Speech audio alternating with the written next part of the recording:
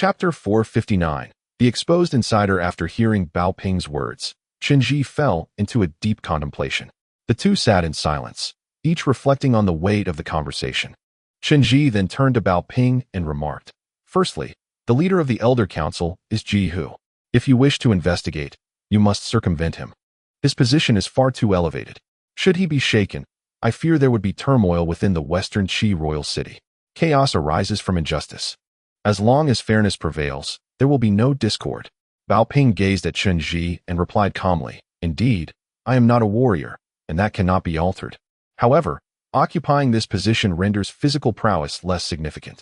A leader's role is not to transform into an exceptional warrior, but to command all warriors. In other words, one must comprehend the art of governance. Governing is, after all, a profound discipline. My throne was bequeathed to me by my adoptive father before his demise. He inscribed my name upon the stone wall, a fact universally acknowledged. I am the rightful heir to the Western Qi royal city, and I have no reason to be anxious. Similarly, anyone who defies me is a traitor, and no matter how elevated their status, should they err, I shall show them no leniency, even Ji Hu himself. What do you intend to do now? Will you start with Ji Hu?" Chen Zhi inquired, lowering his voice. He was aware that the warriors possessed keen hearing, and should these words reach their ears, the repercussions would be dire. "I will not bypass him. I shall treat him equally. The old method, elimination," Bao Ping stated matter-of-factly.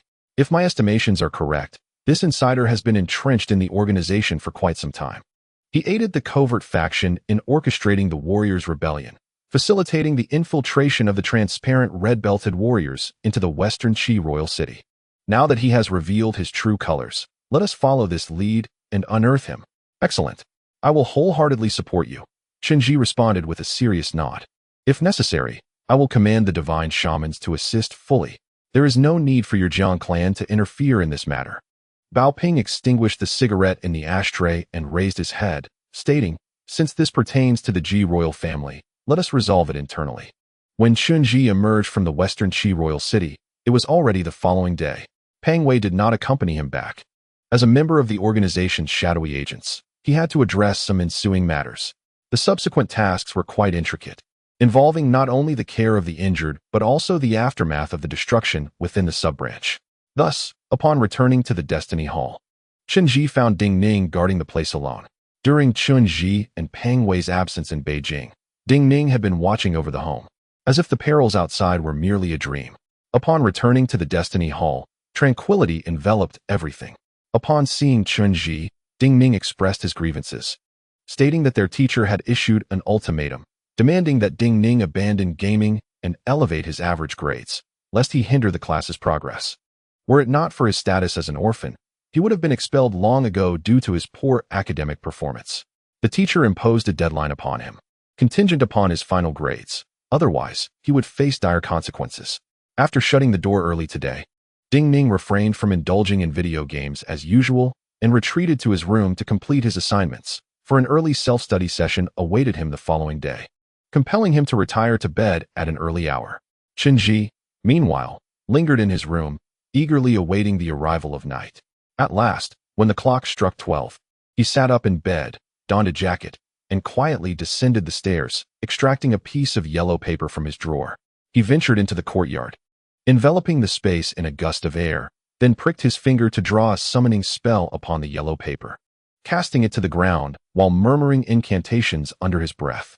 As the words flowed from his lips, the summoning talisman ignited in flames. Moments later, the earth beneath Chen Zhi trembled slightly, and Wu Jia emerged from below. Upon catching sight of Wu Jia, Chen Zhi immediately raised his hand, delivering a resounding slap, and bellowed, "You fool! Where have you been? You are a demigod adept at burrowing underground. Beneath the substation lies 100 black warriors. Why did you not report to me sooner? Do you wish to betray your master?" Stunned by the blow, Wu Jia spun in place, hastily prostrating himself on the ground, trembling and crying out, "Master, spare me. I was in the southern region of Luoshui Mountain and was unaware of your peril. Had I known, I would have risked my life to assist you. Though I possess the art of burrowing, I cannot traverse every path or connect with your essence. I was oblivious to your danger. I am deserving of death." Tears streamed from Wu Jia's eyes as he expressed his sorrow. Yet, Chen Zhi maintained his stern demeanor, stating, Do not claim ignorance, nor speak of your inability to sense my peril. I have previously instructed you to remain within my vicinity and to respond to my summons without delay. Your actions merely confirm that you have disregarded my commands. I am guilty. Please punish me, master. Wu Jia lamented, prostrating himself in deep remorse, even beginning to weep. I am of humble status, and to serve the clan leader of the Jiang family is a stroke of fortune. However, I have never been a divine servant and was unaware of the responsibilities that come with such a role. My nature is one of wild abandon. I revel in wandering the underground, and apart from your summons, I am often lost in the mountains and fields, unaware of your whereabouts or the dangers you faced. I am filled with regret for having placed you in jeopardy. I am deserving of death. Please, bestow your judgment upon me. Observing Wu Jia's despair, Chen Zhi fell silent. Returning to his chair, closing his eyes, his mind a tumult of thoughts.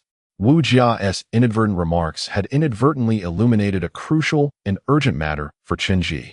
According to all legends and records, the ancient Jiang Zia possessed the ability to command these demigods freely, much like a Japanese onmyoji governs their shikigami. These demigods, under Jiang Shang's command, exhibit unwavering loyalty and formidable courage. However, such a master-servant relationship cannot solely rely on verbal agreements or emotional bonds, as human nature is unreliable. And divine nature is even more so. Much like the current situation with Wu Jia, without the invocation spell, Chen Zhi would be oblivious to Wu Jia's whereabouts. And vice versa. Should Wu Jia's heart waver, it would cease to be Chen Zhi's divine shaman. Therefore, if Chen Zhi aspires to command the demigods like Jiang Zia, he must forge a connection, a covenant, transforming his relationship with the demigods into an unbreakable bond, ensuring their loyalty and preventing rebellion. Chapter 460. The Covenant with Demigods. Chen Zhi believes that this relationship ought to be a substantial covenant, one that is robust, where the consequences of transgression are severe, instilling fear in the formidable demigods, compelling them to serve the Jiang clan willingly.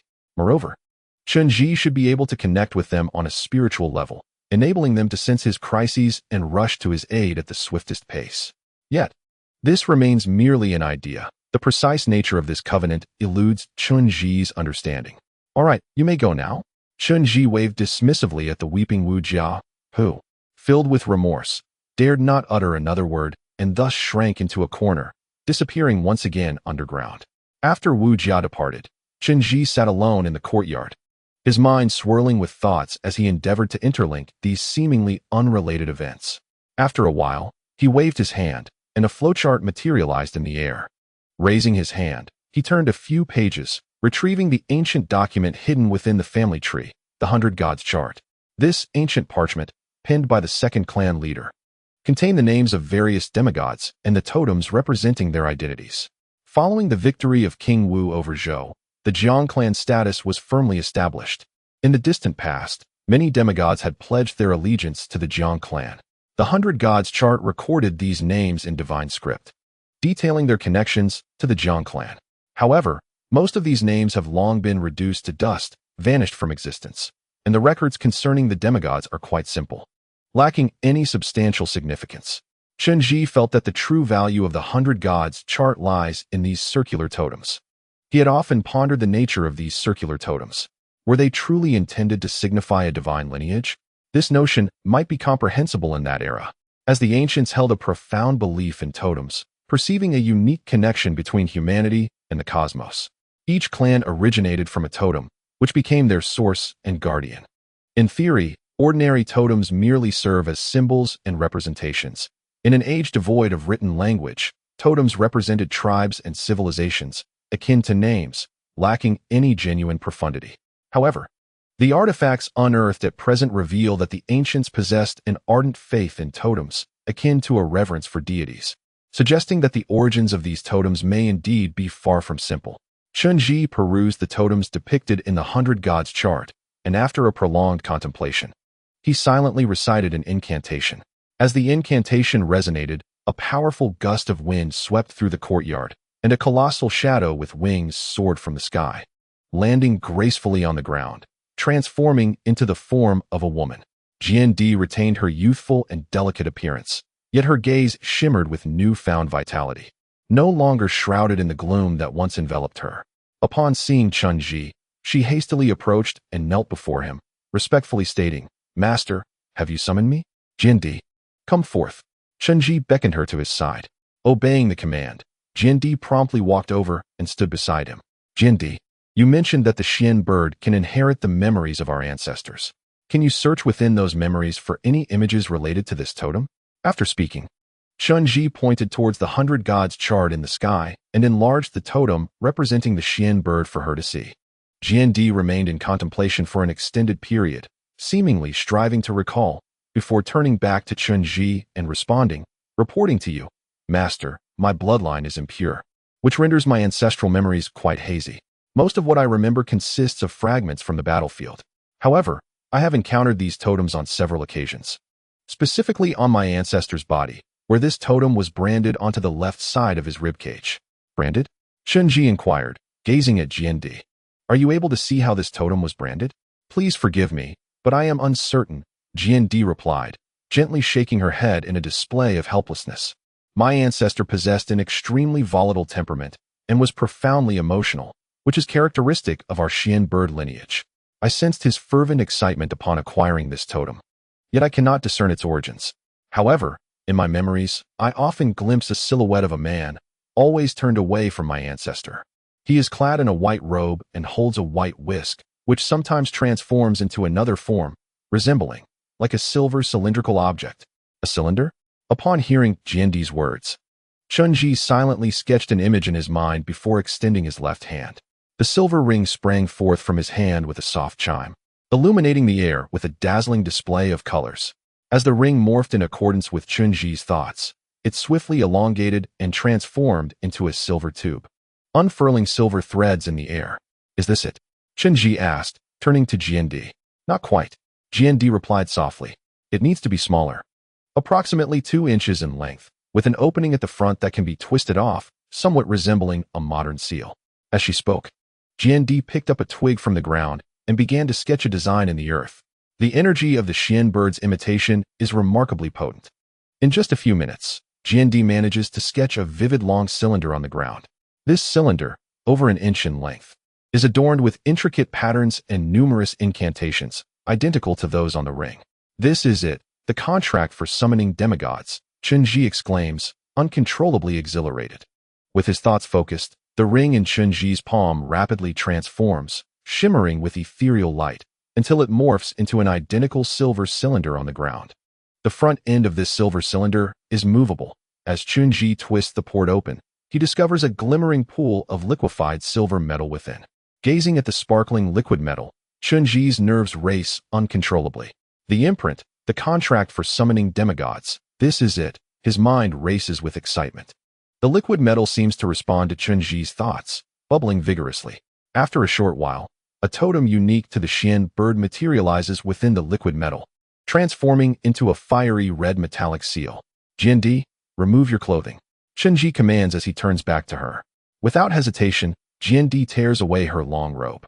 Bathed in moonlight, a delicate and translucent young woman stands before Chen Zhi. At this moment, he places his hand on her left chest, locating the heart's position near her ribs. "Jiandi, bear with it." Chapter 461, The Contract Imprint. Upon hearing Chen Zhi's words, Jiandi does not exhibit any fear.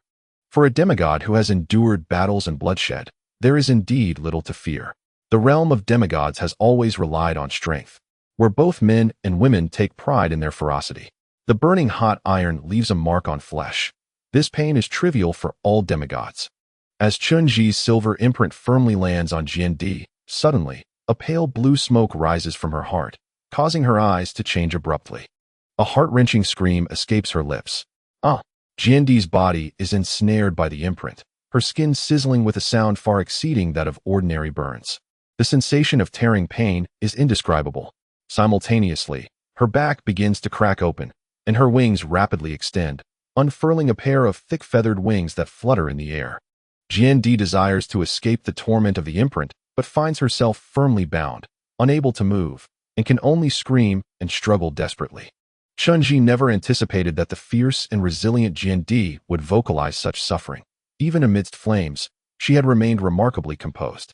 Yet this crimson seal exerts such overwhelming power, completely restraining her. As the seal brands Jiandi's body, Chen Zhi feels a delicate stream of energy erupting from his aura, surging into Jiandi's body.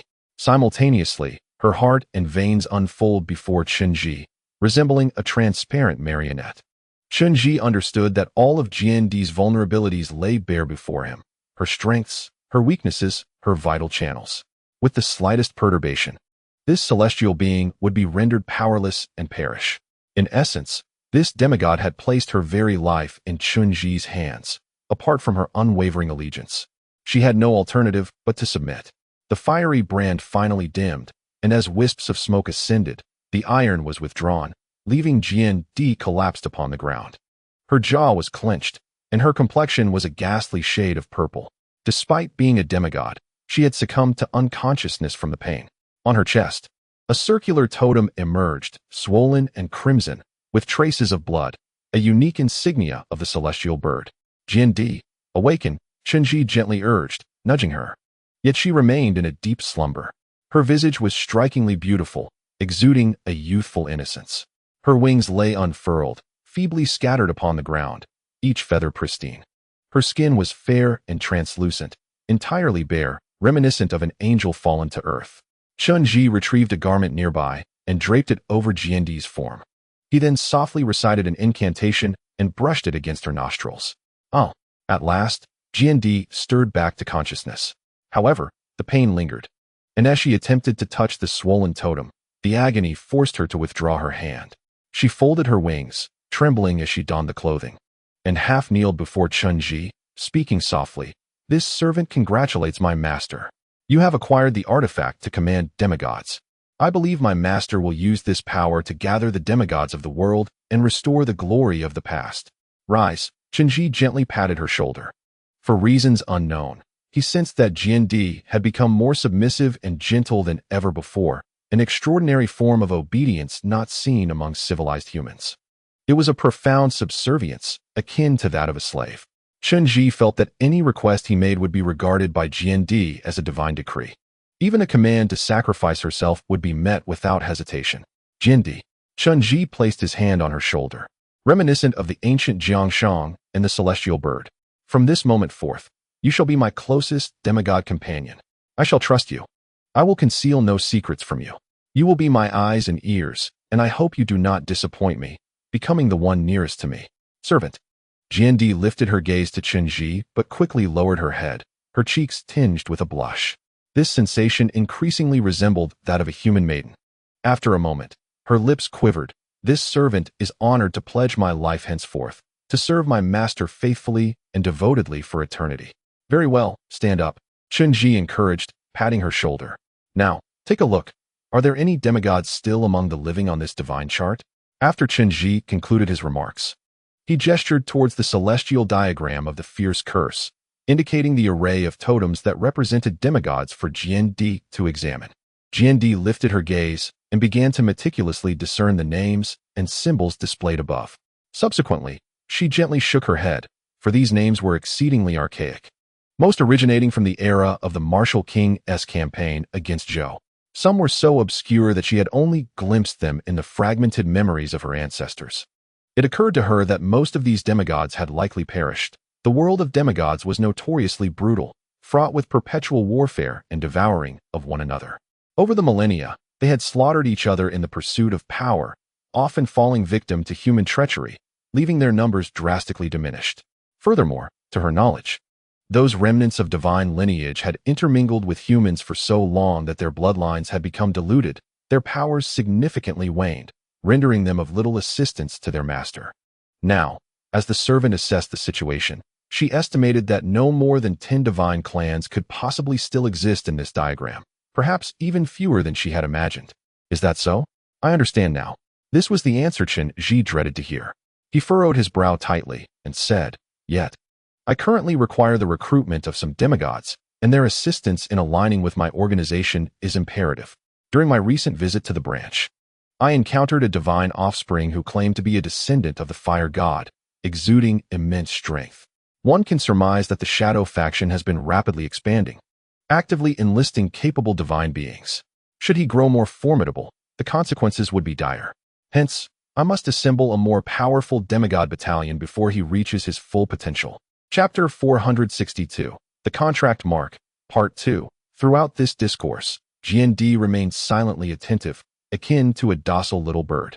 At last, she took a step forward, gracefully kneeling close to Chen Zhi's thigh, and softly proclaimed, "If my master harbors such grand ambitions, I am willing to offer my utmost assistance, even at the cost of my life.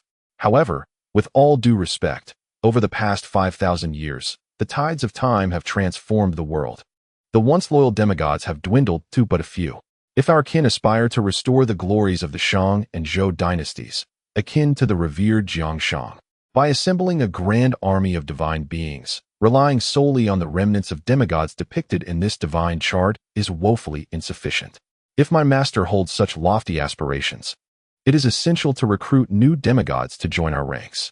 I propose that you seek out the new deities once consecrated by the venerable Jiangshang, as they were originally bestowed with divine positions by him, since Jiangshang has conferred upon them prosperity, allowing them to enjoy mortal life for generations.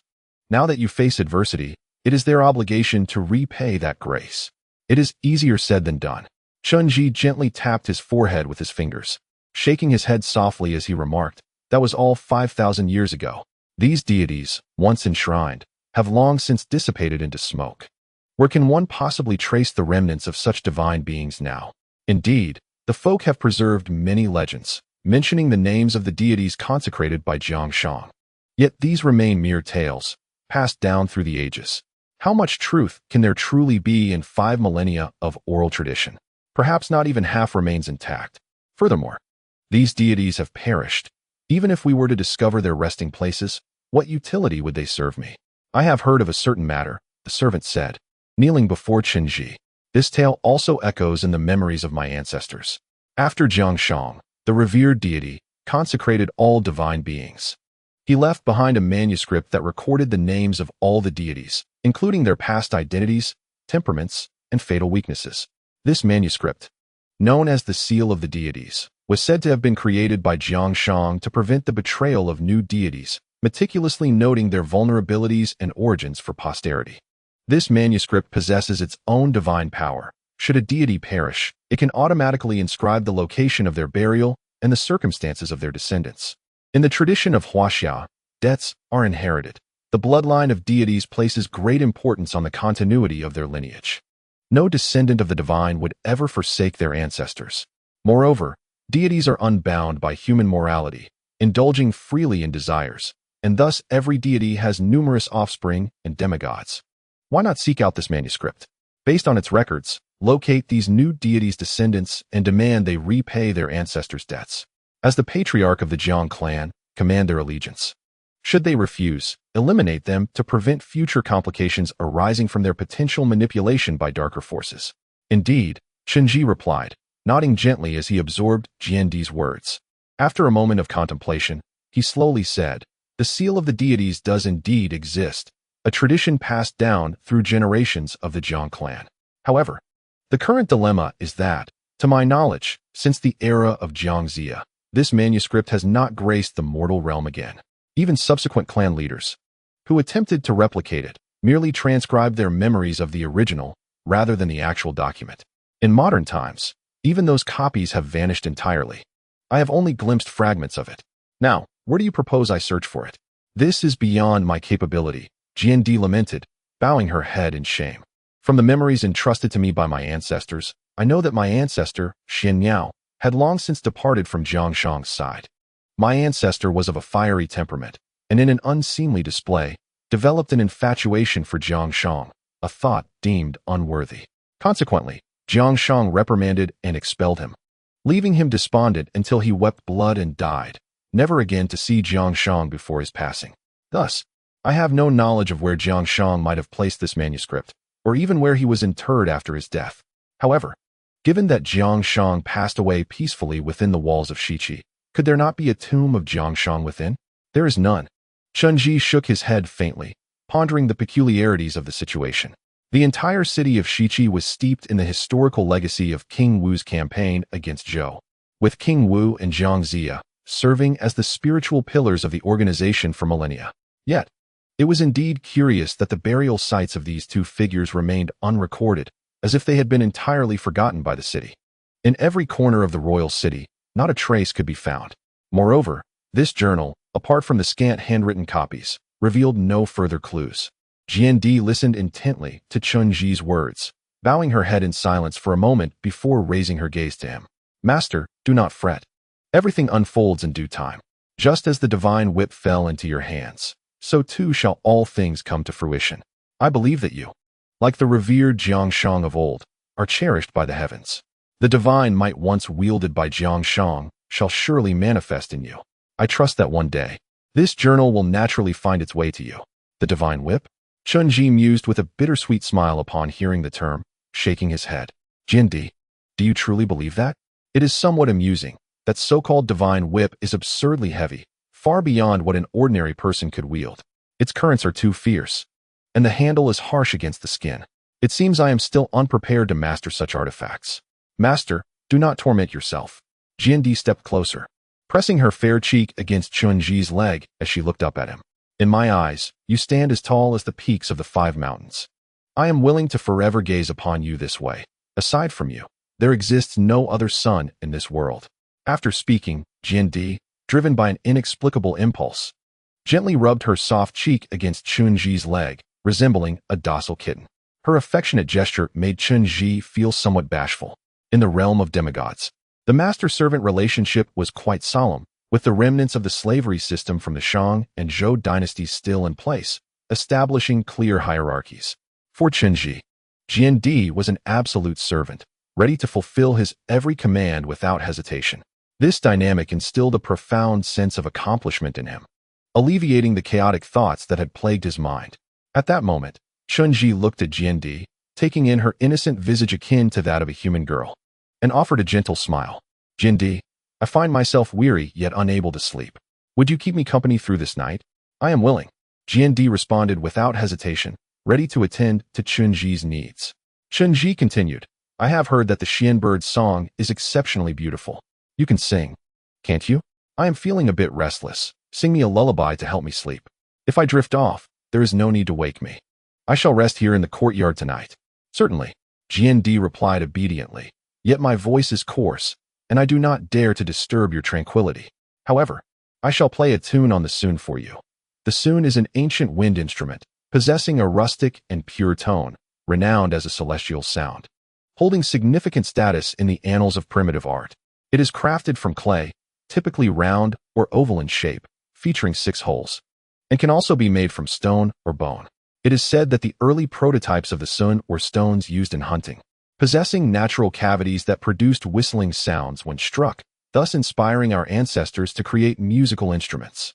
In fact, as early as the Neolithic Red Mountain culture, the performance of the sun was already quite prevalent, with some exquisitely crafted specimens unearthed, showcasing intricate designs worthy of divine craftsmanship.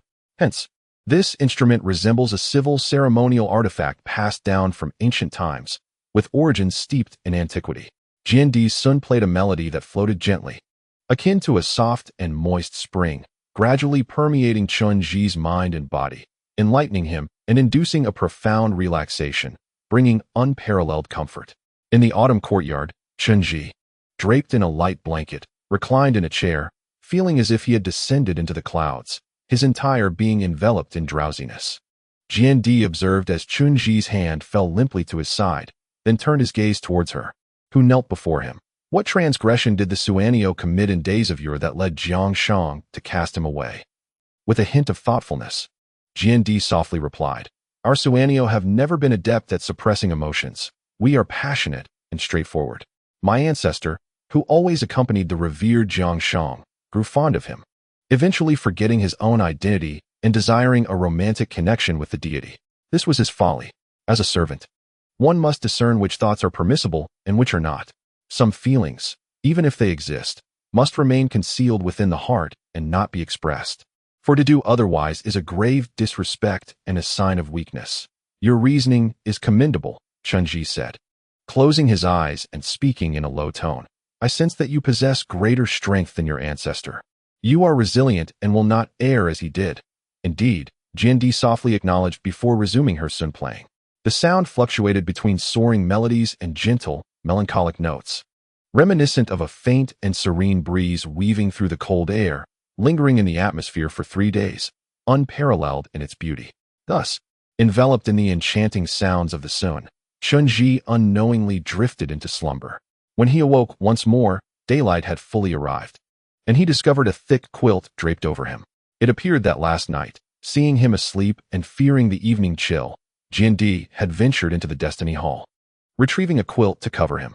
Moreover, Jiandi's attentiveness was remarkable. She had placed a small pillow beneath his neck, ensuring he would not awaken with aches and pains.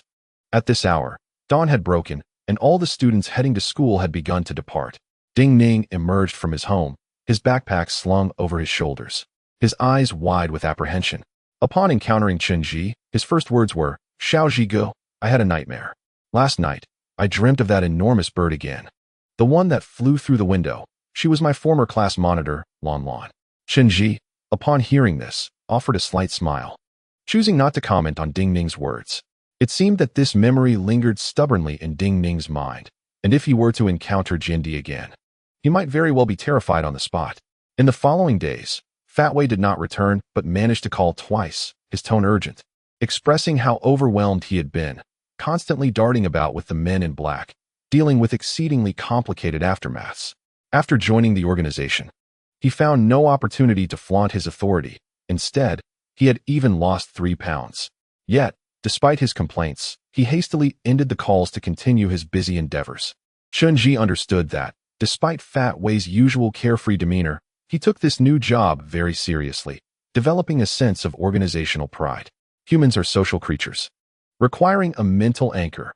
Fat Wei, now a formal member of the organization, felt an immense sense of pride. During Fat Wei's absence, Chen Zhi and Ding Ning enjoyed a few days of tranquility in the Fate Hall. During this period, Ding Ning completely refrained from gaming, adhering strictly to his school routine, diligently completing his homework upon returning home. His former gaming companions had also vanished.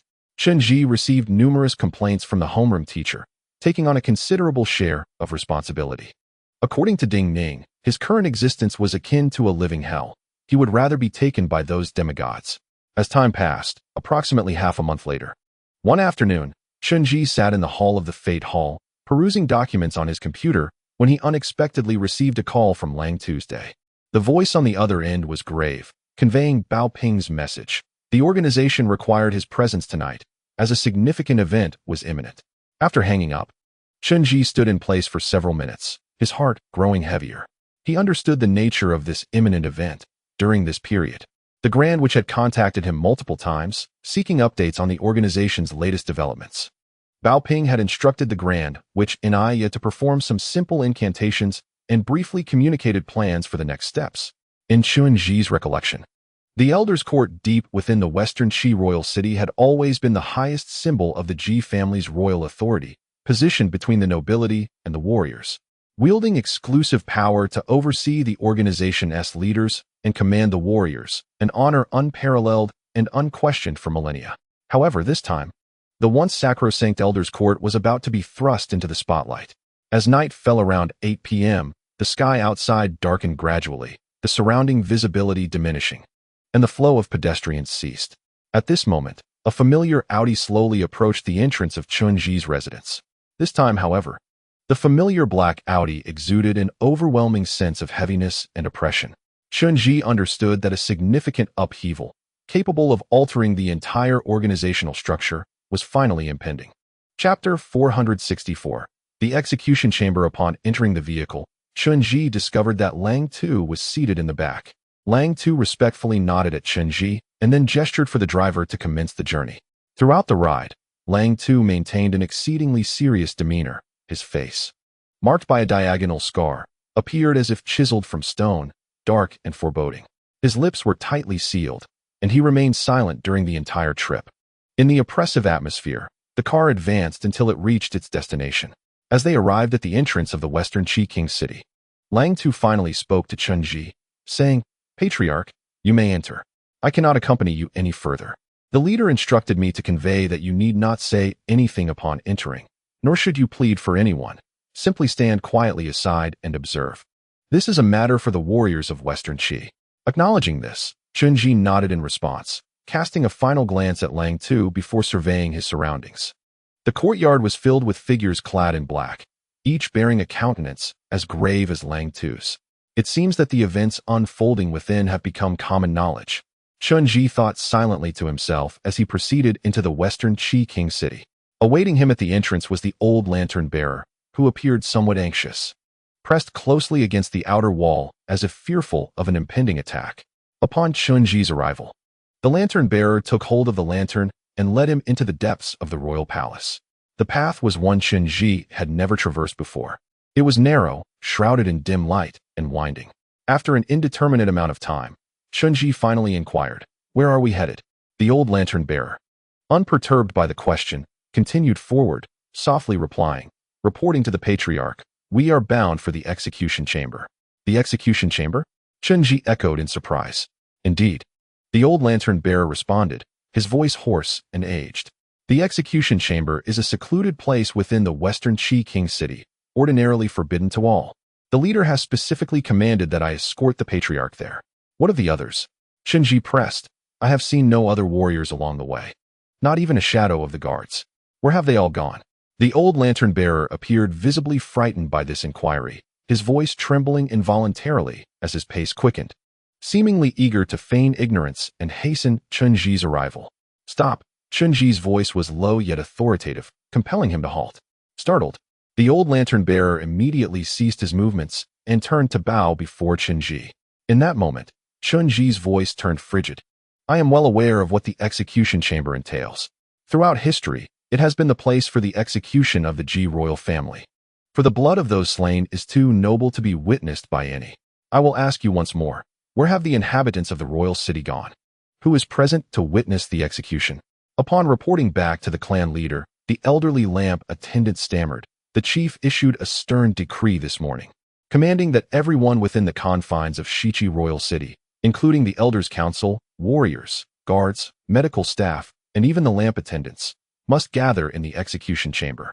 The precise reason eludes me, but I have heard whispers that a traitor has emerged from the elders' council, and he intends to execute them before all.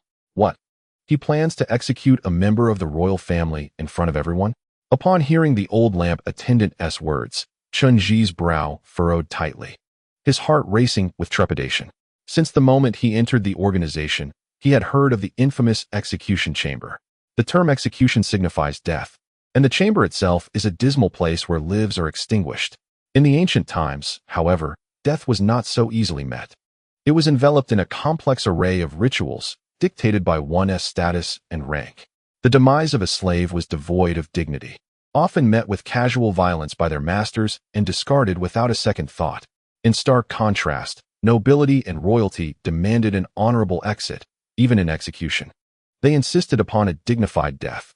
During the Qing dynasty, a department known as the Zongrenfu dealt exclusively with members of the Aizenjoro clan who had committed offenses. For instance, even if a prince's son or a noble's grandson committed a grievous error, they could not be executed publicly by the Dali Temple or local authorities. Instead, they were to be handled by the Zongrenfu, subjected to confinement or corporal punishment, followed by a respectful burial, known as posthumous honor. This approach to capital punishment was even more pronounced during ancient times, where the execution of nobles was strictly concealed from the common populace. For millennia, the Shichi royal city has revered the Ji surname, with all Ji descendants being heirs of ancient royalty. Yet, even members of the Ji clan are prone to err, even to the point of transgression. The laws within Shichi royal city are far more stringent than those of the outside world. Many offenses leave no room for redemption, and mistakes can lead to the ultimate price, death. This is a truth universally acknowledged within the organization, one that even royal members are not exempt from. Nonetheless, royalty retains a semblance of dignity in death. When members of the Ji clan face execution, they are sent to the execution chamber, where their demise is shrouded in secrecy, followed by a burial in accordance with royal rites, thus preserving a final veil of respectability. In Chen Zhi's memory, over the past 5,000 years, only a handful of Ji royals have faced execution, and those instances were conducted quietly and without public knowledge. However, this time, Bao Ping has summoned everyone to the once sacred execution chamber to witness the act, which is an egregious affront to the Ji royal family potentially inciting chaos. On this matter, Bao Ping had never confided in Chen Zhi, leaving him utterly bewildered. Continuing to follow the elderly lamp attendant, Chen Zhi walked for an extended period until they finally arrived at an expansive entrance, leading to a semi-transparent space where a grand stone gate stood ajar. Above the expanse of space lies a delicate glass dome, through which a gentle moonlight filters. Below is an immense hall, steeped in antiquity, with each tile imbued with a profound history of its own. The old lantern-bearer approached the great stone door, stepped aside, and ceased his forward movement, bowing to indicate that Chen Zhi should open it. Observing the gesture, Chen Zhi had no choice but to step forward and gently push against the grand stone doors. With a resonant clang, accompanied by a heavy sound, the doors slowly swung open, revealing a magnificent sight before him. Chapter 465. Under watchful eyes, this hall was undoubtedly the largest stone chamber Chen Zhi had encountered within the royal city of Shiqi, vast enough to be likened to a grand museum. Surrounding the hall, the walls were composed of large black stone slabs, tightly interlocked, adorned with depictions of ancient battlefields. Their aesthetics dark and imbued with the eerie cruelty characteristic of that era, along with an ancientness that felt utterly unattainable. In these vividly carved scenes, one could discern formidable warriors, peculiar flying creatures, and even indistinct figures whose features were obscured by the passage of time. They hovered high above, ethereal and enigmatic. The ground was littered with tall cast-iron frames, crudely fashioned and haphazardly bound together, evoking a primal essence, yet each bore a large brazier, within which fierce flames blazed. At the very center of this expansive hall stood a square pool, slightly smaller than a modern swimming pool, its waters a striking azure. At this moment, all the inhabitants of Shiqi's royal city congregated within the hall. Among them were the warriors familiar to Chen Zhi, with the blue-belted warriors stationed to the north, followed by the uncolored white-belted warriors, and to the west stood the guards and medical personnel, while in the southeast corner stood the shamans of the Jiang clan.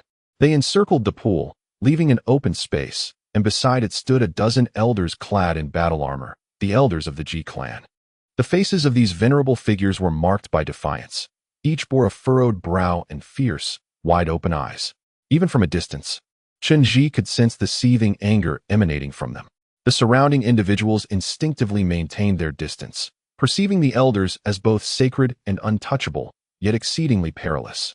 And silence enveloped the hall, everyone holding their breath in solemnity. At the forefront of the hall rose a staircase of black stone bricks, riddled with cracks, ascending towards a stone platform that bore a golden throne. This throne, likely crafted from pure gold, had darkened over the years due to oxidation, lending it a somewhat aged appearance, with a craftsmanship that felt primitive and raw. At this moment, Bao Ping sat upon the throne, and unlike before, he now held a crown in his hands. This crown, once beheld by Chen Zhi, was perched upon the throne of the late chieftain, who, in his prime, sat regally atop the jade seat. At that time, the crown was also enshrined above, encased in a crystal display, appearing utterly unattainable. It was later rumored that this crown was a legacy from King Wen of Zhou. During his escape from the siege of Chaoga, it sustained damage, which Jiang Zia personally mended, designating it as the crown of the emperor.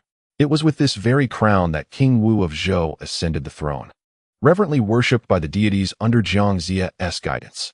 Chen Zhi had believed that this legendary ancient crown would forever remain ensconced within its crystal case. Yet today it has been brought forth. The crown's craftsmanship was primitive, devoid of intricate forging techniques. From a distance, it resembled a large black iron hoop. Yet it emanated an aura of sacred and inviolable majesty.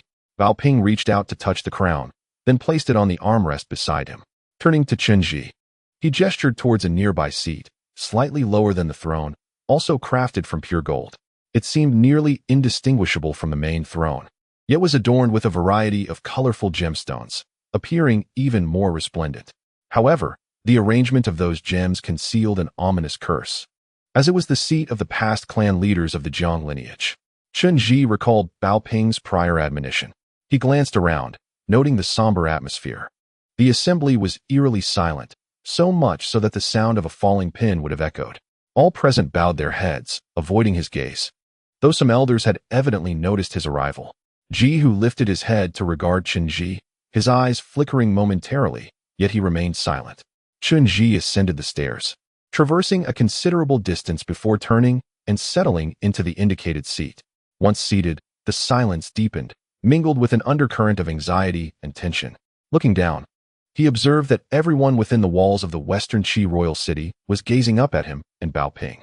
"I have summoned you all here to convey an important matter." Bao Ping's voice remained understated as he gazed downward, his face betraying no emotion. "I believe many of you are already aware that our organization has faced numerous assaults from the Dark Faction in recent times. Our branches have been destroyed, and all members therein slain. In an attack last year, the Dark Faction infiltrated the very heart of Western Qi royal city. That incident resulted in grievous losses. Many valiant warriors perished, and numerous members of our organization lost their lives. However, the Dark Faction did not descend from the heavens. For 5 millennia, we have maintained a vigilant defense, impenetrable as a fortress, an abode where even the smallest ant cannot traverse. Following an investigation after the incident, the late chieftain discovered that the Dark Faction had entered through a concealed portal behind the royal court. You may have heard of this door. It had long been sealed, once enchanted by the deity Jiang Shang, rendering it accessible only to our Jiang clan's red-belted warriors. This implies that a transparent warrior of the Ji lineage once deceived us and infiltrated the Western Qi royal city, subsequently opening the gates and allowing the Dark Faction to enter. However, the gates of the Western Qi royal city are not easily breached, leading me to deduce that there must be an insider among us, one of considerable stature, capable of facilitating the entrance of this transparent warrior and leaking information from within the city. I have gathered everyone here to identify this traitor." The words of Bao Ping fell like a depth charge, instantly provoking a murmur among the crowd. This commotion was not superficial. It was a genuine expression of astonishment emanating from the depths of their hearts. Chen Zhi observed that all eyes were turned towards the Elder Council, focusing on the dozen or so proud elders clad in battle dragon armor. "Ah, my subordinate is aged and feeble, and I did not catch that clearly," spoke Ji Hu. Standing among the elders, his gaze fixed disdainfully on Bao Ping, as though he were observing a mere child. Chapter 466. Under the Public Eye, Part 2. Under the scrutiny of all, Ji Hu raised his head to meet Bao Ping's gaze, his eyes brimming with defiance. As if regarding a child, "I am but an old man nearing the end of my days, of little use. Yet, at nearly 80, I have contributed to the glory of Western Qi. I remember the fierce battles fought during the previous leader's reign, battles that I won, long before the new leader was even born." Haha. After Ji Hu finished speaking, he did not seek Bao Ping's permission but boldly approached the stone platform beside the pool, crossed his left leg, and, with an elevated chin, addressed Bao Ping. "I have aged, and in my youth, I sustained many injuries for the organization.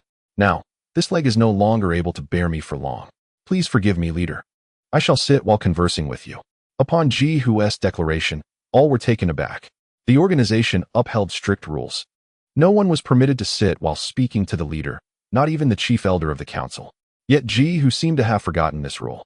His head held high as he regarded Bao Ping with a sneer. "Leader, do you intend to abolish the Elder Council, which has endured for 5,000 years? If so, you need only speak plainly. There is no need for subterfuge. Such underhanded tactics are not the tradition of the Ji royal family. It appears that your origins constrain you, and you remain unaware of our customs." Haha. On the contrary, I am quite familiar with the Ji warriors. Bao Ping, unfazed by Ji Hu's words, responded with a smile. "From a young age, I have heard my adoptive father speak of the Ji traditions most often, to live without fear and to die without dread. He frequently told me that the Ji lineage has never feared death, but rather the destruction of honor. He also conveyed to me that all members of the Elder Council have achieved remarkable feats in battle. They are the most distinguished warriors, some of whom have even saved his life. They are all fiercely loyal to the Western Qi royal city, preferring death to betrayal. Thus, I have never doubted you." As Bao Ping spoke, the faint smile on his face abruptly vanished, replaced by an indescribable coldness. It was this very demeanor that afforded one among you the opportunity to collude with the shadows and take the life of my adoptive father. Haha. Upon hearing Bao Ping's words, Ji Hu erupted into laughter, as if he had just heard the most ludicrous jest in the world. His booming voice reverberated throughout the vast hall, deafening in its resonance. All eyes were upon him, yet none dared to utter a word. "Chief, your words are quite the jest. Are you insinuating that I, an old man, And the traitor collaborating with the shadows? Indeed. I have had the fortune of hearing tales of that hidden door. In the days of the former chief, I was once led through it myself. Surely, that is not an act of treachery.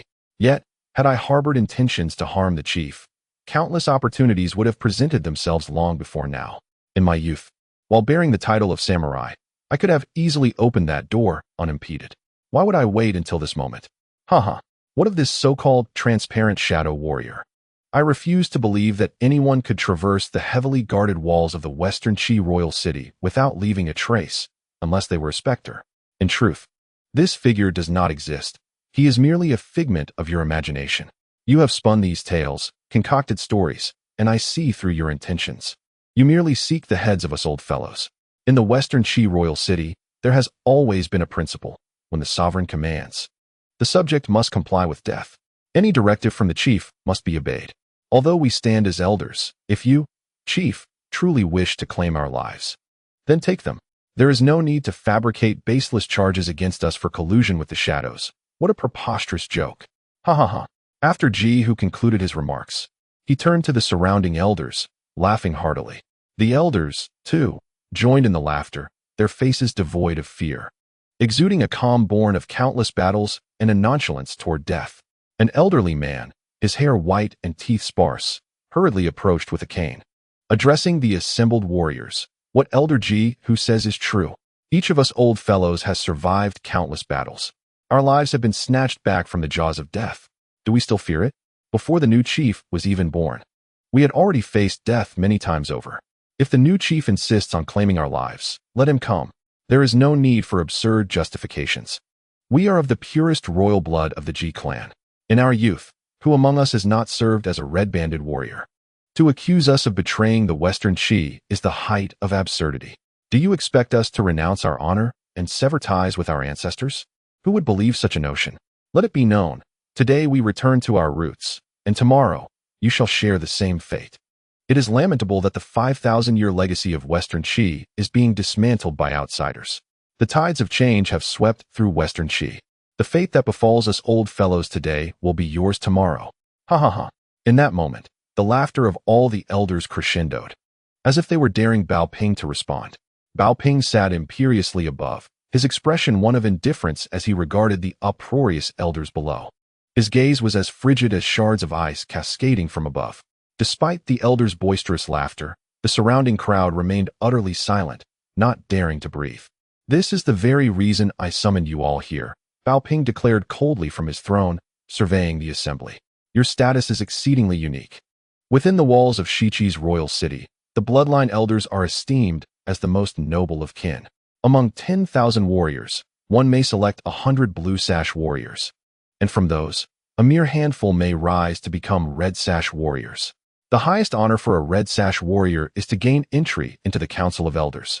Each of you has amassed significant achievements, even overshadowing the sovereign, a fact well known to all. Should I execute you in secret, it would undoubtedly incite controversy. Whispers of my jealousy would circulate, and you'd be condemned on unfounded charges, leaving the truth shrouded in ambiguity. Thus, I have gathered you all here today, under the scrutiny of the crowd, where deceit shall be laid bare. If any among you truly betrays us, they shall be marked as an enemy of Shichi, and I will strike them down before all. Upon hearing Bao Ping's words, Ji Hu erupted in fury, leaping onto the stone platform. His sparse hair bristled, veins bulging from his scalp to his neck, as he clenched his fists tightly, tearing away the robe to reveal the armor beneath. Unbeknownst to all, a sharp dagger had found its way into his grasp. Chapter 467. The tension peaks. Seeing Ji Hu's movement, the elders sprang to their feet, discarding their robes to unveil hidden weapons. Shichi's clan laws were explicit. Retired warriors entering the Council of Elders must surrender their long swords for the next generation's use and refrain from engaging in battle, though they could retain their short weapons. Despite their advanced age, once their robes fell away, they revealed battle-worn armor, exuding an aura that rivaled that of the current red sash warriors. Impudence! What do you intend? As swift as the wind, a Su leapt from beside Bao Ping, charging forward. With a swift motion, he drew his long sword, but as he landed, a sharp clang resonated. The elder with the cane had met him in an instant, effortlessly shattering a Su's blade with a mere flick of his staff. Ahaha! Jihu laughed heartily, like a furious old lion. Asu, is that the extent of your weaponry? You have indeed lost your edge. We old fellows, despite our years, were once the chief warriors. You and that little girl. Jihu gestured towards Ji Ying beside Bao Ping. If you seek our lives, you may find yourselves on the losing end. In this final confrontation, it is likely you who will pay with your lives. Rascals, are you plotting rebellion? As Aso issued a stern command, he tore away the bandages that enveloped his arm, revealing the chaotic black runes pulsating upon his left limb. In an instant, dozens of blue-clad warriors sprang to Aso's side, drawing their blades and aiming them menacingly at the elders, preparing for battle. The elders, enraged like lions disturbed from their slumber, glared with bloodshot eyes, their hostility palpable. As the atmosphere thickened with tension, heralding an impending clash, a sudden, faint cough from the throne broke the silence. It was Bao Ping, causing the gathered crowd to quiet down. The warriors, weapons in hand, turned their gaze toward him. Bao Ping had risen from his seat, first passing by Chen Zhi to pat him on the shoulder, then descending the stairs step by step, approaching the leader of the Jihu. Danger, please retreat. Aso immediately interposed himself in front of Bao Ping. There's no need. Bao Ping waved his hand dismissively, signaling Aso to step aside. He strode directly into the circle surrounding the elders, casting not a glance at the glinting blades, and advanced toward Jihu. Jihu, I have a question to pose to you. Do you intend to rebel? Huh. Jihu's eyes widened in fury as he bellowed. If the leader forces us, we shall perish without needing any reason for rebellion. We are seasoned warriors. Even if all the fighters within this chamber were to attack us together, we would not yield. I did not inquire about that. Bao Ping interrupted Jihu. Strength and rebellion are two distinct concepts. If you seek to understand the disparity in strength, allow me to clarify. Even combined, the warriors present in this hall would scarcely match up to you few. My question is straightforward. Are you prepared to rebel? Under Bao Ping's intense scrutiny, Jihu found himself momentarily speechless. His anger flared, his brow quivering as he struggled to articulate a response. Finally, he managed to utter, an old man, harbor no thoughts of rebellion. My life has been devoted to the glory of Shi-Chi, and if Shi-Chi were to fall, I would willingly perish alongside it.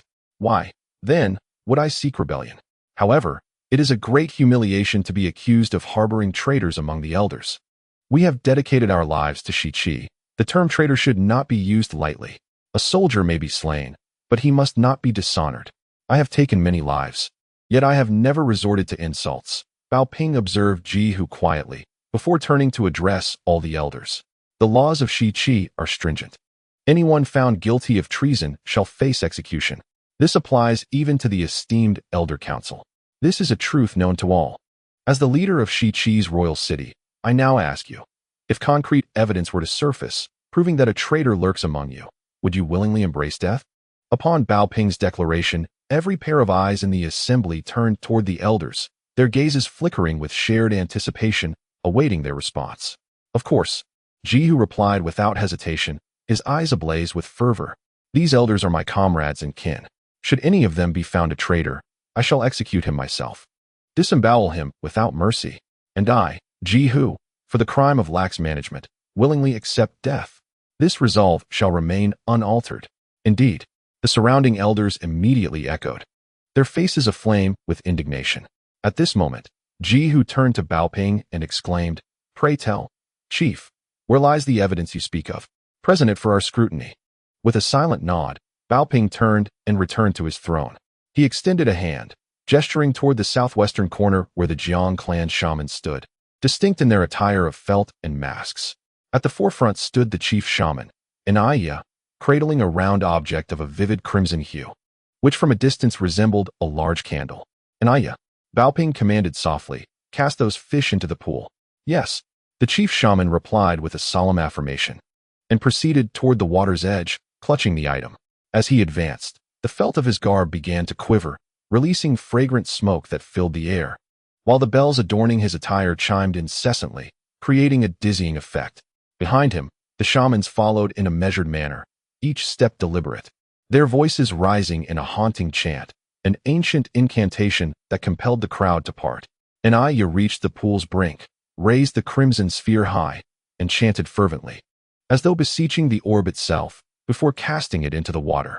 With a splash, The orb struck the surface, erupting into a cascade of vibrant water droplets. As the center of the pool exploded, the red sphere transformed into numerous gleaming red fish, swimming vigorously within the water. These fish, larger than ordinary carp, glistened with a striking hue, their large eyes filled with ferocity, jaws agape revealing 2 rows of sharp teeth, leaping about like beasts, eager to drag anyone nearby into their depths. "These are the goof fish," Baoping murmured from his throne. "They shall assist us in uncovering the traitor among us." Chapter 468. The goof fish. As the shamans continued their incantations, the fish within the pool began to thrash about restlessly, their agitation palpable, creating splashes reminiscent of a horde of long-tailed demons, bearing their elongated fangs. This species, known as the goof fish, was a tool of the Jiang clan shamans, who held a unique power that set them apart from us warriors. They possessed the ability to monitor and control the realm of Shiqi, wielding sorcery to accomplish feats beyond human capability, such as probing the depths of one's heart. As I previously stated, a person may conceal their actions from those around them, even from spirits, yet they cannot deceive themselves. The fish within the pool possess the ability to discern the thoughts harbored within one's heart. Should a guilty individual submerge their hand beneath the surface, these fish will bite their fingers, revealing the truth. Those who harbor no guilt extend their hands into the depths, and even the most ferocious fish shall shy away from Anaya. Am I correct? At this, Baoping turned to gaze at the great shaman Anaya. Indeed, Anaya immediately bowed, unhesitatingly affirming, his voice hoarse and ethereal. Clad in a thick woolen cloak and wearing a mask upon his face, he resembled a great beast, enigmatic and fearsome. "We have infused the spell into the belly of this fish. These creatures are intrinsically linked to my incantation. They know whom we seek, and when that person reaches into the pool, they shall strike. Is there any possibility of misjudgment?" Baoping continued to inquire. "Absolutely not." The great shaman Anaya replied with unwavering confidence. "The enchantment within the fish's belly is exquisitely crafted, leaving no room for error. Therefore, the individual whose finger is bitten in this pool must be the one who brought the transparent warrior into the royal city of Shiqi, a person with a guilty conscience." As soon as Anaya's words fell, a wave of astonishment rippled through the crowd. In the royal city of Shiqi, the prowess of the Jiang clan shamans is renowned. Everyone knows that these shamans are not mere mortals. They are commanded by the clan leader and are adept at sealing spells. Crafting such a cursed fish is not beyond their capability. It was only when Baoping uttered those words that everyone truly realized there might indeed be a traitor among the elders, a person of noble birth who, for some reason, has betrayed the royal city of Shiqi. This sentiment swiftly spread, with the blue and white-belted warriors clenching their fists, their faces contorted with rage as they glared at the elders. Many among them had lost friends and family in the recent ambush, and their anger had reached a boiling point. The elders, upon hearing the shaman's words, were momentarily taken aback, collectively turning their gaze toward Jihu, seemingly awaiting his response. Jihu stood there, stunned for a considerable time. After a moment, he glanced around, undaunted by the mounting pressure, and brandishing a short blade. He raised his gaze to meet Baoping's. "Chief, let us speak plainly. I am indeed dissatisfied with an outsider as leader. Yet, I, Jihu, am of Shiqi in life, and will be a ghost of Shiqi in death. Though we old-timers possess the power to overthrow the royal city, we will never commit such an act of treachery against our ancestors. Not now, nor even in my 40s when I served as the chief warrior, would I ever rebel. For I am a warrior of Shiqi. I serve no dual masters. The chief has commanded us old fellows to test this incantation to verify the truth, and we are willing to comply. However, I have one condition. Should this incantation fail, or if you, chief, apprehend the wrong person, then I humbly request that you should resign in shame." "Insolence! How dare you utter such offensive words?" Before Jihu could finish, several leading blue-belted warriors leaped forth, their eyes wide with fury as they glared at Jihu, exclaiming, "Jihu, as an elder, how can you speak such rebellious words? Is the chief's authority something you can question? Come forth. Even if I were to perish alongside you, I would never allow you to leave the city of West Qi." Coughing gently, Baoping waved his hand, signaling the blue-clad warriors to withdraw. Rising to his feet, he turned to Jihu, his deep gray eyes gazing intently for a moment before he nodded solemnly and declared, "Very well. It is settled." Upon his utterance, The atmosphere in the chamber erupted into chaos. Everyone was acutely aware that the leader of West Qi never spoke frivolously. His words were as binding as a royal decree, impossible to retract. Bao Ping's statement resonated with an authority that left all present tense with anticipation, their gazes fixed upon Ji Hu. At that moment, Ji Hu's forehead bulged with veins, his gaze locked onto Bao Ping for what felt like an eternity. Finally, gritting his teeth, he nodded vehemently. All right, then I shall wager with the leader. Rest assured, even should you step down from this throne, I will ensure your lifelong safety. In due time, I will recommend a kinsman of the Ji lineage to ascend, ensuring we do not repeat the mistakes of the former leader. You are contemplating this a bit prematurely. Bao Ping replied with a faint smile.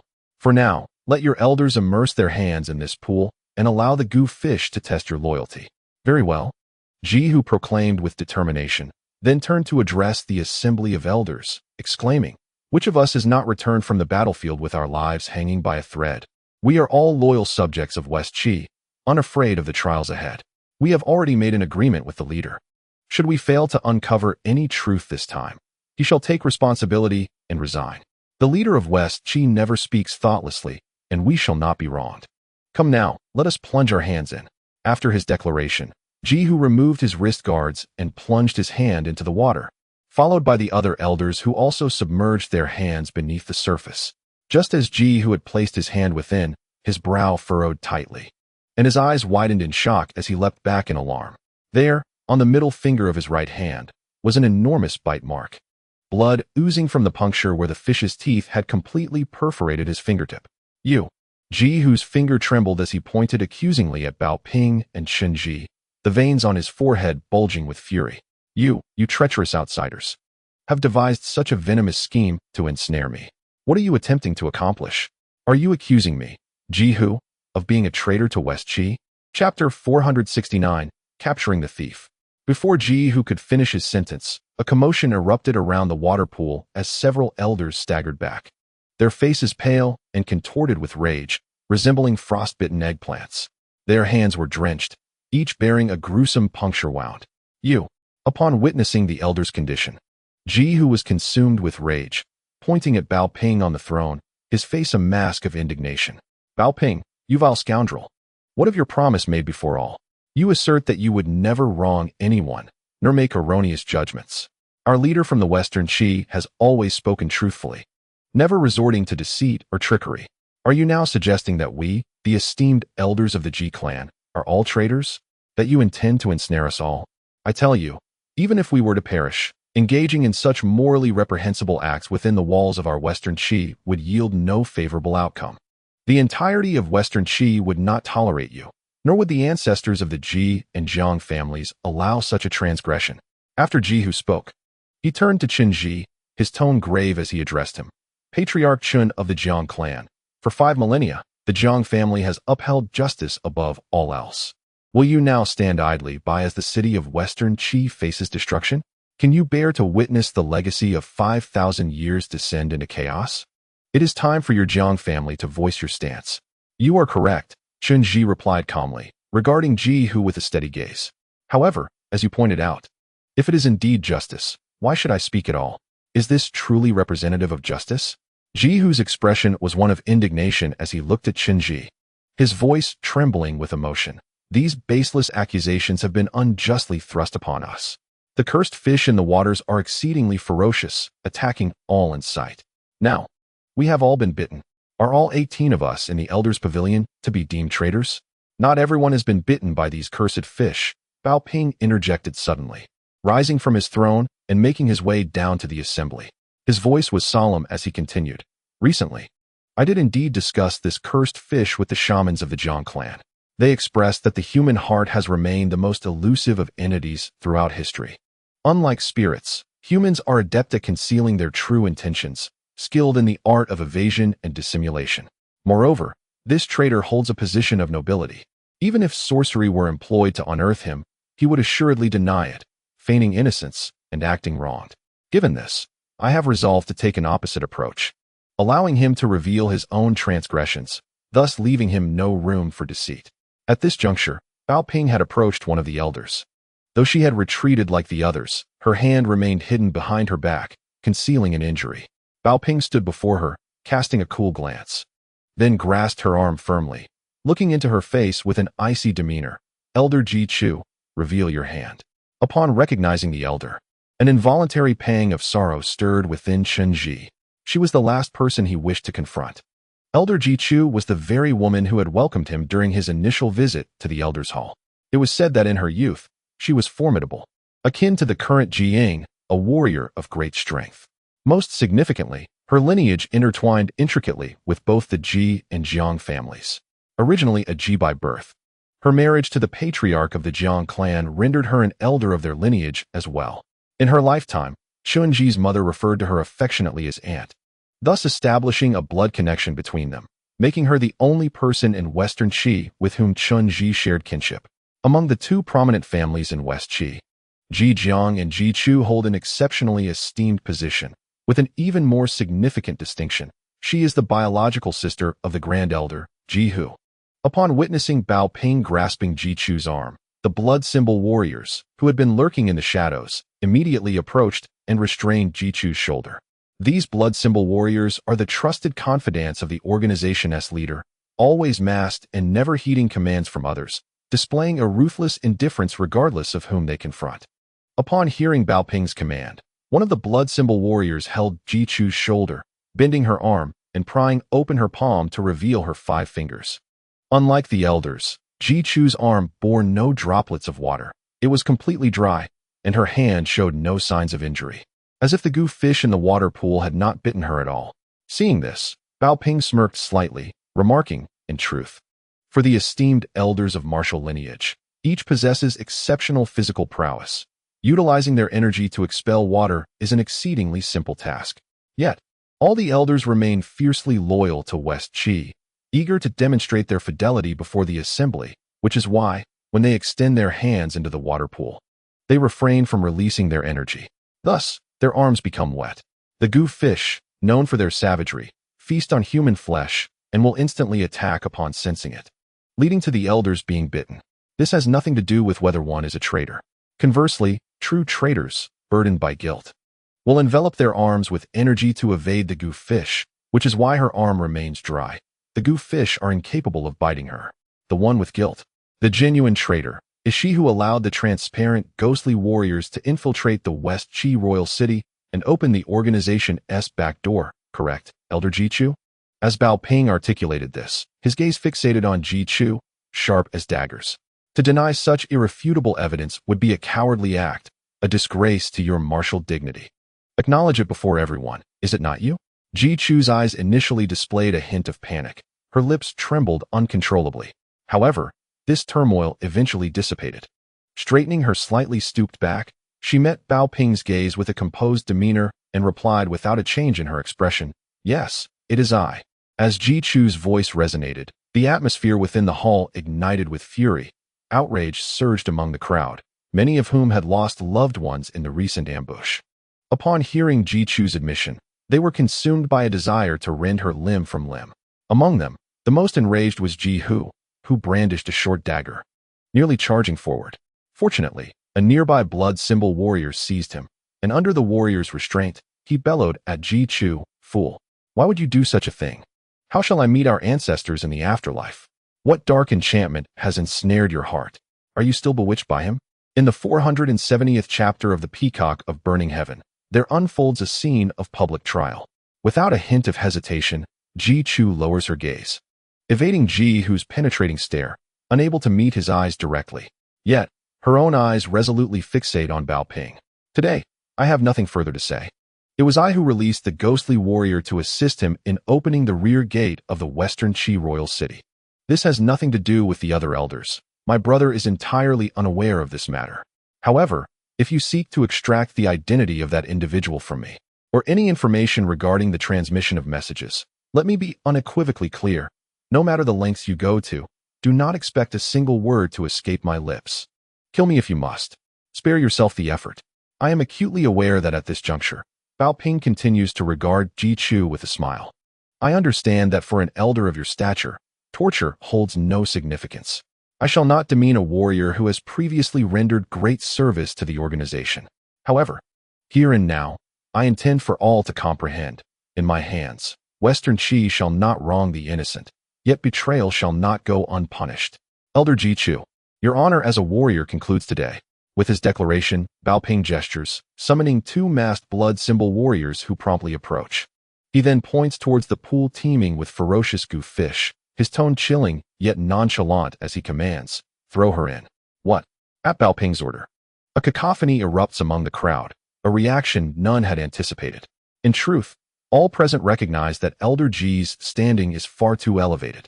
Even should Ji Chu commit an unforgivable crime, the most severe punishment would merely be decapitation or perhaps skinning and dismemberment, leaving her unrecognizable. Yet to be cast into that water, subjected to the goof fish's ravenous appetite, is an utter humiliation and a process so cruel it surpasses the shame of having her skin flayed. Bao Ping's punishment is more brutal than any leader of Western Qi has ever imposed.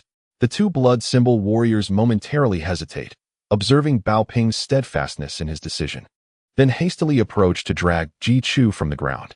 Ji Chu's lips are tightly sealed, her complexion pale, fists clenched with resolve, offering not a shred of resistance. Why is this happening? Why? In the end, to face such an outcome, what was the reason? Ji Hu's tears spill forth, his spirit utterly shattered, his voice hoarse and devoid of its former vigor. Yet, he does not plead for his sister, nor does he cast a glance at Bao Ping. Instead, he leans against a nearby warrior's shoulder, his body gradually succumbing to despair. Ji Chu's expression, once steely, falters at the sound of Ji Hu's anguished cries. Her nose quivers, and tears cascade down her cheeks. As she is pushed towards the edge of the pool, she softly utters, "This is all a deception." Her voice is barely audible, drowned out by the tumult of the crowd, leaving no one attentive to her whispered words. However, Chen Zhi perceived those words with startling clarity, as if they were nails driven deep into his heart, causing him to gasp for breath in a state of alarm. In an instant, Ji Chu was thrust into a pool teeming with venomous fish. The shaman of the Jiang clan encircled the pool, their voices rising in a fervent chant.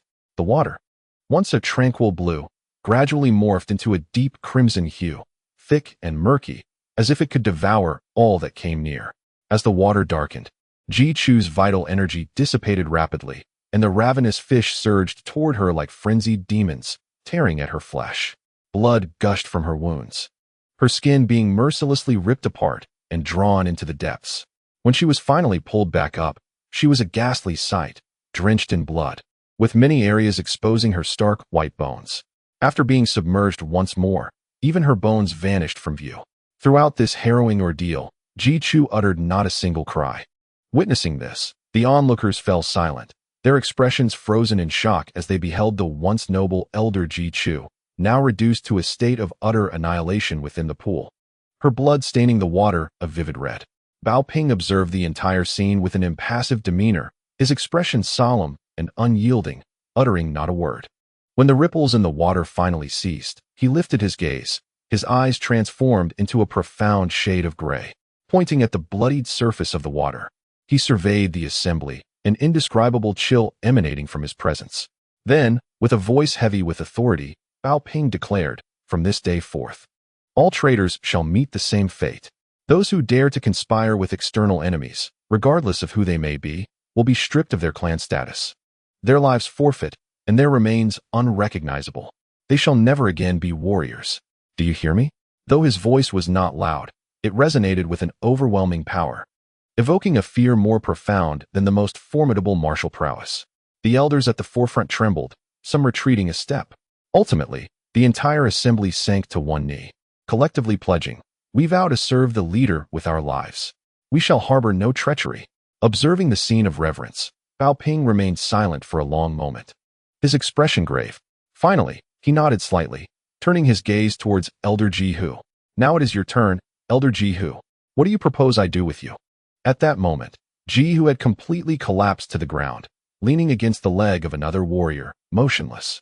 His aged lips quivered as he gazed at Bao Ping with tears streaming down his face. "I have no words left to say. My own sister has betrayed Shi Qi, and I find myself bereft of the dignity to continue living. I implore you, leader, for the sake of the other elders who have contributed to our cause in their youth, spare their lives and grant me the honor of death in their stead. You have not committed treason, Why should I grant you death? Bao Ping replied with a calm smile. Ji Chu has committed treason and thus meets a tragic end. However, you were unaware of this, and it bears no relation to the other elders. Hence, I shall not condemn you to execution. However, you just drew your weapons before me and spoke with contempt. According to the laws of Shiqi, I shall bestow upon each of you 500 strikes of the iron whip as a warning. I hope that from this moment forth, you shall harbor no resentment towards me, your foreign leader. Under my guidance, Shiqi shall only grow stronger.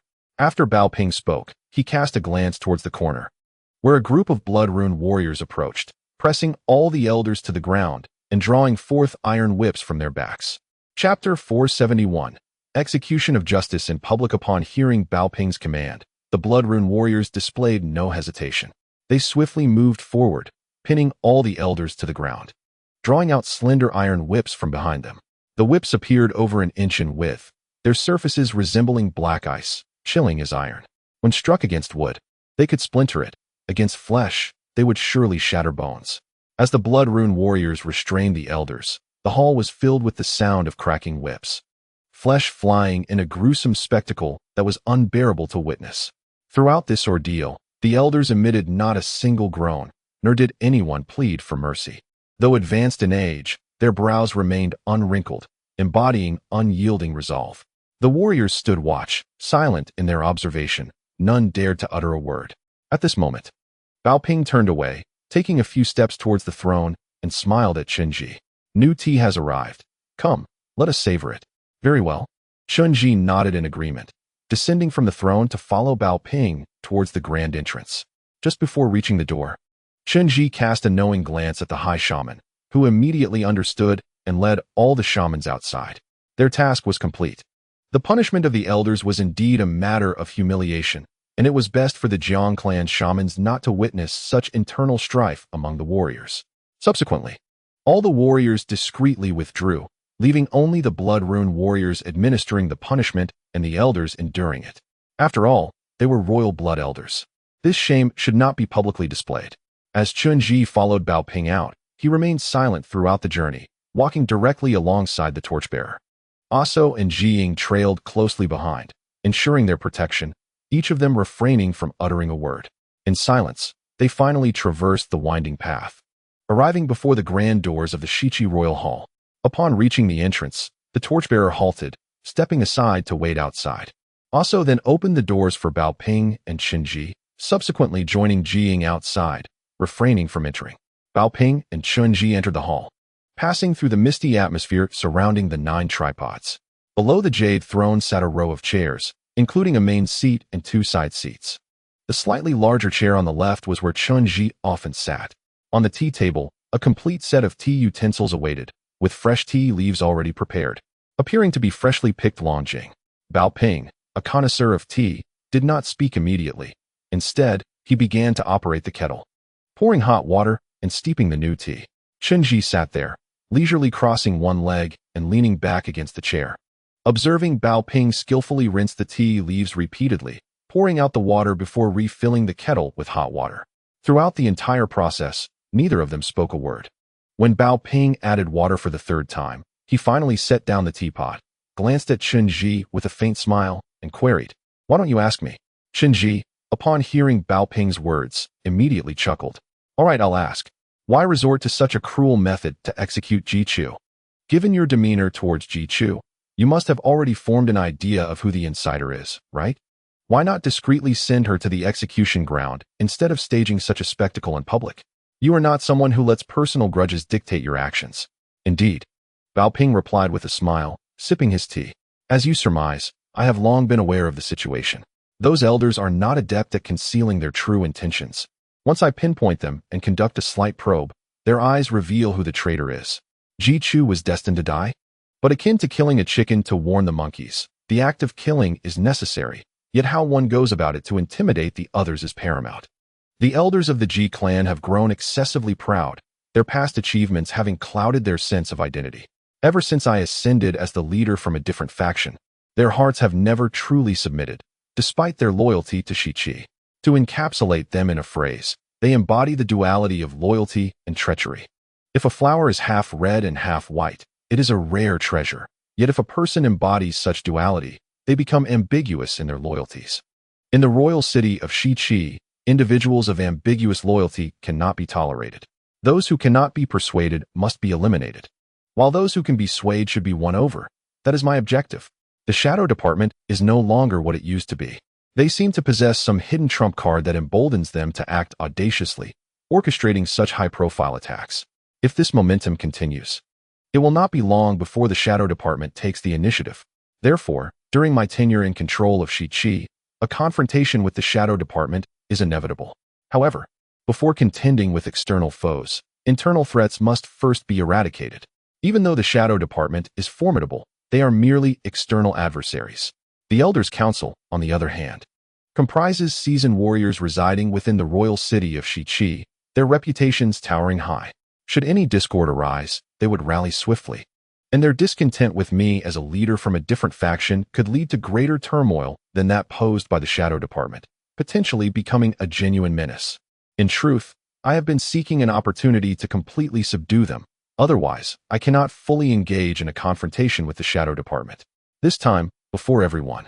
The Elders' Council has lost its prestige, while my authority has genuinely been established. From henceforth, no one will trust the words of the Elders' Council.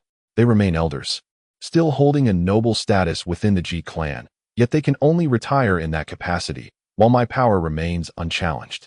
And what now? Chen Zhi cast a glance at Bao Ping, his eyes flickering momentarily. Now that the internal affairs of Shiqi had been resolved, all animosities had coalesced, ready for confrontation. What stance do you intend to adopt towards the Dark Department? He inquired. Let us endure for a while, Bao Ping replied, lifting a cup of tea and blowing gently on the steam rising above it. He then turned to Chen Zhi. The reason I must exercise restraint with the Dark Department is due to our inadequate preparations, particularly regarding our demigod team, which is alarmingly weak. In such a state, we would find ourselves at a significant disadvantage. However, my patience is not without limits. Once we are prepared, Bao Ping concluded, raising his teacup in a gesture filled with meaning towards Chen Zhi, we shall make it known to that self-proclaimed new god, Yamo, who truly holds dominion in this divine realm. Upon hearing Bao Ping's words, Chen Zhi nodded gently. After a prolonged moment of hesitation, he lifted his gaze to meet Bao Ping's. Did you hear the words spoken by Ji Chu before her demise? Chapter 472. A private conversation in response to Chen Zhi's inquiry. Bao Ping smiled faintly. I disregard meaningless utterances, and I suggest you do the same. Such words can cloud our judgment and are best ignored. Instead, we should pay heed to what Ji Hu said. Are you implying? Chen Zhi asked.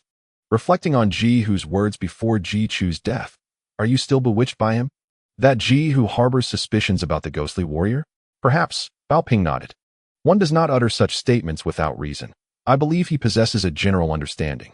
After all, for the elders, loyalty to the Shiqi royal city is a conviction etched deeply within their souls. To shake such a belief is no simple task. Given Ji Chu's age and stature, what could have compelled her to abandon everything and serve as a disgraceful informant? It must be someone of considerable influence over her. This indicates that the ghostly warrior holds a profoundly significant position in Ji Chu's heart. However, I am not well versed in the affairs of the older generation. And since Ji Chu has passed, the identity of this person remains known only to Ji Hu. Ji Hu is currently being punished in the execution chamber. Do you intend to interrogate him? Chen Zhi asked. That is unnecessary. Bao Ping gently shook his head in response. If he were still the Grand Elder of Shiqi, I am confident he would reveal the truth willingly. After a moment of silence, Bao Ping opened a small jar on the tea table and retrieved some bright red blood crystals, placing them back into his teacup. Chen Zhi observed that throughout this process, Bao Ping maintained a furrowed brow, seemingly repulsed by the substance. Are you still consuming such things? Chen Zhi remarked, looking at the blood-red crystals, which evoked a profound sense of nausea within him. Indeed, this peculiar substance exudes a distinctly sanguine aroma, reminiscent of the metallic scent of congealed blood found in a slaughterhouse. This odor seems to permeate through the skin, and after consuming the blood crystal, Bao Ping emanates a palpable scent of blood, at times evoking the chilling impression of a lifeless corpse. With a slight furrow of his brow, Bao Ping lamented. The shaman has indicated that I must continue this regimen for an extended period, perhaps 10 years, perhaps 50. Yet, this concoction has become increasingly intolerable. I cannot fathom why. but ever since a few days ago, the mere whiff of it makes me feel utterly nauseated. At this juncture, Bao Ping unconsciously clenched his teeth, refraining from elaborating further. This subtle gesture imparted an unusual sensation to Chen Zhi. For someone like Bao Ping, the capacity to endure pain is profoundly great. Even during his harrowing experience in the fox den, extracting bullets with his bare hands, he exhibited no signs of distress. However, now, to witness such an expression suggests that the vivid blood crystal inflicts a torment greater than that of skinning and dismemberment. Having consumed this substance for so long, why now does he exhibit such aversion? This behavior is decidedly uncharacteristic of him. Ultimately, Bao Ping drained the crimson tea, setting the cup down before turning to Chen Zhi. "Ah, the map has been retrieved, hasn't it?" "Yes," Chen Zhi responded, immediately recalling the matter of utmost importance. He then gestured in the air, summoning the chart of the fierce curse. A detailed map materialized before them, revealing its intricate design. "I did not retrieve the original document, but I have meticulously copied all the content from that map," Chen Zhi explained, pointing at the aerial representation. "This is the map drawn by the descendants of Bai Qi." "Oh," Bao Ping raised his gaze, observing the complex topography unfolding in the air. It depicted a mountainous region, encircling a central basin that was notably lower than its surroundings, resembling a treasure trove from a distance. At the heart of the basin lay a circular emblem, akin to a massive, buried egg, surrounded by a verdant area indicative of a forest, dense and expansive. Numerous symbols representing village homes and inhabitants adorned the map, suggesting a settlement. Uniquely, however, a bold red circle encircled the village, marking it distinctly. "During this period, I have been meticulously studying this map," Chen Zhi remarked. "The details inscribed upon it are remarkably precise, crafted in accordance with the current landmarks. The accompanying geographical data meticulously delineates the elevations of the entire mountain range. However, the ancient surveying methods employed render the data somewhat intricate. Nevertheless, these archaic techniques prove to be more reliable, with minimal margins of error. Through the analysis of this data and the surrounding mountainous terrain, I have surmised the location in question.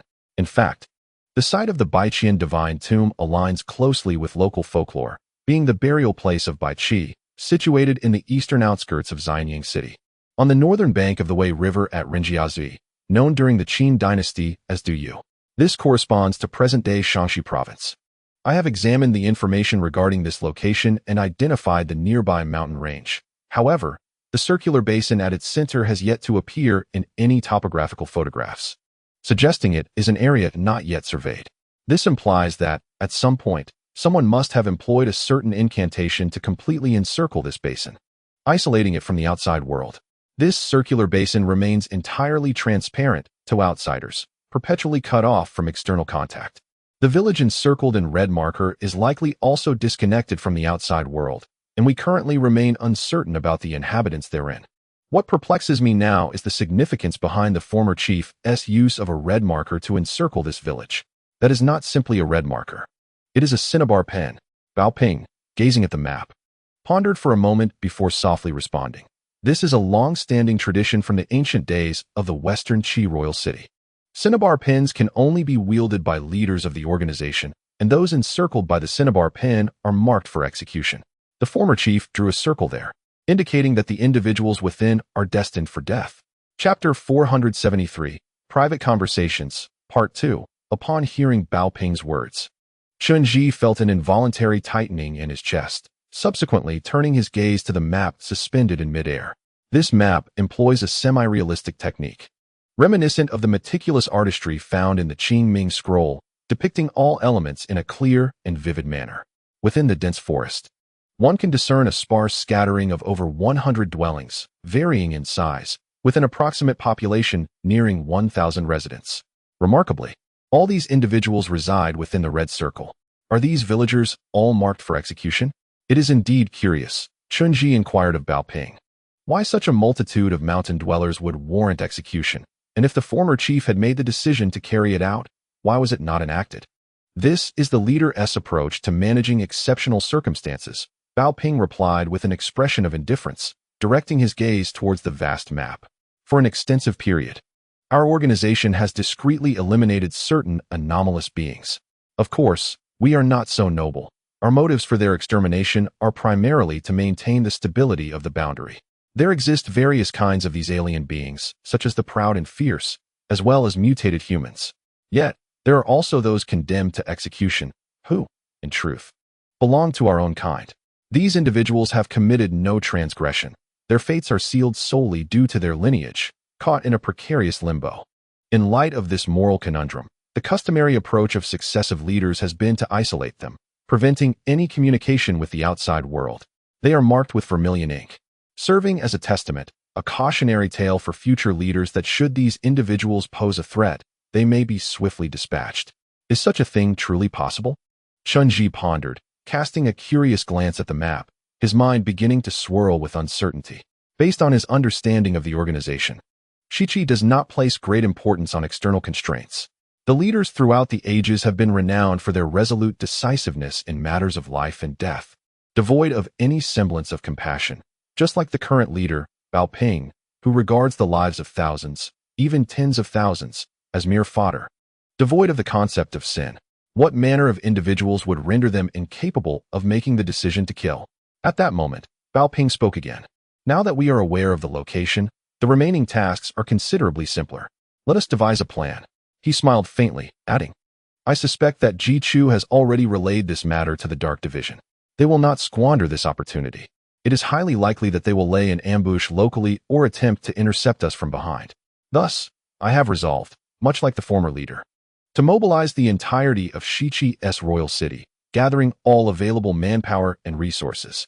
Every capable warrior and shaman shall venture forth, united in our efforts towards the Baki Divine Tomb. That place has consumed far too much of our organization's honor, and everyone yearns to uncover the truths of what transpired there over a decade ago. This time, we shall bring closure to what the previous generation could not accomplish. Should the Dark Division seek confrontation there, I intend to seize this opportunity to gauge their current strength.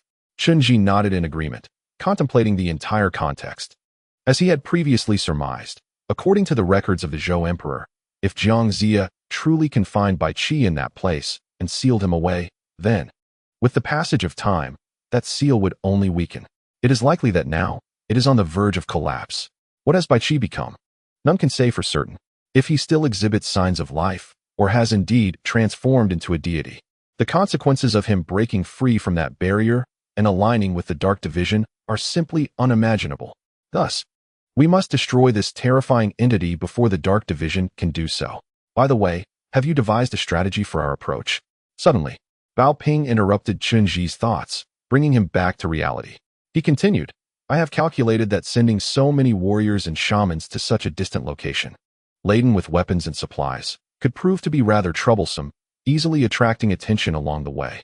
It is said that your cousin chose to use a spell to transport everyone at that time for its convenience and safety. Do you have any means to transfer the people from the Wanqing of Shichi there? I have considered this. Chen Zhi immediately turned and replied, I have been reviewing the materials on transfer techniques and calculating the numbers and weights. I believe my cousin did not use the transfer method at that time, as such a technique cannot accommodate such a vast number of people and would likely result in casualties due to spatial distortion. I surmise he utilized another advanced spell, the land exchange technique. Land exchange? Bao Ping glanced at Chen Zhi, intrigued. Please, elaborate. The concept of the land exchange technique is quite simple. Chen Zhi continued to explain. It involves the exchange of land. We would first travel to that location and designate a piece of land that can be swapped with Shichi. Then, we would cast the spell to exchange the two parcels of land, allowing all the individuals on those plots to be transferred simultaneously. This method can move a large number of people, weapons, and supplies safely, avoiding the casualties that might occur from temporal displacement. However, this spell requires certain prerequisites. First, a special material is needed as a catalyst for the spell. Additionally, I must visit the location personally to find a suitable site. After about 2 to 3 days of preparation, I can perform the spell. Very well, let us proceed with this plan. Bao Ping nodded thoughtfully. This time, I shall have Jiying accompany you. I have been trying to gather intelligence on the Ghost Blade, but I suspect it will not be easy. However, I believe that since someone has managed to deceive him and save his life, he will not be easily harmed. His injuries have nearly healed, so I do not worry for his safety for the time being. After we address the matters concerning the tomb of Bai Qi, we will exert our full efforts to find him. In this operation, All warriors bearing colored armbands will participate, including my trusted blood symbol warrior corps. As the leader of the organization, I will also be present on site to excavate the divine tomb alongside you. Chapter 474. The matter with Ji Ying. After concluding his conversation with Bao Ping, Chen Zhi exited the royal court and immediately spotted Ji Ying waiting at the entrance. She seemed to have been anticipating his arrival, as she approached him closely and spoke in a hushed tone. "Chief, have you reported that matter to the leader?" Chen Zhi raised his eyes to meet Ji Ying's gaze, noticing a flicker in her eyes and the gravity of her expression. It was evident that this question had lingered in her heart for quite some time. She was referring to the box that Ji Yang had personally entrusted to him, which Yamo had presented to Bao Ping. "This matter is of no concern to you," Chen Zhi replied in a low voice, avoiding Ji Ying's gaze. However, Ji Ying immediately chimed in. "At that moment, Ji Yang handed me that box and instructed me to pass it on to the leader. It was a gift from the leader of the Dark Division to our chief. Yet now the chief remains unaware of this, and it is my duty to convey this item to him." "What gift? How do you know it is a gift?" Chen Zhi raised an eyebrow and admonished sternly. "Ji Ying, do not forget your position. You are a warrior, required only to obey commands without making judgments. This matter will be decided by the chief and myself. You need not inquire further. Your responsibility is to attend to your own duties." After speaking, Chen Zhi turned to leave, but Ji Ying hurriedly quickened her pace behind him, clearly intent on keeping up. Yet Chen Zhi did not grant her the opportunity to speak, signaling to eschew, leaving Ji Ying behind. After departing from the city of Shiqi, the driver escorted Chen Zhi back to the Hall of Destiny. Fat Wei had yet to return on this momentous day. His absence was notable. It was said that Fat Wei had been extraordinarily busy with Lao Jindo during this period. Following the attack on the branch, the organization required the elevation of suitable personnel to fill the vacated middle management positions. As an experienced treasure hunter and participant in several significant missions, Fat Wei was smoothly promoted to this role. He now primarily oversees various departmental tasks, organizing the dark-clad individuals to eliminate potential external threats to the organization. In Fat Wei's own words, this was his first experience in leadership, requiring a spirit of proletarian dedication. Newly appointed to leadership, Fat Wei had seemingly adopted the organization as his family, to the extent that he could be said to have passed through the Hall of Destiny without entering. His earnest work ethic was commendable, a model for the organization, appearing busier than even Chen Zhi. Upon Chen Zhi's return to the Hall of Destiny, only Ning was at home, already fast asleep as the night grew deep. The evening air was refreshingly cool, and upon returning to his room, Chen Zhi inexplicably felt a warmth enveloping him, as if an unknown fire burned within. This sensation made his heart race, and for a moment, sleep eluded him. Thus, Chen Zhi settled onto the sofa, attempting to calm his mind and restore tranquility to his heart. Yet he soon reopened his eyes, sensing a very faint presence in the surrounding atmosphere. This aura was subtle and nearly imperceptible, yet Chen Zhi recognized it instantly. It belonged to Ji Ying. Remaining still, he turned his head towards the door, which suddenly creaked open slightly, revealing Ji Ying peering through the crack. Her movements were delicate, her footsteps soundless upon the floor. Yet her aura was intense. Had it not been for his familiarity with her, Chen Zhi would surely have jumped in surprise. "What are you doing here?" In the dead of night, as he departed from Shiqi, he was informed that he would face disciplinary action. Chen Zhi's voice was exceedingly somber as he glanced outside into the enveloping darkness. Next door, Ning had long since closed his door, likely lost in slumber at that hour. "The clan leader evaded my question today, hence I sought you out," Ji Ying replied softly, pulling the door shut with a creak. "The inquiries you pose are not yours to contemplate." Chen Zhi, in a state of agitation, lowered his head, drawing a cigarette from a nearby pack and igniting it. "Did I not already convey this to you? At the appointed time, I shall personally report to the clan leader. Your responsibilities have concluded. Such decisions are for me and the chief to deliberate, not for a mere warrior like you to concern yourself with. But my duties are far from complete," Ji Ying asserted with unwavering resolve. "When Ji Yang entrusted this box to me, he explicitly instructed me to deliver it to the chief. Yet now, it lies in your possession. Clan leader, do not forget, I am a warrior of Shiqi, and my ultimate commander is the chief upon the throne of Shiqi, not you. By withholding this box, you are overstepping your authority. I must reclaim it and personally present it to the chief. Do not simplify matters," Chen Zhi snapped. extinguishing his cigarette in frustration. An inexplicable pain throbbed in his temples, and his right eye felt as if it were being tugged apart, while his heart raced uncontrollably, as if it no longer belonged to him. In front of him, Jiying only intensified his vexation, nearly pushing him to the brink of fury. Jiying, let me make this clear. This item cannot be handed over to the chief at this time. I am aware of what it contains. Should it fall into the chief's hands now, it would undoubtedly provoke him. Such fury could lead him to make extremely irrational choices, which might result in failure. And Shichi cannot afford such a setback at this juncture. The ability to make rational decisions lies with the chief. Upon hearing Chen Zhi's explanation, Jiying did not waver. Instead, she resolutely stated, "You may advise the chief, but you do not possess the authority to decide for him. My task is to report the truth to the chief. So I implore you to return the box to me, or I shall seek it out myself." After speaking, Jiying turned to explore the vicinity. With sharp instincts, she immediately spotted a concealed compartment by Chen Zhi's bedside. Just as she was about to approach it, Chen Zhi suddenly rose, the air shifting with tension as he lunged forward, gripping Jiying's arm tightly. "What are you trying to do?" Jiying calmly turned back to face him, her expression serene. "Do you intend to stop me? You know that is impossible. Please release me. I have no desire to harm you." "Do you truly believe you could inflict harm upon me?" he retorted, confusion clouding his thoughts. Chen Zhi was suddenly incensed by Jiying's words. An unusual sensation surged within him. He seized Jiying's shoulders, forcefully pulling her into his embrace. Initially, Jiying was oblivious to Chen Zhi's strength as she extended her left hand to press against his chest, gently attempting to push him away. However, the strength of the red-banded warrior was overwhelming, and her gentle push inadvertently struck his heart.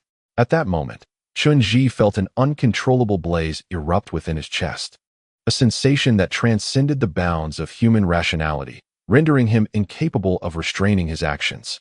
A torrent of energy burst forth from within him, coiling around Jiying's form like countless serpents. When Jiying sensed the peril and attempted to struggle, she found herself entirely ensnared. Upon glancing back at Chen Zhi, she was astounded to see his eyes transforming, the sinister purple hue of his irises suggesting something less than human. Momentarily stunned, Jiying felt the energy binding her revert with a vengeance, casting her onto the bed. Before she could fully comprehend the situation, Chen Zhi had leaped atop her, pressing down heavily upon her body. "Do you think you can harm me? I detest your arrogance," he uttered, his voice resonating with a chilling weight in the darkness, reminiscent of the terrifying depths of the underworld. "Arrogant woman," Chen Zhi declared as his hand delved into Jiying's clothing. She immediately struggled with all her might. Yet the energy tightened its grip, threatening to fracture her bones. Chen Zhi, fueled by her resistance, descended further into madness. He grasped the fabric at her waist, and with a violent tug, he tore her garments asunder. Jiying's undergarments shattered in an instant, her alabaster skin marred by bloodied marks from the constricting energy, her pristine form laid bare before Chen Zhi's gaze. At that juncture, Chen Zhi had completely unraveled, primal desire consuming him as he positioned Jiying's legs. The raw craving engulfed his mind, obliterating any vestige of human morality, thought, or emotion. All he perceived was an overwhelming urge to possess Jiying. Her pride infuriated him, and he yearned to subdue her arrogant spirit, indifferent to any consequences. Just as Chen Zhi's mind spiraled into chaos, a splash of cold water jolted him back to reality. As his senses began to return, he realized he was drenched. Behind him, Xian Niao clutched his body tightly, having doused him with a pot of ice water to liberate him from the throes of uncontrollable desire. Upon regaining consciousness, Chen Zhi's first thought was of Jiying. He hurriedly lowered his gaze to the bed, only to be alarmed to find Jiying completely unconscious. The once formidable red-banded warrior now lay there like a helpless lamb, utterly ensnared, devoid of any means to defend herself. Jiying was entirely unclothed, her skin as pale as snow marred by streaks of crimson, marks left by Chen Zhi himself. In her fervent struggle, Jiying had been choked by his turbulent energy, a powerful stream constricting her throat, rendering her unconscious and leaving a deep mark upon her neck. Her complexion had turned ashen, and tears glistened at the corners of her eyes as she succumbed to darkness. Jiying's legs, resembling two slender jade pillars, stood upright, and the situation was all too evident. A small patch of vivid blood stained the sheets. A sense of devastation washed over Chen Zhi, his mind ringing with disbelief. He had never imagined he could harm a woman in such a beastly manner, especially one as esteemed as Ji Ying. Rushing to her side, he covered her with a blanket, wrapping her gently in his embrace. At that moment, Xian Yao approached with a towel soaked in icy water, dispersing a special medicinal powder into the air. Chen Zhi placed the towel upon Ji Ying's forehead and pressed his fingers against her philtrum. The danger of asphyxiation from the tight grip around her neck was grave. Given the magnitude of his energy, had Ji Ying not been a warrior, she would likely have perished by now. After what felt like an eternity, Ji Ying gradually regained her breath and began to awaken. The first sight that met her eyes upon opening them was Chen Zhi, and in the next instant, tears streamed down her face like a torrential downpour. It was the first time Chen Zhi had witnessed Ji Ying weep. The formidable warrior wielding a long knife had vanished, replaced by a fragile being in his arms. Her lips quivering, her body weak and trembling like a frightened bird gazing at him with a look of sheer terror. As the realization of what had transpired dawned upon her, her tears flowed freely like crystalline droplets, cascading down her exquisite features, evoking a sense of heartbreak. Her body began to convulse in fear. Chen Zhi felt as though his heart were shattering. The deep-seated moral constraints within him surged forth, overwhelming his spirit. He held Ji Ying tightly, attempting to quell her shudders, whispering, "Ji Ying, I am so sorry." Just now, he faltered, clenching his jaw. Finally resting his chin upon her trembling head, speaking softly, "Ji Ying, please listen to me. I know you are very frightened right now, but rest assured, I will not harm you again. What happened was not intentional. I do not know what came over me. I often feel utterly powerless, unable to control myself.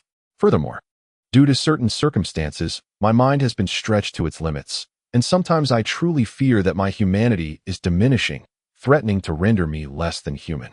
Ji Ying, I apologize, I have hurt you. Yet, rest assured I will." Chen Zhi held Ji Ying tightly, whispering softly, his voice barely audible to the two of them. However, Ji Ying seemed oblivious to his words, trembling incessantly. After a prolonged moment, she suddenly comprehended, her gaze shifting to Chen Zhi as if she beheld a terrifying monster. "Let go," Ji Ying uttered softly.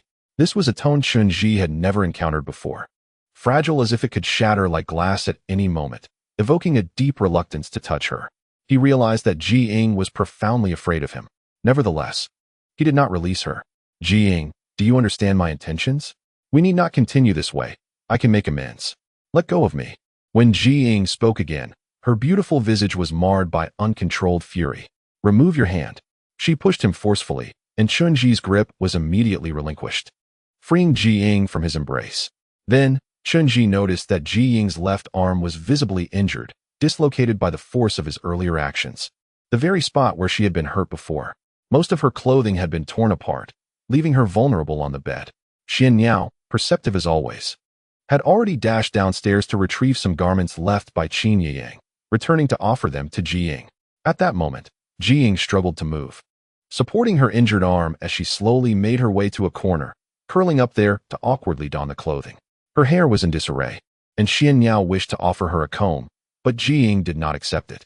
Xian Yao quietly exited the room, leaving Chen Zhi and Ji Ying alone. "Please don't go," Chen Zhi softly implored Ji Ying. For the first time in 2 years, he felt utterly helpless. He yearned to mend things, but was at a loss for how to proceed. "Stay here. I will share everything I hold in my heart with you. And from now on, I will protect you." "No need," Ji Ying suddenly retorted sharply, her face transforming back to its previous state, her voice colder than frost. "Leader, let us pretend nothing has transpired tonight. Please cherish your reputation and do not mention it again." With that, Ji Ying grasped her long knife, supporting her injured arm, limping out of the room before vanishing into the darkness. After witnessing Ji Ying's silhouette fade into the night, Chen Zhi felt as though his heart shattered alongside it. The overwhelming weight of moral condemnation bore down on him, causing his head to throb painfully. He sank helplessly into the sofa, realizing he was utterly exhausted. Both physically and mentally, his spirit pushed to the brink of collapse. He sat in silence for a considerable time before softly calling out, "Xian Yao, come."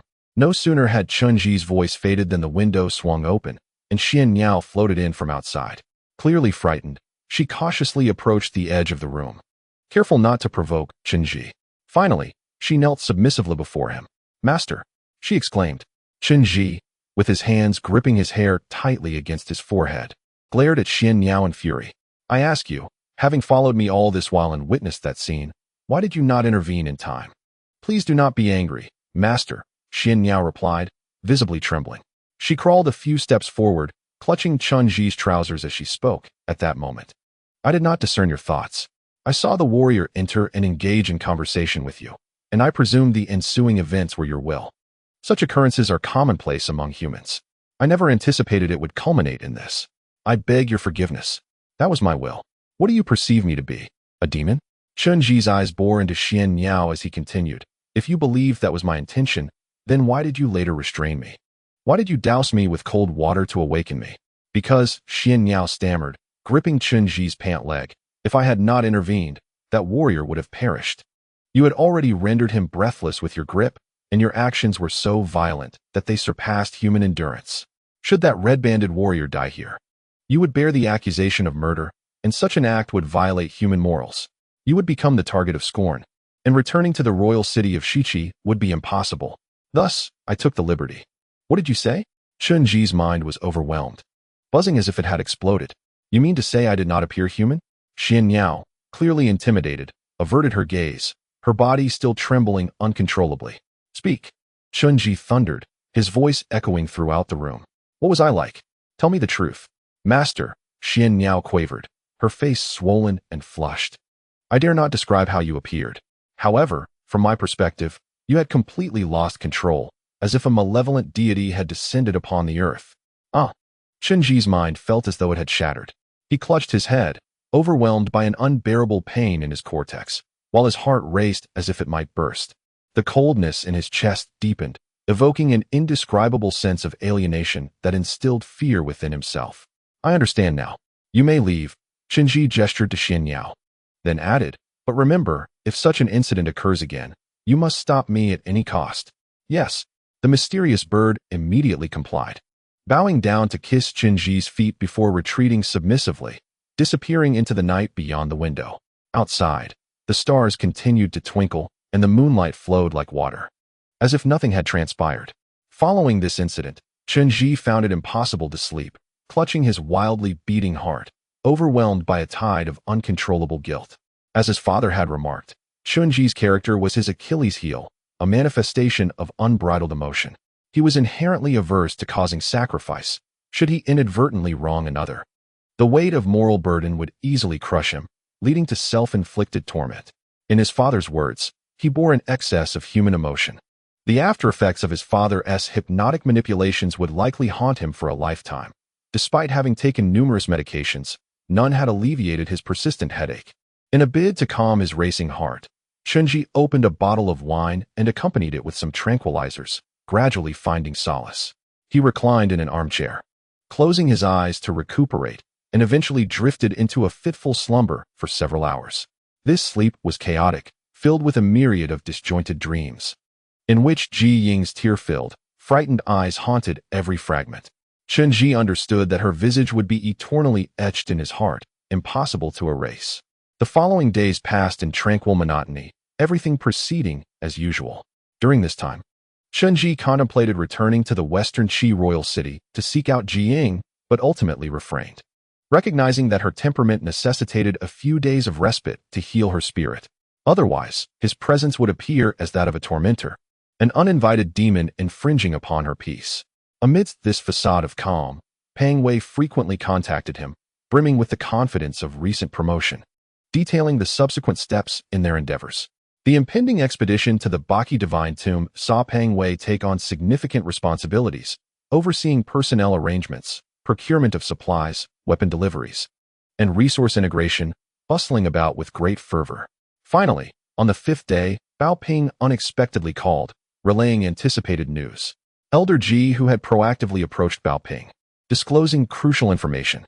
Following intense corporal punishment, Elder Ji, who and the other elders were left in a state of severe injury, some facing life-threatening conditions, and were subsequently sent for medical treatment. Throughout this period, they remained in a comatose state, yet the healing abilities of the warriors proved robust. After several days of care, Elder Ji, who was the first to regain consciousness, upon awakening, his foremost request was to meet with the leader and Chen Zhi. as he possessed vital intelligence to convey to the two heads of their faction. He harbored a bold hypothesis, suspecting that the so-called ghost warrior was, in fact, one of the original samurai from the western Qi King city, someone he had once known. Chapter 477.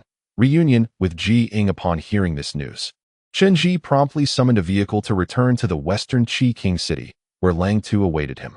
Upon his arrival, Lang Tu, as usual, escorted Chen Zhi to the entrance of the tunnel before ceasing his journey, entrusting the path ahead to the lantern bearer. The route leading to the royal court was bustling with activity, as Chen Zhi encountered numerous young warriors who had gathered to await his return. During this time, a Su'a was grappling with the challenge of selecting personnel for the Bai Qi Divine Tomb expedition. Since the execution of Elder Ji Chu in the execution chamber, the influence of the Elder Council in Western Qi had significantly diminished.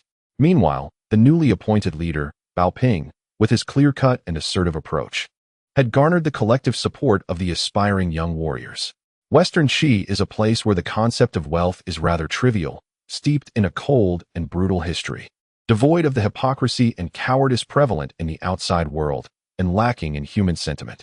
Yet, honor remains paramount in the hearts of all warriors, surpassing even the value of life itself.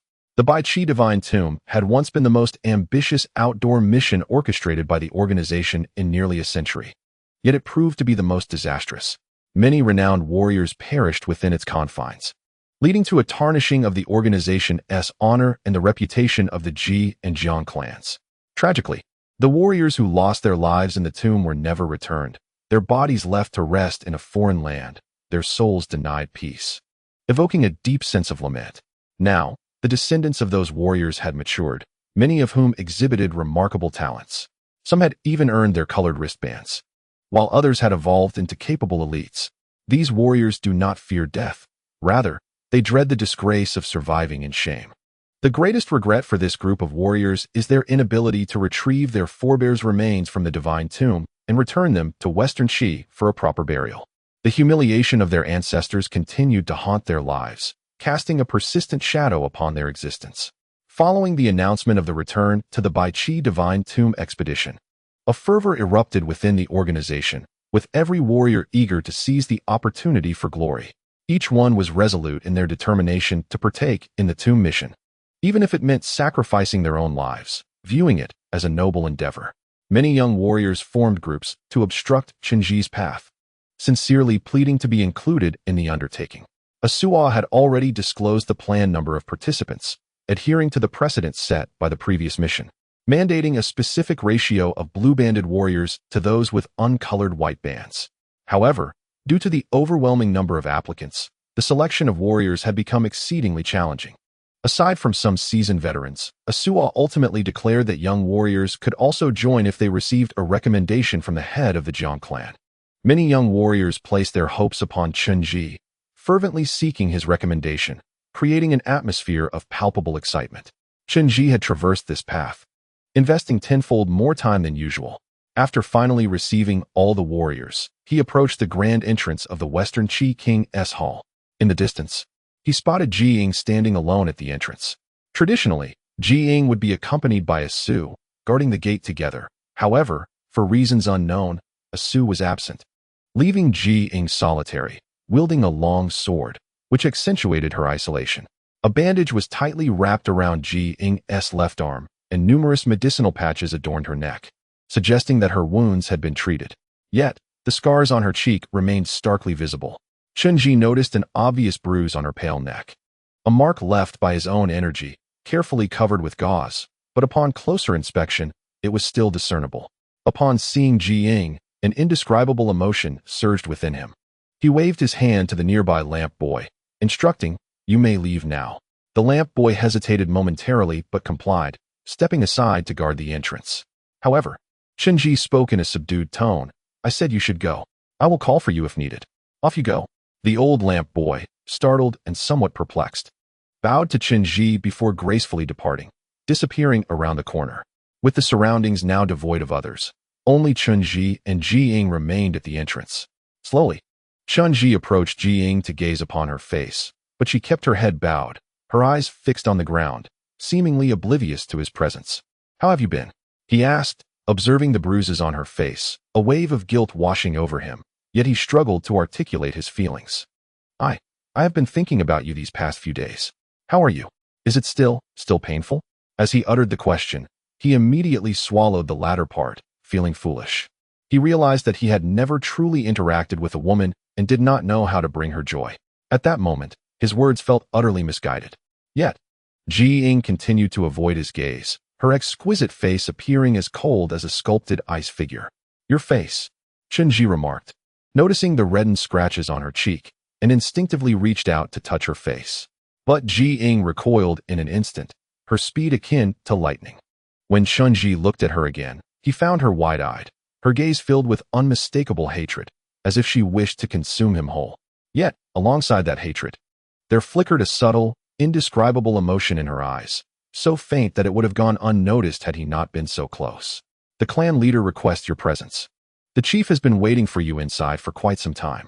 Ning's tone remained as frigid as ever, akin to being ensnared in a frigid ice cavern during the depths of winter. Chen Zhi found himself rendered speechless, his hand frozen in place. After a moment of silence, he gently nodded at Ning and softly implored, "Please don't leave, I will come out shortly. Grant me an opportunity, I have much to convey." Yet, Ning continued to avert her gaze, seemingly oblivious to his words, offering no response whatsoever. Chen Zhi cast one last glance her way before reluctantly turning back to push open the grand door and step into the royal court. As usual, the hall was enveloped in swirling smoke, but Chen Zhi's keen eyes soon discerned two additional figures flanking Baoping's seat. One was Elder Jihu, and the other was the warrior Aso. Chapter 478. Jihu's speculation. Chen Zhi seldom encountered such a scene. In fact, since Baoping ascended to the throne, the elders had rarely graced the royal court with their presence, a fact steeped in myriad personal grievances.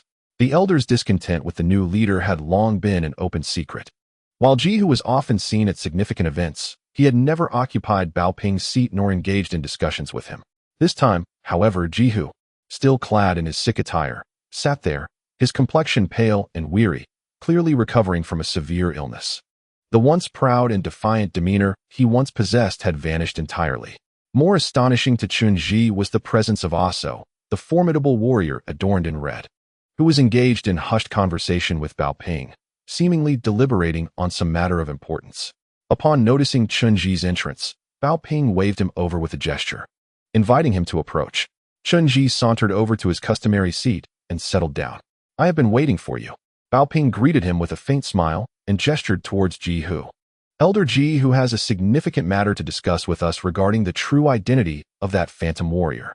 Of course, this is merely his speculation at this point, lacking concrete evidence, yet I believe it holds considerable value for us." After Baoping concluded, he turned respectfully to Jihu and said, "Elder Jihu, your recovery is still in progress, yet you have come here to deliberate with us on such crucial matters. We truly appreciate your dedication. Your willingness to set aside past grievances for the sake of duty exemplifies the spirit of our West Qi.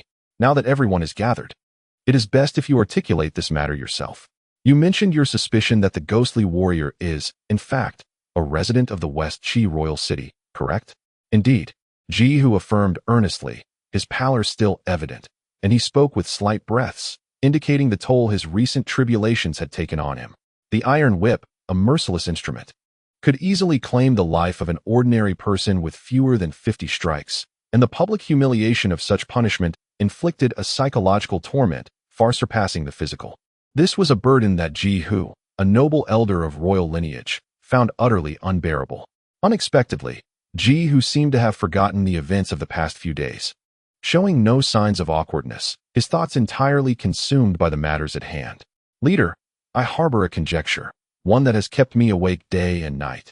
And though it may appear absurd, should it prove true, the implications would be terrifying. In reference to the leader's recent encounter with the ghostly warrior, I confess that I initially held skepticism. After all, I have been known for my keen hearing in my youth, and nothing that transpired within the walls of the Western Qi royal city could elude my ears. Despite the layered defenses outside the city and the formidable incantations of the Jiang clan, I remained uneasy, spending my days atop the Elders' Hall, attentively listening to the city's sounds. During the last invasion by the Dark Faction, I was the first to detect their presence, promptly sounding the alarm, which significantly reduced casualties. Although I have aged, my hearing still surpasses that of the average warrior, and I am confident that any intruder, even a mere mouse, cannot escape my notice. Thus, when the clan leader spoke of a ghostly warrior who had stealthily infiltrated the Western Qi royal city, I was initially dismissive. However, following the incident involving my sister, I realized that there indeed exists a warrior of such exceptional skill capable of eluding my senses to enter this city, which is a grave matter. This confirms that this warrior possesses the ability to decapitate every inhabitant of Western Qi under the cover of night. His swiftness renders all warriors within the city, myself included, powerless against him.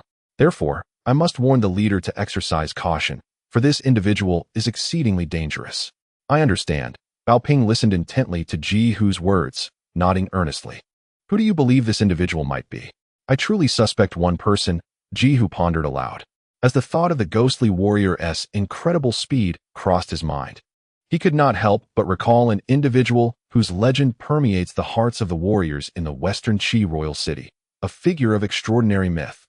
It is said that his form is as swift as lightning, appearing and disappearing without a trace, having achieved an unparalleled mastery in speed-based martial arts. Many warriors have recounted tales of witnessing him in combat, where he was entirely invisible, even as his foes fell, his corporeal form vanishing as if cloaked in invisibility.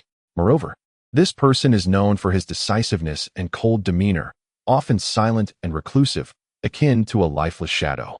In fact, there was a time when he was dubbed the ghost by those who knew him. Is that so? Bao Ping replied with a faint smile, turning to Chen Zhi. What a coincidence that a warrior nicknamed Ghost should arise.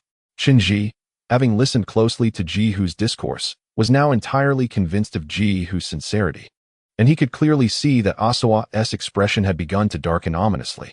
Since the moment Aso was rescued from the depths of Fengdu Hell, his skin has never returned to its former state. The severity of his wounds resulted in a complete loss of skin. Not even elixirs could remedy his plight. Thus, he is forever swathed in white bandages.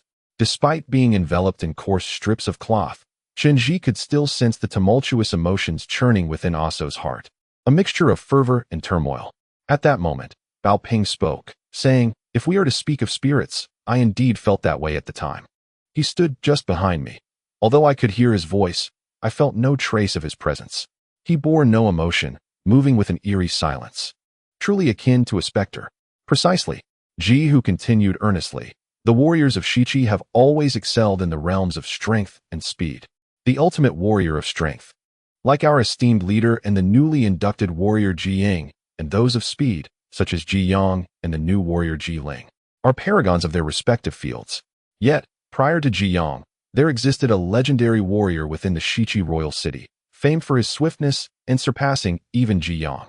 His prowess had become the stuff of legends, revered by all warriors, and his mastery of martial arts served as the ultimate aspiration for them all. This illustrious figure was none other than the chief warrior of ancient Shiqi, Ji Ling's father, Ji Zhan. Chapter 479, Ji Hu's Speculation, Part 2. Upon concluding his remarks, Ji Hu turned to face the assembly with a grave expression, devoid of any personal sentiment. His eyes were singularly focused on the matter at hand. I know well that Ji Zhan has long since passed. He fell in battle while executing a task within the White Emperor's tomb over a decade ago. I witnessed the extinguishing of the clan's blood lamp in the Elders' Hall, a clear sign that he no longer walks among us. However, I believe that apart from him, no one else in this world could attain the level of martial prowess possessed by a spectral warrior. It is worth noting that entering the royal court of Shiqi is no simple feat by virtue of ancestral fortune. My family has long been entrusted with the security of this ancient city, granting me some insight into its nature. The Shiqi royal city, now over 5,000 years old, appears dilapidated and worn on the outside, yet it remains remarkably sturdy within, with a complex internal structure beyond the comprehension of contemporary humanity. According to my ancestors, this city was constructed in ancient times by divine craftsmen, bestowed by the celestial emperor, and is imbued with myriad ancient formations. Throughout the ravages of warfare, it has endured significant trials, ultimately preserving its essence. During the era of King Wu's campaign against Zhou, the Shiqi royal city faced numerous assaults, leaving behind crumbling walls that have yet to be restored. After the establishment of the Zhou dynasty, Successive emperors retained these ruins as a poignant reminder of the brutalities of war and the arduous journey to power. Upon entering the grand city of Shiqi, one is inevitably guided by the lantern bearers, who possess an enchanted ability to navigate these intricate pathways. Without their guidance, it is exceedingly arduous to locate the royal court, akin to ascending the heavens. Should you harbor any doubts, I implore you to attempt the navigation yourself. The city is, in truth, a vast labyrinth, fraught with the potential for disorientation. However, it is worth noting that the esteemed former chief warrior, Zhi could traverse this palace with remarkable ease, even devoid of a lantern-bearer's direction, a feat that even the current Ji Ling cannot replicate, indicative of an extraordinary mastery of physical prowess. My suspicions regarding him are compounded by another factor, my younger sister. In her youth, she was also a distinguished warrior of noble lineage, belonging to the Ji and Jiang clans, and she had once rendered significant service to Shiqi. I can assert that nothing in this world could tempt her to betray Shiqi, save for one individual, Zhi. Though my sister is considerably older than Zhi, at that time, he had already achieved legendary status within the walls of Shiqi. He was once regarded as the southern pillar of Shiqi, his strength steeped in the lore of ancient myths. It was said that he bore the essence of King Wu Jia, the purest lineage of the ancient Ji blood coursing through his veins, setting him apart from the ordinary. Some even claimed that his might stemmed from divine will, that the gods had sculpted this perfect warrior to protect Shiqi, undefeated and unscathed. In the hearts of all warriors, and even the elder chieftain, Zhi was an emblem of invincibility. His renown was at its zenith, unmatched by any to this day. My sister harbored an ardent admiration for him, captivated by his extraordinary martial skills, and disregarding her own status, sought him as a mentor, dedicating her days to learning from him. Their camaraderie blossomed, despite whispers of disapproval. Zhi was known for his reclusive nature, rarely engaging with others or offering explanations. Reflecting on it now, even I, after all these years in Shiqi, have exchanged but a few words with him. Yet, it is known that within the palace, he shared a profound bond with two individuals, one of whom was my sister, and the other, the great warrior Aso. At this juncture, Zhi cast a serious glance towards Aso, inquiring, "Aso, have I spoken inaccurately?" Throughout Zhi's discourse, Aso had remained silent, absorbing every word. Though his visage was partially concealed by bandages, it was palpable to all present that he was deeply stirred. Indeed, Aso responded gravely to Zhi's question. The great warrior Zhi was indeed my friend. We were comrades and brothers in arms, having faced life and death together. With a subtle smile, Bao Ping suddenly chuckled as he listened, casually lighting a cigarette and tapping it on the table. We have gathered here today merely for a casual conversation. There is no need for anyone to feel overly tense.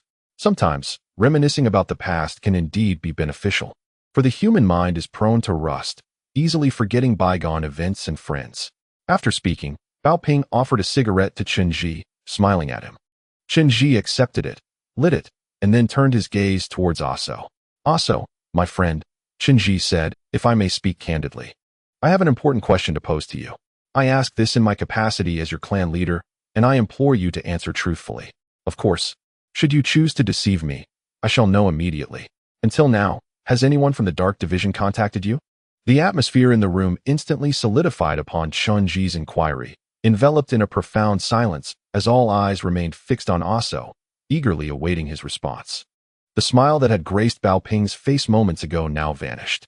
"No," Aso replied without hesitation, his response unclouded by contemplation, springing forth as a reflex. "If I were to receive any news from the Dark Division, I would report it to the leader at once. Otherwise, I would be suspected of treason, a crime deserving of death. As a warrior of Shiqi, I live for the blade of Shiqi and die as the spirit of the royal city. This is my lifelong creed, which I shall never forget." "Very well." Bao Ping nodded appreciatively. "Also, I have never doubted this aspect of your character.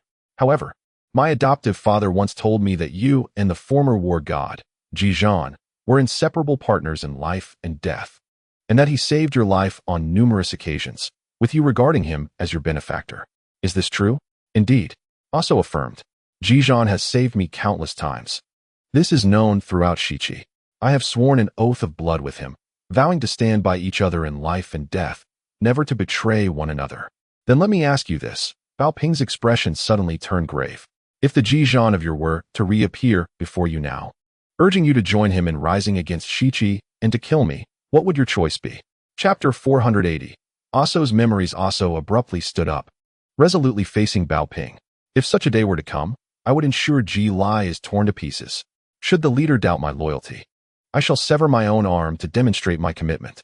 No sooner had Aso spoken than he drew the plain blade from his waist, aiming it at his shoulder. Seeing this, Ji Hu quickly seized his wrist. Foolishness. Do you wish to be punished like I was for brandishing a weapon in the leader's presence? All right, I understand, Bao Ping said with a smile, gesturing for Aso to sit down. Aso, there is no need for such agitation. I have never doubted your loyalty. I, Bao Ping, possess a certain acumen in discerning character. Based on my understanding of Aso, I can assert that even if one day I were to betray myself, I would never believe Aso would betray me. However, at this juncture, Bao Ping lightly tapped the cigarette in his hand and inquired, could we perhaps discuss the individual known as Ji Lai? Indeed. Aso solemnly nodded and resumed his seat, sheathing his slender blade at his waist. He responded with utmost respect to Bao Ping. Prior to Ji Lai's demise, I was indeed the person he interacted with the most. That was in a bygone era when Ji Lai was the most formidable warrior of the Western Qi royal city, serving as the foremost among us, the Red Belts. At that time, he was renowned for his elusive speed, which even imparted a sense of instantaneous teleportation. To this day, I still harbor doubts that he ever possessed a tangible form while in motion. He was an extraordinarily brave individual of noble lineage who seldom engaged in conversation with others. Yet he placed immense trust in me, considering me a brother of a different surname. Together, we undertook numerous perilous missions, often finding ourselves in grave danger. Yet, as long as he was by my side, we had never faced defeat. During our missions, I frequently witnessed his instantaneous movements, akin to a flash of lightning. Yet I seldom saw him sustain injuries. It can be said that throughout his life, he was never defeated, accomplishing all his tasks without shedding blood. Such an extraordinary warrior? Bao Ping gazed at Aso, speaking in a calm tone. Then how did this mighty warrior ultimately perish in the tomb of Bai Qi? Upon mentioning the tomb of Bai Qi, Aso visibly flinched, as the very mention of it stirred deep-seated shadows in his psyche. He began to tremble uncontrollably. And after a moment, he slowly spoke. In truth, during our time in the tomb of Bai Qi, we were ultimately ensnared by a deceptive sound formation, rendering our minds unclear.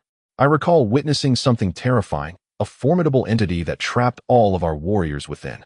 I remember the dread it instilled, a terror potent enough to shatter one's spirit and soul. However, that memory has become exceedingly hazy, akin to being extracted from my mind. I have forgotten what that fearsome entity truly was. All that lingers in my memory seems to be a blurred visage. Subsequently, I beheld the appearance of Yamo, who emerged inexplicably from the darkness, enveloped in blue flames, reeking of sulfur, as if he had just engaged in battle with that entity. I am unaware of the outcome of that confrontation, yet I know that it was Yamo who extricated us from that horrific place. However, he led us to another hell. In the ghost city of Fengdu, he presented us with a choice, to remain in that inferno or to follow him into the shadows, thereby becoming his black warriors. Enjoying powers beyond human comprehension, almost all the warriors rejected Yamo's proposition. Like my fellow warriors, I chose death, and thus we were taken to the ghost city. The events that transpired thereafter are known to you all. Did he truly offer you a choice? As Bao Ping heard Aso's words, he furrowed his brows momentarily before inquiring, what was the manner of Ji Li's choice? The subordinate responded, I was gravely injured at the time, my bones twisted and shattered, and my vision was exceedingly limited. In a daze, I glimpsed numerous shadows of warriors, some already deceased, while others struggled in their final throes. Yet, I did not behold the shadow of Ji Li. Bao Ping pressed further. How can you be so certain that Ji Li has perished? Aso continued, this memory resides within my mind. Although I cannot recall the terrifying entity's true nature, I vividly remember battling alongside Ji Li against that dreadful force, and ultimately, he was defeated. I believe he, like myself, was rescued by Yamo. He must have made his choice before I did. In my recollection, Ji Li was a man of unwavering loyalty, forever devoted to the West Qi. Thus he would undoubtedly choose death. Ji Li must be dead. Understanding dawned upon Bao Ping, who nodded silently. So up until now, You have neither seen Jili's corpse nor witnessed his demise. Instead, you've arrived at a subjective conclusion of his death. Am I correct? That is somewhat accurate, Asuo replied, then turned his gaze to Jihu. Upon returning to West Qi, I inquired with the elders of the Elder Council. There, the life candles of various warriors are kept, and Jili's life candle had extinguished since that time. Thus, I harbor no further hope. Jili, such a thunderous name, Baoping mused, reclining thoughtfully in his chair, a contemplative expression gracing his face. After a prolonged silence, he again directed his gaze toward Asuo. Asuo, reflect deeply on the character of Jili. Are you unequivocally certain he would never betray the West Qi? Asuo, invigorated, stood once more, his tone resolute. It is absolutely impossible. Chief, I know Jili well. He is immensely powerful and would fight until his last breath. He is the god of war in our West Qi royal city, and I assure you, he would never betray us. There's no need for such agitation. I merely posed a casual remark. Baoping chuckled, gesturing for Asuo to resume his seat. He then turned his attention to Chen Zhi, his eyes reflecting a profound significance. You know, I have heard much about this warrior Jili. My adoptive father often spoke of him, describing him as an exceptionally gifted warrior, one who would stand undaunted even before the divine. It is truly a lament that his life was cut short. Even my adoptive father held him in great esteem. However, all I have heard pertains to his formidable prowess. His hands unstained with blood, yet there is little discourse on his character. Such a legendary figure. It is truly regrettable that I have never had the chance to encounter him. After expressing this, Baoping did not continue, but instead turned his gaze toward Elder Jihu. Elder Jihu, I am grateful for your revelation of such crucial information. Your willingness to set aside past grievances for the sake of our organization once again attests to your loyalty to the West Qi. This time, I intend to personally oversee the expedition to the Baiqi Divine Tomb. During my absence, I must rely on you and the other elders to guard the West Qi royal city. Subsequently, I shall proclaim that during my time away, you possess authority over the city. All warriors remaining will heed your command, and you will have the power to make decisive judgments. Elder Ji, was utterly astonished by Baoping's words. In fact, even Chen Zhi and Asu were taken aback. Jihu's lips trembled slightly as he replied, My leader, I am an old man, a man burdened with guilt. I have long held a lack of respect for you. Feeling resentment over the usurpation of the Ji clan's throne, harboring ill intentions, and engaging in many short-sighted acts that deserve the gravest of punishments. With your sagacity, I trust you are now aware of this. That you choose not to punish me is one matter, but to still entrust the West Qi to my care. Do you truly have such faith in me? This is but a jest. Baoping smiled and responded, I am not privy to your past actions, yet I believe they are mere misunderstandings. Let bygones be bygones. However, upon my departure from West Qi, it is imperative that a highly esteemed elder oversees the city. If even the grand elder of the royal family is deemed unworthy of guarding West Qi, who then is fit for such a position? I shall soon arrange for the return of the weapons once wielded by your younger selves into your capable hands. Though the elders have aged, I know your prestige remains undiminished. My leader, Asu, interjected, having listened intently. The confiscation of the elders' weapons is a time-honored custom of West Qi. For a warrior, weapons are akin to wings, and the elders, having once been red belt warriors, possess unparalleled skills. Once their weapons are restored, they will be invincible. Thus, they must relinquish their arms upon entering the Elders' Council, as this also signifies their loyalty to the leader. Loyalty resides in the heart, not merely in words, Baoping replied calmly. Those who wish to betray can do so even without weapons, while those who are loyal, regardless of the odds, will remain steadfast. In the Chamber of Demise, our Elder Ji has already demonstrated this truth. Moreover, it is time to amend the organization's old customs. Let this matter be settled. Suddenly, Elder Ji found himself inexplicably stirred, his eyes shimmering with emotion. Perhaps due to his age, the tip of his nose reddened. In the past, he had believed that the former leader was overly partial, favoring his adopted son and allowing an outsider to assume control over the West Qi royal city. Today, I have finally come to comprehend the profound intentions of our venerable leader. New leader, your magnanimity far surpasses my own. I am truly in admiration. Oh, such flattery is unnecessary henceforth, Baoping remarked with a smile, nodding towards Jihu, then turning his gaze to Chen Zhi. I have heard that the spirits of the warriors are soaring to unprecedented heights. Everyone is seeking your endorsement, eager to join the expedition to the tomb of the gods. This must be quite a source of distress for you, I presume? A bit, Chen Zhi replied with a smile, yet selecting warriors is not my forte. It would be better left to the leader's discretion. Indeed, Baoping pondered briefly, numbers do not guarantee strength. It is essential to choose wisely. I shall select a few capable warriors from among the elite blue bands to accompany you, ensuring your safety as you venture into the tomb. Asuo and Jiang will also accompany you, while I shall await outside with the blood symbol camp. Upon hearing Jiang's name, Chen Zhi felt a flutter in his heart. Hesitating before he said, Leader, please do not assign Jiang to this mission. After careful consideration, I believe we need a warrior to safeguard Shichi. Let Jiang remain here. Oh dear, the clan leader is overthinking. Jihu interjected, still caught up in the excitement of returning weapons. Fear not, with just us old fellows. We could handle the dark forces 10 times over. Jiang should accompany you. Wait a moment. Baoping suddenly raised his hand, interrupting Jihu, then furrowed his brow, his keen eyes scrutinizing Chen Zhi's expression. Baoping, a man of remarkable perceptiveness, seemed to be able to see through the hearts of those around him. After observing Chen Zhi for a while, he turned towards the entrance and called out, Jiang, come in. Though Baoping's voice was soft, Jiang outside heard him clearly. The door creaked open, and Jiang stepped in, her gait light and lively, brandishing her long blade. She knelt on one leg before Baoping, respectfully stating, Leader, you called for me. Baoping appraised her without allowing her to rise, his gaze meticulously examining the scars on her face and neck. What happened to your injuries? At that moment, Baoping's expression became exceedingly grave, his tone low and foreboding, as if the very air in the room had cooled. Asuo and Jihu dared not speak, their attention solely fixed on Jiang. Reporting to the leader, I injured myself while practicing the other day, Jiang replied with composure.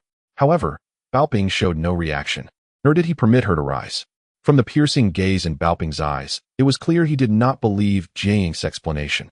His eyes, sharp as daggers, scrutinized her once more before he coldly declared, Warrior Jiang, heed my command. Baoping's words fell heavily, akin to an iron ingot thudding to the ground, raising the tension in the room. Jiang, from this day forth, you shall be responsible for the personal safety of clan leader Chen. No one is permitted to disturb the tranquility of Chief Chen in any manner. Should Chief Chen be even slightly affected, I shall execute you immediately. Do you comprehend? Chapter 482. High-level Conference Master Bao, do not speak in such a manner. Chen Zhi hastily interrupted Baoping, and then turned his gaze towards Jiang. However, he observed that Jiang's expression was remarkably serene, devoid of any turmoil. Yes, I shall obey. Jiang half-kneeled to receive her orders, then rose without casting her eyes upon anyone, especially not upon Chen Zhi, and directly exited the hall. As he watched her retreating figure, Chen Zhi felt an unexpected pang of loss. At that moment, Jiang appeared solitary and pitiful, evoking a sense of compassion that he had not experienced in quite some time. Subsequently, Baoping and Chen Zhi engaged in further discussions regarding the specifics of their tasks. The organization's high-ranking officials were present, each with their own intricate roles to play. The plan to excavate the White Shallow Divine Tomb was monumental in scope, effectively mobilizing the organization's entire manpower and resources. All present understood that this mission could not afford failure for an ancient royal lineage such as the Western Qi. To stumble twice in the same location would not only be a loss for Baoping and Chen Zhi, but a disgrace that their ancestors could never bear. The group meticulously devised a comprehensive operational plan for the Divine Tomb, including provisions, logistical transportation, backup forces, and personnel allocation, engaging in thorough discussions. They also conducted an in-depth analysis of the tomb's map. The geographical environment was exceedingly complex, encircled by a ring of towering mountains. This circular area lay nestled within the mountains, surrounded by a serpentine river, resembling a naturally formed great pit. Chen Zhi had previously perused some ancient volumes of the art of Qi Min Dunjia. Indeed, the ancients advocated situating burial sites within naturally occurring landscapes to harness the Earth's spiritual essence in forming burial formations. Chen Zhi recognized this type of terrain from the tomes. Known as the Ceiling Ghost Formation, one of the 5 great burial formations of antiquity, notorious for its malevolent energy. The outer mountains were referred to as Tiangang, while the inner river was identified as Long Di Shui, both ingeniously utilizing the natural topography to perpetually channel the power of nature, thereby creating a vicious feng shui formation that tightly sealed whatever lay within. Once this seal was established, the spirits within could not escape, possessing a formidable binding force.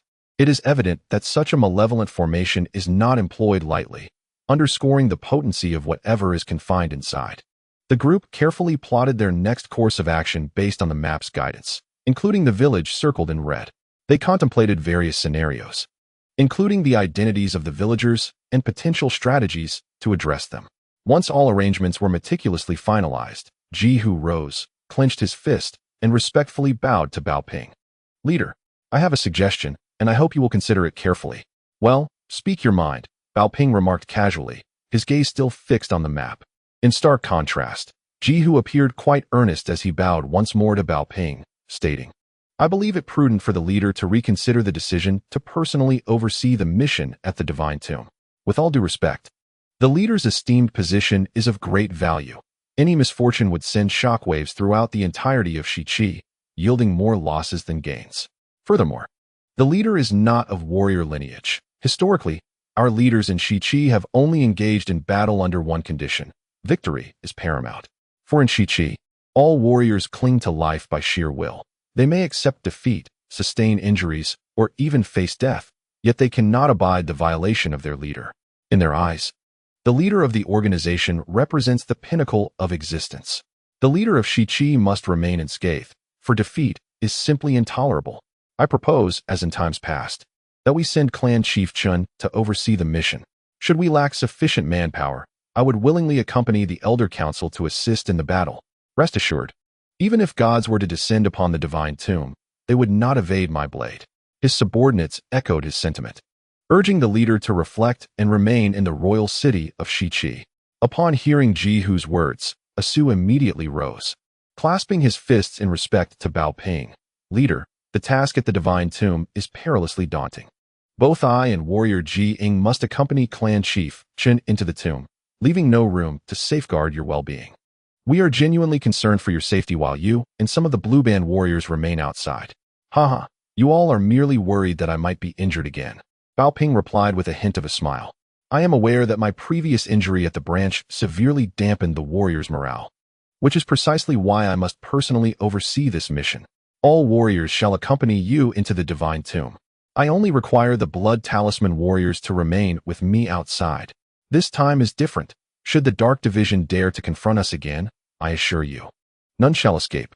With a wave of his hand, Bao Ping signaled that the discussion was concluded. Jihu and Asu exchanged glances before turning their eyes to Chen Zhi, ultimately bowing their heads in agreement. Yes. Once arrangements were finalized, Jihu and Asu exited. However, Bao Ping retained Chen Zhi, requesting his company due to the unpalatable tea. In the subsequent minutes, Chen Zhi observed Bao Ping as he added the crimson blood crystals into his cup, grimacing in agony as he consumed the concoction. Afterward, Chen Zhi noticed that Bao Ping's complexion had turned a shade of blue. "Why has this become so distasteful?" Chen Zhi inquired. "I do not know." Bao Ping gently shook his head.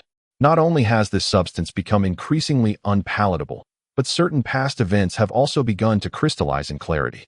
Sometimes, I wish to forget certain memories, as it would bring a sense of relief. Yet, for reasons unknown, my mind has become disobedient of late, incessantly recalling myriad events. Perhaps this is what one might call self-imposed torment, is it not?" Chen Zhi gazed silently at Bao Ping, a complex array of emotions surging within him.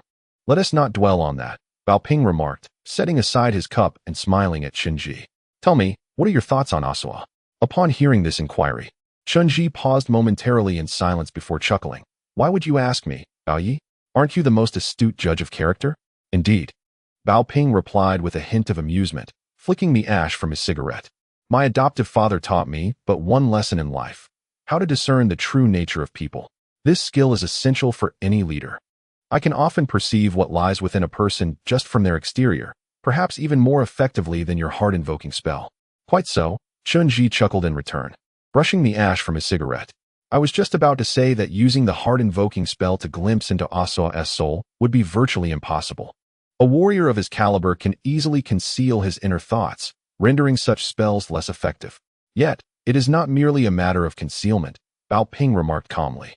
The human heart is the most intricate of entities. Oftentimes, individuals themselves are oblivious to their own thoughts. One's true character is revealed only when faced with adversity. Asuwa is no exception. Everything he articulates now holds little significance. The true measure of his character will only emerge when he confronts a genuine choice. It is only through trials that I can fully comprehend him. After finishing his statement, Bao Ping pressed the ash of his cigarette into the ashtray and turned his gaze back to Chen Zhi. Nonetheless, Asuwa is a demigod warrior, distinct from ordinary human warriors. I can sense that his strength is formidable, on par with Jiang. If he were to choose the shadows at a critical moment, do you think you could defeat him? Chen Zhi answered without hesitation, simply nodding his head before extinguishing his cigarette. There is no need for concern. Upon exiting Bao Ping's royal court, Chen Zhi's eyes immediately fell upon Ji Ying, who stood at the entrance. Beside her was the lamp attendant, who appeared a bit intimidated. He glanced between Ji Ying and Chen Zhi, instinctively taking a few steps back, seemingly uncertain about whether to retreat. At this moment, Chen Zhi waved to the lamp attendant, saying, "Lead us to the back mountain." Yes. The attendant immediately bowed and turned to guide them in a specific direction. Watching the attendant move away, Chen Zhi approached Ji Ying and spoke gently. "I have some matters to discuss with you, but this isn't the ideal place. Come with me. I'll take you to the library in the back mountain so we can converse." Ji Ying hesitated briefly, glancing back at the tightly shut gates of the royal court, but ultimately chose to follow Chen Zhi. Throughout the journey, the two individuals walked side by side in silence, an awkwardness enveloping them. Although they appeared calm on the surface, they instilled an overwhelming fear in the old lantern-bearer ahead. This lantern-bearer remained in a state of trepidation, uncertain whether it was Chen Zhi or Ji Ying that terrified him more. In any case, his short legs moved quickly, eager to conclude this task as soon as possible. Under his swift guidance, they soon arrived at the rear mountain. "Wait here. We shall return shortly." Chen Zhi instructed the lantern-bearer before reaching out to grasp Ji Ying's arm. "Come with me. We shall ascend the mountain." Ji Ying instinctively recoiled, evading his grasp, and continued her ascent alone. Thus, they climbed the mountain in a manner resembling a dance, with Ji Ying leading the way. The path below was composed of orderly stone steps, making the ascent relatively easy. Upon reaching the summit, they were greeted by the desolate spectacle of the rear mountain. The grand mountain stood barren and lifeless, devoid of any vitality, yet one could sense the remnants of its former lushness. Countless ancient, withered trees and an array of decayed vegetation littered the ground, all long since wilted and in disarray, mirroring the somber sight of the setting sun beyond the walls of the Wang city, casting a pall over the heart. "Chief, if you have something to say, please do so," Ji Ying declared as she approached a dying tree, turning to face Chen Zhi. "Ji Ying, do you remember this tree behind you?" Chen Zhi stepped forward cautiously, halting about a meter away from her. "I remember." Ji Ying's eyes sparkled like black gemstones, her expression devoid of any emotion. "The chief values his subordinates. It was here that I once employed the technique of reviving withered wood, allowing this tree to sprout anew, adorned with blossoms." "Indeed." Chen Zhi replied with a gentle smile directed at Ji Ying. "It appears you still recall. And what of it?" Ji Ying lifted her gaze, her cold stare fixed on Chen Zhi.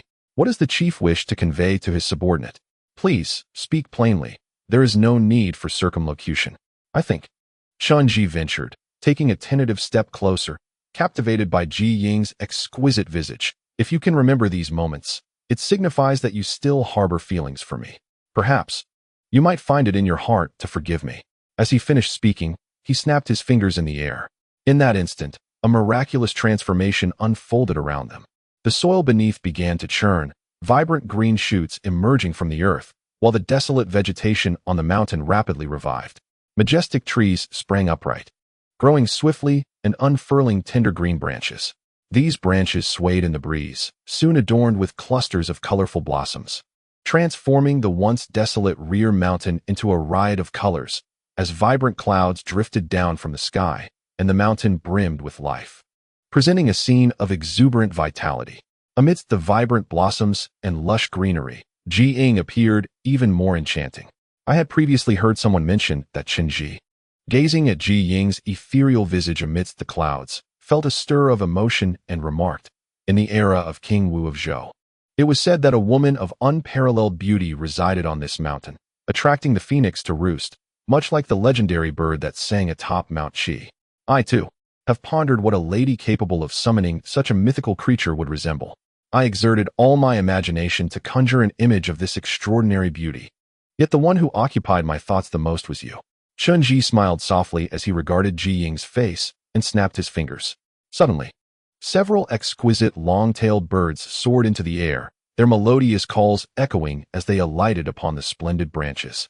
These birds were no ordinary beings. Their bodies resembled peacocks, their tails like flowing tassels, swirling gracefully in the air, their songs as sweet as celestial music.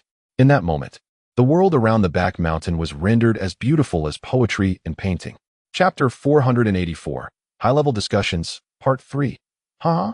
Upon hearing Chen Zhi's words, Bao Ping found it somewhat amusing and flicked the ash from his cigarette. Indeed, my adoptive father taught me but one thing in this life: how to perceive people. This is the essential skill that every leader must possess. I can invariably discern what lies within a person's heart from their outward appearance, perhaps more effectively than your heart-reading incantation. Yes, Chen Zhi chuckled softly, brushing off the ash from his cigarette. What I wanted to convey is that if you were to use the heart-reading spell on a Sioux, it would be virtually impossible. Such warriors can easily conceal their innermost thoughts, making the spell less effective in such circumstances. It is not merely a matter of concealment. Bao Ping replied calmly.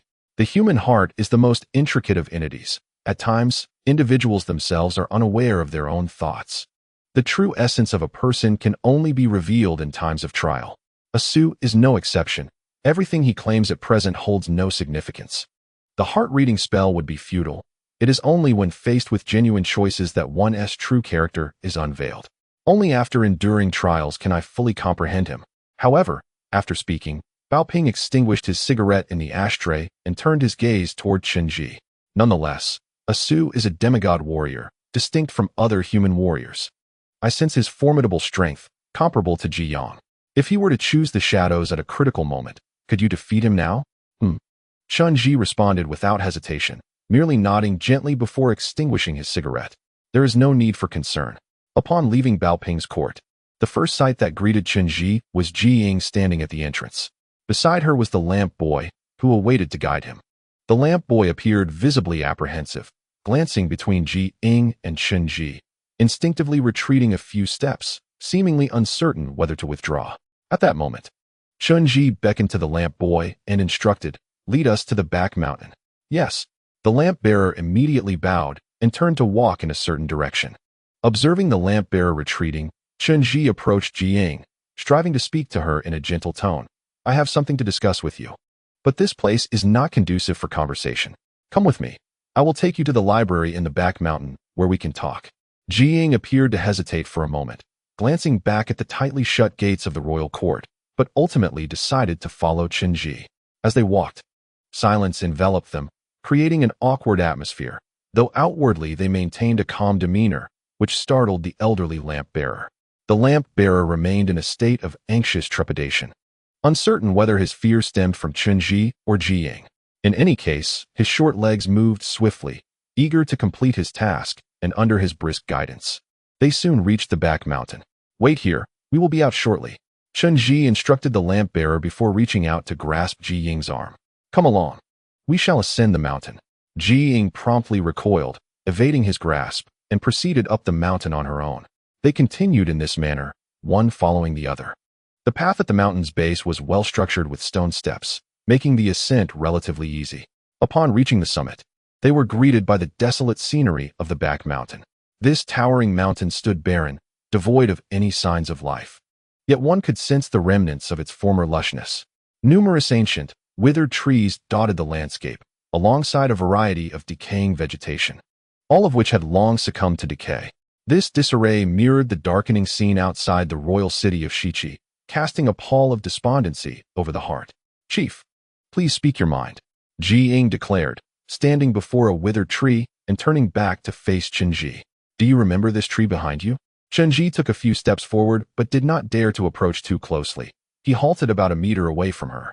"I remember," Ji Ying replied, her eyes, as brilliant as black jewels, gazing indifferently at Chen Zhi. devoid of any visible emotion. The chief values his subordinates. It was here that you employed the technique of rejuvenating withered wood, causing this tree to sprout anew and bloom with an abundance of flowers. Indeed. Chen Zhi responded with a gentle smile, looking at Ji Ying. It seems you still remember. And what of it? Ji Ying raised her eyes, coldly regarding Chen Zhi. What does the chief wish to convey to his subordinate? Please, be direct. There is no need for circumlocution. I believe, Chen Zhi ventured, stepping forward again to behold Ji Ying's exquisite visage, that if you can recall these moments, it signifies that you still harbor feelings for me. Perhaps, you might find it within yourself to forgive me. Upon finishing his words, Chen Zhi snapped his fingers in the air. In that instant, everything around them underwent a profound transformation. The earth beneath their feet began to churn rapidly, and vibrant green shoots emerged from the soil.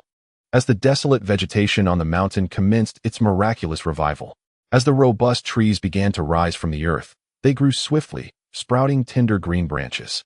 These branches swayed in the breeze, soon adorned with vibrant clusters of blossoms, transforming the once desolate hillside into a kaleidoscope of color. Petals danced down from the sky like falling clouds, as the radiant glow of dusk illuminated the mountains, breathing life into the scene, which now resembled a vivid masterpiece. Amidst this floral splendor, Ji Ying appeared even more enchanting. Chen Zhi gazed at Ji Ying's ethereal beauty amidst the rosy clouds, feeling a stirring in his heart.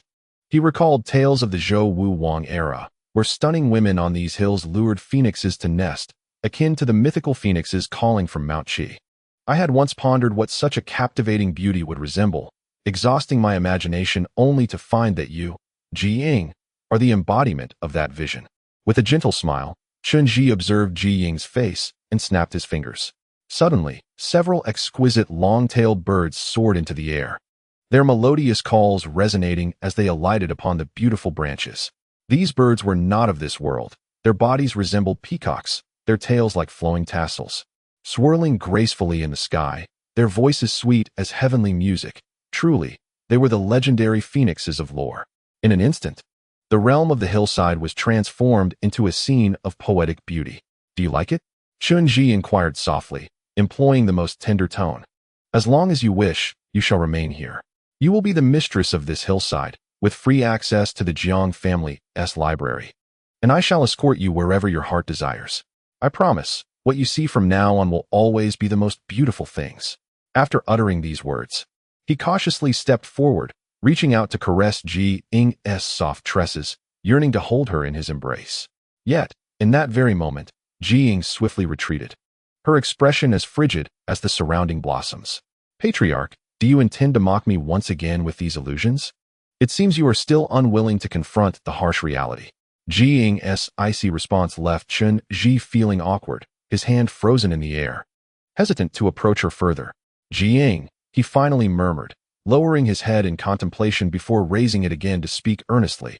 I understand that you harbor resentment toward me, and I recognize that my past actions are unforgivable. For reasons unknown to me, I often find myself unable to control my emotions. Sometimes, your words provoke me. And on that occasion, it was your remark that ignited my anger. I do not wish to offer excuses, for that would merely be evading responsibility. Yet, you must believe that I have never intended to harm you. Rather, I have always wished to protect you. It is rather amusing, really, that even now, I remain uncertain how to bring joy to a woman, while having inflicted considerable hurt. But Ji Ying, you must understand that although I have caused you pain, it does not signify that you are absent from my heart. Chief, should you wish to discuss the events of that fateful night, I shall candidly express that I perceive no fault in those occurrences. After Ji Ying uttered these words, she unabashedly fixed her gaze upon Chen Zhi. I am a warrior, endowed with my own fortitude. Such wounds I can endure. Moreover, as you have articulated, my heart has always held you dear, and I am willing to accompany you for eternity. Yet, as Ji Ying spoke, her eyes locked onto Chen Zhi with unwavering determination. However, there is one matter I must clarify. Your summons to this place. Are you seeking my forgiveness through explanation, or are you here to make me promises? If it is the latter, what do you intend to vow to me? Chen Zhi found himself momentarily at a loss in the face of Ji Ying's inquiry. Ji Ying, I now pledge to you that from this moment forth, I shall spare no effort in safeguarding you for all my days. I do not require protection. Such is the realm of the feeble. Ji Ying's eyes bore into Chen Zhi's, their brilliance illuminating her resolve. I am unlike that weak demigod. I shall not implore others for shelter, nor shall I live on the pity of others. Chief, I wish to pose one question. Do you love me? At this question, Chen Zhi felt a sharp pang in his heart, an icy sensation coursing through him. To be candid, he yearned to utter that singular word, for once spoken. All dilemmas would dissolve, and the guilt within him would vanish, preventing him from descending into the depths of depravity. Yet, he could not speak, for he wished not to deceive Ji Ying. Suddenly, a resounding slap echoed as Ji Ying's hand struck Chen Zhi's face, igniting a searing pain upon his cheek, the force of which felt as if his very skin had been torn. When he turned to gaze at Ji Ying once more, he beheld her once gentle hair, now lifted by the surge of her energy, her fury palpable. In the next moment, he felt a chilling sensation at his neck, followed by a sharp pain. His skin broke, blood seeping forth as a razor-sharp blade pressed against his throat. Upon looking at Ji Ying again, he found her eyes wide with fury, her exquisitely pure visage radiating an unmistakable wrath. This visage mirrored the first time he encountered her, the wrath engulfing her entire being, her delicate hair billowing like a tempest. Listen well, chief of the Jiang clan. Ji Ying's blade inched closer to Chen Zhi's throat, his veins exposed beneath its edge, blood gushing forth.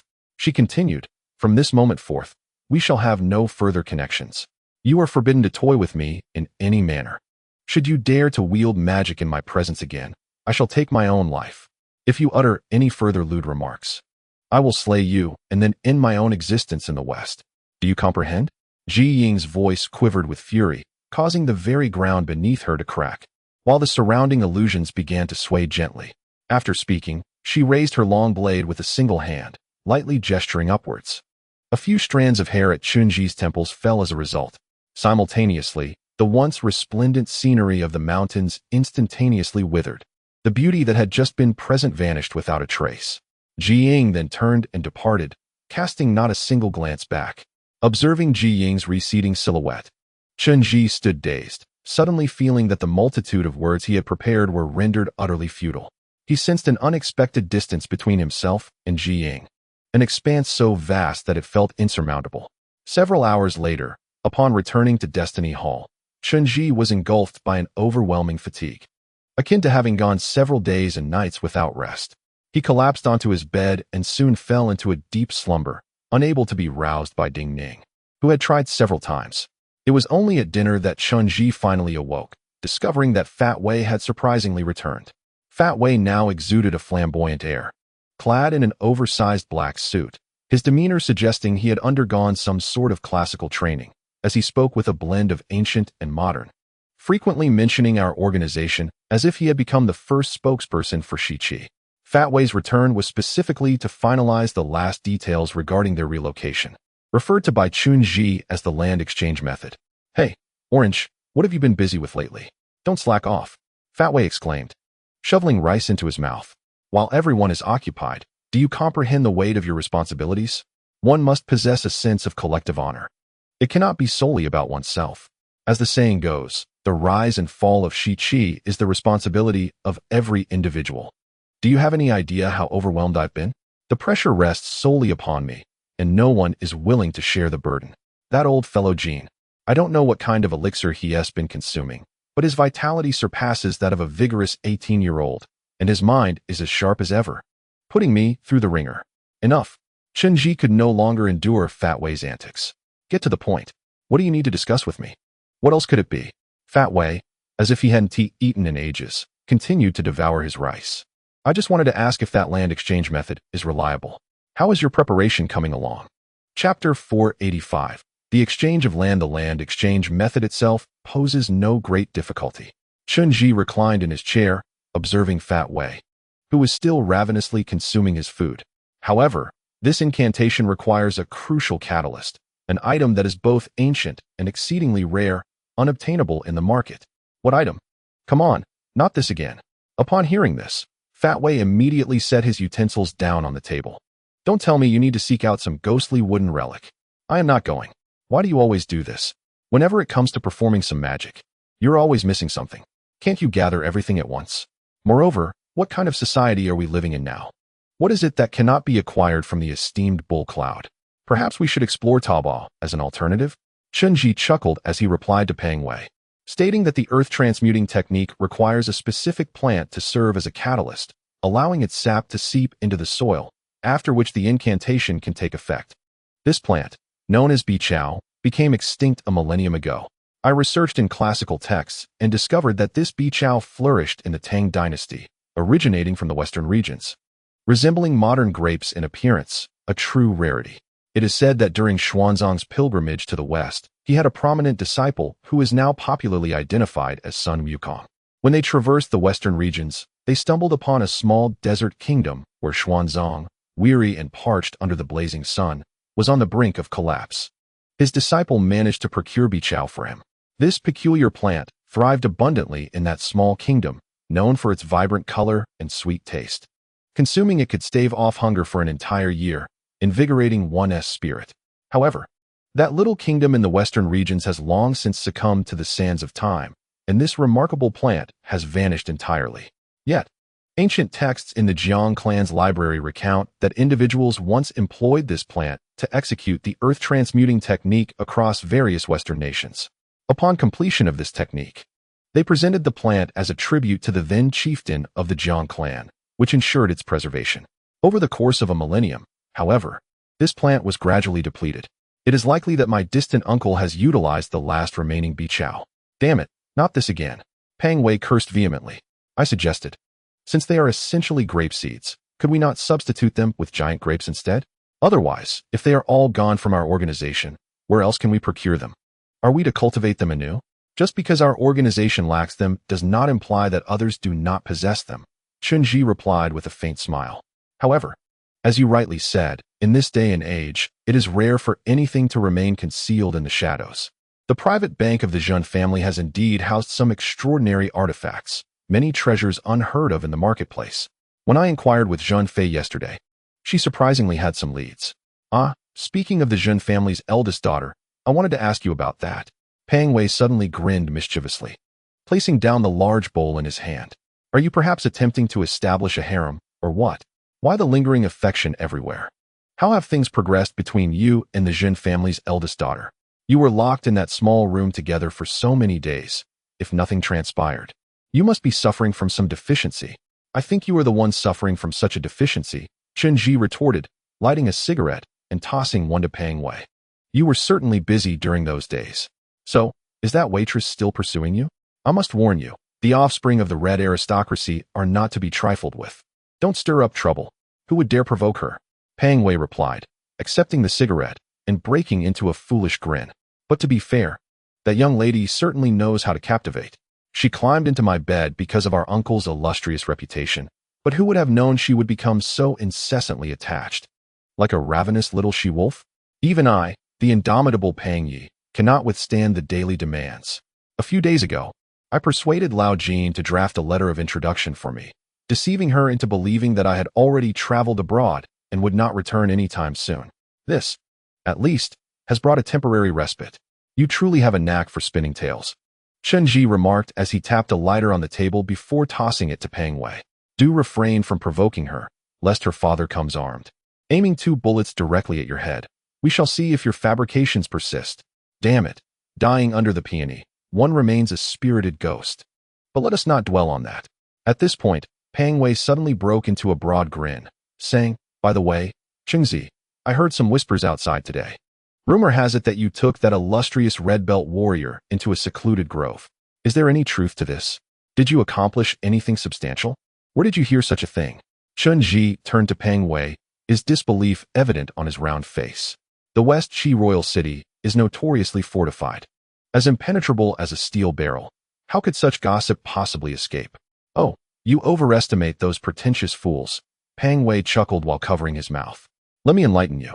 Chen Zhi, despite your elevated position as the clan leader, you are far less informed about the inner workings of our organization than I am. I have become quite adept at navigating the intricacies of our group lately.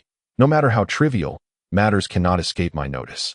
Do you believe the majority of our members are warriors? Allow me to clarify. Those warriors are, in fact, a minority. Do you think becoming a warrior is a simple feat? Out of 10,000 applicants, hardly one is selected. Once chosen, they wear a perpetual scowl, as if someone owed them a fortune, seldom uttering a word to others. Who would bother with them anyway? In truth, the organization is predominantly comprised of those clad in black. Unlike the warriors, these individuals conduct the organization's affairs during the day and lead ordinary lives at night, eating, drinking, and embracing their spouses without reservation. Do you think the West Qi royal city is truly impenetrable? That is only in regard to external foes. In reality, countless whispers have long since circulated from within. Those in black attire, despite their fearsome appearance, are merely chatterboxes. They discuss far more than just your escapades with that female warrior. They relay tales of Lord Leopard's past affairs and the previous generation's escapades involving Lady G and the father of the Ghost Blade. The variety of stories is bewildering. Just this noon, you were in a secluded grove with the female warrior, and now the news has spread like wildfire. I heard it from Lang too, who claims it was witnessed firsthand by the lantern boy accompanying him. It is utterly outrageous. Chen Zhi found himself momentarily at a loss for words. Vowing that upon my return to West Qi Royal City, I shall certainly take measures against these lantern boys. Who will you discipline? Enough of this display of authority as clan leader. Peng Wei found Chen Zhi's angry demeanor amusing. Let me tell you, the most uncontainable force in the world is the human tongue. You've been entangled with that female warrior for so long. Who is unaware of it? Do you intend to sever her tongue as well? After Peng Wei finished speaking, he chuckled and flicked the ash from his cigarette onto the ground. Look at your flustered demeanor. It seems your attempts in that little grove have not succeeded. Let me tell you, the opposite sex is merely for procreation, while true love resides in same-sex relationships. You should just settle down and live with me without constantly pining after those girls. All right. Chen Zhi waved his hand dismissively at Peng Wei, indicating his disinterest in continuing the conversation. He stood up to leave, but Peng Wei hastily called him back. Hey, wait a moment. We haven't discussed serious matters yet. What about those Western region grapes? Do you have a plan? I've already found a location. Chen Zhi turned back to Peng Wei and said, Last night, Jin Fei called me. This item indeed was stored in their private bank, but it was recently taken away. The entity that retrieved it is an old acquaintance of ours. Do you remember Feynman Temple? Chapter 486, Tianfa Temple? Upon hearing this name, Peng Wei nearly jumped out of his seat. What are you talking about?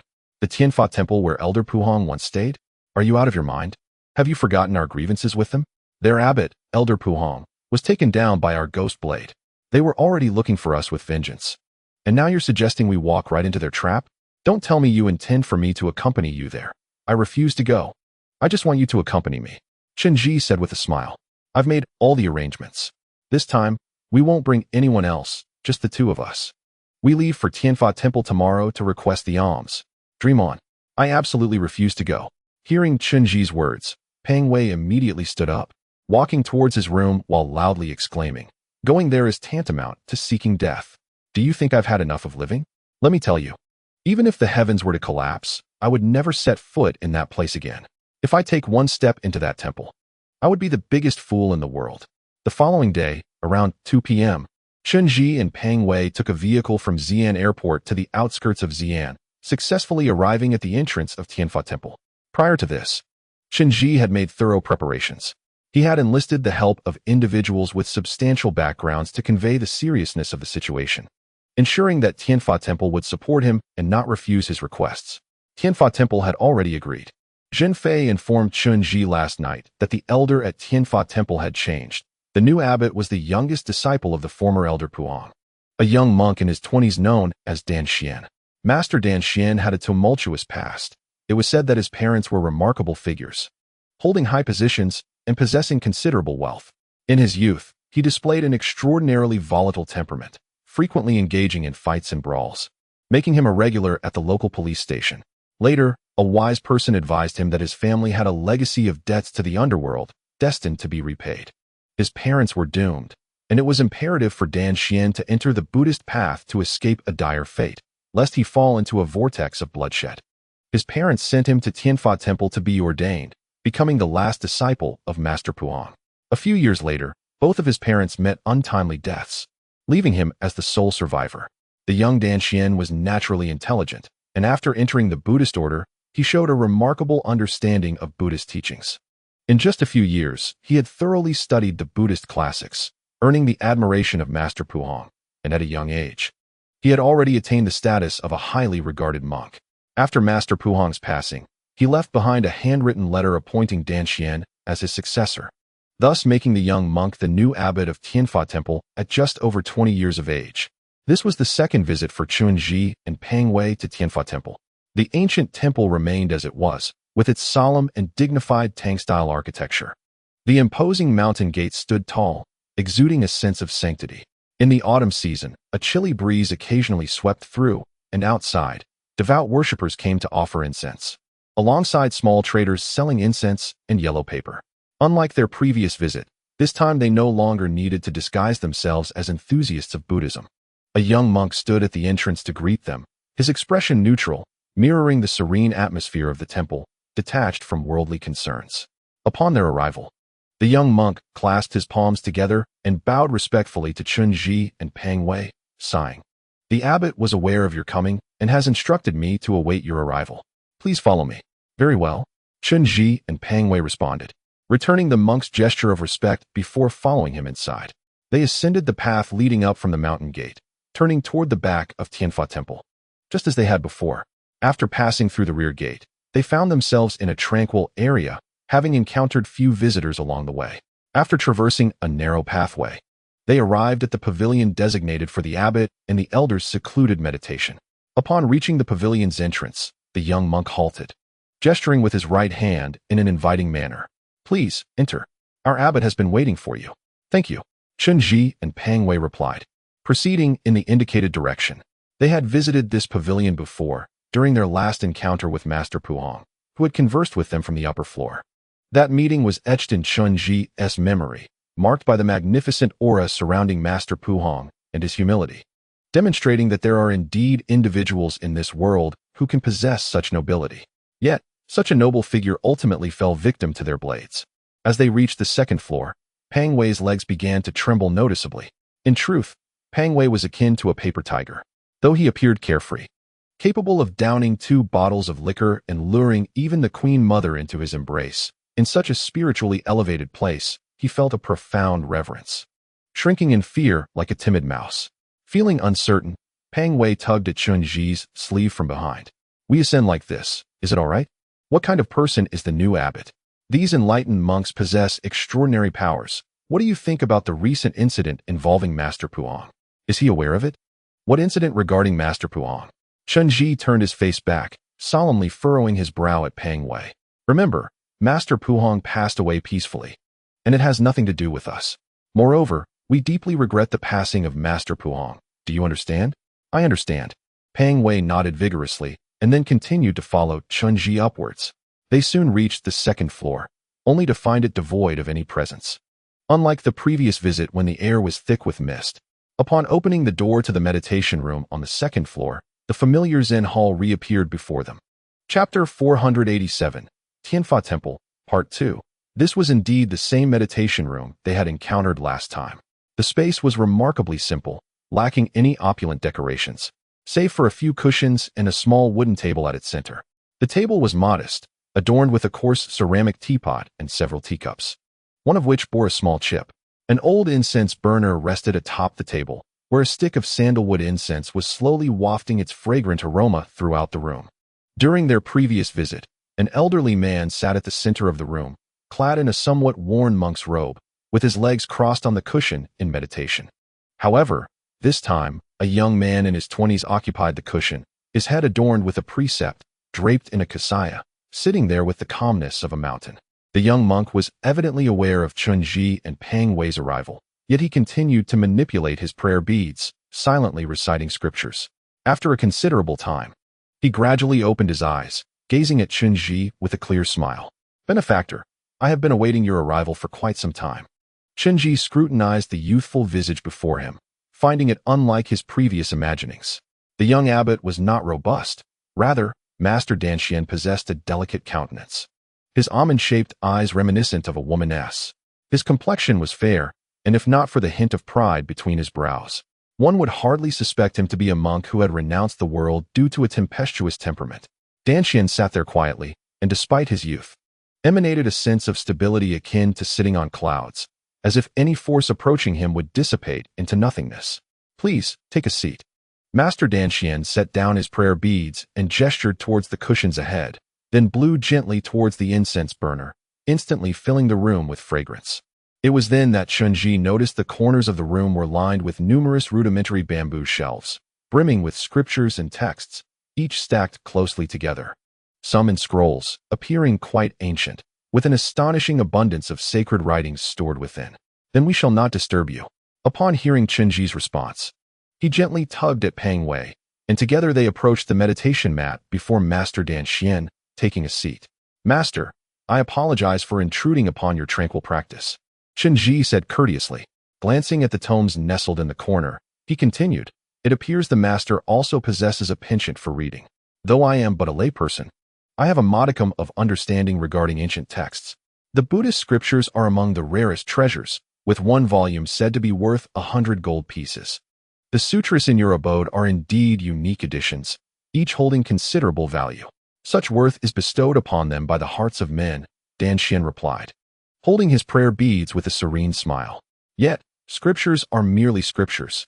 In my heart, they hold no distinction from other manuscripts. I peruse them casually in my spare moments. Master, you are far too modest, Chen Zhi remarked, still captivated by the collection of books in the room. He calculated silently, recognizing that such an extensive reading habit could not be attributed to an ordinary individual. It seemed that the master, despite his youth, possessed profound knowledge. Your praise is unwarranted. Amipa, Danxian replied, picking up the teapot from the wooden table to pour water for Chen Zhi and Pang Wei. In the serene realm of Buddhism, my esteemed teacher, Master Pu Hang, has always led a simple life and does not indulge in tea. Please, partake of plain water instead. At the mention of Master Pu Hang, Pang Wei felt a sudden wave of apprehension, hesitating even to sip the water. With a forced smile, he shifted to the main topic. Forgive the interruption, Master Danxian. I shall be direct. We did not come here without cause. I presume a friend has already conveyed the particulars to you? We humbly seek your assistance. To their surprise, Master Danxian did not respond. His gaze lowered, he absently fidgeted with his prayer beads, seemingly entranced in meditation, leaving his thoughts inscrutable. Pang Wei exchanged a bewildered glance with Chen Zhi, then turned back to Danxian, a nervous smile plastered on his face. Master, may I inquire what your silence signifies?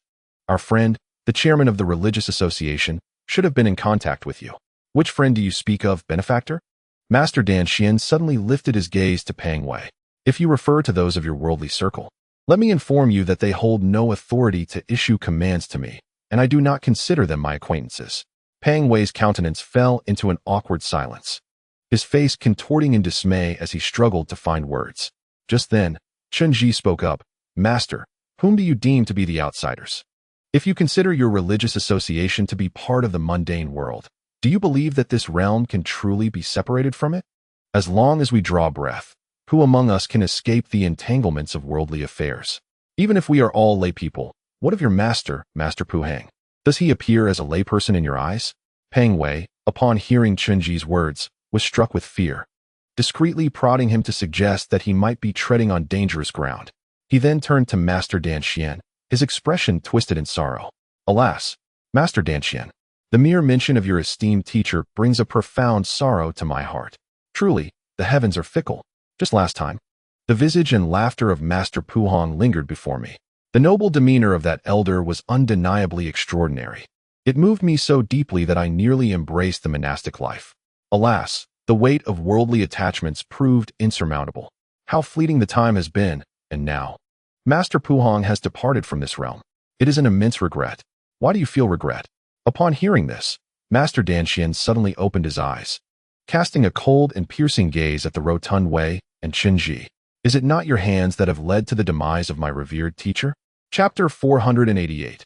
No secrets left unspoken. Upon hearing Master Danxuan's words, Chen Zhi immediately sensed an undercurrent of danger. During their time in Xi'an, he had heard countless tales of the shockwaves that rippled through the Buddhist community following Master Pu Hang's passing, particularly at Tianfa Temple, where the animosity towards the perpetrator of the master's death had reached a fever pitch. Before Chen Zhi and Fat Wei arrived in Xi'an, the chairman of the religious association had specifically cautioned them against mentioning Master Pu Hang's death, warning that it could incite public outrage. Master Puhong remains the spiritual leader of Tianfa Temple, and inciting the wrath of the community could lead to dire consequences. Yet here was Master Danxian, brazenly broaching the subject, his words sending chills down their spines. Why do you feel regret? Is it not your hands that have led to the demise of my revered teacher? Upon finishing his statement, he fixed a frosty gaze upon Chen Zhi, his eyes peculiar and penetrating, as if capable of discerning the very essence of existence. Master Danquan's words startled Fat Wei, who instinctively recoiled, nearly losing his balance. He widened his eyes, glancing at Chen Zhi beside him, then turned back to Danxian, flailing his arms in a desperate gesture. No, no, no, master. Where did you hear such rumors? It is a complete misunderstanding. How could we possibly? Be cautious with your words, Master Danxian interjected, clasping his hands in prayer with the beads resting in his palms. This is a sacred space of the Buddha. You may speak freely outside, but beneath the feet of the Buddha, one must not utter falsehoods. To do so is to commit the sin of deceit, and I do not wish for you to fall into such transgression. Danquan's admonition struck at the very core of Fat Wei's being, leaving him momentarily speechless, unable to utter a single additional word. At that moment, Danxian slowly turned his attention to Chen Zhi, his clear eyes scrutinizing him intently. He then gravely stated, Chen Zhi, my earlier words have not missed the mark, have they? After speaking, a sudden shift occurred in his gaze, revealing a sharp brilliance that was unbecoming of a monk, eliciting a sense of trepidation. Chen Zhi met his gaze steadily, saying nothing, and the two remained locked in that tense standoff for a protracted period. The atmosphere thickening to a point where even the act of breathing felt laden with tension.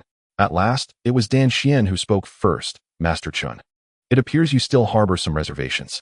You believe that secrets can be kept, yet here they have long been laid bare. One flower encapsulates a world. One tree embodies enlightenment. Is there anything in this realm that can perpetually remain shrouded in deception? If you are referring to the cause of Master Puhang's demise, Chen Zhi replied, his gaze steady upon Danxian, I can tell you now that no one took his life. Rather, it was his own inner demons that led to his downfall. Huh, what a commendable assertion, Danxian replied, his hands pressed together. Yet, there are still means through which one can take a life. Even if my master succumbed to his inner turmoil, who wielded the blade. It must be understood that inner demons can only torment the heart, but cannot extinguish life.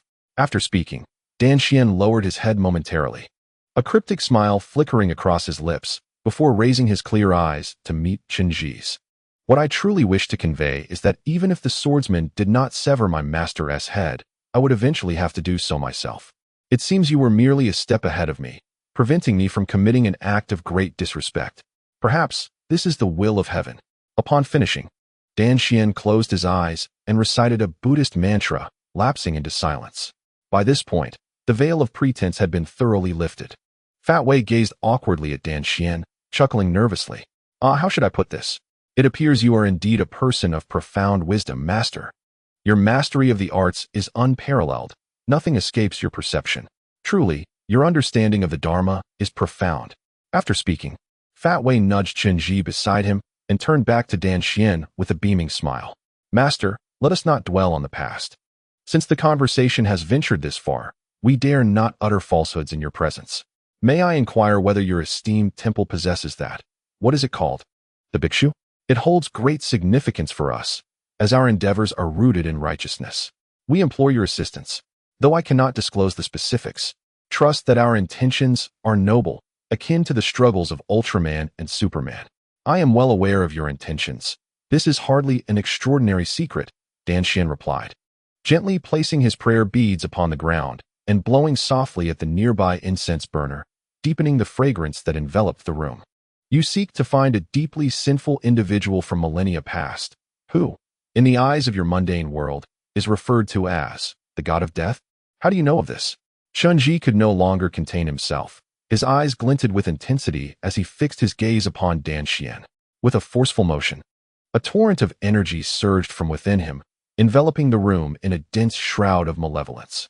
In an instant, should Chen Zhi's will shift even slightly, Danxian would be reduced to countless fragments. Master Danxian, your aura is heavy with hostility, uncharacteristic of a monk. How is it that you know us so well? Are you familiar with the Dark Division? The Dark Division you speak of must surely be your adversary.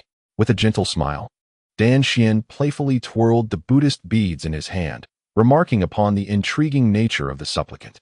How amusing it is to envision one's adversaries as those of another, and to project one's own transgressions as the sins of others.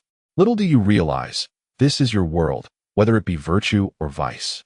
These are the labels you impose upon yourselves. If you do not even possess a true understanding of your own essence, how can you claim to embody righteousness? Upon concluding his thoughts, Dan Xian rose gracefully to his feet. Unlike the modest Master Pu Hang, he was adorned in a pristine monk's robe, the freshly draped kasaya gleaming with newness. As he stood, he noted that neither his trousers nor the cushions were tainted by dust. "Amitba," he exclaimed, brushing his long robe with a delicate hand. "The Bodhi tree is inherently without form, and the bright mirror is not a platform. Originally, there is nothing. Where then can dust alight? You are truly overthinking this. Given that my esteemed master, before his passing, entrusted me with the task of completing what was left undone, what reason have I to refuse you? Come now, esteemed supplicants, I shall escort you to the crypt of Tianfa Temple. Within lies the treasured collection of scriptures left by the eminent Xuanzang upon his return from the West, along with the rare artifacts he acquired during his journey. My master once cautioned me never to expose this chamber to the outside world, for doing so would surely bring chaos. Today, I shall lead you there, where the last remaining relic of this world resides."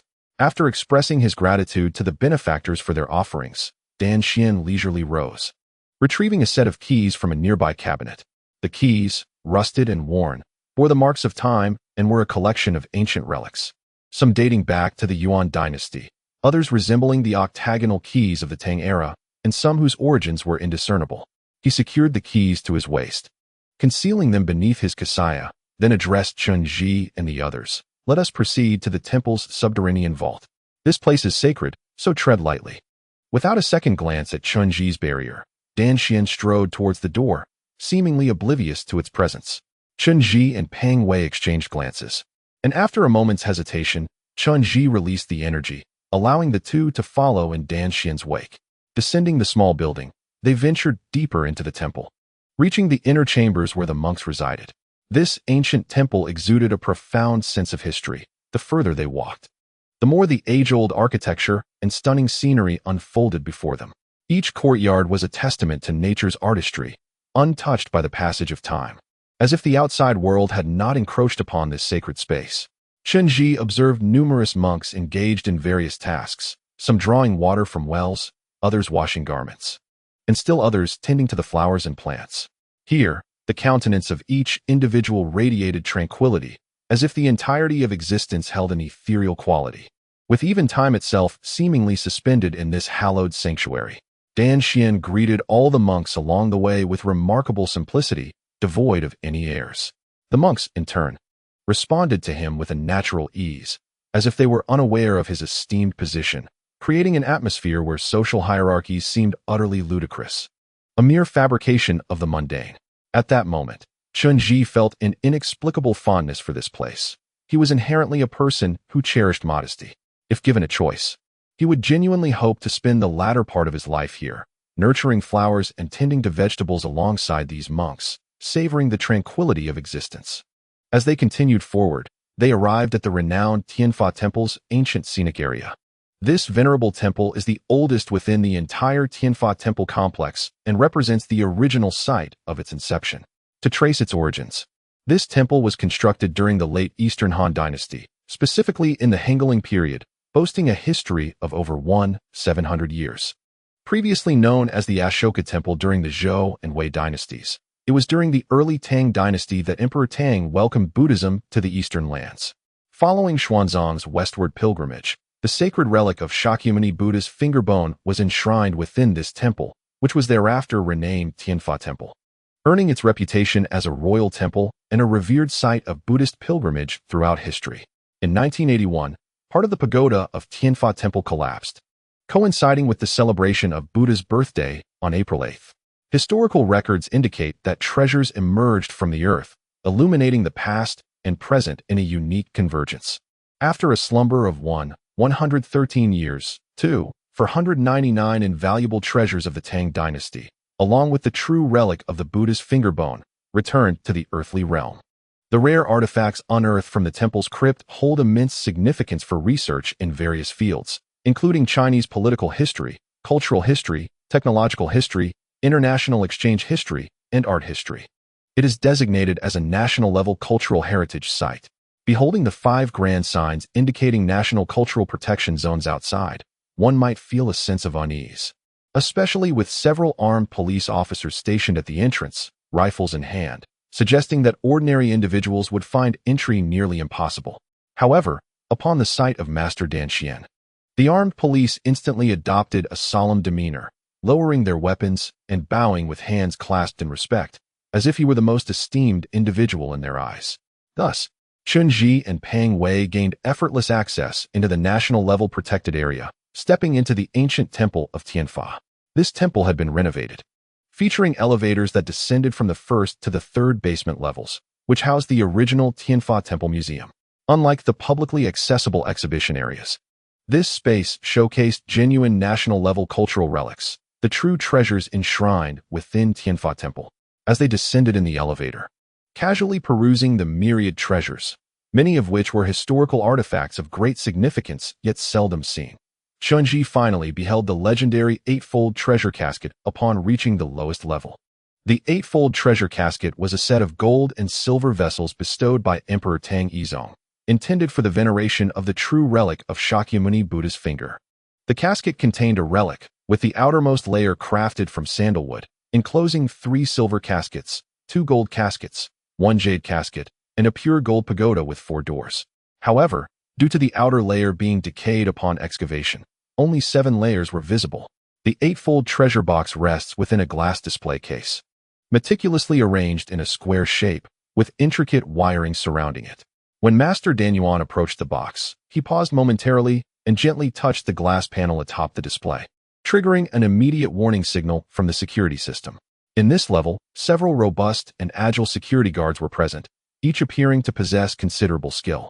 Master Dan Yuan nodded to the guards and then addressed the stout Wei beside him, saying, "Kindly assist and follow them to retrieve the key." Wei, initially taken aback, quickly comprehended the directive and replied, "Oh, very well, you two converse," before following the 2 men. At that moment, Master Dan Yuan deftly input a code and, after comparing it with his own retinal pattern, activated the security lock, thereby unlocking the glass display. The sacred relic, the Buddha's bone sarira, was now visibly presented before them.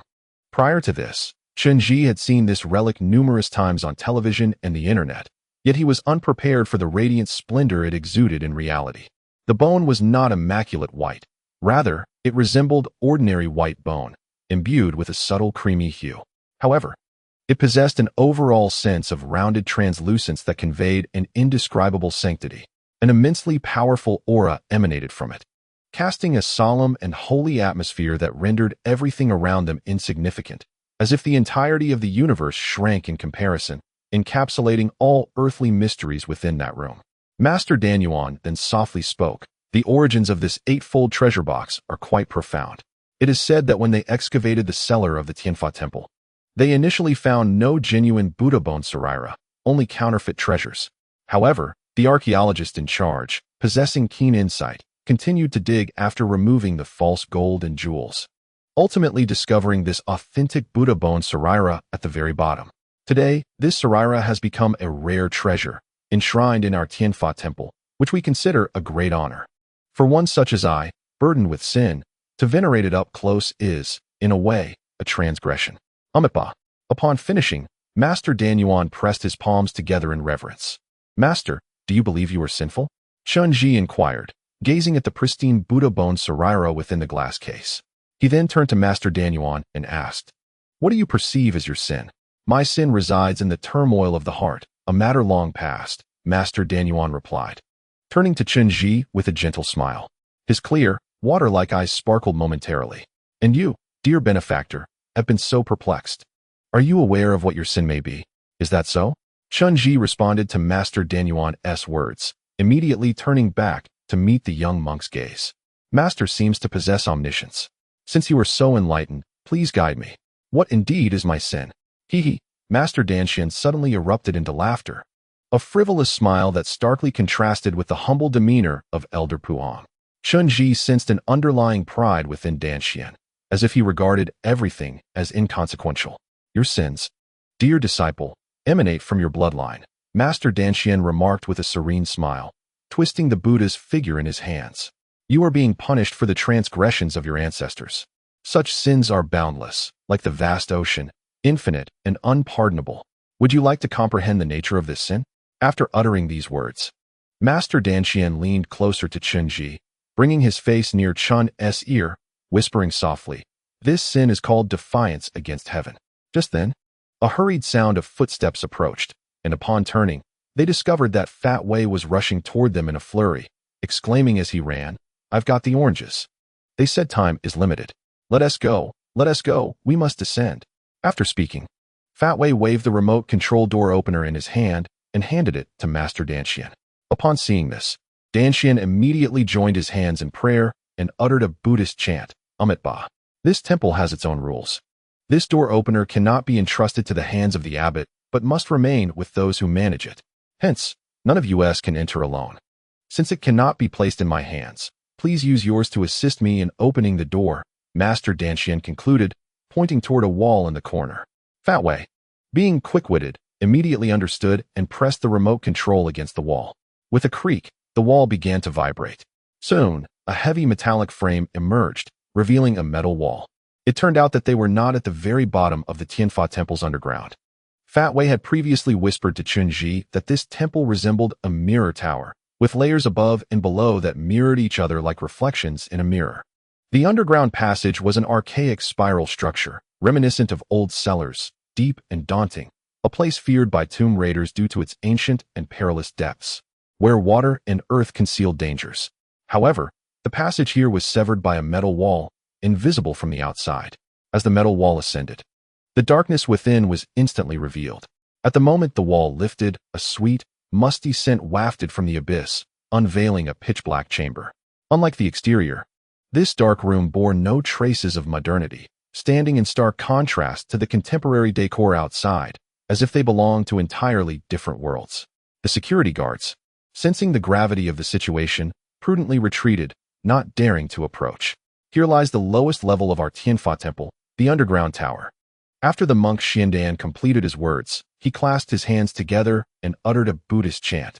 Throughout history, only the abbot of this temple has been permitted to enter. No others have been granted access.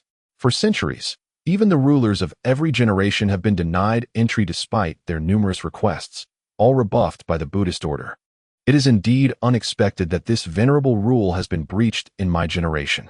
Amitabha, what a transgression! I have violated this profound precept. How shall I face my master in the future? Beside him, the portly Wei listened intently to Xuandan's lengthy discourse, perplexed by the monk's intentions. Ultimately, he forced a smile and said, "Master, your profound understanding of righteousness is truly admirable. Fear not. Your master is merciful and will surely forgive you. Do not hesitate, for this is a matter of utmost significance for all humanity. Your selfless dedication will be remembered not only by us, but by all of mankind." Amitabha. Xiandan softly intoned another chant, disregarding Wei's flattery, and turned his gaze towards Chen Zhi. "Regrettably, I am not a selfless individual, as you perceive. Unlike my esteemed master, I often seek reciprocity, even desiring equitable exchanges. This cellar harbors a secret guarded by our temple for generations. Previous abbots have strictly commanded its confidentiality, with severe penalties for transgressors. However, I am willing to lead you both down, provided you assist me in return. What say you? An exchange, you say?" Chen Zhi, now enlightened, scrutinized the youthful monk, noting his fair complexion reminiscent of a woman. He smiled slightly. "Then speak. What are your terms?" Amitabha.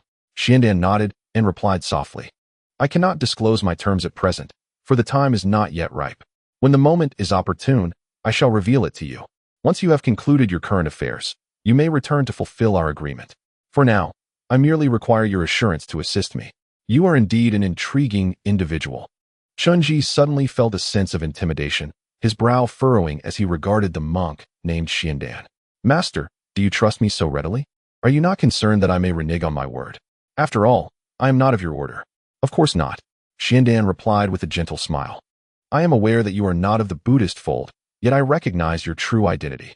From what I understand, all divine descendants hold promises in the highest regard. Transactions with the divine are invariably unbreakable. Thus, I trust that someone of your esteemed status would never deceive a mere mortal such as myself. So, are you willing to engage in this exchange with me?" Upon finishing his words, Xuandan's eyes narrowed into a smile, resembling a cat that has just caught a glimpse of its prey. For reasons unbeknownst to him, Chen Zhi was suddenly beset by an overwhelming sense of coercion, a feeling that gnawed at his heart and stirred a profound irritation within him, even igniting a reckless impulse to incinerate the very place he stood in. Angered, he nonetheless managed to suppress this surge of fury and desire. Clenching his fists, he sought to calm the tempestuous energy coursing through him, and then cast a cold gaze upon Dan Xian, declaring, "Very well, I acquiesce. I, Chen Zhi, hereby swear that as long as you provide me with the Zhi Cha, I shall assist you. No matter how arduous the task may be, I shall honor my commitment." Chapter 491, The Underground Chamber of Tianfa Temple, Part 3. Upon hearing Chen Zhi's words, Dan Xian refrained from further discourse, merely nodding with a faint smile before joining his hands in prayer and stepping into the shadowy recesses of the underground chamber. Chen Zhi and Fat Wei closely followed, advancing toward the metallic door. As they entered the darkness, a creaking sound echoed, signaling the activation of a mechanism, and the heavy metal door slowly descended. Instantly, they were enveloped in darkness, but soon a blinding flame illuminated the space, revealing a metallic torch designed to ignite spontaneously, nestled within the door's slot.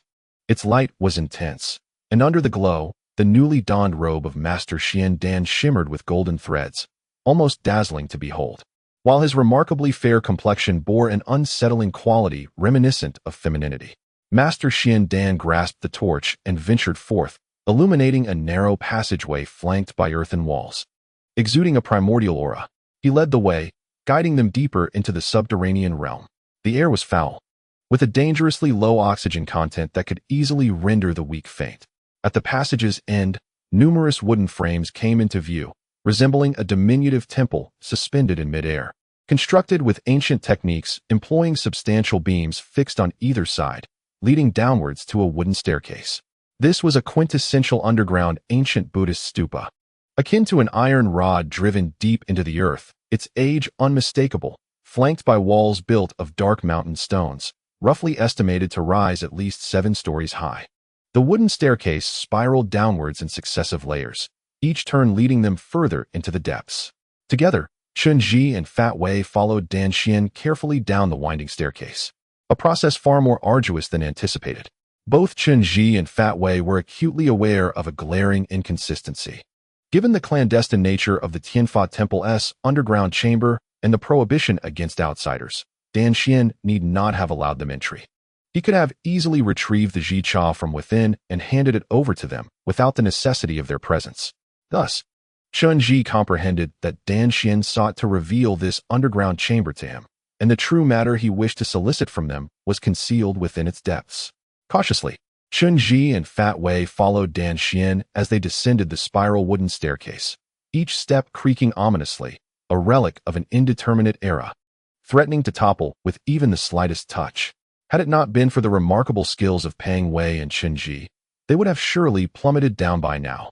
Curiously, however, the monk Dan Xian traversed the path with unwavering steps, appearing as if his feet bore no weight at all, gliding over the dilapidated wooden stairs with an ethereal grace, devoid of any tremor. As they descended, Chen Zhi observed an array of animal hides and felt lining the walls on either side. Such a scene is seldom witnessed in a sacred Buddhist domain where compassion prevails, and the display of slain creatures, especially as adornments, is considered inappropriate. Chen Zhi sensed that this place resembled not a sanctuary of Buddhism, but rather a refuge. At that moment, Dan Xian, who had been leading the way, began to speak. "You may have heard of the scandal that rocked the Buddhist community during the Tang dynasty. Have you not?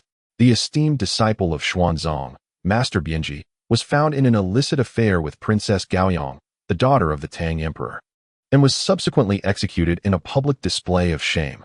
It was a catastrophic blow to the reputation of Buddhism." With a torch in hand, Dan Xian continued, almost as if in a soliloquy. "In days of yore, the monk Xuanzang had a remarkable disciple known as Bianji. Bianji took monastic vows at the tender age of 15, studying under the renowned scholar Yu at the Great Total Holding Monastery. He assisted Xuanzang in translating scriptures and authored the Great Tang Records on the Western regions, a paragon of Buddhist talent. It was widely believed that Bianji would eventually inherit Xuanzang's mantle and elevate Buddhism to new heights. However, fate took a tragic turn when Bianji became entangled in an affair with the beloved daughter of Emperor Taizong.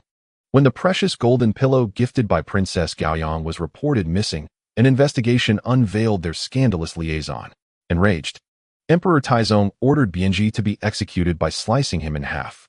Such a tragedy, such a disgrace to Buddhism. As Dan Xian recounted these events, he seemed oblivious to the presence of Chen Zhi and Pang Wei, lost in reverie, as if he were a patient in a delirious state. Following that calamity, Buddhism discerned the treachery of the royal family, and the monarchy, in turn, lost faith in the Buddhist faith. Nonetheless, they continued to exploit and flatter one another, propping up their mutual deceptions. Ultimately, like all dynasties, the Tang dynasty fell, leaving behind only ashes of its former glory. Yet, Tianfa Temple endured. This sacred site of Buddhism has been preserved through generations. In the subsequent eras, Buddhism continued to survive through this symbiotic relationship with the royal family. Regardless of the passage of time or the morality of their actions, the Buddha remains exalted, forever silent, while countless devotees worship him. Therein lies the essence of his reverence. The emperor, conversely, must instill fear to command respect, resorting to violence to assert his authority. As Dan Xian descended further, murmuring his tales, the wooden planks creaked and splintered around him, while Chen Zhi and Pang Wei swayed precariously on the staircase, at risk of tumbling down at any moment. Yet, Dan Xian maintained his steady pace, increasingly resembling a wisp of a ghost, weightless, floating effortlessly above. He paid no heed to Chen Zhi and Pang Wei behind him, nor did he pause in his discourse. Instead, he continued to speak into the mirror, stating, "Our Tianfa Temple has existed for many years. Amongst the successive abbots, there has long been a saying. It is believed that the monk Bianji once engaged in an illicit affair with Princess Gaoyang due to a substance known as goyao, which bewitched his heart and clouded his judgment with carnal desire. Yet, I cannot bring myself to believe this." At this juncture, Dan Xian suddenly halted, standing still and slightly turning his face. His countenance, as pure as that of a woman, appeared delicate as water under the illumination of the lamp, yet bore an unsettling chill. Throughout his life, Bianji was never swayed by any temptation. His heart was as cold as iron, and his resolve as steadfast as gold. He would not be driven by fear or compelled by any desire. Such a man would not engage in an affair due to any goyao, nor would he provoke animosity with the imperial family, ultimately bringing disgrace upon the Buddhist order. All of this is but a fabrication. Chapter 492, The Underground Vault of Tianfa Temple, Part 4. Oh my goodness! Great Master, can we not dwell on events from over 1,000 years ago? Pang Wei gripped the swaying handrail of the staircase, feeling as if his calves were about to cramp. I merely wish to know how far down this goes. What if the wooden ladder were to suddenly collapse? We might all perish. I am uncertain whether you are merely floating on clouds or employing some form of magic to maintain such steadiness. Could you descend a bit more swiftly? I feel utterly unmoored. Fear not, benefactor. Dan Xian replied with a faint smile, turning back to murmur, "This is a tranquil place. Even in death, it is clean. Do you question whether Bianji's beheading during the Tang dynasty was unjust?" Chen Zhi, stabilizing himself on the staircase, bluntly inquired, "Do you find any significance in unraveling this matter? It occurred over 1,000 years ago. All is concluded, and right and wrong are beyond verification. Moreover, humanity is complex, driven by primal desires. Under the influence of goyao, anyone might commit acts more beastly than human. Do you so firmly believe that Bianji, a millennium ago, remained impervious to its allure? You are not him." As soon as Chen Zhi's words fell, Dan Xian abruptly froze in place, standing rigidly with his back to them, exuding an eerie presence in the darkness. His body began to tremble uncontrollably, as if struck by an electric shock. Eventually, he slowly turned to face them, revealing his visage in the shadows.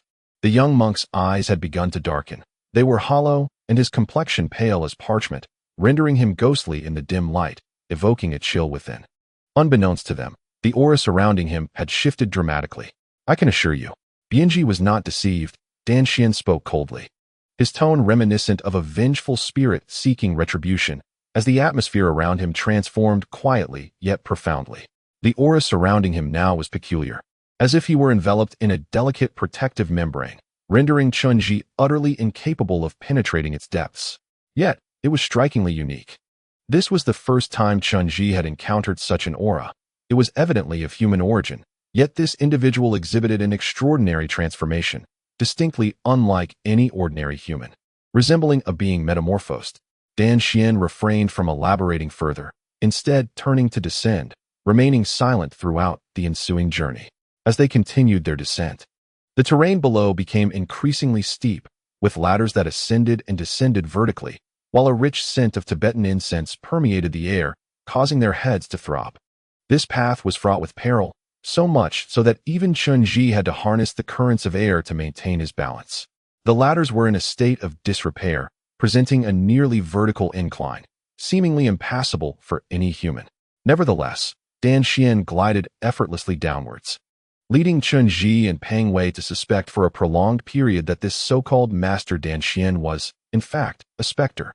This arduous journey persisted for quite some time until they finally reached the base of the staircase, during which Chen Zhi and Peng Wei had remained exceedingly vigilant. Ultimately, they entered a realm of profound darkness, so dense that it threatened to extinguish the light from their torches. Before them lay a small circular chamber, cluttered and chaotic, filled with decaying cabinets and dust-laden animal hides scattered haphazardly across the floor. The air was thick and oppressive, compelling them to cover their noses as they followed Dan Xian into the shadows. Chen Zhi quickly discerned that the final layer beneath the pagoda resembled a coal mine structure, revealing a labyrinth of interconnected small rooms, complex and bewildering, with no indication of where the deepest recesses might lead. They traversed narrow corridors and passed through two honeycomb-like rooms, each brimming with scriptures. At last, they followed Dan Xian to the depths of this underground maze, where they encountered a large wooden door encased in iron. The door was evidently aged, with every crevice teeming with mold and parasites, yet the large lock hanging outside gleamed brightly. This was a substantial brass lock, one that Chen Zhi recognized as a type employed by nobility during the Tang dynasty, renowned for its intricate mechanism. Such locks were notoriously difficult to pick, and without the proper key, they were virtually impossible to unlock. During the Tang dynasty, many nobles utilized such locks to safeguard their precious belongings. At that moment, Dan Xian produced a set of keys and retrieved a gray-green double-buckle copper key. He inserted it into the keyhole and gently turned it. With a crisp sound, the entire door trembled, shedding a layer of dust as the lock clicked open. Dan Xian then gently tugged at the door, which slowly creaked open. Beyond the entrance lay an expanse of darkness, yet one could sense the presence of a meticulously designed secret chamber. This chamber, however, exuded a peculiar fragrance, reminiscent of a certain fatty aroma. This was once the sanctuary where Master Xuanzang preserved the sacred texts from the Western Paradise. Turning back, Master Dan Xian softly remarked, "At that time, we retrieved a total of 150 Buddha relics, 7 Buddha statues, and 657 volumes of scriptures, the majority of which were inscribed in Sanskrit. Master Xuanzang devoted his entire life to translating and compiling the scriptures he brought back from the West, collaborating with fellow monks to transcribe and replicate these texts. In total, he translated 75 Buddhist scriptures comprising 335 volumes, thus ensuring the enduring legacy of Buddhist literature in the world. While the public may only witness the proliferation of these texts, they remain unaware that the original scriptures from the West have always been preserved right here." Upon the conclusion of Master Dan Xian's words, he extended the torch in his hand into the room, instantly unveiling the entirety of the treasures within. The exquisite collection profoundly astonished them. While the world merely perceives the Buddhist scriptures circulating in the mortal realm, little do they realize that the most authentic and primordial texts from the Western Paradise have always remained here. Upon the conclusion of Master Dan Xian's words, he extended the torch in his hand into the chamber, instantly revealing the entirety of the treasures within. The exquisite collection profoundly astonished them. For while the world merely perceived the dissemination of Buddhist scriptures, little did they realize that the most authentic ancient texts from the Western Paradise had always remained here. After Master Dan Xian finished speaking, he handed the torch into the room, and instantly, the entire collection within was unveiled before their eyes. The magnificence of this chamber left them profoundly astonished. In this square, dimly lit chamber, stacks upon stacks of scripture scrolls filled the space. The unique aroma of ink lingering in the air. Chen Zhi had previously encountered a modern rendition of Journey to the West, where Tang Song, accompanied by his 3 disciples, traversed great distances to the sacred lands of the West, returning with myriad volumes of scriptures, all meticulously compiled into books. He had thought that was the essence of ancient texts, but now, witnessing the most primal form of Buddhist scriptures from the West, he realized that the original ancient Indian texts were arranged vertically, folded like accordions, and stored in precious metal boxes, either in separate sheets or rolled into scrolls. Furthermore, some exceedingly rare fragments of scriptures were encased in crystal tubes adorned with gold, preserved in liquid, their clarity exquisite and their preservation meticulous. The entire room was lined with towering shelves, each meticulously organized with collections of scriptures, though the reason for their arrangement remained a mystery. It emanates a unique brilliance, evoking the sensation that nothing in this world is more sacred. The world is aware of the scriptures that endure through time, yet remains oblivious to the fact that what truly persists are the words of man. Master Danxian, with a gentle smile, remarked that all scriptures returned from the Western paradise were originally in ancient Indian script. In bygone days, the esteemed Xuanzang devoted himself tirelessly, day and night, to transcribe the most original Buddhist texts, endeavoring to prevent any misinterpretation of the Dharma, yet errors were inevitable. Little do they know that even the most original teachings of the Buddha contain discrepancies. The Buddha Shakyamuni, with a serene smile, uttered profound truths, which have since undergone countless interpretations and modifications through the ages. All right, Master, Chen Zhi suddenly interjected, this pertains to your Buddhist affairs alone. We are but mere mortals, and we dare not speculate upon the intricacies of your teachings. We have come here seeking the relic. Amipa. Upon hearing this, Danxian joined his palms in reverence and replied, that relic is a precious item brought back by Master Xuanzang from the western regions. It has resided in the Temple of Heavenly Law, but after enduring the ravages of time, only this solitary piece remains. My esteemed mentor had entrusted it to a private bank for safekeeping, but one night, his teacher appeared in a dream, expressing a desire for nothing from that secret chamber to be removed, instructing my mentor to retrieve the relic. Thus, my mentor brought the relic back to the Temple of Heavenly Law. Master, your words are rather mysterious. Peng Wei, who had been listening nearby, could barely contain himself. You even speak of midnight dreams. This place is already eerie enough. Discussing such matters sends a chill down my spine. Realizing he had misspoken, he quickly amended. What I meant to say is, Master, please spare us the riddles. This place is quite unsettling, and we cannot linger for long. Where is that relic? Please present it to us. We would be immensely grateful. Do not keep us guessing any longer. Ah, there is no need for impatience, replied Danxian with a smile. Allow me to lead you inside. After saying this, he walked a short distance forward, revealing a small wooden secret door against the dark wall. Due to the dim light, it had gone unnoticed until now. Upon closer inspection, the door appeared quite dilapidated, secured with a heavy iron chain and a small lock. Danxian approached, retrieved a set of keys from his robe, selected a tiny one, and inserted it into the tarnished lock. With a gentle twist, the lock opened. Then, with a soft push, he opened the ancient wooden door. Dust flew as the door creaked open, revealing a narrow space illuminated by a faint candlelight. Inside lay a small chamber of less than 20 square meters. At the center of this dim room was a circular patch of grass, now unrecognizable from its original form, reduced to a desolate substance. Atop this patch stood a low table, upon which rested a brass oil lamp, along with writing implements, and a charred corpse sprawled upon it. The skeletal remains had long since withered beyond recognition. The flesh and skin had turned a dark brown, adhered to the wooden table as if they were one. It was evident that this body had been dead for an eternity. Yet, remnants of tattered textile fragments clung to the bones, and a string of prayer beads was clenched in the shriveled hands.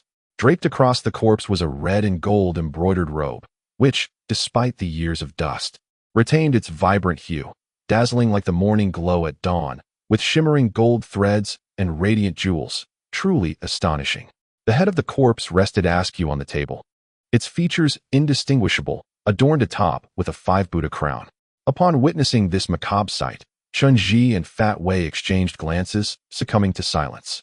The crown represented the headgear of a monk, worn by Buddhist masters, abbots, and eminent figures during their rituals, symbolizing the quintessence of the 5 wisdom Buddhas. Its presence indicated that this monk must have held a significant status in life. Perhaps he was the abbot of this place, or even a revered master of higher rank. Yet, such esteemed monks typically find repose and burial. How could this body be abandoned here? Could it be the legendary Master Xuanzang? Fat Wei stammered, his legs trembling at the thought.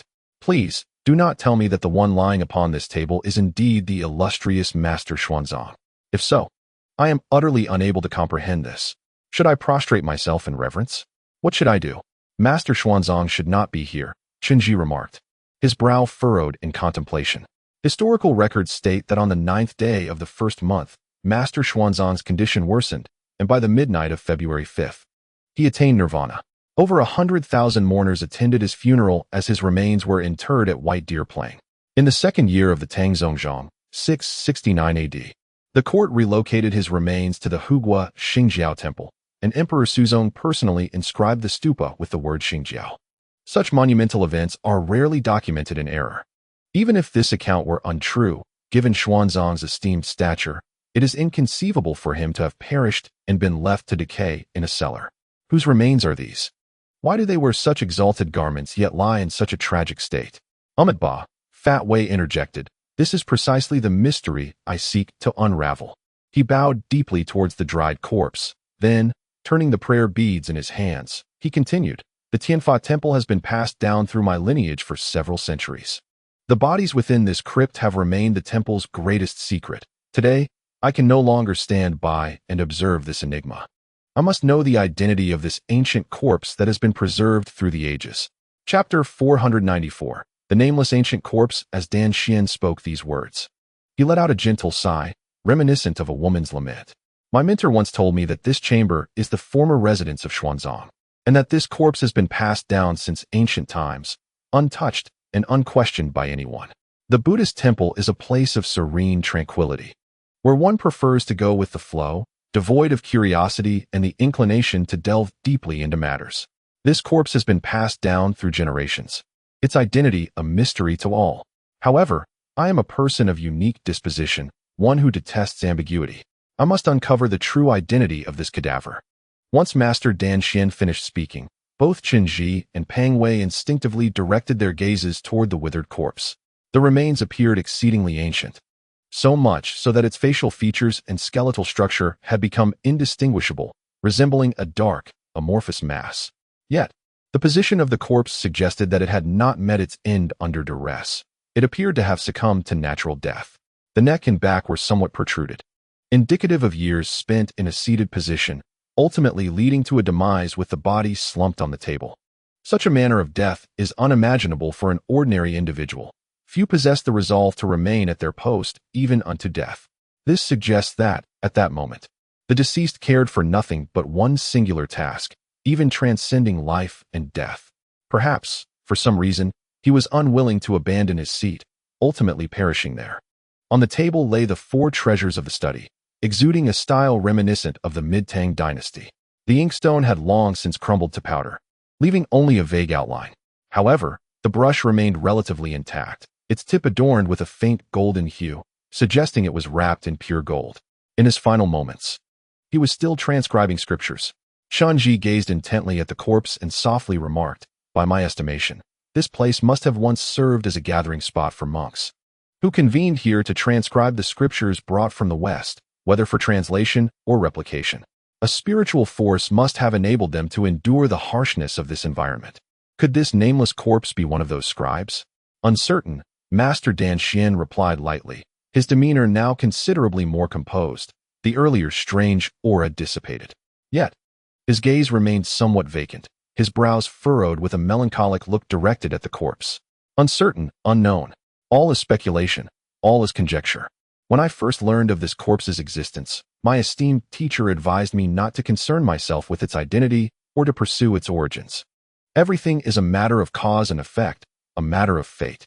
The Buddhist realm is one of tranquility. An excessive pursuit of the truth may taint it, and we monks would face destruction as a result. Yet, I am a person of persistence. This could be considered my inner demon. I am ever eager to ascertain what transpired in this room 1,300 years ago. After speaking, Master Dan Xian gently approached the withered, darkened body, illuminating it with a torch, and softly stated, "In the secret records of our Tianfa temple, there exists an account. After the scandal involving monk Bianji and Princess Gaoyang, the Tang Emperor, in a fit of rage, sought to punish all monks, including the venerable Xuanzang. At that time, the followers of Buddhism were filled with trepidation. Master Xuanzang, fearing the precious scriptures from the Western paradise might be leaked, entrusted them all to this underground palace. He hastily summoned various enlightened monks to secretly reside here and transcribe all the texts. It is said that during that period, many strange occurrences transpired, and numerous monks underwent subtle transformations. Meanwhile, Master Xuanzang lived in perpetual fear. Ultimately, however, the Buddha's blessings prevailed, and the Tang Emperor, weighing the pros and cons, forgave the transgressions of the Buddhist community. Master Xuanzang's legacy endures through the ages, and the Tianfa temple continues to shine brightly to this day. Yet, this place has been concealed, like a shadow amidst brilliance. I am convinced that something significant occurred within this underground palace during that time. Or perhaps there was a collective concealment of matters. In the end, everything faded away, leaving behind this unknown corpse. As you have suggested, I too possess a certain intuition. This is undoubtedly not an insignificant individual, but rather someone of great importance, someone we must remember eternally. Is this your inner demon? Chen Zhi turned to Dan Xian and said, "If you are determined to uncover his identity, the most effective course of action would be to seek a comparison. The current advancements in biological technology are remarkable. It is possible to find matches from the skin and hair of individuals from over 1,000 years ago. By locating his descendants among the living today, one could deduce his identity. Even if the monk left no descendants, traces could still be found among his siblings or distant relatives." "That is futile." Dan Xian shook his head in dismay. "In these years, I have already attempted the methods you mentioned, but to no avail. This place holds no records apart from the corpse. In the current repository, no matches can be found. There are other methods." Chen Zhi looked at Dan Xian. "Is this what you wish to request of me? If your sole desire is to ascertain the true identity of this desiccated corpse, I possess certain special techniques to accomplish that. However, it may be somewhat disrespectful to the Buddhist faith." "Ba, you underestimate me." Dan Xian laughed at Chen Zhi's words. He pressed his palms together and offered a slight bow. "If it were merely a matter of employing minor incantations, why would I trouble the clan leader of the Jiang family? In truth, I have long harbored a wish, and I humbly ask for your assistance. This matter has perplexed me for many years, and should you lend your aid, it may turn the legends of Huaxiao upside down after more than a millennium." "What exactly do you wish to know?" Chen Zhi inquired, fixating on Dan Xian's enigmatic countenance. "Do not play games with me. I detest riddles. Speak plainly." Ba, how could I dare to be clever before you?" Dan Xian chuckled and shook his head. "I possess no other skills, but I am quite aware of your actions. Given your status, you are likely quite busy at present. Once your current matters are concluded, I shall surely reveal the entrusted details to you in earnest." After Dan Xian finished speaking, he began to laugh to himself, a peculiar sight that suggested the culmination of a long-conceived plan. Subsequently, he strolled over to a small box beside the corpse, placed his hand inside, and extracted a small drawer. With a sudden click, a bead the size of a grape fell into his palm. This was the bichao. Dan Xian then grasped the bead tightly, as if making a momentous decision, and ultimately handed it to Chen Zhi, declaring, "This is the item. The ancient bichao from the western regions, a relic from 13 centuries ago, the only one of its kind in existence. Take it." Upon receiving the bead, Chen Zhi examined it under the light, noting that it was a pale blue orb, resembling an agate grape. However, its exterior was remarkably hard, possibly due to its ancient origins, with a somewhat petrified shell, while within, gentle ripples suggested the presence of a liquid. "Thank you, master," Chen Zhi exclaimed, placing the bead within his robe. "As you mentioned, I indeed have many pressing matters to attend to at the moment, leaving me with little time. Yet, I assure you that my promise will be fulfilled. Once everything concludes, I shall return here to meet with you." "There's no rush." Dan Xian waved his hand, smiling. "It seems you are unaware of what lies ahead. You will encounter numerous choices and face many uncertainties. When you have resolved all your affairs yet find your doubts unresolved, then seek me out. Here, perhaps there are other things you desire." Chen Zhi silently absorbed Dan Xian's cryptic words, and after a prolonged moment of contemplation, he pressed his palms together in a gesture of respect and offered a Buddhist salutation. Thank you, Master. We shall take our leave for now, but I will certainly visit personally once all matters are settled, seeking your guidance. The path they descended was severely damaged, requiring them to cling to the rails to navigate. After a strenuous climb, they finally returned to the ground. Once outside the old Tianfa temple, Dan Xian resumed his demeanor of humility and grace. His complexion, as delicate as that of a woman, appeared almost divine under the sunlight, exuding an aura of dignity and warmth. My dear patrons, many challenges await you on your journey. In this vast expanse, where the destination remains unknown, take great care, Dan Xian concluded, bringing his palms together, resting his prayer beads upon them, and bowing to bid farewell to Chen Zhi and Fat Wei. Thus, Chen Zhi and Fat Wei departed from the Tianfa temple, feeling an inexplicable urgency in their pace. Particularly, Fat Wei moved as if pursued by wolves, racing faster than a hare.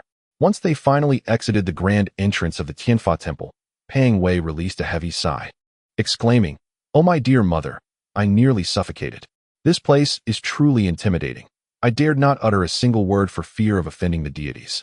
Chen Zhi turned back to gaze at the magnificent gate of the Tianfa temple, which, under the sunlight, appeared both imposing and sanctified, as though it were a portal to the divine realms. The concept of deities has always been intricate. While the Buddha remains unseen, those who embody his essence are ever present. Many invoke the names of the divine to enlighten others, yet few have sought to truly understand what the Buddha represents. In the following hours, Chen Zhi and his companions did not linger. They booked their flights for the evening and returned to the city the next morning. The ensuing days were filled with urgency as all arrangements had been meticulously laid out, leading everyone into a fervent preparation.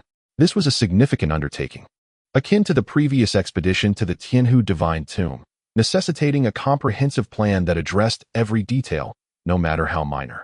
Not long after returning, Pang Wei was summoned by Lang Tuesday. In the realm of the Black-clad, Pang Wei had risen to a position of minor leadership, and the tasks before them were particularly demanding. The next day, Bao Ping called to inform Chen Zhi that the main operation had been scheduled for the 1st of next month, with a preparation window of 7 days. Within this time frame, Chen Zhi needed to organize all steps and resources, then venture alongside Pang Wei and Jiying to scout the designated location. Once confirmed, they would employ the land exchange technique to transfer most of the resources. Though this task seemed straightforward, it was, in fact, quite intricate, necessitating swift preparations from Chen Zhi. During these days, Pang Wei was often absent, unable to assist, and Ning noticed their sudden busyness but remained oblivious to their intentions. Assuming they were planning another trip, she playfully insisted on accompanying them, only to be predictably rebuffed by Chen Zhi. Amid this pressing schedule, Chen Zhi managed 2 significant affairs. Firstly, he utilized the seal from the Divine Whip incident to enlist Wu Jia as a demigod under his command. Henceforth, Wu Jia would be privy to Chen Zhi's every move. Should any disturbance arise underground, Wu Jia would promptly report back. Additionally, Chen Zhi devised a spell to fully control this seal, allowing it to hover in the air at his command. He designated this seal with a unique name, the God-Receiving Seal. Xian Niao expressed great fondness for this name, recalling that in her ancestral memories, Jiang Zia referred to it similarly, albeit in a much more brutal context, as this seal was steeped in bloodshed. Xian Niao further shared with Chen Zhi that since her incorporation, all her senses have attuned to his needs, aligning her emotions with his, and from the depths of her being, she bows in reverence and obedience to him. It was a formidable force of compulsion, capable of subjugating demigods and extinguishing their desires for betrayal. The Xian bird anticipated that this divine seal would undoubtedly attract even more powerful demigods for Chen Zhi in the future. Chapter 496. A Father's Counsel. Another significant matter during this period was the several phone calls made by Chen Zhi's father, Chen Yang. Naturally, these communications were orchestrated under the guidance of Bao Ping, as the subsequent tasks held immense importance, and Chen Yang's abilities could greatly assist them. As Bao Ping remarked, had Chen Yang not committed past errors, his capabilities would undoubtedly make him the organization's most astute advisor. Prior to the call, Chen Yang had conducted thorough research on the designated region. He first inquired about Chen Zhi's preparations and subsequently made certain conjectures and assessments regarding the local terrain, offering Chen Zhi numerous valuable suggestions. Although Chen Yang was not adept at engineering, his expertise lay in psychology. Once Chen Zhi entered, the technical staff would ensure that Chen Yang's communications were seamlessly integrated into their wireless equipment, guaranteeing constant contact. Bao Ping predicted that the Baiji Divine Tomb would be anything but simple. The true terror within might be beyond their imagination. The warriors, though trained, could lose their bearings inside, ultimately succumbing to despair and vanishing. Such manifestations suggested that their collapse might stem from a certain psychological force, an exceedingly potent energy. It was precisely in the realm of mental defense and control that Chen Yang excelled. On the 5th day, Chen Yang requested another private conversation with Chen Zhi. During this call, he presented an idea of his own. "Xiao Zhi, are you able to wield that object now?" As Chen Yang's voice resonated through the phone, the image of his once-kind father emerged in Chen Zhi's mind, only to be swiftly overshadowed by the harshness of reality. He understood that the object his father referred to was the divine whip. "Not yet," Chen Zhi replied. "I anticipate some difficulties. I have yet to discover a method to lift it. It is far too heavy. How much do you estimate it weighs?" Chen Yang inquired. "The weight of this object is beyond estimation," Chen Zhi articulated over the phone. "The aura of the divine whip is immensely formidable, possessing a certain life force. When I briefly sensed it, I realized its overall presence and weight were overwhelming. The force of gravity it exerts is simply beyond human endurance." "I understand." Chen Yang paused for a moment. "I am not well versed in weaponry, but I know that many ancient Chinese generals possessed weapons that defied logic. For instance, Guangong's South Green Dragon Crescent Blade is exceedingly impractical in terms of weight and size for human use. By any rational standard, wielding such a massive weapon on the battlefield might not only be unfeasible, but could also lead to one's demise. However, Guangong wielded it with remarkable finesse, achieving numerous victories in battle, as historical records attest. I have often contemplated the possibility that such so-called weapons possess an alternative essence. They may be cumbersome, yet can still be maneuvered with ease, though we remain unaware of this fact." "Well, it depends," Chen Zhi responded gravely. "I've been seeking a solution for some time, yet I have not discovered the correct path. I must learn how to wield the divine whip, otherwise it holds no significance in my hands. It should be my most formidable weapon. This is what I wish to convey to you." Suddenly, Chen Yang's tone on the phone turned serious. "Xiao Zhi, allow me to pose a question. To date, what do you deem your most powerful weapon?" Upon hearing this, Chen Zhi immediately thought of the structure of the Jiang clan's inherited incantations. Attack, defense, transformation. These have always been the essence of Zhang's spells and encompass their entirety. The attack refers to the god-slaying incantation, which inflicts considerable damage upon divine beings. When combined with the divine whip, its potency multiplies exponentially, rendering it exceedingly formidable. Defense pertains to the fierce incantation used for protective barriers, capable of confining a location or entity. Transformation refers to the spirit stone technique for altering fate. These three aspects coalesce into the Jiang clan's 3 paramount incantations. Undoubtedly, the most ferocious offensive spell is the god-slaying incantation. Furthermore, this spell can merge with the divine whip. When inscribed within, the god-slaying incantation transforms into a tangible weapon, its might becoming immensely powerful. The god-slaying incantation, Chen Zhi mused for a moment before responding on the phone, is the most lethal spell against extraterrestrial beings. "You are mistaken," Chen Yang interjected immediately. "Xiao Zhi, this is what I have longed to express to you. I recognize that your mother's lineage is a source of pride, and your abilities are inherited from that bloodline, while I am merely an ordinary human.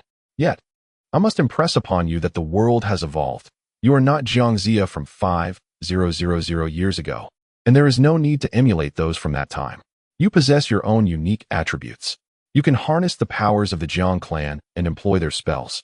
But you are my son, you are Chen Zhi. You should utilize the weapon in which you excel, which is calculation. Your mother was adept at crafting fierce spells, and you possess a remarkable talent for calculation and shorthand, skills not easily attained by the average person. The fierce spell is a binding incantation, fundamentally weaving air currents infinitely, thereby ensnaring an individual within. The denser the weave and the more intricate the structure, the sturdier the prison becomes. In truth, as long as you can control the energy of the fierce spell, Regardless of how formidable your opponent may be, if you can stabilize them within, their abilities cannot manifest. And you shall prevail. This is where your true strength lies. Indeed, fierce spells can indeed form barriers. Chen Zhi answered on the phone. However, the power of the fierce curse is limited. I have attempted to confine a demigod within it, which might be feasible, but if he struggles vehemently, the barrier will be shattered.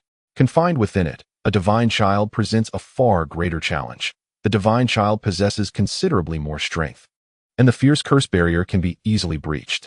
If it were a living deity, your notion is fundamentally flawed, Chun Yang asserted confidently over the phone. The potency of the fierce curse stems from its ability to amplify its power infinitely according to the density of its weaving. Be it a deity or a demigod, their strength is ultimately finite, whereas numbers are boundless. As long as you master the unique weaving techniques of the fierce curse, you can magnify the power of the incantation infinitely. At that point, whether it be a deity or a demon, even the mightiest of beings will be ensnared within our human mathematical equations of infinite amplification.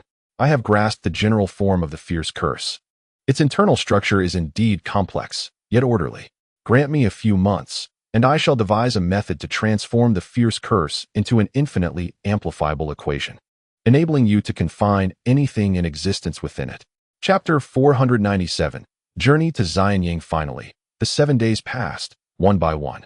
On the night of the 7th day, Chen Zhi received a call from Bao Ping, who personally informed him that everything within the organization was ready, including personnel allocation, all supplies, and subsequent preparations along with support troops. Chen Zhi could now set forth, taking a few individuals to Baijia village in Xianying, Shaanxi, to select a suitable location, and then utilize the land exchange technique to transport the organization's large contingent into the past. The airplane tickets and other relevant arrangements had long been organized by Lao Jindo. During this time, as Fat Wei would say, Lao Jindo had completely regained his youthful vigor. No one had ever witnessed Lao Jindo so spirited. He not only managed all the businesses in northeast China single-handedly, but also personally oversaw every detail of all transactions. Following the emergence of this matter, before Fat Wei and the others could worry, Lao Jindo had already booked their tickets to Xianying, Shaanxi, and arranged accommodations there. In Shaanxi, Xianying, there exists a renowned scenic area known as the Tomb of Baiqi, which is actually an ancient tomb of the gentry, now recognized as a national protected scenic area.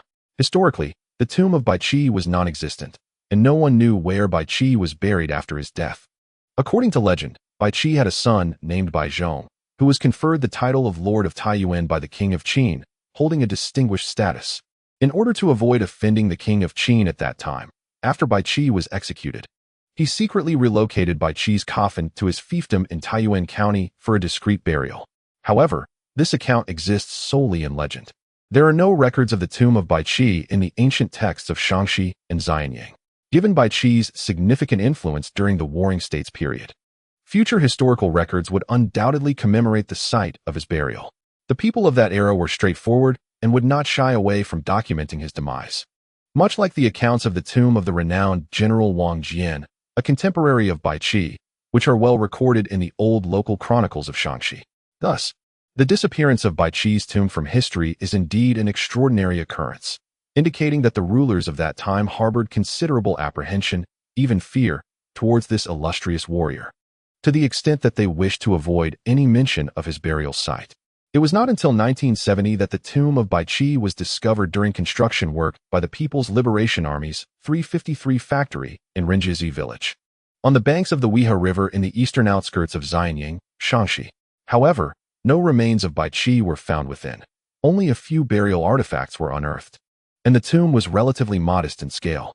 According to the first edition of the Xianying City Chronicle published in September 2009, the tomb's earthen mound is circular, standing 6 meters high with a base diameter of approximately 19 meters, and the burial site spans an area of 120 acres. The walls were rammed earth, with the eastern wall appearing to be a gateway, and the Cultural Heritage Department subsequently undertook the excavation of the tomb. Inside, there is a burial passage, and the chamber features brick arches alongside artifacts such as iron swords. Today, this location has become recognized as Baiqi's ancestral home, attracting many who claim to be his descendants, gradually transforming into a village known as Baijia Village. A small memorial hall dedicated to the war god Bai Qi has been established, managed by Mr. Baio, who asserts his lineage from Bai Qi. Through connections, Lao Jindo reached out to Mr. Baio, conveying that the Bao's group from northeast China has a keen interest in Bai Qi's cultural heritage and is willing to fund the expansion of the memorial hall, requesting Mr. Baio to host their visit. Unbeknownst to Mr. Baio, the true purpose of Chen Zhi and his companion's journey was entirely different. Traveling by plane to avoid complications, Chen Zhi and Fat Wei refrained from bringing any weapons. They each carried only concealed daggers, while larger blades awaited transport via teleportation. On this occasion, Ying was assigned to accompany them and ensure Chen Zhi's safety, along with Fat Wei, while the others did not bring any additional personnel. With all arrangements in place, on the 7th day, they boarded an early flight at around 5 in the morning, departing for Shaanxi. Throughout the journey, they maintained a remarkable silence. Ying, owing to the previous incident, had become somewhat estranged from Chen Zhi, and they scarcely exchanged words during the trip. This unnatural tension did not escape Fat Wei's notice. He endeavored to convey inquiries to Chen Zhi through furtive glances, but Chen Zhi opted to ignore him. Ultimately, Fat Wei fell silent, resigned to the situation. After a peaceful journey, they finally arrived at Xianyang Airport in Shaanxi. This marked Chen Zhi's first visit to Xianyang, and from the moment he disembarked, he was struck by the cultural richness embodied in the surroundings. Xianyang is a significant cradle of Qin culture, having been the capital of the first emperor of Qin, thus earning its status as the first imperial capital of China. It also serves as the inaugural stop on the ancient Silk Road. Nestled in the heart of the Qin land of Shaanxi province, with the Weihua River flowing to the south and the Zhongshan Mountains stretching to the north, a harmonious blend of mountains and waters, which is the origin of the city's name. Upon disembarking from the aircraft, Chen Zhi immediately discerned that the climate here was considerably warmer than in northeast China, accompanied by a brisk wind, characteristic of a continental monsoon climate. Upon reaching the arrival hall, they were greeted by 7 or 8 plainly dressed villagers, who appeared amiable and included individuals of various ages. At the center of this gathering stood an elderly gentleman with a mane of white hair, Mr. Baio, the esteemed leader of Baijia village. It was said that this learned elder had once served as the director of the local cultural center in his youth. In his later years, he assumed the role of village head in Baijia, overseeing the preservation of artifacts at the Baiqi tomb. Now in his 70s, Mr. Bai placed great significance on Chen Zhi and his companions, and upon hearing of their arrival, he was so invigorated that he personally came to welcome them despite his advanced age. Upon meeting Chen Zhi and Pang Wei, he warmly extended his hand, leaving Pang Wei feeling somewhat bashful. Subsequently, the trio boarded a small business vehicle, heading towards the suburbs of Xianyang along the main thoroughfare. During the journey, Mr. Bai's 2 sons and his eldest grandson continuously shared insights about the local customs and culture with Chen Zhi and Pang Wei. The dialect spoken by the Shaanxi locals was quite amusing, evoking a sense of innate familiarity, reminiscent of long-lost friends reuniting. They recounted the villagers' warmth and hospitality, as well as their pride in their ancestor, Bai Qi. Chapter 498. The Zhou Emperor's bestowed seal of honor. As it turns out, Baijia village is indeed an intriguing new settlement. Historically known as Rinjiazi village, it was home to some indigenous residents, some of whom also bore the surname Bai. However, no one was aware of the existence of the Baiqi tomb, nor did they comprehend any connection to Baiqi, allowing generations to pass in ignorance of the village's name. By 1970, while the People's Liberation Army's 353 factory was conducting construction in the eastern suburbs of Xianyang along the northern bank of the Weihua River, an ancient grave was unearthed, revealing various artifacts. Following expert assessments, it was speculated to be the tomb of the war god Baiqi. Once this news spread, numerous families with the Bai surname began searching for their roots.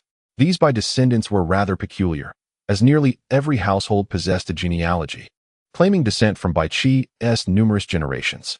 Due to the misfortunes that befell Baiqi during the Warring States period, they had concealed their identities, leading to a fragmented lineage. Some even presented substantial artifacts, asserting their ancestry to Lord Baizhong of Taiyuan, claiming that their forebears had once conveyed the location of Baiqi's tomb to them, instructing them to guard it for generations. However, as time passed, the precise location was gradually forgotten until it was finally rediscovered, prompting them to seek out their ancestors. Thus, the influx of newcomers to this village increased, and Baijia village began to flourish. Among these individuals were many who achieved success, holding their ancestry in high esteem. They collectively pooled resources to establish a temple for the Bai clan and constructed a modest memorial museum dedicated to Bai Qi's cultural legacy. The venerable and cultured elder of the Bai family, revered for possessing a treasured ceremonial vessel bestowed by the emperor of the Zhou dynasty, was regarded as a direct descendant of Bai Zhong, the nobleman of Taiyuan. Consequently, he was unanimously elected as the village chief of Bai family village. Through collective wisdom, they gradually developed this scenic cultural area, enriching the cultural heritage surrounding the tomb of Bai Qi. Presently, the villagers coexist in remarkable harmony, and the site of Bai Qi's tomb thrives with lively activity, with all those bearing the surname Bai proudly claiming to be his descendants.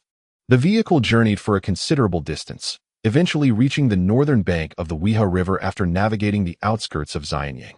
A mere few hundred meters northward would lead them to the renowned Bai family village. As Chen Zhi and his companions advanced, they first encountered a substantial dyeing factory. The elder Bai explained that this venerable establishment was once the largest enterprise in the region, providing employment for many villagers. A right turn from the factory would lead directly into Bai family village, with the tomb of Bai Qi situated just behind the village. As they continued on their way, their vehicle halted at the village entrance, where they were greeted by numerous villagers. The Bai surname villagers exuded a remarkable sense of harmony, clearly having awaited their arrival. Like any rural community, they welcomed their guests with the warmest of gestures. As Chen Zhi and Pang Wei stepped out of the car, they were met with a cacophony of gongs and drums, accompanied by the crackling of firecrackers, creating an atmosphere akin to a joyous wedding celebration. Observing the exuberant scene before him, Pang Wei felt a sudden flush of embarrassment and discreetly remarked to Chen Zhi, "Orange, why do I suddenly feel so out of place? Look at how warmly they are welcoming us, while we are here to disturb their ancestral graves. It feels rather awkward." Chen Zhi chuckled softly in response. "You are indeed quite earnest. Do you truly believe that all those bearing the Bai surname are direct descendants of Bai Qi? Thousands of years have passed, and this surname has undergone numerous transformations. This is merely a newly established village that had never existed prior to the discovery of the tomb. The grave you intend to excavate may not even belong to them." Thus, led by Elder Bai, and amid the villagers' enthusiastic reception, Chen Zhi and Pang Wei were ushered into Bai family village like stars encircled by adoring admirers. Upon entering the village, they soon realized that it could easily be considered a small town. It was merely the lower population that warranted its designation as a village. Most of the structures were made of concrete, predominantly featuring small Western-style buildings, with broad asphalt roads running through the village. Many homes boasted garages at their entrances, and the public facilities were comparable to those found in urban areas, indicating the villagers' relative prosperity. As they walked, children occasionally emerged, playing and frolicking, each child's face radiating pure joy, embodying a genuine rural innocence. Elder Bai led Chen Zhi and Pang Wei to his residence, a three-story standalone building said to have been constructed post-1980 during the Reform and Opening Up era. The house was designed in a modern style, equipped with contemporary appliances and furnishings. Mr. Bai's household could be described as bustling with vitality. He has numerous sons, and the next generation is even more plentiful, with great-grandchildren scampering about the yard amidst the cacophony of barking dogs. The neighboring villagers, having heard of the arrival of significant investors from afar, flocked to witness the spectacle, with men and women streaming into Mr. Bai's courtyard. In no time, the expansive yard was filled to capacity with laughter and merriment. From the early hours of the morning, an array of fresh ingredients had been meticulously prepared. Mr. Bai's sons had set up several large round tables in the courtyard, ensuring that the village's prominent figures had their seats. Meanwhile, the women busily maneuvered in the kitchen, slaughtering chickens and ducks, their efforts creating a whirlwind of activity. Once the feast commenced, Chen Zhi and his companions occupied the main seats, with Mr. Bai personally attending to them alongside several distinguished gentlemen. During the meal, Mr. Bai, representing all the villagers, raised a toast to Chen Zhi and his party. "Mr. Chen, during your visit, I hope you will take the time to enjoy your stay here. My ancestors were warriors, straightforward and lacking in hospitality. I hope you will bear with me. Dear sir, you are exceedingly gracious." After exchanging pleasantries, Chen Zhi downed his drink and turned to Mr. Bai, saying, "Mr. Bai, to be candid, I have a rather bold request. Before my arrival, I heard tales of a treasured artifact passed down in your family, a ceremonial ding bestowed by the Son of Heaven, inscribed with your family's name, signifying the pure lineage of the Bai clan. It is indeed a remarkable relic, one I have longed to behold. I humbly ask if you might consider displaying it for us today. Upon hearing Chen Zhi's request, Mr. Bai's pride swelled, his face slightly flushed from the wine, and his white beard bristling with delight. Ah, these are merely rumors circulated by outsiders, proclaiming it a priceless treasure of unparalleled worth. Even the museum officials came to insist on acquiring it. But how could I, a man of honor, part with something that is a cherished family heirloom? It is a legacy that must be passed down through generations. I am a humble man, and ordinarily, I would never display it. However, since you have traveled so far, I shall make an exception today. With a flourish, Mr. Bai gestured, and his two sons, as if honored by a royal command, hurried upstairs. After a short while, they solemnly descended, carrying a box draped in red cloth, which they placed upon the table. The villagers immediately erupted into chatter, eagerly speculating about the artifact, clearly having been shown this item on numerous occasions before. Amidst the excited murmurs, Mr. Bai unveiled the red cloth, revealing an antique box made of redwood. He then removed a key from around his neck, unlocking the box to reveal yet another smaller box inside. This process continued as he opened layer after layer until, at last, a silk-wrapped object was unveiled. At this moment, Mr. Bai washed his hands with clear water and slowly unwrapped the silk cloth, revealing a black-green patinated bronze ding. Subsequently, Mr. Bai carefully cradled the ding in the silk cloth and presented it to Mr. Chen, saying, "Mr. Chen, behold, this is the ancestral treasure of my family. A ding conferred by the Son of Heaven of the Zhou dynasty. The inscriptions on it are all in the ancient Qin script. I have had it authenticated. The inscription reads, 'The Bai clan's generations guard the honor.' This is indeed the name of my esteemed ancestor." After Mr. Bai finished speaking, he chuckled with a sense of pride, mirrored by the expressions of his sons behind him. As Mr. Chen gazed upon the bronze ding, everything became clear to him. Chapter 499. The Ding Conferred by the Son of Heaven of the Zhou Dynasty, Part 2. It was a bronze ding, commonly found in that era, approximately the size of a modern shoebox, serving as a decorative artifact. The interior of the ding was relatively shallow, adorned with intricate carvings, and traces of gold plating were discernible, indicating that it had once been delicately decorated with pure gold, though the patterns had faded over time due to age. Indeed, the ding bore inscriptions carved in ancient Qin script. The most prominent were the 8 characters stating, "The Bai clan's generations guard the honor," with the seal of the Zhou Son of Heaven below, making it a well-preserved ancient bronze artifact of exceptional quality. Although Mr. Chen was not particularly knowledgeable about antiques, the patina evident on the surface indicated that this was indeed a relic from the Spring and Autumn or Warring States period. With no signs of later forgery from the Tang or Song dynasties, this item would surely be worthy of a place in a museum. Carefully, Mr. Chen lifted the ding using the silk cloth held by Mr. Bai, examining the 4 legs closely. It was the common 4-legged ding, with legs resembling deer limbs, a wide mouth, and traces of carbonized material within, suggesting it had been used long ago. The ancients crafted numerous items from bronze. Some were mere household utensils, but the ding held a unique significance. Generally, bronze dings were categorized into 2 types, the first being cooking vessels, large pots used for preparing food. An example is the late Western Zhou bronze cooking vessel unearthed in 1983 from Yangcheng in Zhongpu village, featuring an outwardly folded rim, slightly flared double handles, around bottom, an animal hoof feet, standing at 58.5 centimeters tall and weighing 62 kilograms, with a waxy sheen, an archetype of cooking vessels. The second type of ding served as ceremonial vessels, as the Shang and Zhou dynasties maintained a strict hierarchical system, using rituals to uphold political and economic power, with sacrifices acting as a central means of sanctifying the order between humans and the divine. During that time, bronze vessels constituted a significant portion of sacrificial implements, essential for the noble clan leaders and the Son of Heaven, the sovereign presiding over sacrifices. These vessels were frequently employed in various ceremonial activities among the nobility, including marriage, feasting, audience, alliances, and the commemoration of virtues. Chen Zhi once encountered several bronze cauldrons from the Shang and Zhou dynasties in the library of Shiqi, which were used for bestowing titles upon nobility. Inscribed within the cauldrons were subtle divine characters, likely pinned by the patriarch of the Zhang clan.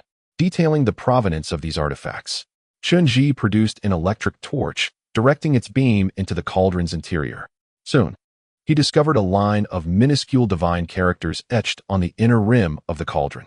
The script was exceedingly small. Even a casual glance would lead one to mistake it for mere wear. Yet, to Chen Zhi, this indistinct inscription rendered the cauldron's origin and significance abundantly clear. It was indeed a bronze cauldron forged during the Warring States period, bestowed by the Son of Heaven of the Zhou dynasty. But it was not granted to the descendants of Bai Qi. The inscription read, "Those who seize military achievements shall be exempt from commoner status and granted the Bai surname, to be passed down through generations."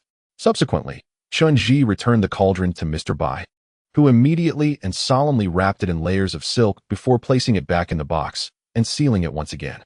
Once everything was tidied up, the elderly gentleman instructed his two sons, amidst the support of the onlookers, to carry the box back into the house with great ceremony. "Mr. Chen, you clearly possess a wealth of experience," Mr. Bai remarked with a smile. "Behold this ancestral cauldron. It is still in fair condition, is it not?" When the Provincial Museum expressed interest in acquiring it, I declined to part with it. Later, an American businessman offered a substantial sum to purchase it, but I declared that no amount of money could persuade me to sell my ancestors' legacy. This cauldron bears witness to my lineage as a descendant of the war god Bai Qi. It is invaluable. Indeed, the elder speaks true. He is undeniably a scion of the war god. The surrounding individuals chimed in, their spirits ignited with fervor. "Truly a treasure," Chen Zhi exclaimed with a smile directed at Mr. Bai. "While I may not be an aficionado of antiques, it is evident that this is a remarkable item, presumably a gift from the Son of Heaven of the Zhou. Such relics are exceedingly rare in today's market. Furthermore, the inscription suggests that Mr. Bai's ancestors were indeed valiant warriors, evoking admiration." "Oh, not at all." The venerable elder's eyes sparkled with pride upon hearing Chen Zhi's words, and he beamed at those around him, his beard practically lifting with joy. "I have known since my youth that our family is a direct descendant of Bai Qi. However, my father always urged me to remain modest and not to flaunt our ancestry. Since my grandfather's era, our family has predominantly served in the military. Had circumstances permitted, I might have joined the ranks as well. My descendants are no cowards. Each is made of steel and iron. Had we been born a few years earlier to encounter the war of resistance against Japan, we would have surely made the invaders aware of the Bai family's prowess. Indeed, the Bai family knows no cowards." The villagers around them echoed enthusiastically, their faces radiating a unique sense of collective pride, a sentiment that created an inspiring atmosphere. Mr. Bai appeared to be in high spirits, rising once more to toast Mr. Chen with a glass of rice wine. "Mr. Chen, during your stay, do indulge in a few more days of leisure here. Should we fall short in our hospitality, I trust you will be understanding." "Ah, you are too kind, Mr. Bai," Chen Zhi replied with a smile. "This is quite enough for my visit. After this meal, I believe we need not hold a grand banquet. If it is convenient for you, might you arrange for someone to guide us to the back mountain? Our greatest wish this time is to see the Bai Qi tomb. By the way, I have heard there is an old village nearby, where the original inhabitants once resided. We would like to visit that as well." Upon hearing Chen Zhi's words, Mr. Bai's expression abruptly stiffened. He glanced awkwardly at those around him and managed a slight smile. "Mr. Chen, that place is merely a dilapidated village, abandoned for over a decade. It is said that some mountain dwellers once lived there, but for reasons unknown, they all departed. The area has since been ravaged by landslides, leaving the village in ruins, hauntingly reminiscent of a ghost town. I suggest it may be best to forego that visit." Chapter 5. The Secret of the Tomb of Garments. After articulating this, Mr. Bai evidently shifted the conversation away from the forsaken village. "Now, as for the Bai Qi tomb, I would be pleased to escort you there. It is, after all, merely a modest sepulchre, yet under the stewardship of our Bai family. It has gradually gained a semblance of grandeur, befitting our ancestors. Ha ha." Upon hearing this, Chen Zhi regarded Mr. Bai with a knowing glance and refrained from further inquiries. Instead, he joined the others in merriment, enjoying the wine and feast. The entire village was abuzz with claims of being descendants of Bai Qi, each proudly presenting artifacts passed down from their forebears, including even a chamber pot once used by Bai Qi himself. Though these so-called relics appeared somewhat ludicrous, Chen Zhi felt a palpable sense of unity among the villagers, drawn together by the illustrious name of Bai Qi. Their spirits seemed imbued with the radiant legacy of the war god, a historical luster that brought them joy. As afternoon waned, the elder Mr. Bai had indulged a bit too much in drink. His advanced age brought with it certain gastrointestinal challenges, and after several trips to the restroom, he began to tire. Before retiring to his quarters, he entrusted his eldest grandson with the task of accompanying Chen Zhi to visit the Baiqi tomb. Though evening was approaching, the elder insisted on the urgency of the visit, citing the limited space and the likelihood of numerous tourists the following morning, which could complicate matters. Therefore, they opted to walk to the Baiqi tomb rather than take a vehicle. Mr. Bai's grandson, Bai Pengwei, affectionately known as Bai Xiaowei by the villagers, was in his early 20s, brimming with youthful exuberance and wit. With the Baiqi tomb located just behind the village, they strolled through the rear exit, heading toward the hillside that lay beyond. Bai Xiaowei's chatter was incessant, akin to a gate that could not be closed, as he fervently recounted the embellished history of Baiqi. "Brothers," he exclaimed with palpable excitement, "typically, it is my father and uncle who serve as guides, leading tourists into the mountains. Today, however, as we are all kin and given that my grandfather and father have indulged a bit too much, I have taken it upon myself to lead the way. This marks my inaugural venture as a guide. In truth, I am not at all inferior to my father. I can recite the tales of our illustrious ancestor, Baiqi, from memory. Listen closely, for this tale dates back over 270 years, to the Warring States period when myriad heroes vied for supremacy. Our esteemed ancestor, Baiqi, was a general of the Qin state, renowned for his strategic prowess and valiant exploits, earning him the title of Lord of Martial Peace. Alas, the foolish and tyrannical king of Qin grew envious of Baiqi's unparalleled achievements and, 274 years ago, unjustly ordered his demise. Yet, during his lifetime, Baiqi was immensely beloved, and the people of Qin secretly honored him with offerings. It is said that a tall stele, approximately 5 feet in height and 2 feet in width, once stood before his tomb, inscribed with his name and accomplishments, and often drenched in libations. Regrettably, it vanished before the liberation. It is likely that it was destroyed during a flood of the Wei River while fortifying the embankments. Such a disgrace. Bai Xiaowei's enthusiasm seemed boundless as he spoke faster, traversing the mountain slope with vigor. Soon, they encountered a straight ascent leading to a vast cement foundation serving as a memorial platform. This platform, approximately 20 meters in diameter, was surrounded by verdant cypress trees and enclosed by a brick wall. Entering from the west, one could behold a grand tombstone inscribed with the words "Tomb of the Martial Lord Baiqi." The structure was quite substantial, and the stone carvings were commendable. Yet all of this was merely a facade erected by later generations. Behind the tombstone lay the true burial mound of Baiqi. As they approached, Chen Zhi was taken aback by the desolation of the resting place of the legendary General Baiqi. Behind the memorial platform stood a circular brick archway, through which they discovered a mound of earth, approximately 12 meters in diameter and 5 meters in height, devoid of any adornment or significance. "My goodness, Wei Gu," Fat Wei exclaimed, clearly at a loss for words. "You traveled all this way just to show us this dirt pile? What kind of grave is this? Even a small burial mound would surpass this." Indeed, Bai Xiaowei seemed to anticipate their disappointment, murmuring, "That is why I mentioned there is little of interest here. However, fear not, for adjacent to this site is the Baiqi Cultural Memorial Hall, which is splendid in its own right and even features an automatic film presentation. The curtains within were hand-woven by my mother. Come, allow me to show you." "No, thank you," Chen Zhi waved dismissively, rejecting Bai Xiaowei's offer. "Xiaowei, I have a question for you. I have come across some information indicating that weapons such as bronze spears and iron swords were once discovered within this burial mound, which helped ascertain Baiqi's identity. Are those weapons still preserved here? They have long since disappeared.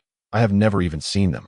Bai Xiaowei helplessly spread his hands and said, "Since I can remember, this place has always been like this. The ancient iron weapons that were discovered back then have long been taken away, and I have never laid eyes on them." "Oh dear." Fat Wei could hardly contain his frustration at this point. "So you know nothing at all? You've been boasting like a braggart all this way, mentioning Baiqi and the god of war at every turn. Moreover, everything requires evidence. What exactly did you see here? Are you certain this is Baiqi's tomb?" "Of course, there are things." Bai Xiaowei's face immediately turned crimson. "I once overheard my grandfather, when he was drunk, telling my father that a considerable number of ancient swords and weapons were excavated from this tomb. However, those artifacts were merely common ancient weapons, worth only a few coins, and could be considered cultural relics, yet they do not substantiate the identity of the tomb's owner.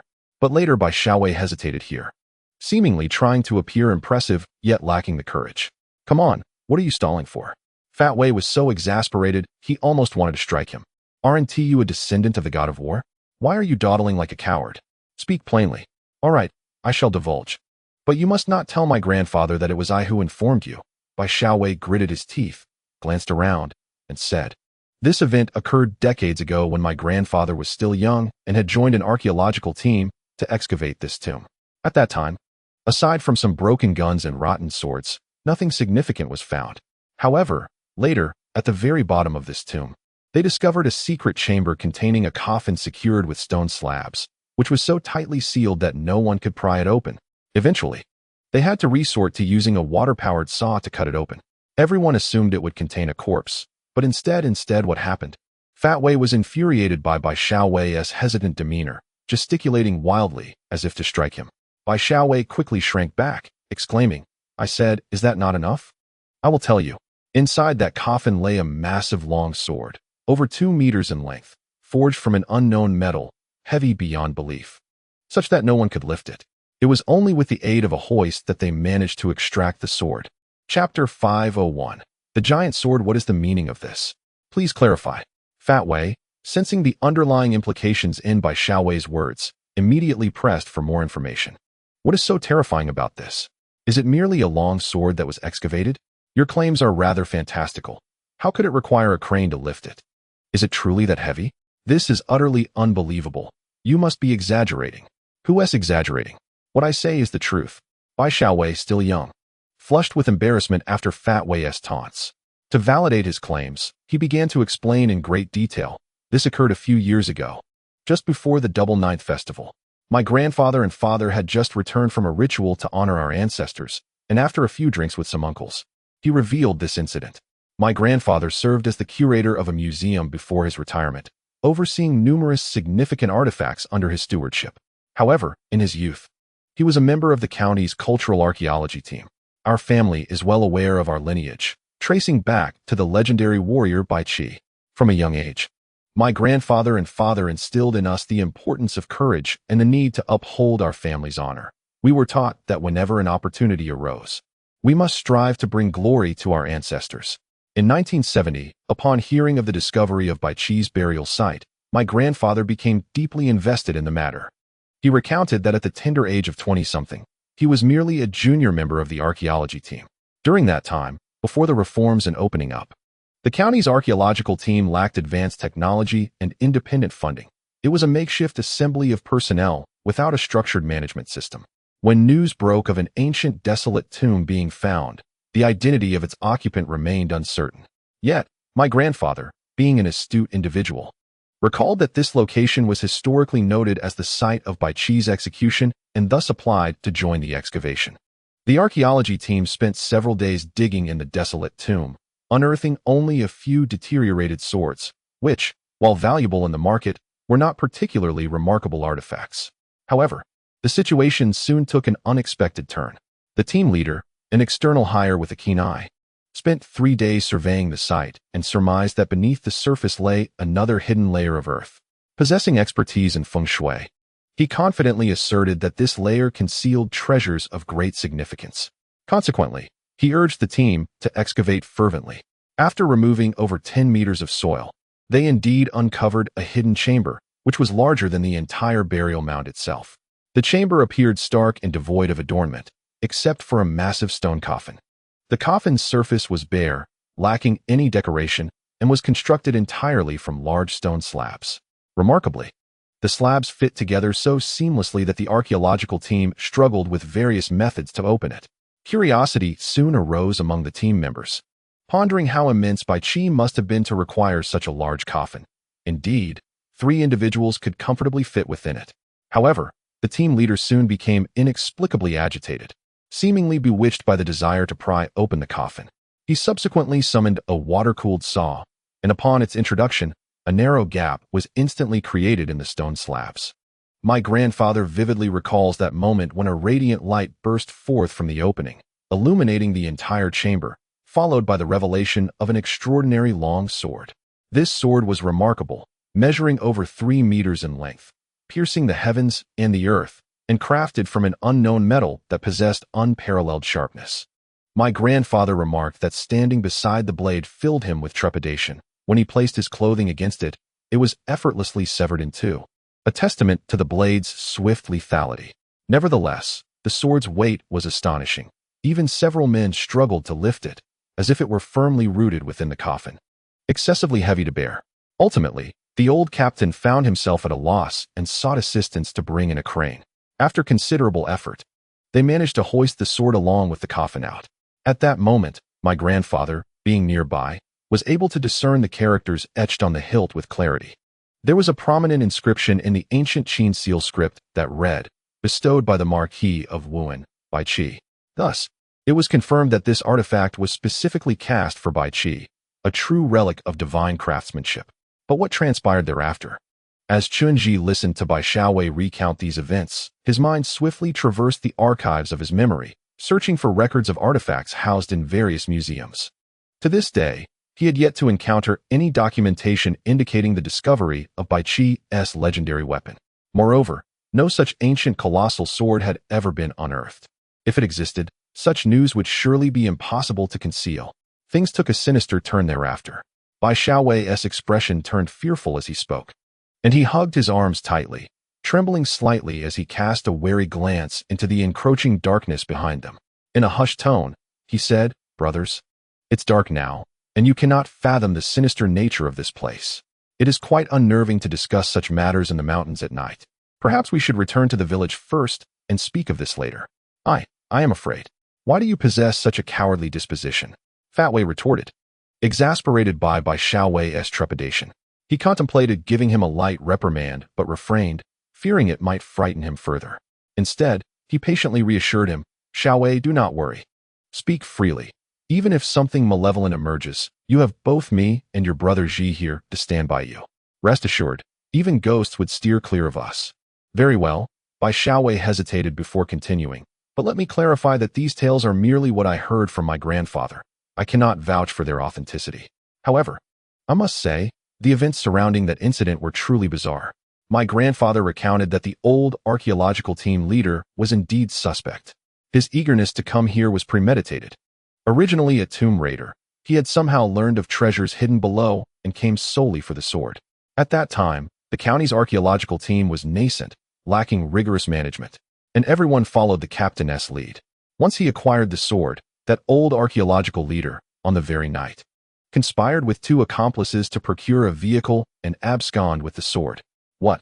Fat Wei's eyes widened in shock. Are you suggesting that the sword fell into the hands of tomb raiders? That cannot be. I have yet to hear of any such treasure circulating these past years, and I consider myself somewhat knowledgeable in this field. Enough with the nonsense, Chen Zhi interjected, casting a significant glance at Fat Wei before turning back to Bai Xiaowei. Are you asserting that the sword was stolen? What happened next?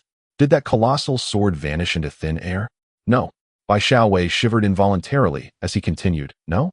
As Bai Xiaowei reached this point in his tale, he couldn't help but shudder slightly. His gaze drifted toward the distant darkness, and he spoke with a hint of trepidation. Later, that knife was retrieved by someone, in that desolate village where the inhabitants once lived. What? Peng Wei, upon hearing Bai Xiaowei's words, immediately exchanged glances with Chen Zhi, then turned back to continue his inquiry.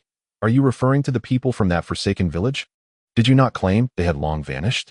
Wasn't it said that you had no contact with these indigenous folk? Indeed not, Bai Xiaowei whispered. I still recall, when I was around 5 or 6 years old, I secretly ventured into the mountains and saw those people in that village. The villagers were exceedingly peculiar. Their faces were rigid, resembling the living dead, completely unlike the folks from our own village. When I returned home, my grandfather gave me a thorough scolding and forbade me from ever going back. He always warned us to never engage with those villagers, not even to mention them, for they were said to be transformed by ghosts, possessing keen ears that could hear everything. Hold on, continue with what you were saying, Chen Zhi urged Bai Xiaowei. You mentioned that the old grave robber infiltrated the archaeological team and stole that knife, which was subsequently retrieved. What exactly transpired? Ah, this matter is rather eerie. Bai Xiaowei replied, a hint of excitement creeping into his voice, though he was still clearly unsettled by the encroaching darkness, mumbling in a low tone, I can share this. But you must promise not to attribute it to me. Truth be told, this story seems quite dubious. And I sometimes wonder if my grandfather was merely inebriated and spinning tales. There's an air of the supernatural about it. Enough with the dilly-dallying. Pang Wei exclaimed, thoroughly exasperated, wishing he could deliver a sharp slap to this young man. Listen, if you have something to say it quickly. Otherwise, we might just file a little report, and the donations from the Bao family will be in jeopardy. Just imagine how you'll explain this to your grandfather. Please. My dear brothers, I'll tell you. Bai Xiaowei immediately relented upon hearing Pang Wei's words. He then pointed toward the dark woods in the southeast and said, that place. It was originally a village too, but due to its remote location, there were few inhabitants, and thus, they rarely interacted with the outside world. However, I've heard they are the true indigenous people of this area, and they all share the surname Bai. My grandfather recounted that the large knife was hoisted out by a crane and could not be immediately secured. They were utterly exhausted and did not report it right away. So they spent the night at the town's guest house. Just as twilight fell, their team leader concocted an excuse and, accompanied by a few others, drove off with the long knife. At that time, my grandfather was still young and merely a worker. He did not think too deeply about it, waiting with the other archaeologists for news from the team leader at the guest house. Then, in the dead of night, suddenly a shadow leapt into the guest house. At that moment, everyone was fast asleep, save for my grandfather, who had just stepped out for a brief respite. It was then that he encountered the man, who was utterly horrified by the sight. My grandfather described him as a man with a black belt cinched around his waist, his movements while scaling the wall reminiscent of a hero from a martial arts drama. The man's face was chiseled and stern, his expression grave, and his eyes glowed a demonic red in the moonlight. In his grasp, he held the leader of their archaeological team, bloodied and on the brink of death. Clutched in his hand was an ominously heavy sword. The man cast the team leader to the ground and demanded my grandfather identify him, inquiring whether he was the one who had led the excavation of the tomb of Bai Qi. My grandfather, terrified, dared not utter a falsehood and divulged everything. The man, in a fit of rage, subsequently dispatched the entire archaeological team under the cover of darkness. My grandfather, gripped by fear, pleaded for his life, revealing his lineage as a descendant of Bai Qi. He explained that he had come merely to locate his ancestor's grave to pay his respects, and mentioned the ancestral heirloom, the ceremonial tripod bestowed by the Emperor Zhou. Perhaps, swayed by my grandfather's revelation of his lineage, the man spared him, but not without inflicting a brutal blow with his sword upon my grandfather's shoulder, shattering it in an instant.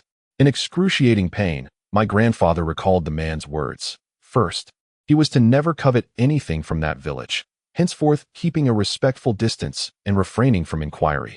Second, since my family claimed descent from Bai Qi and had unearthed his ceremonial tomb, they were henceforth responsible for tending to the grave, ensuring generations of proper homage without fail. Following this, the man vanished, and my grandfather was hospitalized. It was the most severe injury of his life. His shoulder bones were completely fractured, and he remained in the hospital for over 6 months before recovering, leaving behind a scar that endures to this day. And then, Chen Zhi inquired, prompting Bai Xiaowei to blink innocently and spread his hands. Then, news of the Bai Qi tomb spread, and many began to claim descent from him. The number of people gradually increased, and my grandfather was elected as the village chief, raising funds to construct this small cultural center, earning the respect of the community, transforming it into a thriving village. And what of the original inhabitants? Pang Wei interjected to ask if they ever sought out my grandfather again. I suppose not. Bai Xiaowei replied, I can hardly recall the events of my childhood, but I heard that 7 years ago, the villagers all mysteriously vanished. No one knows where they went. They likely relocated, and the village fell into neglect. My grandfather, however, took great joy in the annual rituals at the Bai Qi ceremonial tomb, even repairing the stone foundation outside. Nonetheless, over the years, rumors have circulated among those venturing into the mountains that, despite the village's desolation, eerie sounds echo at night, akin to cries of anguish. Perhaps the original inhabitants never truly departed. They may have transformed into vengeful spirits, forever lurking within that forsaken village. Chapter 503, The Abandoned Village. Vengeful spirits, indeed. Chen Zhi and Pang Wei gazed into the distant darkness. With Chen Zhi retrieving a pair of binoculars from his bag, Bai Xiaowei's remark struck at the very heart of the matter. Chen Zhi and his companions finally grasped why the venerable Mr. Bai was so averse to mentioning that desolate village. The area ahead was deep in the mountains, and through the lenses of the binoculars, they first beheld a sparse forest, ravaged by prolonged exploitation. Beyond lay a dense thicket, a shadowy expanse that surely corresponded to the forsaken village spoken of by Bai Xiaowei. Had no one ever questioned the existence of a village long abandoned? Chen Zhi, with binoculars in hand, peered forward and softly inquired of Bai Xiaowei, "Question it? Who has the time for such trifles?" Bai Xiaowei replied nonchalantly, "In this day and age, what isn't available online? Who would bother with such idle concerns? Moreover, tales of hauntings are mere rumors. No one has truly witnessed anything. Who knows what is really going on? Everyone is too preoccupied with enjoying good food and entertainment to care about the fate of those indigenous people from over a decade ago. I suspect my grandfather is merely boasting. The elderly tend to exaggerate their youthful exploits without a shred of evidence. Just imagine, a figure rising in the dead of night with eyes aglow, slaughtering everyone. What is that? A martial hero? This sounds more like a low-budget kung fu film. Utterly ridiculous. Do you not believe in the power of martial arts?" Chen Zhi lowered the binoculars, smiling at Bai Xiaowei. "As a descendant of the legendary warrior Bai Qi, it seems incongruous for you to dismiss such prowess." "What martial arts?" Bai Xiaowei scoffed. "What era are we in? Nothing surpasses the might of a submachine gun. Regardless of any martial expert, as long as a submachine gun is pointed forward, they all fall." "All right, let us not dwell on this any longer," Bai Xiaowei remarked, glancing at his watch. "Gentlemen, it is quite late. We have seen what we came for. We should return swiftly. You have no idea, if I take too long, my father and uncle will worry, especially my grandfather. If he learns I've shared so much with you, he might just scare the life out of me. Let us go back quickly." "Yet I believe we need not rush," Chen Zhi assessed Bai Xiaowei, then offered him a cigarette with a smile. "In truth, I wish to discuss something with you. I am quite intrigued by that desolate village. Since you have been there in your youth, is there any chance we could locate it once more? Now that we have come this far, do you think it possible for you to guide us there again?" "What?" Upon hearing Chen Zhi's request, Bai Xiaowei could scarcely believe his ears. His eyes widened, and his head shook vigorously. "Are you serious?" "I was merely speaking offhandedly. You can't be serious about wanting me to take you there, can you? Furthermore, I was merely 5 or 6 years old at the time, having stumbled into that place accidentally. Now, I can hardly find my way back. That locale is steeped in an eerie atmosphere. Who on earth would dare venture there? One could take a stroll and not return alive. Enough of this. I believe it is best we hurry back. We've been walking for so long, and I am quite famished. I must return to school, for my mother has prepared noodles for me that I have yet to eat." After Bai Xiaowei finished speaking, he sprang back with a start, intent on retreating, only to be seized by Pang Wei, who pulled him back as effortlessly as one would a chick. "Hey, little Wei, don't be so hasty in your flight," Pang Wei exclaimed, pressing down on his shoulders with considerable strength, rendering Bai Xiaowei immobile. Then, Pang Wei leaned in closer, his large, oily face nearly touching Bai Xiaowei's, and said, "Little Wei, I recall you are a descendant of the great warrior Bai Qi, yet you still fear ghosts? Where has your valor gone? It's merely a small, desolate village. What is there to fear?" "Absolutely not." Bai Xiaowei began to struggle, yet found it impossible to break free. "Whether or not there are ghosts is one thing. The real issue is that my father and grandfather have expressly forbidden us from going there. My grandfather has repeatedly insisted that we, the descendants of commoners, must never set foot in that forsaken village. If I were to take you inside and we were discovered, wouldn't they kill me?" No, Bai Xiaowei protested, managing to shrug off Pang Wei's grip, and he turned to flee, eager to distance himself from the place. However, Pang Wei reached out once more, holding him firmly in place. "Tell me, why are you so stubborn? This matter is known only to us. If you don't speak of it, who will know? Do you think the ghosts will inform your grandfather? Let me tell you, guiding us will be beneficial for you. In addition to the donation promised by the Bao family, we will also offer you a separate sum of 200,000 yuan, without informing your father or grandfather. How does that sound? Quite a generous sum, isn't it? Enough for you to frolic freely for a year." "Wait," Bai Xiaowei's resolve began to waver. It seems that money holds sway everywhere, and he stood there, astonished, unable to utter further refusals. After a prolonged moment of hesitation, he finally gritted his teeth and addressed Chen Zhi and Peng Wei. Do you truly mean what you say? You want to go back on your word once we descend the mountain? Of course we mean it. Chen Zhi replied with a smile. I can transfer 100,000 yuan to your account right now, and once our endeavor succeeds, I shall provide you with the remaining amount. Once Chen Zhi finished speaking, he promptly took out his mobile phone, which had surprisingly strong reception even in these mountains. He initiated a transfer of 100,000 yuan to Bai Xiaowei, holding the screen up for him to see. Upon seeing the amount, Bai Xiaowei's eyes sparkled with excitement. After a moment of deliberation, he gritted his teeth and said, All right, I shall take the risk and lead you up the mountain today, but we must agree on one thing beforehand. You absolutely cannot mention this to my grandfather or father, or they will surely kill me. As Bai Xiaowei reached this point, his face flushed with embarrassment, he stammered on. We can only take a glance at that village, but we must not enter. If we encounter any danger, you must save me. I am terrified of ghosts. All right, we understand, Peng Wei consoled him, as if soothing a frightened maiden, pulling Bai Xiaowei closer and patting him on the shoulder. Brother Xiaowei, do not fear. I shall protect you. Now, let us ascend the mountain together. I am eager to see what malevolent spirits lie hidden in that village. Chapter 504. The Abandoned Village, Part 2. Once the plan was settled, the remaining matters became straightforward. As the saying goes, men die for riches, and birds die for food. Bai Xiaowei, a direct descendant of the war god, was no exception. For the enticing sum of 200,000 yuan, he had resolved to take the plunge. Just as Chen Zhi had anticipated, this lad possessed a vivid recollection of the mountain path, and given the simplicity of the terrain, they proceeded along the wooded area behind the Baiqi grave, quickly ascending the slope. Although the mountain path was distinguishable, it proved to be rugged and treacherous, far steeper than they had imagined. Unlike ordinary trails, certain sections presented sheer vertical drops, as if the climbers were employing lightness of foot akin to skilled martial artists. However, Chen Zhi and his companions were not masters of the martial arts, and with Bai Xiaowei, a burden for them, their journey was arduous. After a considerable time, they finally reached the heart of the dense forest. Upon entering the woods, the light immediately dimmed. The trees seemed to conspire to shroud the moonlight in a veil of thick darkness.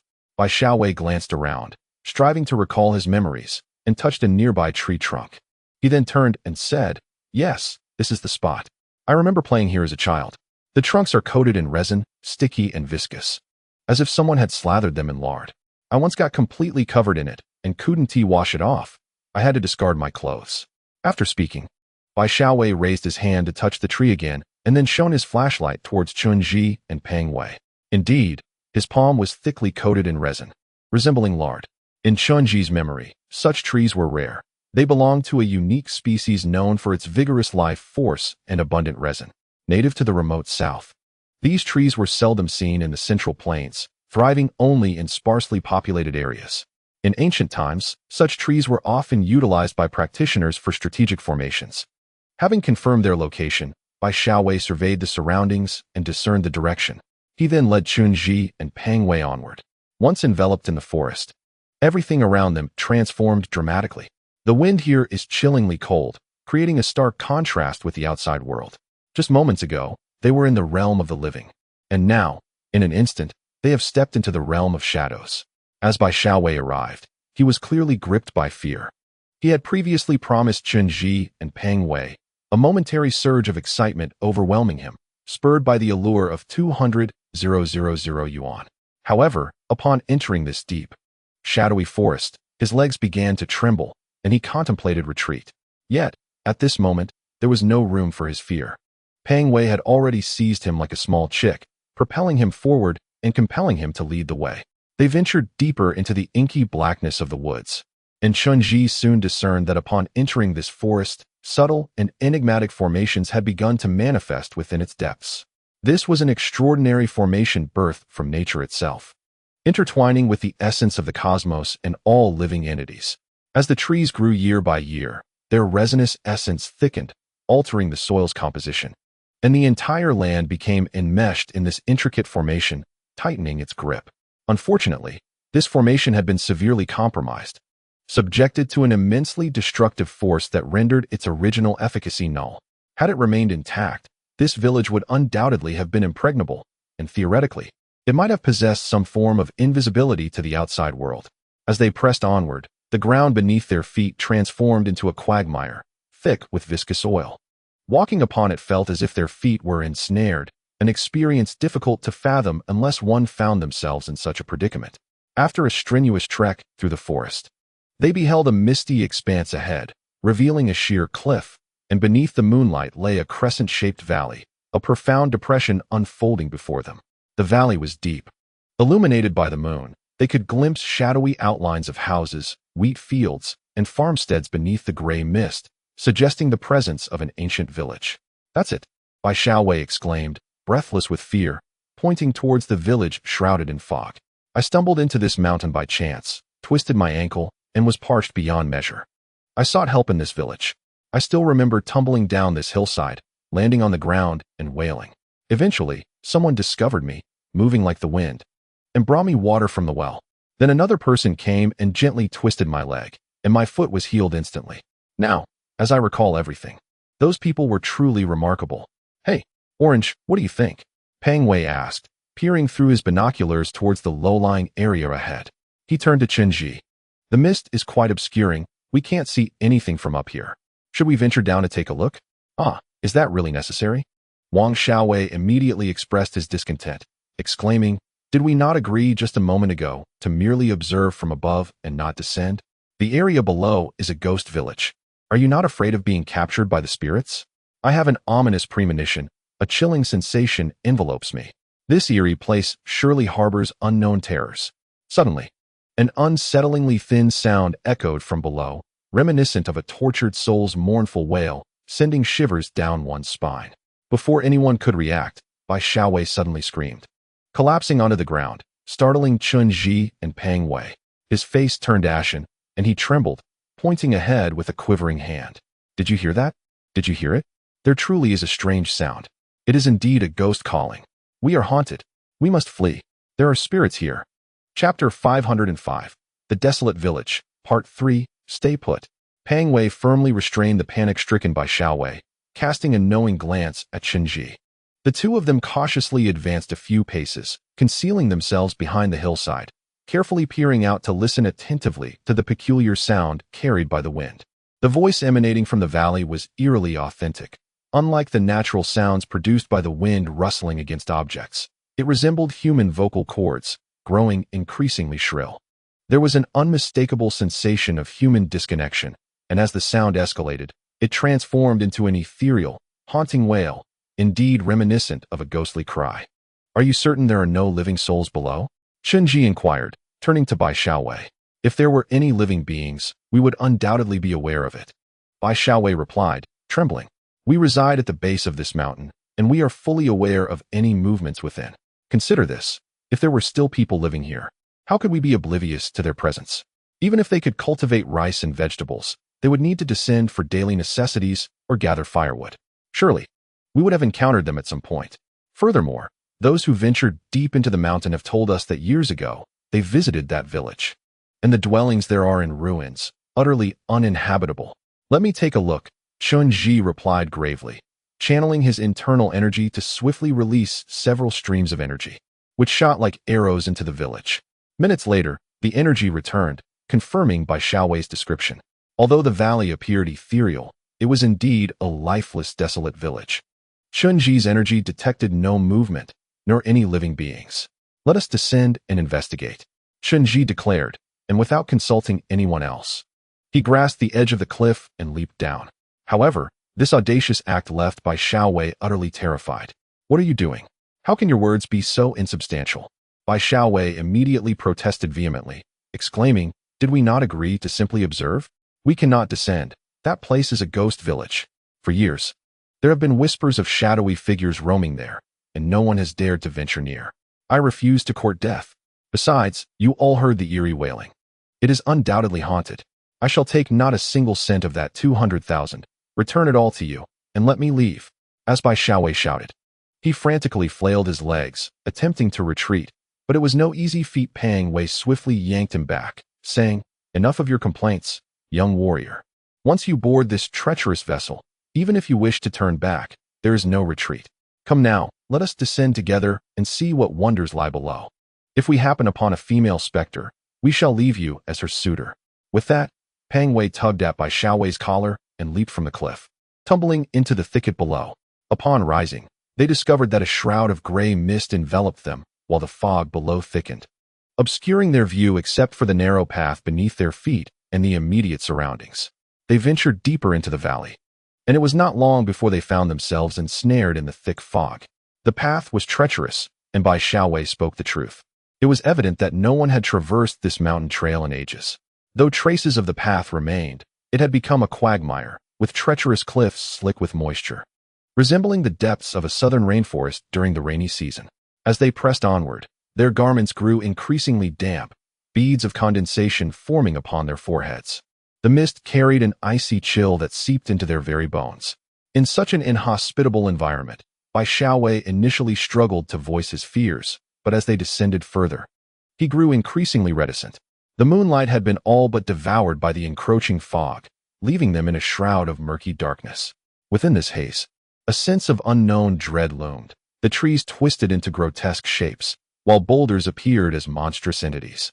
More than once, they perceived figures standing ahead, only to have them vanish as they approached. Bai Xiaowei was thoroughly paralyzed by fear, scarcely daring to breathe, clutching tightly to Pang Wei's garment. His eyes darting nervously in every direction, trembling uncontrollably. Eventually, all three of them instinctively moderated their breathing, concealing their presence, refraining from disturbing the eerie tranquility of the darkness, nor probing into the elusive shadows that lurked within the mist. They sensed that at any moment, a terrifying figure could emerge from the gloom, and that shadow could take any form. It was this uncertainty that instilled the deepest terror in their hearts. Soon, they arrived at the fields before the village, which had evidently lain fallow for an extended period. The crops had withered and hardened, their original purpose now a mystery lost to time. Amidst the fields, numerous agricultural tools lay abandoned, indistinguishable from ordinary implements, yet bearing an antiquated design and a weighty craftsmanship.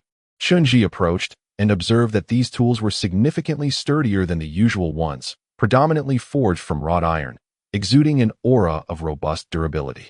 He hefted a pickaxe, and, as anticipated, it was astonishingly heavy, leading him to ponder how the villagers managed to cultivate their land with such cumbersome instruments. As he ventured further, the village came into view, shrouded in a wispy veil of mist, resembling a verdant edifice amidst the fog-laden valley, strikingly conspicuous. Upon reaching this point, they dared not proceed carelessly. Chen Zhi and Fat Wei first established several potential directions, anticipated possible escape routes in the event of danger, and then concocted a ruse for Bai Xiaowei, urging him to maintain his composure and assuring him that he need not fear, as they would provide him with money and other reassurances. Once prepared, Chen Zhi and Fat Wei once again bent low, arched their bodies, and swiftly made their way toward the village entrance. The path was remarkably level, allowing them to reach the village's threshold with relative ease, where the dense fog had begun to dissipate significantly. At this juncture, they finally beheld the true visage of the village, and Chen Zhi could ascertain with certainty that no living souls could possibly inhabit this place. Chapter 506, The Abandoned Village, Part 4. Their initial sight was of stone figures, half buried in the ground, known as Shixiangxing. These statues, also referred to as Shuangzhong, originated in the Qin and Han dynasties, flourished during the Tang and Song eras, and reached their zenith in the Ming and Qing dynasties, serving as significant ritual offerings before imperial tombs. These sculptures, positioned symmetrically along the divine path, included stone figures and animals, arranged in a specific order, akin to a battalion of guardians safeguarding the royal mausoleum. The Shixiangxing were systematically positioned in 12 pairs of stone beasts, featuring 2 seated and 2 standing figures, including lions, symbolizing might, xiezhai, symbolizing justice, camels, symbolizing transport, and elephants, symbolizing auspiciousness and peace, serving as decorative architecture for the tomb. However, the origins of these stone figures are ancient and elusive. According to the records of the Feng family, their purpose was twofold: to adorn and embellish the tomb and to symbolize the ceremonial chariots. Prior to the Qin and Han dynasties, Some tombs featured not only stone beasts but also statues of civil and military officials, referred to as shuangshong. Some theorists suggest that this too represented a form of burial sacrifice. Yet, the stone figures before them appeared peculiarly distorted, some resembling dragon heads, but with gaunt bodies akin to those of wolves. Chen Zhi recalled having perused historical texts detailing the past of the Qin state during the Warring States period. The Qin state was a vassal kingdom established by the Huaxiao people in northwestern China during the Zhou dynasty, founded by a branch of the Huaxiao people who migrated westward. Their ancestors, the Ning clan, had long been esteemed allies of the Western Rome during the Shang dynasty, receiving considerable recognition from the Shang nobility and subsequently attaining vassal status. During the reign of King Shao of Zhou, Qin Fizi, an ancestor of Qin, was conferred the title of vassal by the Zhou emperor for his prowess in horse husbandry, thus marking the beginning of their noble lineage. In the year 821 BCE, Qin Zhuang, after defeating the Western Rome, was conferred the title of Grand Minister of the Western Frontier by King Xian of Zhou. He was further granted the territories of Qin and Tianshui, along with the land of Qianqiu and Xianyang, originally inhabited by the Deluo clan. Subsequently, he was ennobled as a vassal lord and awarded the lands west of Qishan. Thus, the Qin state officially ascended to the status of a feudal state within the Zhou dynasty. During the early period of the Qin state, due to its rugged terrain and harsh conditions, the populace faced severe hardships. The common people often went hungry, deprived of silks and brocades, and even the ruler of the state struggled to procure meat. The entire Qin society, in its relentless pursuit of sustenance, engaged in internecine strife. It was common for men to share their wives, leading to a reputation for barbarism. The Qin state was looked down upon by other feudal states, earning the moniker Land of Tigers and Wolves, and it was said that scholars refrained from entering Qin. Yet, this seemingly primitive and backward land held a profound reverence for martial prowess. Their lives were austere, but they esteemed bravery and decisiveness, scorned cowardice, and regarded fearlessness as the pinnacle of honor. Almost all men served in the military, while women did not adorn themselves for beauty. During the Qin state's campaigns, the populace idolized an ethereal beast known as the Thin Dragon. Unlike the robust and majestic dragons of legend, this dragon was characterized by swiftness, mirroring the spirit of the Qin people. Ancient, solitary documents recount that when a revered general of Qin passed away, the people would carve thin dragons from stone to commemorate their valiant leader, and his descendants took great pride in this legacy. The stone figures before them likely represented these beastly dragons, yet the carvings had weathered the ravages of time, with most of their forms now unrecognizable. Their lower halves buried deep in the earth. Behind 2 rows of these dragon figures lay a secluded village, starkly contrasting with the image conjured by Chen Zhi and his companions. Encircling the entire settlement was a towering wall, thick with verdant vines that resembled serpents, evoking an unsettling sensation. A pungent odor of decay and dampness wafted through the air.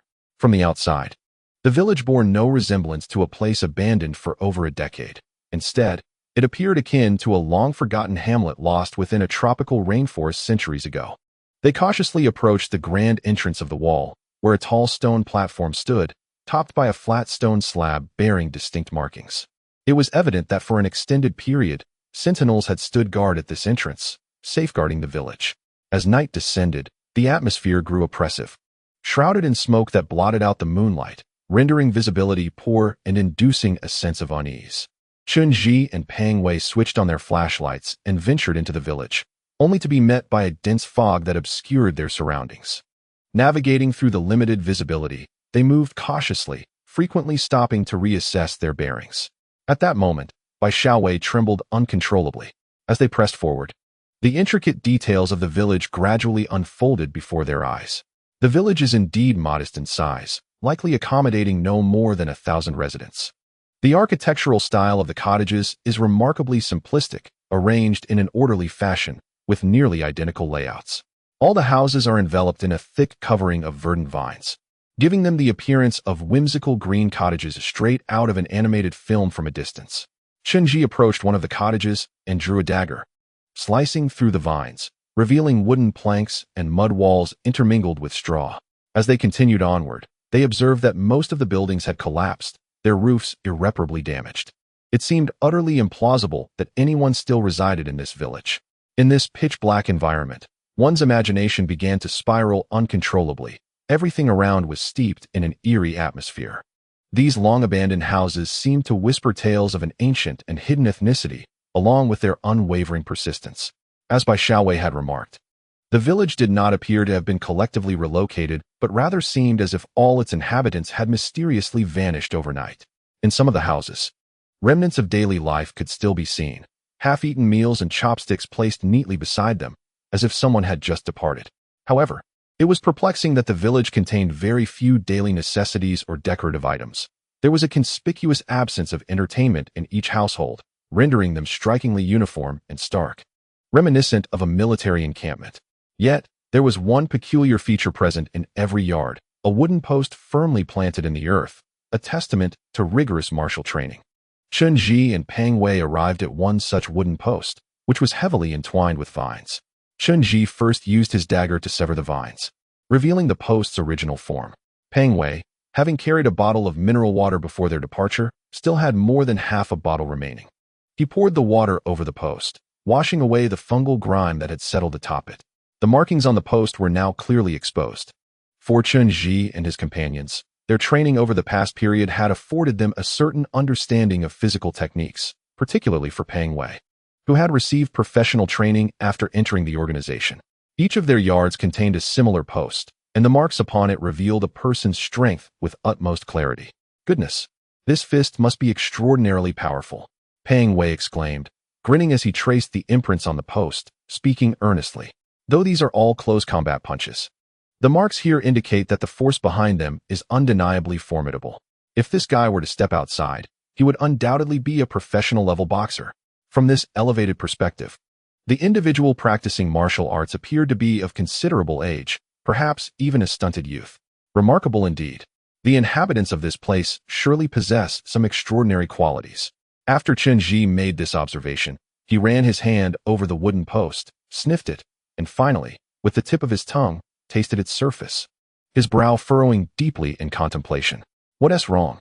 Pang Wei initially glanced back at Bai Xiaowei, who stood frozen at a distance, before turning back to Chen Zhi and whispering, "Is it a demigod?"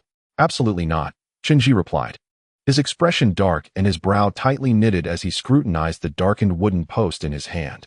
"Since my arrival in this village, I have detected a peculiar scent emanating from everything here. This aroma does not belong to humans, nor does it belong to demigods. Rather, it is the distinctive essence of a unique species, one that possesses formidable strength akin to that of wild beasts, yet also retains a semblance of humanity. I cannot name this species, but I am certain they are immensely powerful." In the ensuing minutes, Bai Xiaowei's condition deteriorated significantly. The damp, frigid air and oppressive atmosphere shattered his mental fortitude, leaving him without the strength even to scream. Consequently, Chen Zhi opted to leave Bai Xiaowei in the company of Pang Wei within the courtyard while he ventured forth to explore the remaining path. Freed from the burden of Bai Xiaowei, Chen Zhi felt a surge of relief. He quickened his pace, traversing the village, while simultaneously releasing currents of energy to probe the surroundings. After an exhaustive search, he gained a comprehensive understanding of the village's layout. It was indeed a narrow enclave, resembling a crescent moon devoured by a celestial dog, leaving only a slender arc behind. Many of the village's public facilities were inadequately maintained, giving the impression that another segment of the village lay concealed from view.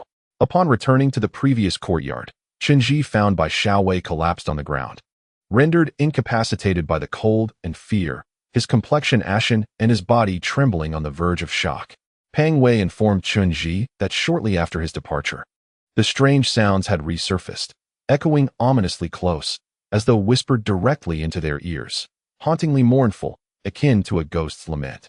Upon hearing this sound, Bai Xiaowei was immediately paralyzed by terror, remaining seated and unresponsive to calls for him to rise. If this continued, it seemed that the little warrior might truly be driven to madness. In desperation, Chen Zhi and Pang Wei resolved to escort Bai Xiaowei back. The journey back was fraught with discomfort. The soil beneath their feet was cold and damp, as if countless hands were tugging at their ankles. The eerie cries, reminiscent of tormented spirits, reverberated from the depths of the thicket, instilling dread in their hearts. They retraced their steps, and after several hours of arduous travel, upon returning to Bai's village, Bai Xiaowei was nearly foaming at the mouth. His mother had been waiting anxiously at the village entrance, and upon witnessing her son in such a state, she instinctively cried out in distress, fearing the worst. At this moment, Mr. Bai had already sobered up. Upon emerging, he observed the scene before him and glanced at Chen Zhi and Peng Wei, as if comprehending something, a trace of alarm flickering across his face. Meanwhile, Chen Zhi maintained his jovial demeanor. He leaned closer to Mr. Bai's ear and, lowering his voice, said, "Mr. Bai, let us retreat indoors for a conversation. I have inquiries regarding the past, particularly about that village nestled deep within the mountains. It is rather inconvenient to speak here with so many present." Upon hearing Chen Zhi's words, Mr. Bai's expression shifted dramatically, but he quickly endeavored to regain his composure. He then surveyed the behavior of his children and grandchildren, who were all preoccupied with attending to Bai Xiaowei, oblivious to their conversation. Only then did Mr. Bai gently nod in agreement, replying, "Mr. Chen, let us proceed indoors. It is best not to discuss such matters in front of the children." After uttering these words, Mr. Bai turned and made his way toward his residence, with Chen Zhi and Peng Wei following closely behind. Mr. Bai resided on the ground floor of this independent building, which was adjacent to a small courtyard where he cultivated some crops and housed numerous books, a space evidently designated for his leisurely tea drinking and reading. However, on this occasion, Mr. Bai did not head to his bedroom. Instead, he traversed the small courtyard and pushed open an inconspicuous door, revealing a descending ladder. This appeared to lead to a basement. Chen Zhi and Peng Wei followed Mr. Bai down the staircase, soon arriving at a dimly lit subterranean chamber. This space likely served as a granary, filled with a myriad of miscellaneous items and a multitude of ledgers. In the center of the room stood a square table surrounded by several chairs, atop which lay a tea tray adorned with a teapot and teacups. "This is where I conduct my accounting," Mr. Bai remarked, rinsing the tea bowls with hot water several times before refilling them with fresh tea, which he then offered to Chen Zhi and Peng Wei. "The tea is freshly brewed. Do take a sip, gentlemen. It is easier to converse here. The noise above is quite distracting. My children are still young, and there are many matters they are unaware of. Let us discuss everything here." "Mr. Bai, I prefer to be direct," Chen Zhi replied, accepting the tea but setting it gently on the table without drinking. "I shall pose a series of questions, and I implore you to respond truthfully, without hesitation or deceit, for any attempts to obscure the truth could jeopardize the lives of your family." Chen Zhi spoke these words with a smile, as if engaging in casual conversation, devoid of any hint of discomfort. Peng Wei, glancing at Chen Zhi, then turned to Mr. Bai to echo, "Indeed, as my brother just conveyed. Do not deceive us, speak the truth, and I assure you, no harm shall come to you. However, concealing anything will only lead to trouble." The elderly man, trembling, lifted the teacup. "I understand. This day was destined to arrive." Chapter 508. The past of the old man. After drinking some water, the old man appeared somewhat steadied. He placed the teacup on the table, and his murky, aged eyes began to well with tears. "I discern the truth. You two are not here to invest in the cultural center. Surely, you harbor ulterior motives, likely concerning that desolate village on the mountain. I am but a man nearing the end of his days, unafraid of death. Speak freely, but do not involve my family. They know nothing." "Sir, you exaggerate," Chen Zhi replied. "I merely wish to pose a few questions. Once answered, the donation will still be made to you. And I assure you, I will not harm your family." "Very well. I shall commence my inquiries. Do you genuinely believe you are a descendant of the renowned general of the Qin state, the war god Bai Qi?" "Oh no, I am not." The old man sighed heavily upon hearing Chen Zhi's question, shaking his head, his face etched with the wear of years. "In truth, I became aware decades ago that our family is not descended from Bai Qi at all. I am merely a humble commoner, unworthy of such lofty lineage." "What leads you to such certainty?" Chen Zhi inquired, swirling his teacup as he gazed at the old man with a detached demeanor. "I have seen the ceremonial tripod. It is a rare artifact from the Warring States period, a highly valuable relic. Scholars, upon witnessing that vessel, would undoubtedly consider you a scion of the war god Bai Qi. What makes you so certain of your lack of connection?" The old man's face reddened as he reached this point, a hint of shame and hesitation evident. He lowered his head, furrowing his brow, before finally lifting his gaze to meet Chen Zhi's, tears glistening in his eyes. "Because on that fateful night decades ago, I encountered the true descendant of Bai Qi. He revealed to me that the bloodline of Bai Qi felt to him like an unbreakable curse. As he spoke, Mr. Bai's demeanor grew visibly animated. His nostrils flared slightly, and with trembling fingers, he grasped his long smoking pipe, igniting it, and taking a couple of puffs before continuing. At that time, I was merely in my 20s. From my great-grandfather's generation, tales were passed down, claiming we were the descendants of the war god Bai Qi. No one ever questioned this narrative due to the existence of the ceremonial tripod. In my youthful arrogance, I fancied myself a natural-born warrior, hindered by my bureaucratic duties, convinced that had I been amidst a time of war, I would surely rise to the rank of general. Subsequently, I joined an archaeological team, where I heard rumors of an ancient tomb discovered nearby, a burial site fittingly located where Bai Qi was said to have met his demise. Eagerly, I volunteered to accompany the team, unaware that from that moment onward, our family's dream would shatter. After Mr. Bai concluded his tale, he dabbed at his eyes with tears and gently tapped his ashtray. He then turned to Chen Zhi and said, "Mr. Chen, you may find it hard to fathom the feelings of individuals like us when we realize that the glory of our ancestors is but an illusion. My father, my grandfather, and even my great-grandfather have relied on this illusion to sustain their lives. This glory is incomparable for a man. We believe that the blood of a warrior flows through our veins, instilling in us a sense of unparalleled strength." Later, I accompanied an archaeological team into that regal tomb.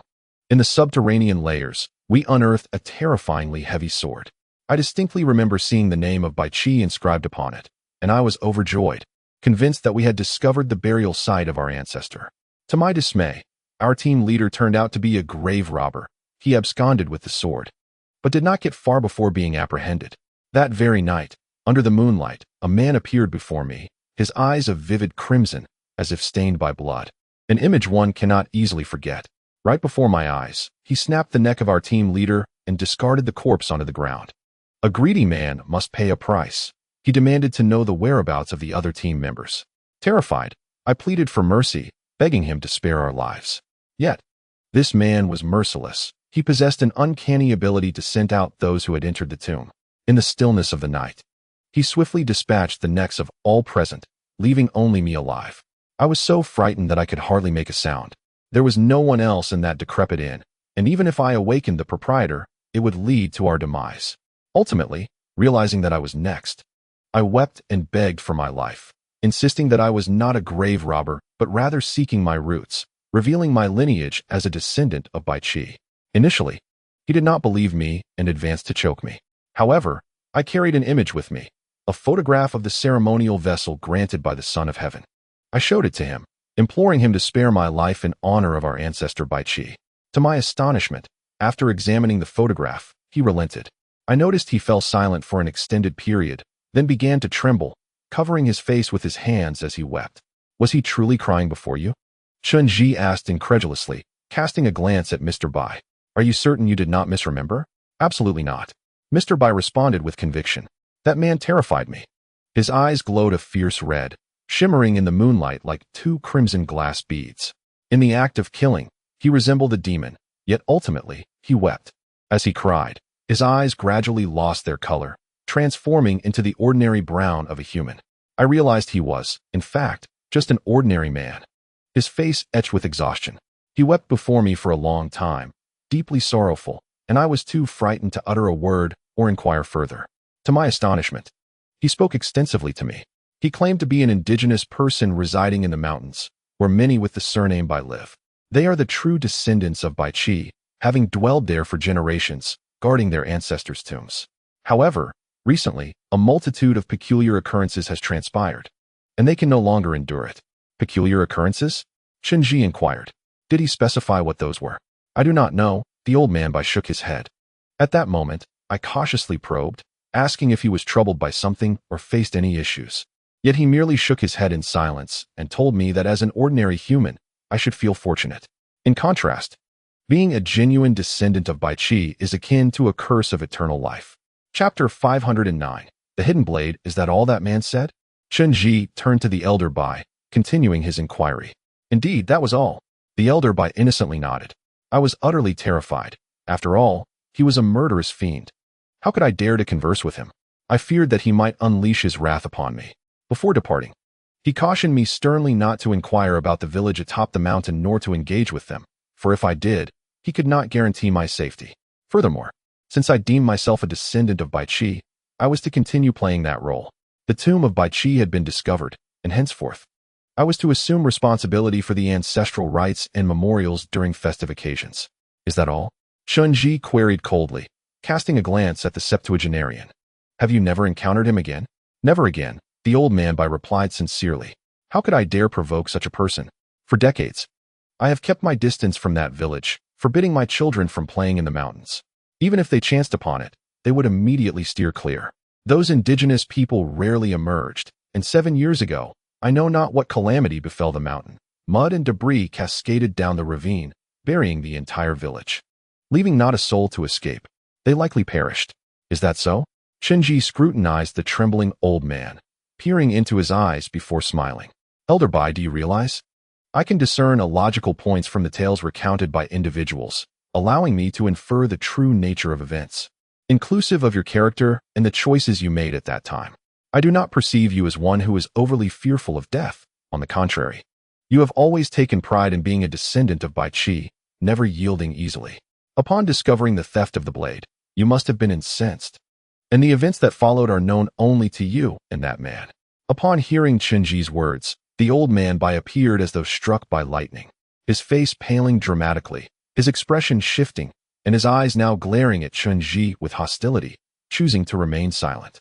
With a dismissive wave of his hand, Chen Zhi reassured him, there is no need for anxiety. We are not here to reopen old wounds. Moreover, matters of a legal nature do not concern me. We will handle those ourselves, so you need not fret. However, you may not have fully grasped what I just articulated. Do not lie to me or attempt to deceive. Otherwise, you shall bear the consequences. After delivering his warning, Chen Zhi cast a sidelong glance at Fat Wei, who immediately transformed his demeanor, his expression turning cold as he withdrew a handgun from his trousers and swiftly exited the room. By this time, it was already the latter half of the night, and it was likely that those outside had retired for the evening. Shortly thereafter, Fat Wei returned, dragging a figure with him, none other than Bai Xiaowei, who was still clad in his pajamas and had been rendered unconscious by Fat Wei's blow. Fat Wei unceremoniously tossed Bai Xiaowei onto the table, pressing the barrel of his gun against the young man's temple, his face as frigid as ice as he glared at the elderly Bai. Well, old man, Chen Zhi said with a faint smile, this must be your beloved grandson, correct? Flowers may bloom again, but youth never returns. Such a promising age to face demise. Do you not feel a twinge of sorrow? Do not compel us to become the villains. The elder Bai's face had turned a shade of deep gray, and he struggled forward, desperate to save his grandson. However, before he could advance, the cold muzzle of Fat Wei's gun pressed against his forehead. Old sir, do not be foolish. Do not step forward, Fat Wei warned icily. With a soft chuckle, Chen Zhi lowered his head momentarily before looking back at the elder Bai. Oh, Mr. Bai, I see I was not mistaken. Your temperament is markedly different from your grandson's. You are a man of spirit. You do not fear death, do you? Rising abruptly, Chen Zhi leaned closely towards the elder Bai, his gaze unwavering. You and that man are indeed friends, are you not? Yes. The elder Bai replied with newfound resolve, dispelling his earlier timidity. I am his friend, and I shall never betray him. If you are a man of courage, do not direct your wrath towards the child. Direct any issues towards me. Regardless of the consequences, if my brow furrows even slightly, you shall face the repercussions. There is no need for such agitation, Chen Zhi replied with a smile directed at the elder Bai. Allow me to speculate on the events of that time. When you discovered that Bai Qi's great sword had been stolen, you and that man likely collaborated to retrieve it, did you not? With your compatible natures. You shared laughter and camaraderie, and given your ancestral connections, friendship blossomed swiftly. Subsequently, perhaps due to your bond, you settled here and established Bai Jia Town. However, I suspect you have visited that village in the mountains more than once.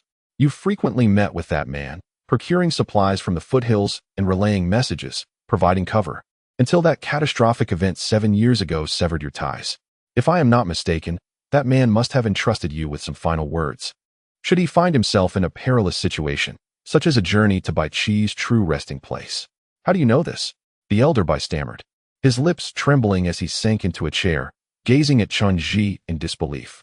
I have always known, Chen Zhi suddenly replied earnestly, for in a certain sense, I consider him a friend whom I have yet to meet. His name is Bai Ren. Upon hearing this name, The old man Bai's mouth twitched slightly. And though he remained silent, a flicker of skepticism appeared in his eyes. Old Bai, I realize that you find it difficult to believe me at this moment. But do take a look at this, Chen Zhi said, producing a photocopy of the map and laying it out on the table, revealing the overall shape of the village. Given your acquaintance with Byron, you must have visited his village and are familiar with its layout. I just visited the ruins. In truth, they comprise only a mere tenth of the village, resembling a crescent moon. The actual village is circular, akin to a full moon. The so-called ruins atop the mountain are merely a facade. There must be another passage leading to the true village, am I not correct? Old Bai listened intently to Chen Zhi's words, saying nothing, and the expression of disbelief on his face gradually faded. At this juncture, Chen Zhi continued, Old Bai, I understand that you are trying to protect that village, but you are mistaken. Bai Ren and I are actually on the same side. This map was drawn by Bai Ren himself 7 years ago and has been preserved in our possession, complete with his signature. You are merely an ordinary person. The undertakings we are engaged in are beyond your comprehension. However, please trust me when I say that what we are doing is far more significant than you can imagine. Yet, I cannot disclose our identities to you, for doing so would endanger your entire family. The trick of concealing the village with mirror spells does not pose a challenge to me. What I require from you now is the truth, including everything Bai Ren has ever communicated to you. This information is vital for us. Otherwise, I truly will resort to actions that may harm you, and your family will perish. Such sacrifices are grievous and utterly meaningless. I shall grant you 10 minutes to contemplate this, after which I will not hesitate. Chapter 510, The Hidden Blade, Part 2. During the ensuing 10 minutes, Old Bai sank into profound contemplation. His brow furrowed as he repeatedly glanced at the village and then at Chen Zhi and his companions, never once casting a look at Bai Xiaowei. Ultimately, Old Bai straightened his back, lifted his gaze to Chen Zhi, and said, Release my grandson, and I will divulge everything to you. Upon hearing this, Pang Wei exchanged a glance with Chen Zhi, who nodded in response. Pang Wei then lifted the unconscious Bai Xiaowei and exited the room. Upon witnessing his grandson depart the room, the old man's countenance softened slightly. When Fat Wei returned, he exhaled gently and began to recount tales from the past to Chen Zhi and Fat Wei. He was truly a kindred spirit, the old man reminisced, a nostalgic glow illuminating his features. After I dealt with those intruders, he brought me 2 jars of liquor, offering me one. We drank together beneath the eaves. And that night, the moon was exceptionally full, radiant and luminous, resembling a grand disk. He told me that their village was shaped like this, and they had resided there since time immemorial, enduring a fate they wished to escape. He continued, he warned me that something ominous was about to emerge, and they must thwart it, for otherwise, the world would perish. Each of them bore their own sins. At this juncture, I noticed his eyes redden again, a striking hue, vivid as blood, glimmering under the moonlight. What is this entity? Chen Zhi inquired. I am uncertain, the old man replied, shaking his head. I knew he was no ordinary individual, and I refrained from probing further. Subsequently, we settled here, married, and had children, maintaining contact with him. I visited their village several times. Those people were unlike anyone from the outside world, open-hearted and resilient, possessing extraordinary skills akin to martial arts masters. Yet, they were fiercely loyal, devoid of arrogance, and in moments of fervor, their eyes would blaze crimson, reminiscent of rubies. Over the years, I assisted them in various matters, such as procuring daily necessities and selling antiques, and occasionally acquiring weapons and metals. Of course, I consistently endeavored to ensure their safety, never divulging these matters to anyone. However, one fateful night 7 years ago, he appeared suddenly, his demeanor frantic as if he were in a rush. He informed me that all the able-bodied men from their village needed to undertake a critical mission that required immediate action, otherwise, that ominous entity would emerge. Yet, their own strength was insufficient, necessitating collaboration with a formidable organization. Without this alliance, success would be unattainable. Nonetheless, this organization was vast and ruthless. It would not hesitate to eradicate their bloodline. Should they fail, it was certain that no survivors would remain, and those left behind in the village would be left to fate. After relaying this, he departed. You never saw Bai Ren again, did you? Chen Zhi questioned upon hearing this. No, the old man gently shook his head.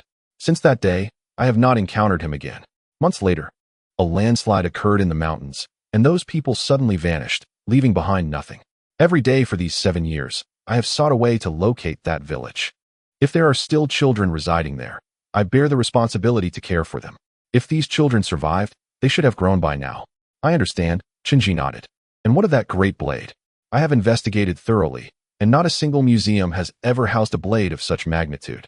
Was that massive sword taken away by the white blade? Absolutely not. Mr. Bai solemnly shook his head, and then his expression began to solidify, as if he were making a significant decision. Finally, he lifted his gaze towards Chen Zhi, declaring, he did not take the sword. Instead, he left it for me. That sword now lies beneath our feet. What? Both Chen Zhi and Fat Wei immediately rose to their feet, stamping on the ground beneath them. The sounds emanating from below assured them that it was indeed hollow. Since their arrival, Chen Zhi had dispersed the airflow, yet he felt no barrier beneath, which was simply astonishing. Is there a hidden realm below? Chen Zhi asked, looking up at Mr. Bai. Indeed. Mr. Bai nodded earnestly. That sword was left to me before he departed, along with a considerable sum of money to construct a secret chamber to conceal it. He said that under a collapsing nest, there are no intact eggs, and if they perish, their descendants would likely not survive either. However, this sword is the sole remnant left by Bai Qi in this world. He did not wish for it to turn to ashes alongside them. So he entrusted it to me for safekeeping.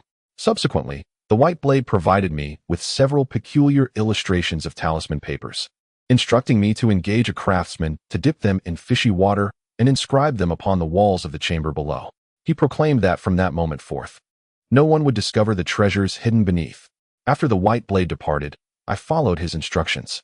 I first hired workers to excavate a large secret chamber, and once it was arranged, I constructed a small building above it to conceal the chamber below. From that day forth, I resided here daily, guarding the sword. Just as he had foretold, for all these years, no one has ever sought to claim it, nor has anyone uncovered its existence. As for that secret chamber below, I have not returned, and my children remain oblivious to this hidden place beneath our home. Understanding dawned upon Chen Zhi as he nodded gently, pondering for a moment before looking up at Mr. Bai with a serious expression.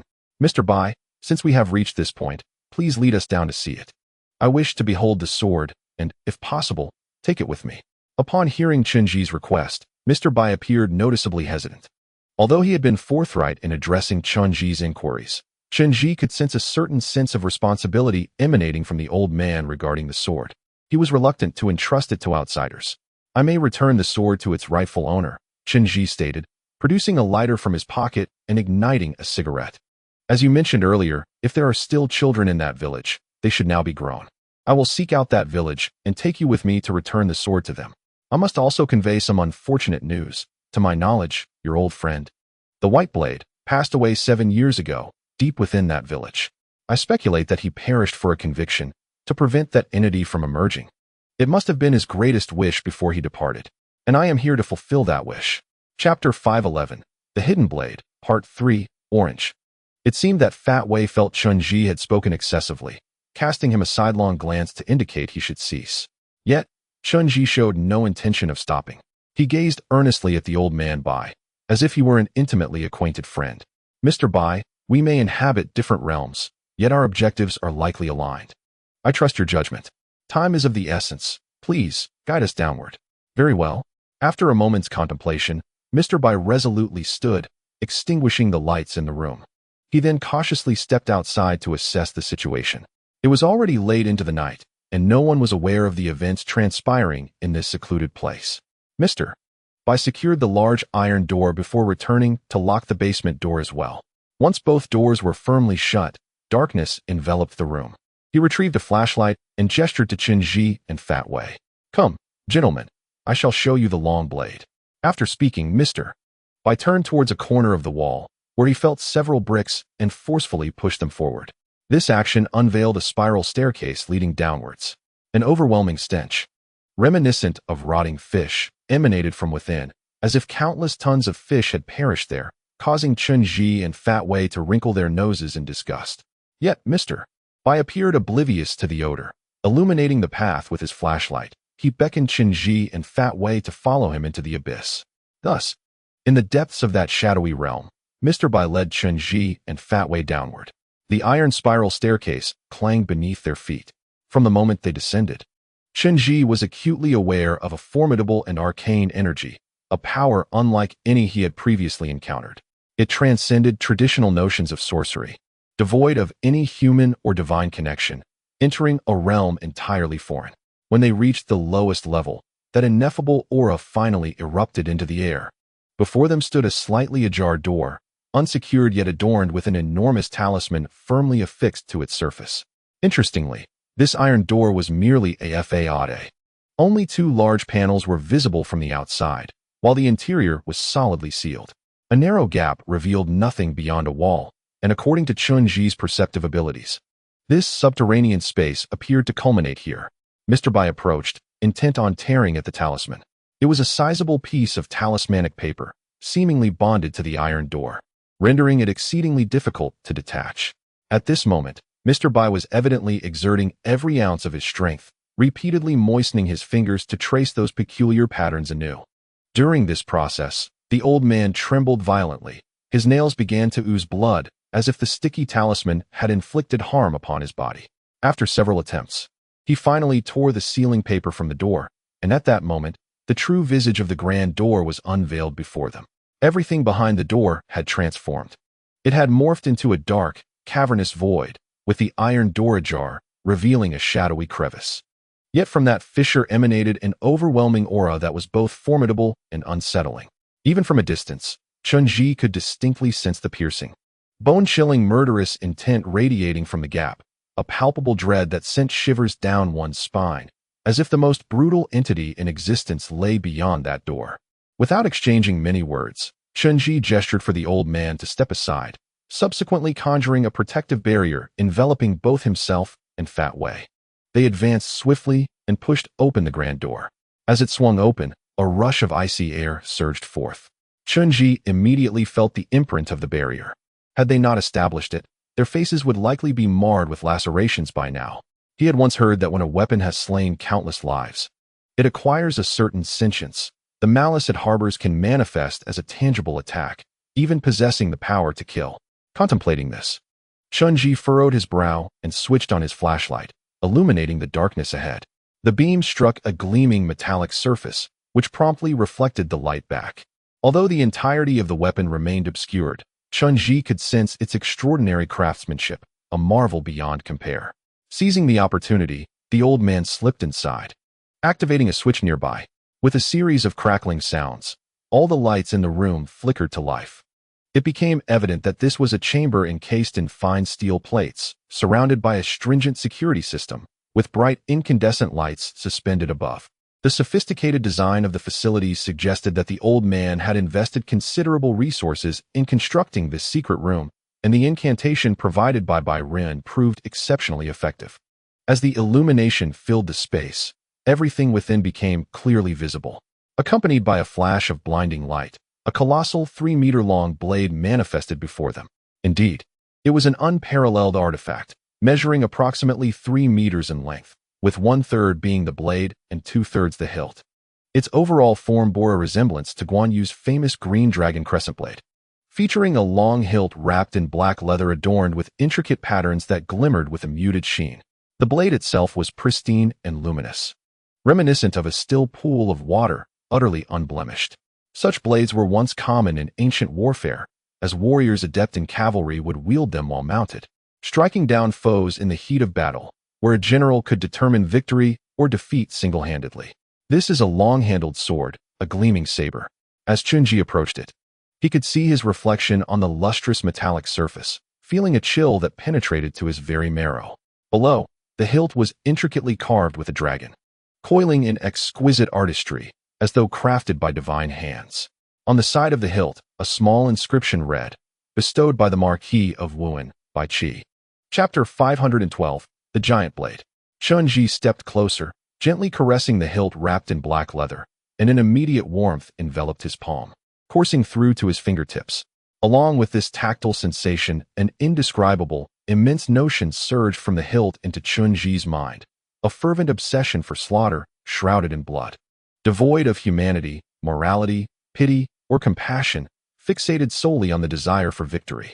The blade exuded a potent stench of blood, as if stained through millennia, emanating a malevolence unlike anything Chen Zhi had ever encountered. He refrained from touching the blade's edge, A mere glance sufficed to reveal its history of devastation. He knew that to lay his hand upon that edge would unveil horrors he wished to avoid. At this moment, revisiting such visions held no significance. "It is this very blade," the old man quavered from the corner of the room, trembling as he pointed at the long saber. "When I first placed this blade, its aura cut into me, leaving scars that remain to this day. Moreover, the weight of this weapon is astonishing. Without assistance, I could hardly move it." "Are you saying that Ren can wield this blade?" Chen Zhi inquired, raising his gaze. "Indeed," the old man affirmed, his expression resolute. "In his hands, this long saber feels weightless, effortlessly wielded. Is it truly that formidable?" A surge of fervor surged within Chen Zhi. He closed his eyes, channeling all his strength into his hands, then placed both on the hilt, lifting with all his might. With a thud, one end of the long blade rose approximately 5 centimeters, but as the weight of the entire weapon pressed down, it quickly fell back, heavily resting upon Chen Zhi's arm. Through 2 years of rigorous training, his strength had surpassed that of an average person, bolstered by an aura of power. Yet, this colossal blade was beyond his capacity to lift. It was decidedly not a weight any ordinary human could bear. Quickly recalibrating his aura, Chen Zhi gradually lowered the immense blade. Once resting on the stone slab, it wobbled slightly before settling firmly. At that moment, Chen Zhi was profoundly moved by the warm metallic sensation of the giant blade. This was indeed a divine artifact, both in blade and hilt. Though the hilt of the dagger is forged from metal, it is enveloped in a layer of exquisite leather, reminiscent of python skin, yet more refined and smooth to the touch. The leather emanates a chilling sensation, and Chen Zhi can distinctly perceive that it has been soaked in a multitude of blood. The essence of countless restless souls coursing through its layers, like unwilling spirits clinging to life. This is the very blade wielded by the legendary warrior Bai Qi. At that moment, the old man Bai, standing in the corner, dared to approach with a grave demeanor. Addressing Chen Zhi with utmost seriousness, "When Ren entrusted me with this blade, he warned me repeatedly to maintain a safe distance, lest I suffer its wrath. The malevolence emanating from this weapon is exceedingly potent. It must be kept buried and sealed with a curse. It is said that Bai Qi used this very knife to sever the heads of innumerable generals, and it was instrumental in the infamous massacre of 400,000 Zhao soldiers. This blade is a harbinger of death, steeped in resentment." "What else did Ren say about this dagger?" Chen Zhi inquired, gently caressing the delicate leather of the long knife. "That should encompass all he mentioned," the old man Bai replied, perhaps due to his advanced age. He feared his recollections might be imprecise. He recalled feeling an acute sense of anxiety at that moment, as if he were apprehensive about the destination ahead. After hastily imparting these words, he departed. I also observed numerous individuals accompanying him down the mountain, both men and women, alongside some elders. It appeared that all the able-bodied adults from the village had ventured forth. Their agility was remarkable. I noted as much while traversing the mountain.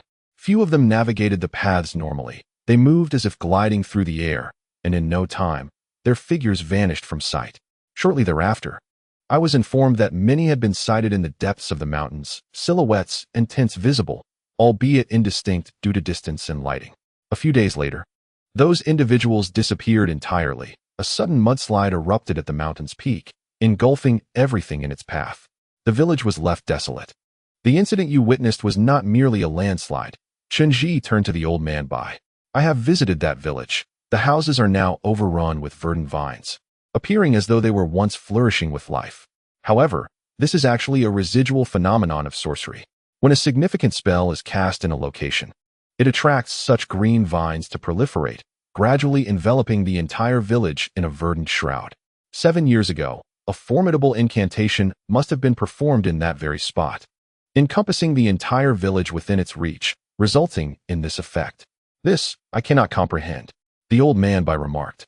"I am aware that you are all formidable individuals. While I cannot intervene in your affairs, I remember my brother Ren had a grandson. If he were still alive, he would likely be in his 20s now. If you intend to venture into the mountains to seek that village, please allow me to accompany you. Although I am somewhat advanced in age, my legs remain agile, and I assure you, I shall not be a burden. I have grown old, half buried in the dust of time. Should I encounter the descendant of that gleaming blade, I would find peace in death, knowing I have fulfilled my end of the bargain. This is certain." Chen Zhi smiled at the old man, stating, This knife must be returned to his descendant by your own hand. We cannot undertake this task on your behalf. Prepare yourself, Mr. Bai. We shall depart tomorrow. Once the arrangements were settled, everyone began to strategize the details, including the timing and personnel for our venture into the mountains. The most pressing concern was the immense weight of the sword, which was beyond the capability of an ordinary person to lift, and it was unfeasible to summon a vehicle for transport at this time. That night, Chen Zhi summoned Ning to the basement, asking her to gauge the weight of the colossal sword and determine whether she could lift it. Due to prior circumstances, Ning had remained in Mr. Bai's residence, keeping watch in the courtyard while Chen Zhi and the others were engaged elsewhere. Upon entering the basement and laying eyes on the long sword, her expression transformed into one of awe, quickly followed by an unmistakable affection. Warriors possess an innate love for their weapons. They cherish them as they would their own hands, or even their lives. Ning gently caressed the gleaming metal of the sword and the exquisite leather wrapped around the hilt. Dragon skin, she murmured softly.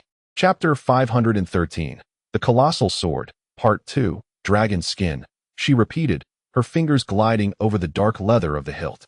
I have heard tales that ancient master craftsmen forged the finest weapons from materials not of this world, and to protect them from damage. They were often encased in dragon hide. The texture of dragon skin resembles that of a python, smooth to the touch, and it does not decay over millennia.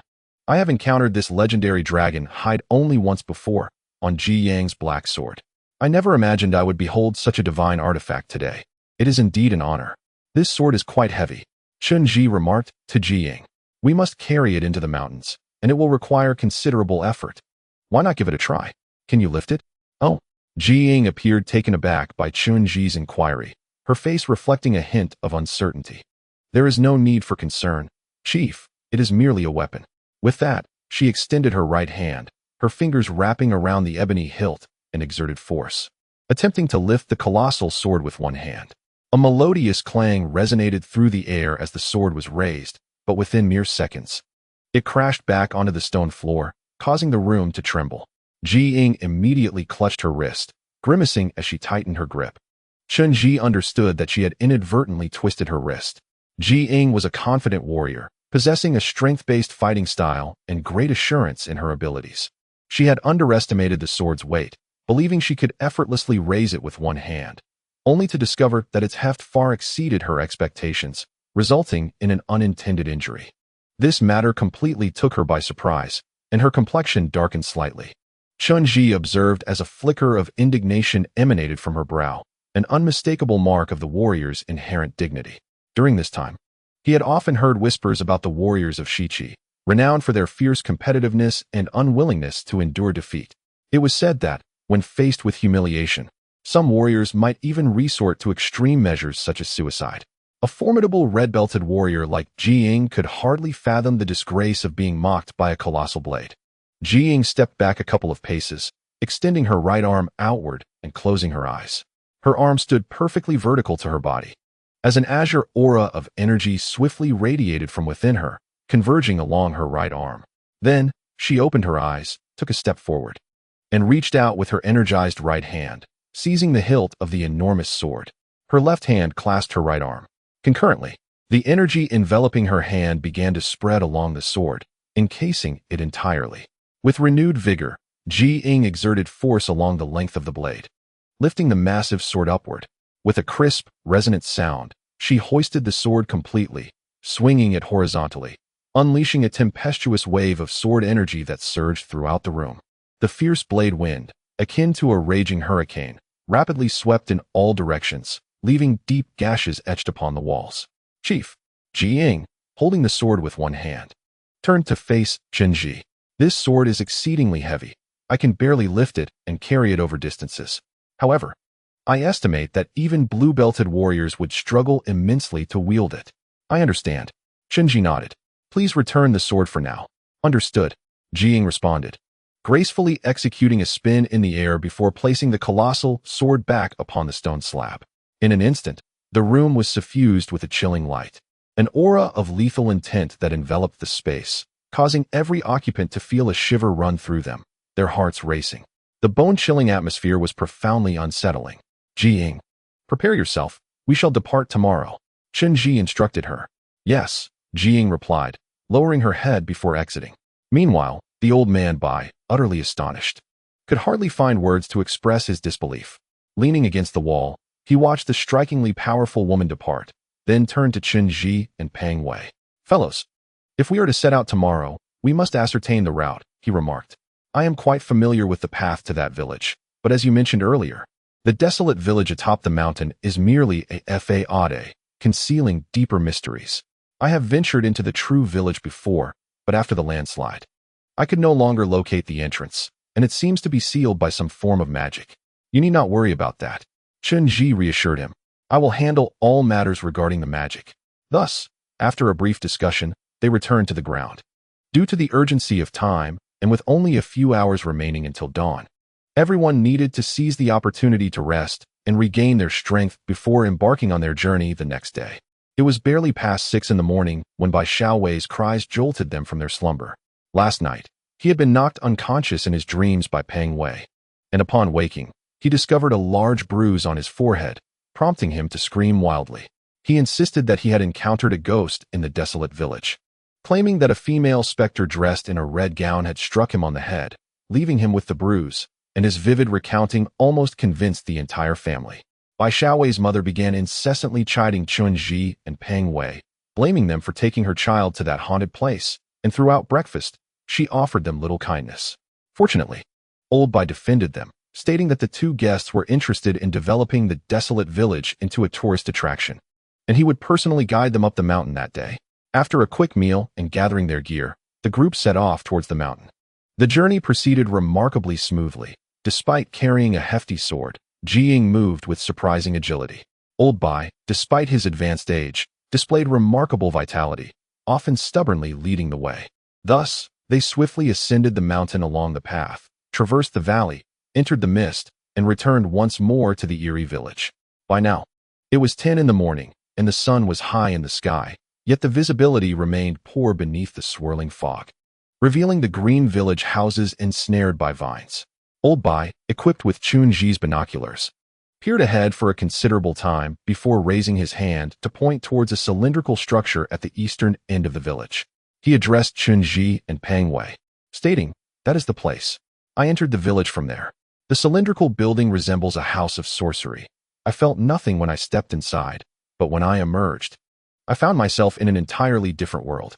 Chapter 514, The Passage Another World? Upon hearing Old Bai's words, Chen Zhi inquired, "Could you describe it to me, dear sir? What was it like when you first entered the village?" "That is quite difficult to articulate." Old Bai pondered for a moment before slowly responding. "From the outside, it appears similar to our ordinary villages, yet everything within seems suspended in time, reminiscent of ancient times. Or even older. There were peculiar elements that I cannot quite describe. At that time, they would periodically send people to temporarily reside in this crescent-shaped village as a facade, then rotate them back, transporting goods acquired from the outside through this passage. Everyone traversed that small building, which served as a conduit. However, since the landslide occurred, I have attempted to return here multiple times, hoping to pass through that small building to revisit the village. However, I have discovered that no matter how many times I enter that small building, I invariably emerge to find myself in the same desolate village. The very village where the Bai family resides, yet I can no longer gain access. Is it some form of passage technique?" Chen Zhi pondered silently, refraining from further inquiries. He then turned to everyone and declared, "Let us proceed to that small building. It should serve as the entrance. However, exercise caution, as areas associated with passage techniques are often guarded by traps." After Chen Zhi concluded his words with a wave of his hand, the group began to advance, their familiarity with the path allowing them to traverse swiftly. Before long, they reached the cylindrical structure at the eastern edge of the desolate village. Upon entering the small building, they realized it was a circular structure with a square base, constructed entirely of stone. The entrance was grand, making it the tallest edifice in the entire village.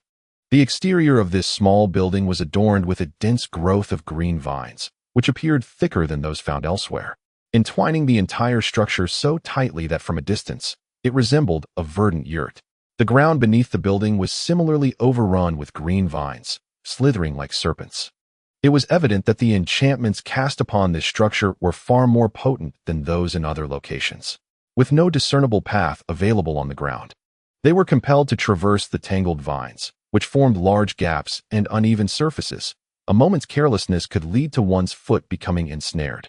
Within the group, Ning struggled under the weight of her heavy sword. Each time her foot touched the vines, they would shift precariously, creating an appearance of imminent danger. Upon finally reaching the entrance of the small building, they discovered that the path was obscured by a thick mass of vines, completely blocking the door. It seemed that a significant distance inside was also filled with these vines, making direct entry impossible. They would need to sever the vines to gain access. This time, Chen Zhi and Peng Wei, opting for a lighter load, had brought only their daggers instead of their large machetes. They drew their daggers and began to slice through the vines at the entrance. The small blades made for slow progress against the thick, coarse vines, and the layers upon layers of greenery appeared to extend deep within. As sweat beaded on their brows in frustration, they found themselves still unable to make headway. Ning, burdened by her large sword, was unable to assist effectively, while the elderly Bai, armed with a small mountain knife, could offer only limited help. Their journey had become interminably slow. After more than an hour, they finally penetrated through the thick layer of vines, revealing a gap about a foot wide through which one could enter. Peng Wei first illuminated the area with a flashlight, then extended his right hand to insert a testing strip, confirming the air was safe before being the first to slip inside. Upon receiving Peng Wei's signal, the others no longer hesitated and one by one followed through the opening. Upon entering the inner chamber, they were immediately met with a musty odor, accompanied by traces of sweet magical residue in the air. Everything around them was enveloped in complete darkness. Chen Zhi and Peng Wei switched on their flashlights, casting beams into the surroundings. Indeed, as the old man had previously described, this was a circular stone chamber, resembling a contemporary train station, furnished with numerous wooden benches. Crafted in a simple and rustic manner, inconspicuous enough to be overlooked if placed outside. The walls surrounding them were coated with a pungent greenish paint, reminiscent of the aesthetics of a 1970s public restroom. 2 or 3 columns supported the weight of the modest structure, appearing unremarkable, yet most of the walls bore deep fissures, from which an acrid smell emanated. "This is the place," the old man remarked to Chen Zhi. "When I first entered, it was not in such disrepair. The walls were intact, and the odor was not so overpowering. People would sit on the benches, and after entering, they would not wander aimlessly. At a designated time, they would all exit through this door, but upon leaving, it was no longer the world they had entered, but rather the true village." "A designated time?" Chen Zhi whispered, suddenly realizing the nature of the illusion. He bent down to touch the ground. The building was entirely man-made, devoid of any cement. The structure was composed of primitive wooden beams, and the floor was laid with stone slabs, which were now covered in green moss, appearing quite damp. In the crevices of the stones, there was a grayish-white slime, resembling glue. Muddled space, then shatter the passage, sealing the village completely. Chen Zhi contemplated silently, feeling the dampness beneath the slime, as if there were an underground river. He then probed his fingers into the stone crevice. Indeed, a unique warmth radiated from the deep soil, both hot and humid, characteristic of the boundary between two realms. At their current location, they occupied the realm of reality, while the other side connected to another segment of reality, merely obscured by a peculiar space. Hidden behind this spatial veil was not only the village but also a vast mountainous area beyond, indicative of a powerful spatial manipulation beyond the capabilities of ordinary individuals. Chen Zhi could not help but recall the map, which vividly depicted an expansive mountainous region surrounded by towering peaks, with a river meandering through its center like a sinuous dragon. Villages nestled along both banks of the river, forming a unique geomantic formation known as the Heavenly Dragon delivering water. In the ancient art of Jia, this configuration was referred to as the Sealing Ghost Formation, capable of continuously harnessing the forces of nature, entrapping the essence within like a cage, with its binding power intensifying over time. At the heart of this encircled landscape lay an elliptical area, resembling a colossal egg on the map, whereby Qi, known as the Butcher of Humanity in Chinese history, was interred. Chapter 515. The passage 2. Chen Zhi then instructed everyone to step aside and take their seats on the long benches, precisely as described by the elder Bai. He retrieved a pouch of red powder from his waist, a preparation of chili powder made prior to his arrival. Within the realm of incantations, Chili powder possesses the ability to manifest multiple spaces, revealing deeply concealed spells and exposing the true essence of the sorcery. Chen Zhi scattered the powder at the entrance, silently reciting a few incantations while swiftly tracing a circle in the air. The circle shimmered with a spiritual light, resembling a glass mirror. He then gently blew the remaining chili powder forward. In an instant, the red powder dispersed like fine crimson dust from the circular mirror, beginning to waft through the air, refusing to settle on the ground.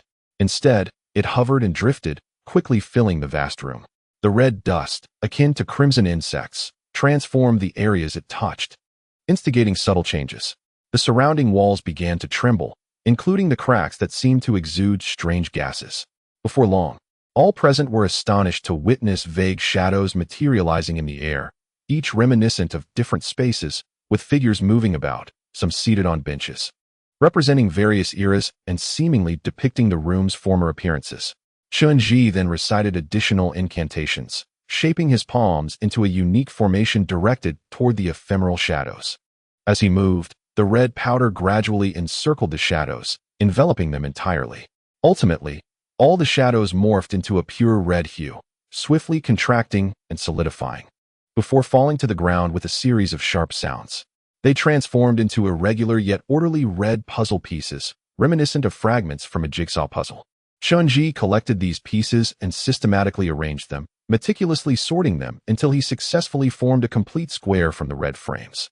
Once gathered, the puzzle emitted a radiant red glow, with the edges slowly merging, ultimately coalescing into a singular, cohesive whole. At this moment, Chen Zhi's eye rose to his feet and declared, "All right." He turned to wave at everyone, who quickly gathered around him. They observed that the crimson square had, unbeknownst to them, become deeply embedded in the ground, sinking further until it vanished entirely. Remarkably, the large cracks in the walls of the room had also been mysteriously mended.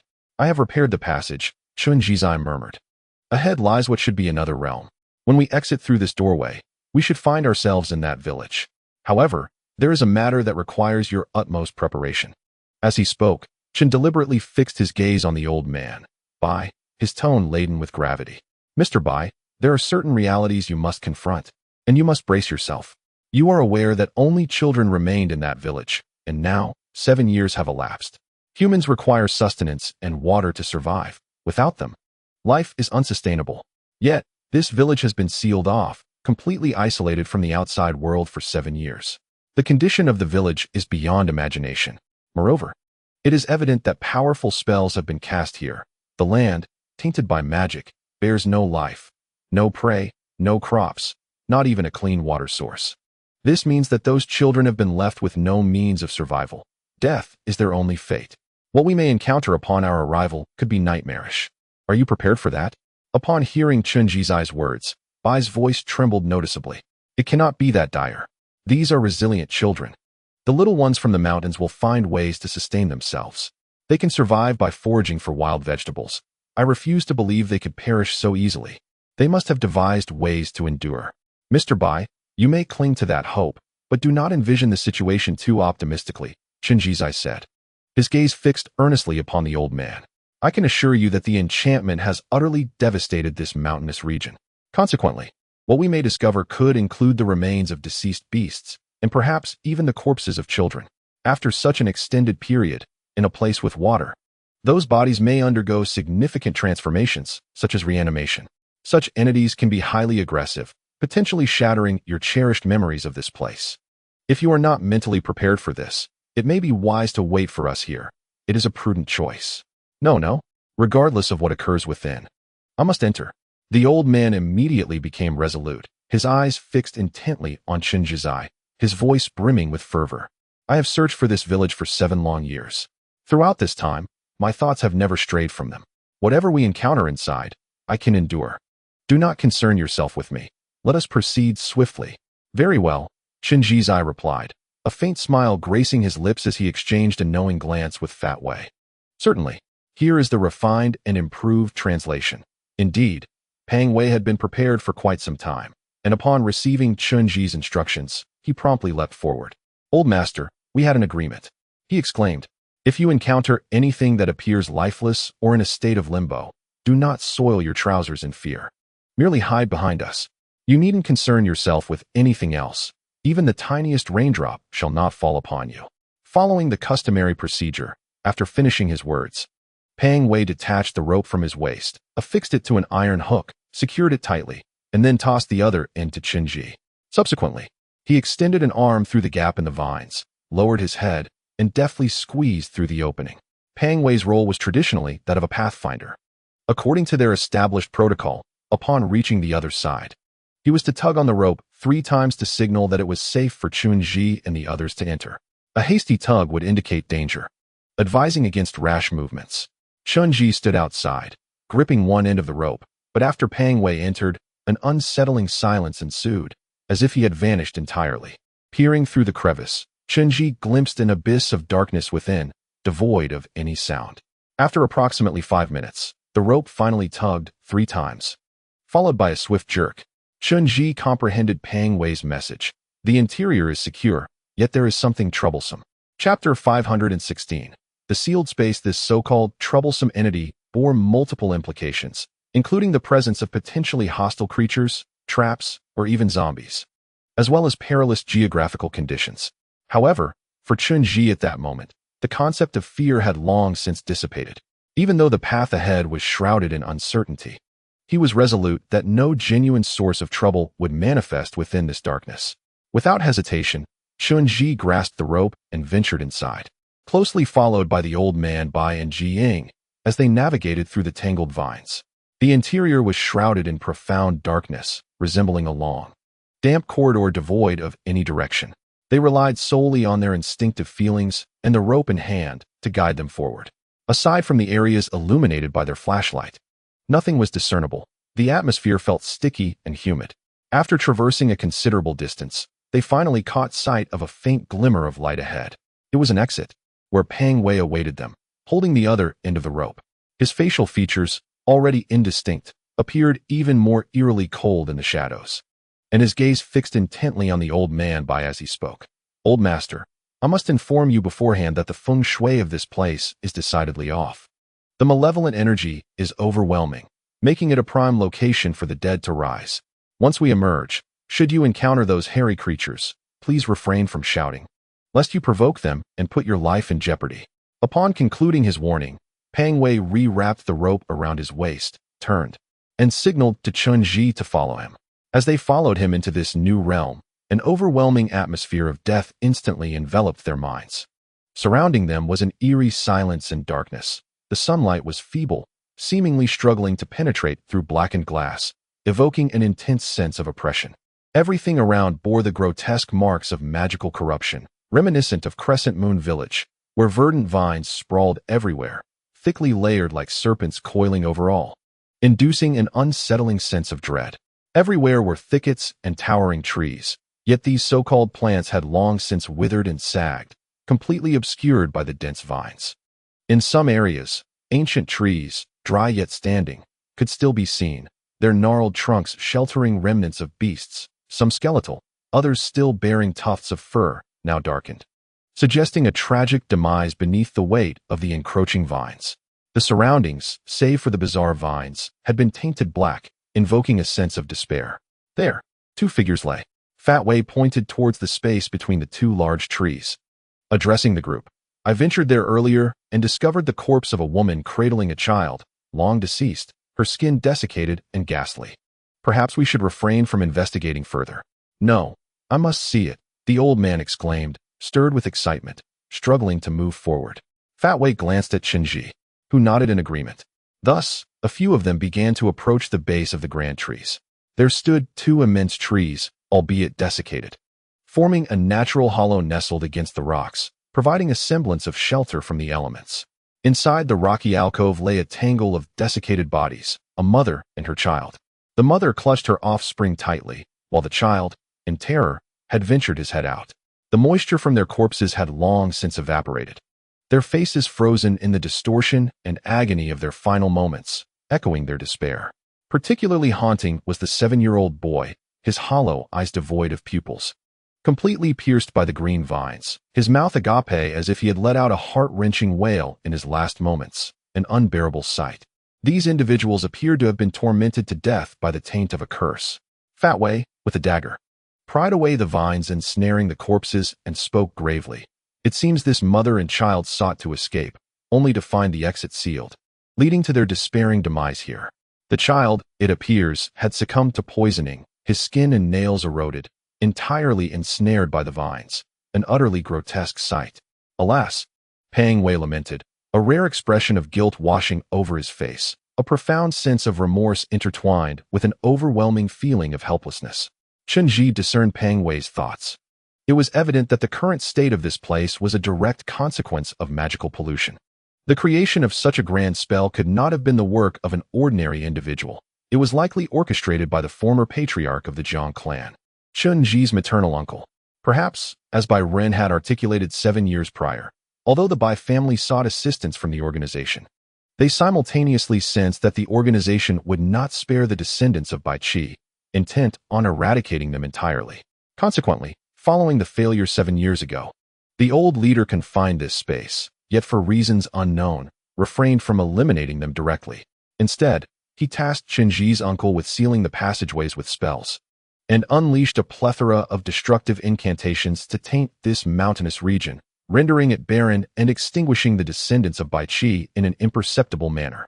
Suddenly, a sound of weeping interrupted Chen Zhi's reverie. It was then that everyone noticed the old man Bai had, at some point, embraced the 2 corpses and began to sob. Though no tears fell, he hurriedly inspected the necks and collars of the bodies, seemingly searching for some sign. "Old Mr. Bai, what are you doing?" Chen Zhi inquired, furrowing his brow slightly. "Do you recognize these 2 corpses?" "I do not know. I cannot be certain," the old man Bai replied sorrowfully, shaking his head. "I cannot ascertain if they are indeed mother and child." "Mother and child?" Pang Wei echoed, and at that moment, the old man Bai appeared to regain some clarity. He slowly rose to his feet, his frail back appearing exceedingly weak in the dim light. "Let us proceed to that village," he urged. "Old Mr. Bai, can you still locate the village?" Chen Zhi turned to him and asked. "The lighting here is poor, and it has been quite some time since you were last here. Do you need to recollect your memories?" "No need," the old man Bai replied, his voice trembling. "Even if this place turned to ash, I would forever remember that village. Come, I shall lead you there. If those children are indeed gone, I wish to see it with my own eyes, and then I will tend to their remains." Perhaps due to the surge of emotions, the old man Bai began to walk briskly ahead of the group. As he had stated, the village was etched deeply in his memory, and he traversed the path without hesitation, despite the harsh climate and the air thick with black dust. He coughed intermittently and nearly stumbled into the muddy pits several times, yet he pressed on resolutely. He seemed stubbornly convinced that the people from his memories could not have perished in such a manner, believing that locating the village would reveal the living. Even though he was acutely aware of the slim chances ahead, the obstinate old man clung to the hope that people would survive. Thus, they followed the old man, traversing the rugged terrain without pausing for a moment. Along the way, it became painfully evident that the sorcery had wreaked severe havoc upon this mountainous region. Blackened rocks and debris littered the landscape, and the river resembled a stream of black oil, exuding a foul stench. Not a single plant had managed to endure, and in some areas, even the grass roots and tree roots had been uprooted, leaving a quagmire in their wake. They encountered the skeletal remains of large animals, each having succumbed to suffering, their ashen bones and hollow, darkened eye sockets brimming with resentment and terror, seemingly accusing the perpetrator of this calamity. They journeyed for a considerable time, traversing one contaminated slope after another, each scene more harrowing than the last. Throughout this ordeal, while the old man stubbornly retained a flicker of hope, the others had already come to accept a grim reality. No living creature could possibly exist here any longer. After laboriously progressing through the desolate, charred mountains for approximately 2 hours, they finally caught sight of a villa at the edge of their vision. The villa, shrouded in a dark mist, appeared hazy but was evidently expansive, constructed along the banks of the river. Numerous towering pavilions dominated the landscape, significantly taller than the surrounding crescent village, interconnected by an intricate network of cables that lent the entire site an impressive scale. "There it is," the old man exclaimed excitedly, gesturing toward the structure. "When I last visited, the villagers were all present. Their skills were remarkable. They navigated through the buildings with agility, utilizing those iron cables, each a master of lightness. Even the women working in the fields could effortlessly carry grain and leap to the lofts. The villa was bustling with life, filled with people. If one knocked on the grand door, they would be welcomed inside. After speaking, the old man, filled with exhilaration, hastened toward the villa. However, his advanced age had taken its toll, and after traversing such a long and arduous path, he was utterly exhausted. In his eagerness, he stumbled and fell just outside the villa's entrance. Yet he quickly rose and began to pound on the great door with fervor. The others refrained from dissuading him, merely observing as he struck the door with a resounding thud. At that moment, Chen Zhi took a moment to calm himself and scrutinize the villa, and indeed, it was as the old man had described. The inhabitants of this estate had been extraordinary. The walls of the villa stood approximately 5 to 6 meters high, with a grand iron gate at the center flanked by guard towers. What was particularly remarkable was that there were no spiraling ladders ascending the towers. Only a few footholds were present. It seemed that those who could reach the towers possessed exceptional lightness of foot, capable of leaping directly onto the footholds, a feat unimaginable to ordinary mortals. The entire estate, though constructed predominantly of timber, boasts a gate forged from thick cast iron, an ancient material of considerable weight and strength. The gate, along with the adjacent walls, exemplifies a traditional military architectural design, exhibiting formidable resistance to intrusion. Typically, such a gate is fortified with a heavy security system, rendering it nearly impregnable once secured from within. However, this time, the scenario unfolded quite differently. After the old man's frantic knocks yielded no response, he summoned all his strength to push forward. With a creak, the slightly ajar gate suddenly opened a gap of over a meter, and from within tumbled several small corpses, landing upon him and leaving him utterly bewildered. These were the remains of young children, most not even a meter tall, much like the child he had seen moments before.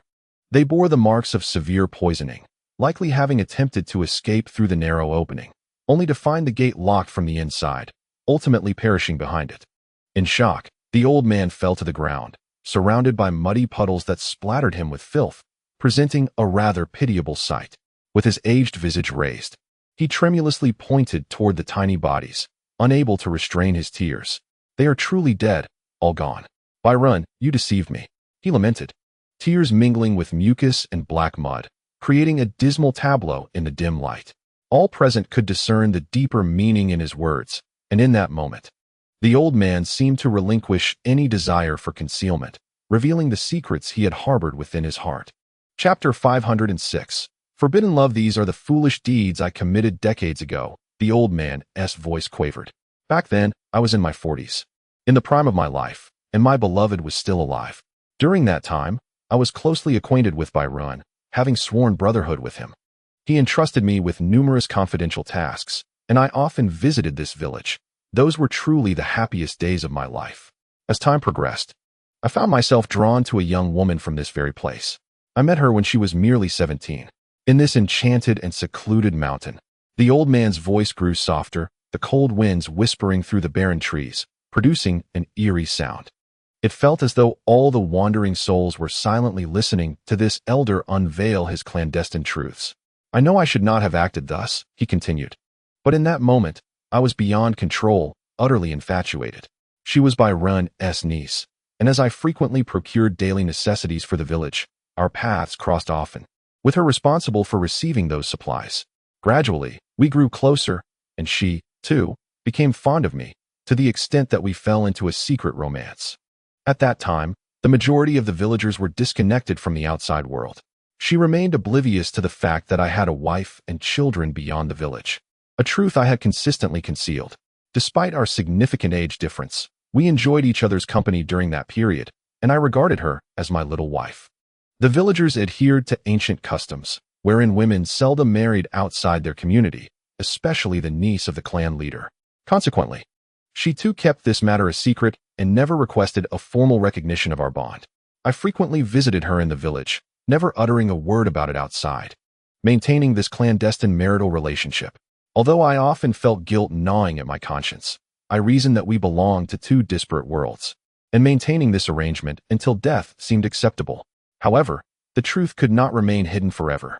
Eventually, she became pregnant. Byron soon learned of the situation and was filled with rage, even assaulting me in a fit of fury. She sought me out, pleading tearfully for me to take her away from the village so that her child could experience a normal life beyond its confines. By that time, I was already 50 years old and had welcomed my first grandchild, with my elderly wife still alive. The prospect of bringing this mother and child into the world outside filled me with dread. I felt utterly ill-equipped to face society and provide for them. Yet, the women of the Bai family were notably resolute. Once they set their minds on something, it was nearly impossible to sway them.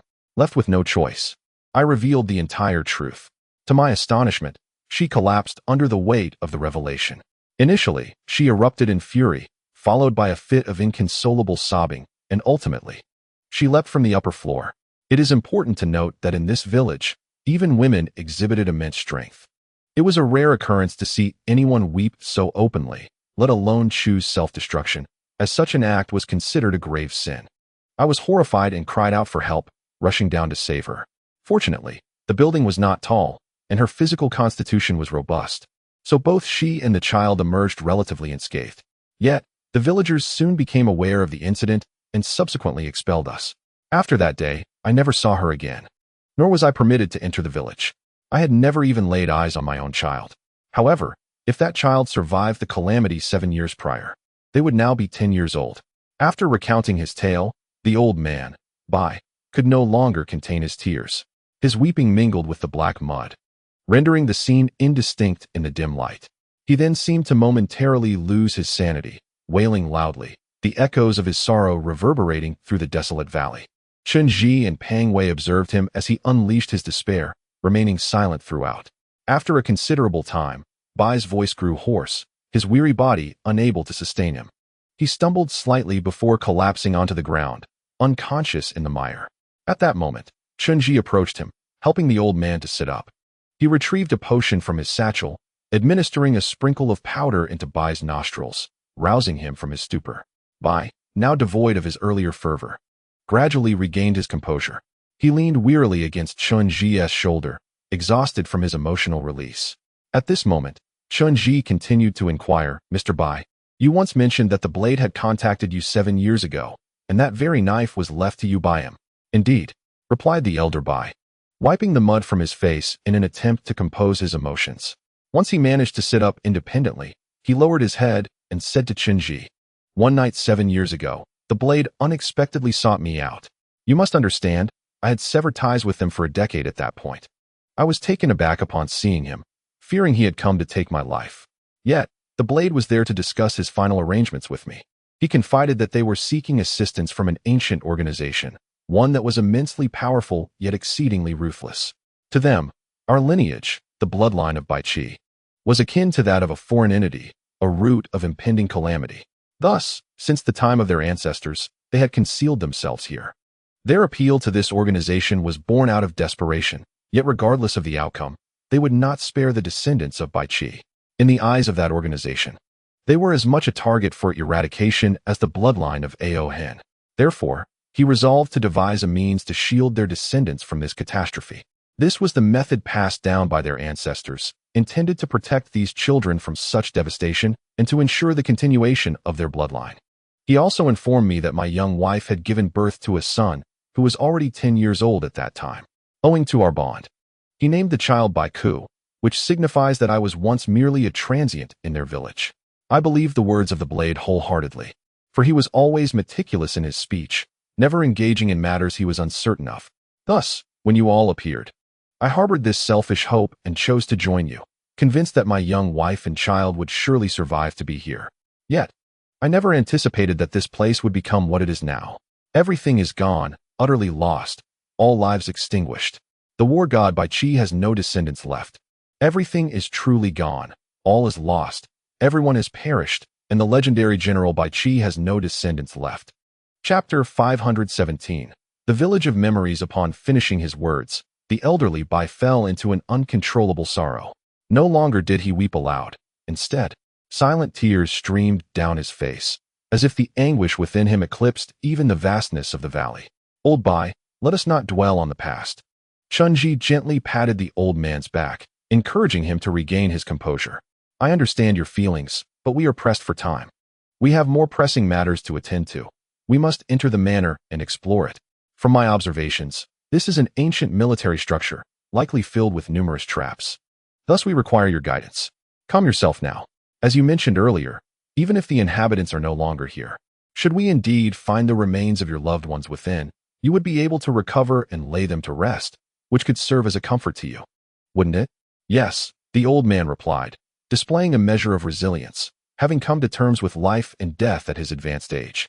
After trembling momentarily, he steadied himself and rose unsteadily. Meanwhile, the others took the opportunity to arrange the small bodies along the sides, intending to gather them for later handling. Then, led by the old man, they slipped through the crevice of the door and ventured inside. Upon entering the village, they were greeted by a winding, gravel-paved road leading deep into the heart of the settlement, flanked by houses of varying heights and sizes. A once thriving village now laid bare before them. It was evident that this place had once been home to many. Each household boasted spacious courtyards filled with martial training equipment, reminiscent of ancient barracks. The connections between the villagers appeared intimate, with bridges linking each home, allowing for seamless visits for meals and companionship among neighbors. Surrounding the central well were numerous wooden structures adorned with darkened game, suggesting it had been a trading hub for hunters exchanging goods. Yet, the former vibrancy had long since faded. Most houses were cloaked in creeping vines, their surfaces marred by deep black stains. The once clear well water now emitted a noxious black smoke, and the crevices of the stone path were filled with a repulsive, viscous sludge. Old Bai was indeed well acquainted with the village, leading the group onward while skillfully navigating perilous traps and mechanisms. Despite the weight of his sorrow, his rationality prevailed as he steadfastly guided them. Chen Zhi observed the rope bridges connecting the houses and inquired, "The villagers all share the surname Bai. They must be relatives, correct?" "Indeed," the old man affirmed. "This village is wholly comprised of those bearing the Bai surname. Listening to my dear wife recount tales of this village, I learned that in years gone by, marriages between direct relatives were not uncommon. However, this abhorrent practice has since been abolished, aligning with the customs of the outside world. Occasionally, individuals from beyond the village are welcomed into their midst, yet the inhabitants place immense value on lineage and maintain a veil of secrecy. Those who marry outsiders or invite sons-in-law into their homes are thereafter forbidden to leave. Many remain within the valley for their entire lives, never having glimpsed the outside world. I find myself perplexed by one matter. Pang Wei, who had been mostly silent until now, could no longer contain his frustration. Are not these individuals merely ordinary humans? They are not monstrous beings with 3 heads and 6 arms, so why this air of mystique? Moreover, even if they possess superior skills or robust physiques, what justifies their eradication? Is it merely because they are descendants of Bai Qi? Such reasoning seems utterly absurd. I am not entirely certain, Bai, the elder, replied softly, but I understand that this bloodline is unlike that of ordinary people. In addition to their lineage as descendants of Bai Qi, they seem to harbor another identity. What this identity entails remains a mystery, even to them. They simply know that their bloodline is distinct from that of common folk, and should it be exposed, they would undoubtedly face annihilation. It is indeed baffling, Pang Wei remarked, shaking his head in discontent, and choosing to remain silent thereafter. As they conversed, they arrived at the most densely populated area of the village. We must conduct a swift search of this village to ascertain whether there are any issues with the corpses. Chen Zhi instructed the group. If no problems arise, I can proceed to the next step. Pang Wei, who had inexplicably grasped a handful of blood-sticky rice, interjected, "Brothers, allow me to share a crucial insight. I have observed the feng shui of this place. The relentless flow of water wears down stone, and the mountains cast an ominous shadow. Coupled with the fact that all the great trees here have perished, there is an utter lack of vitality. This place is undeniably malevolent. As long as there are corpses present, they will surely rise again, and the climate does not lend itself to optimism. Prepare yourselves to follow the great Zongzi." "What great Zongzi?" Bai the elder, now alarmed, began to grasp the implications. Could it be that zombies truly exist in this world? What of my dear wife and my beloved son? Let us not dwell on such thoughts.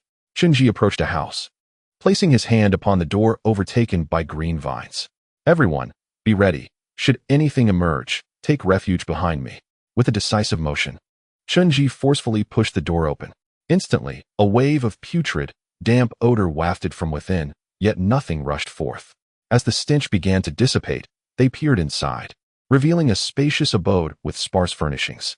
Directly ahead lay a grand hall, where the bodies of 2 children were laid bare at the entrance, their forms tragically entwined by creeping vines. The old man trembled slightly, mustering the strength to walk forward. He took a glance and then shook his head. One by one, they pushed open the doors of each household, inspecting the conditions within. Nearly every room contained several corpses. Some rooms held 2 or 3, others 4 or 5, with the fewest having just 1. The conditions of the deceased varied greatly, yet the majority were children under the age of 10, accompanied by elderly women. As they opened the last door on the street, Chen Zhi suddenly halted, standing at the threshold for a moment as if he had sensed something amiss. He then turned to the old man, lowering his voice to inquire, "Old sir, you must be quite familiar with your young wife. Among so many corpses, is there any sign of her?" "What?" The old man seemed to misunderstand Chen Zhi's words and asked, "What did you say, young brother? I mean, can you recognize the bodies of your young wife and your son?" Chen Zhi looked intently at the old man and said earnestly, "I know you haven't seen her in 17 years, but you lived with her for a time. Each person possesses unique traits, even in death. You should be able to discern them.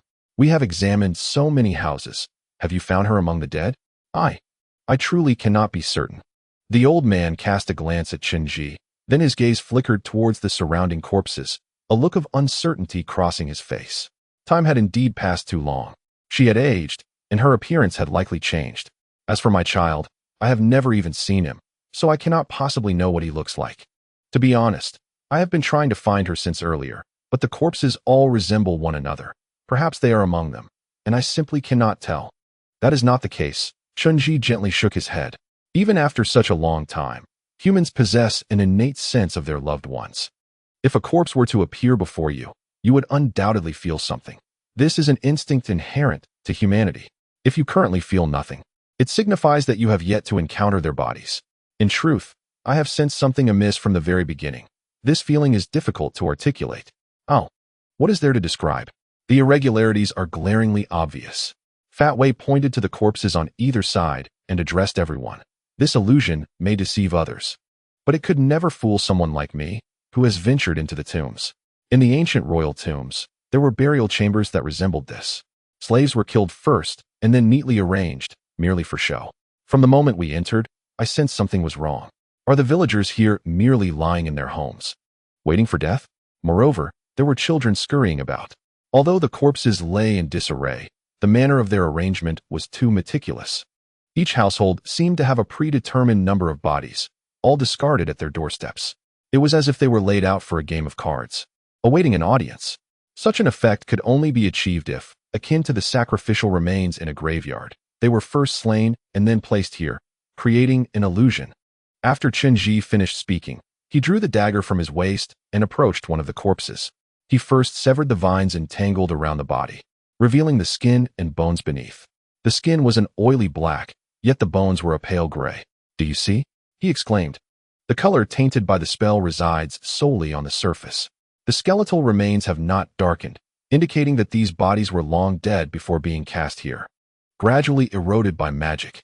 Everything here is a fade, designed to mislead and suggest that the inhabitants have perished, prompting abandonment of this place." After speaking, Chen Zhi turned to the old man by.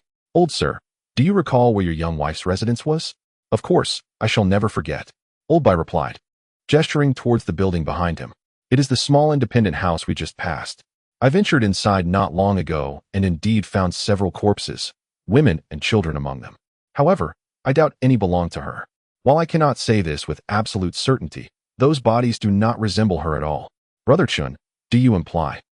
Old Bai's face brightened with a flicker of hope. He appeared to have an inkling but feared disappointment, hesitating before softly uttering, "Are you suggesting they are still alive?" At that moment, a sudden clanking noise echoed above them, accompanied by a slight tremor, as the chain bridge overhead swayed ominously. Ji Ying, ever perceptive, instinctively leaped beneath the chain bridge at the sound. Had she not been burdened by the weight of her colossal blade, she would have likely jumped up immediately.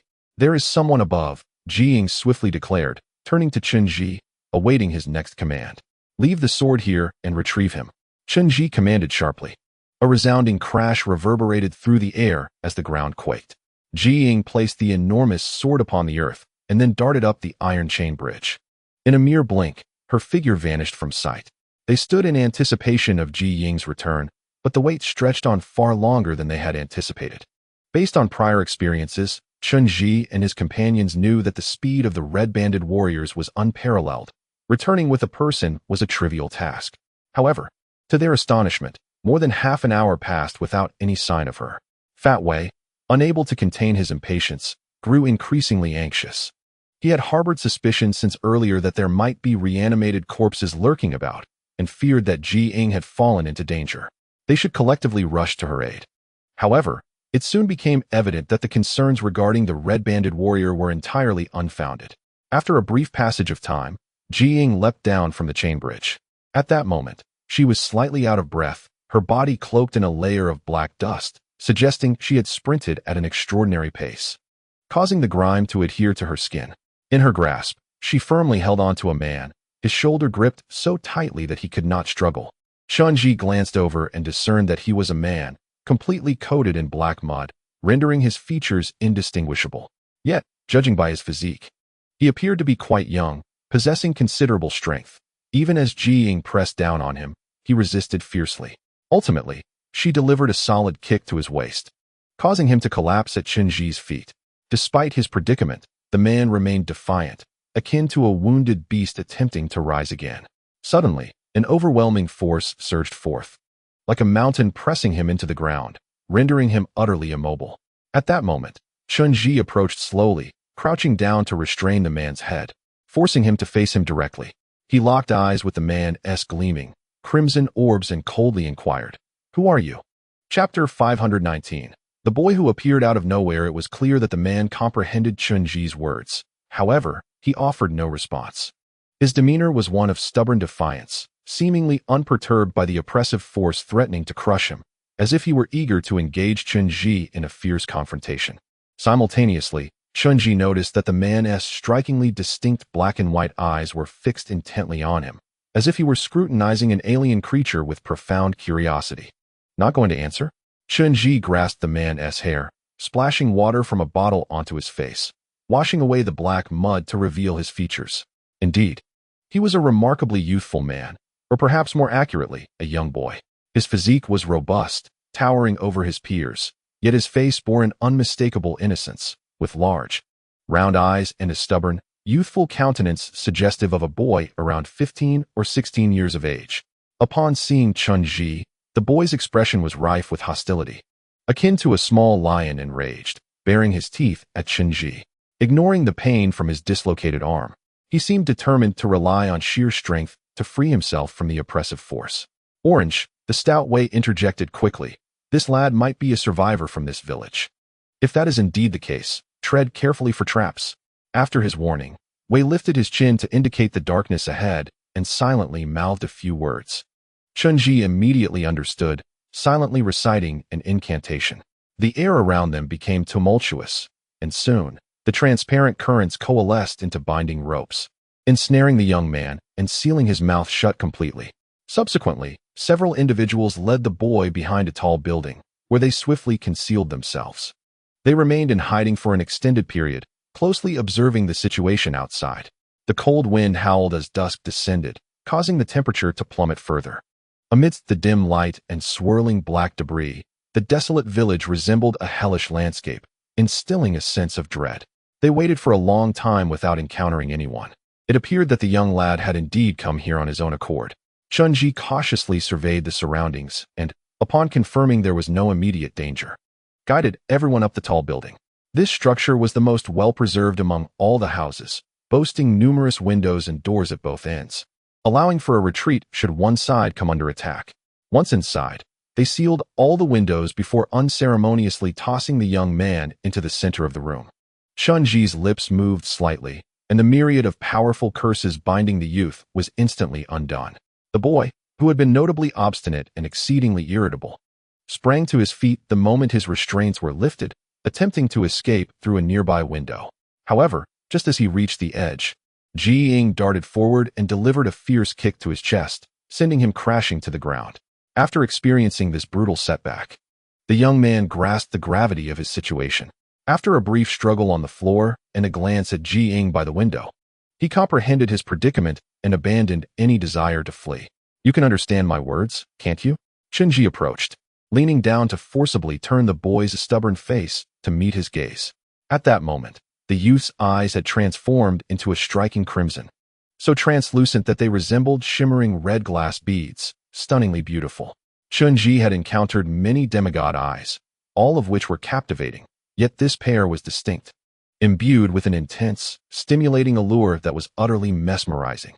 The exquisite red seemed unparalleled in this world. The boy, however, remained oblivious to the peculiarity of his own eyes. Instead, he glared at Chen Zhi with a ferocity akin to that of a beast.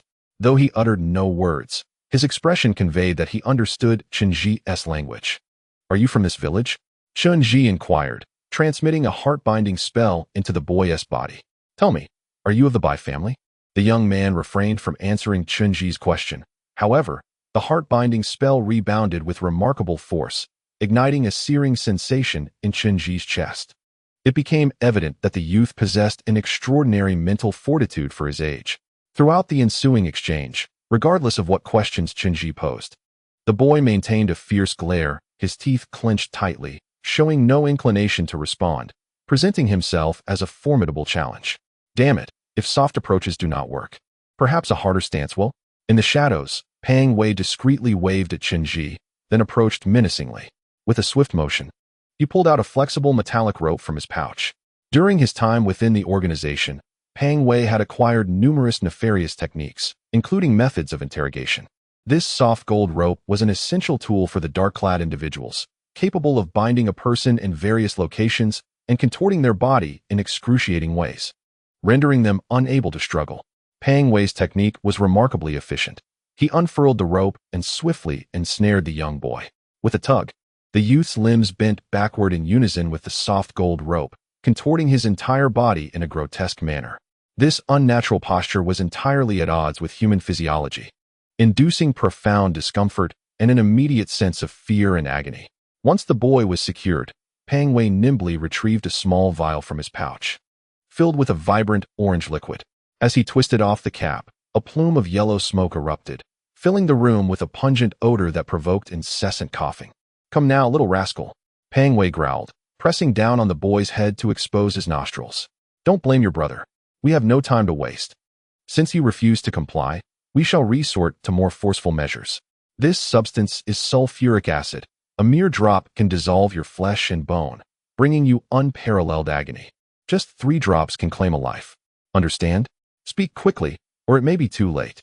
After delivering his ominous warning, Pang Wei withdrew a dropper, flicking it to release the orange liquid into the boy's nostrils. The moment the liquid entered, the boy erupted in a heart-wrenching scream.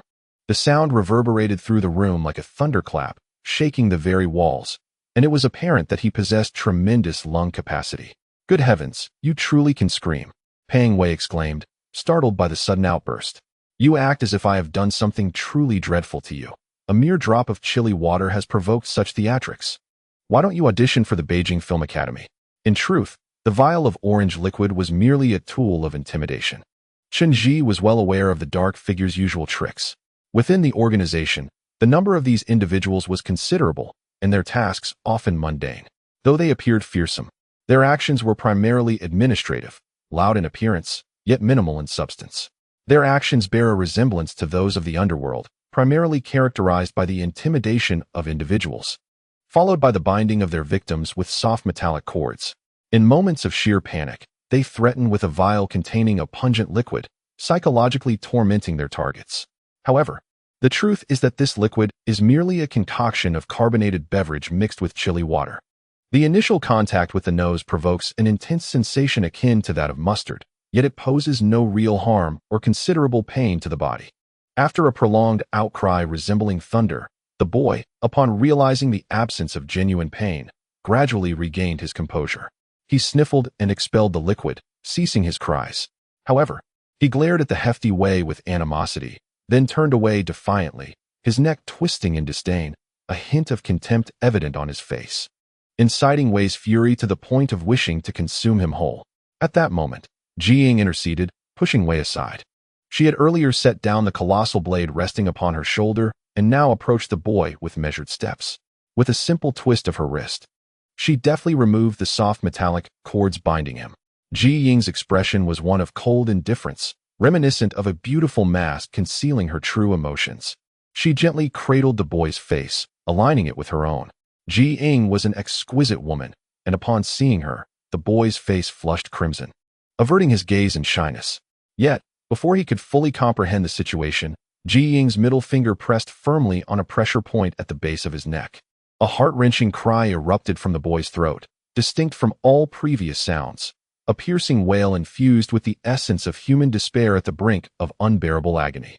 He trembled violently, his body succumbing to weakness as he fainted amidst the torment. Ji Ying splashed water from her flask onto the boy's face, jolting him awake. His eyes widened, bloodshot and bulging, and upon seeing Ji Ying, he recoiled in terror, his expression betraying an inexpressible fear. Yet, Ji Ying's grip on his shoulders was as unyielding as iron, forbidding any attempt to flee. This is merely the first phase. Ji Ying's eyes glinted with a chilling intensity, sharp as daggers, locking onto the boy's gaze. Her voice, low and foreboding, sent shivers down his spine. In the second phase, I shall inflict upon you a suffering so profound that you will regret your very existence. No matter how you plead for mercy or wail in agony, I shall not relent. I will watch you languish in excruciating torment until your nerves fray and you succumb to death. This will be an interminably protracted ordeal, fraught with agony that no mortal can endure to the end, not even deities. Therefore, I warn you now, do not conceal anything from me. Now, tell me, who are you? Are there any survivors? Where might they be? The voice of Ji Ying was soft, yet it evoked an indescribable terror from the depths of one's soul. As if the concept of compassion were non-existent in this world, even a child could not escape its grasp. The boy trembled all over, clearly gripped by fear. But his lips remained clenched tightly, his face a portrait of sheer horror. From his eyes, Chen Zhi discerned the boy's innocence, despite his robust exterior. He was as vulnerable as any child of his age. He was overwhelmed with fear, yet he resisted betraying his kin, caught in a tumult of dread and resolve. However, Ji Ying afforded him little time for contemplation, her hand inching ever closer to the second joint of his cervical spine. Chen Zhi had heard of that acupoint, a forbidden locus of human anatomy, the threshold of unbearable pain. Ji Ying's earlier words were not mere bluster. She would not show mercy, a fact Chen Zhi understood all too well. Her martial history was steeped in blood, originating from the blood talisman camp, a realm both enigmatic and formidable within her organization.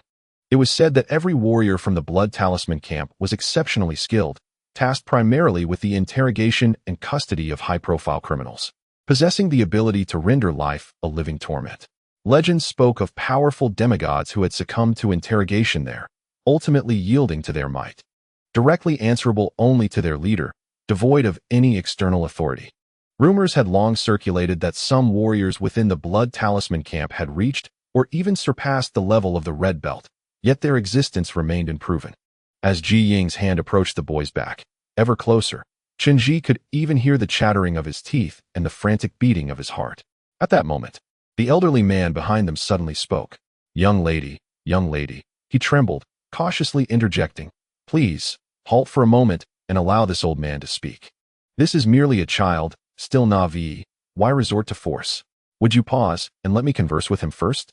As the old man approached, Chen Zhi noted the beads of sweat dotting his brow, a testament to the shock he felt witnessing the boy's plight and Ji Ying's demeanor.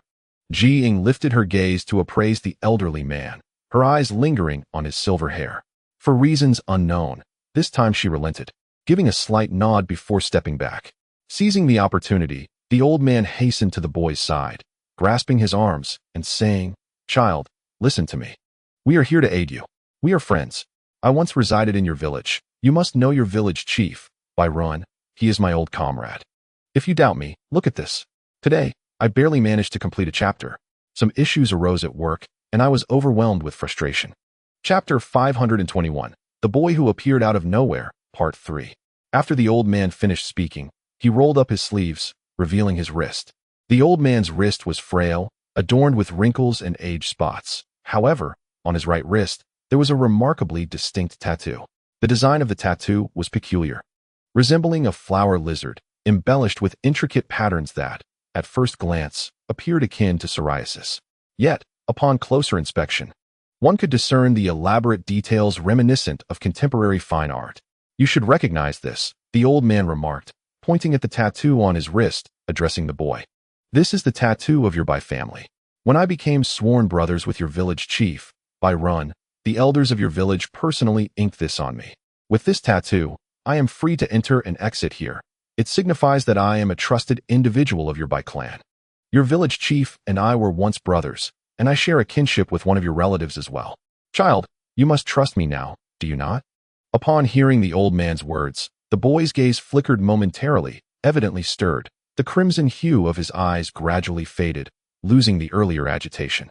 Nevertheless, he continued to clench his jaw, warily glancing at Ji Ying and Pang Wei beside him, before shaking his head, remaining silent. Child, you cannot possibly be the only survivor from this village, the old man pressed on, his expression laden with urgency. Can you tell me where the others are? Do you know someone named Baiku? Upon hearing the name Baiku, the boy's eyes widened in surprise, and his lips parted as if to speak. But ultimately, no words were uttered. The old man, sensing his hesitation, quickly added, Child, do not be afraid. We are not your enemies. We have come to return the ancestral divine blade to you. If you doubt me, surely you can trust in this. With that, the old man rushed forward. Intending to unveil the giant blade, he had wrapped securely in thick cloth for safety. However, as soon as his hand grazed the weapon, a fierce surge of blade energy erupted, resulting in an immediate cut on his hand. He recoiled instinctively, blood seeping from his fingers. Enough, Chen Zhi suddenly interjected, halting the old man's actions. He then cast a glance at the boy, contemplating for a moment before softly stating, If you do not wish to speak, then do not. We shall seek the answers ourselves.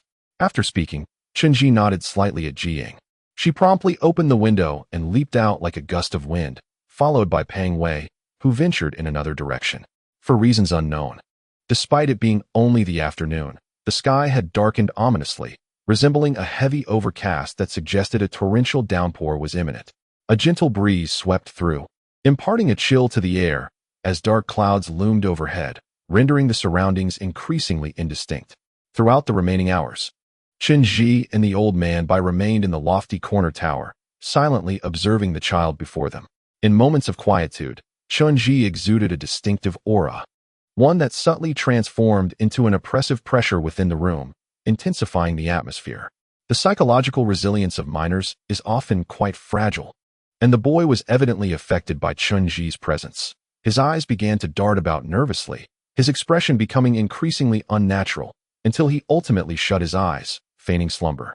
At that moment, Chen Zhi took note of the details surrounding the boy. He was no ordinary child, truly embodying Bai's words. The people of this region possessed unique skills. The boy wore hand-woven straw sandals, a common sight in the mountainous areas.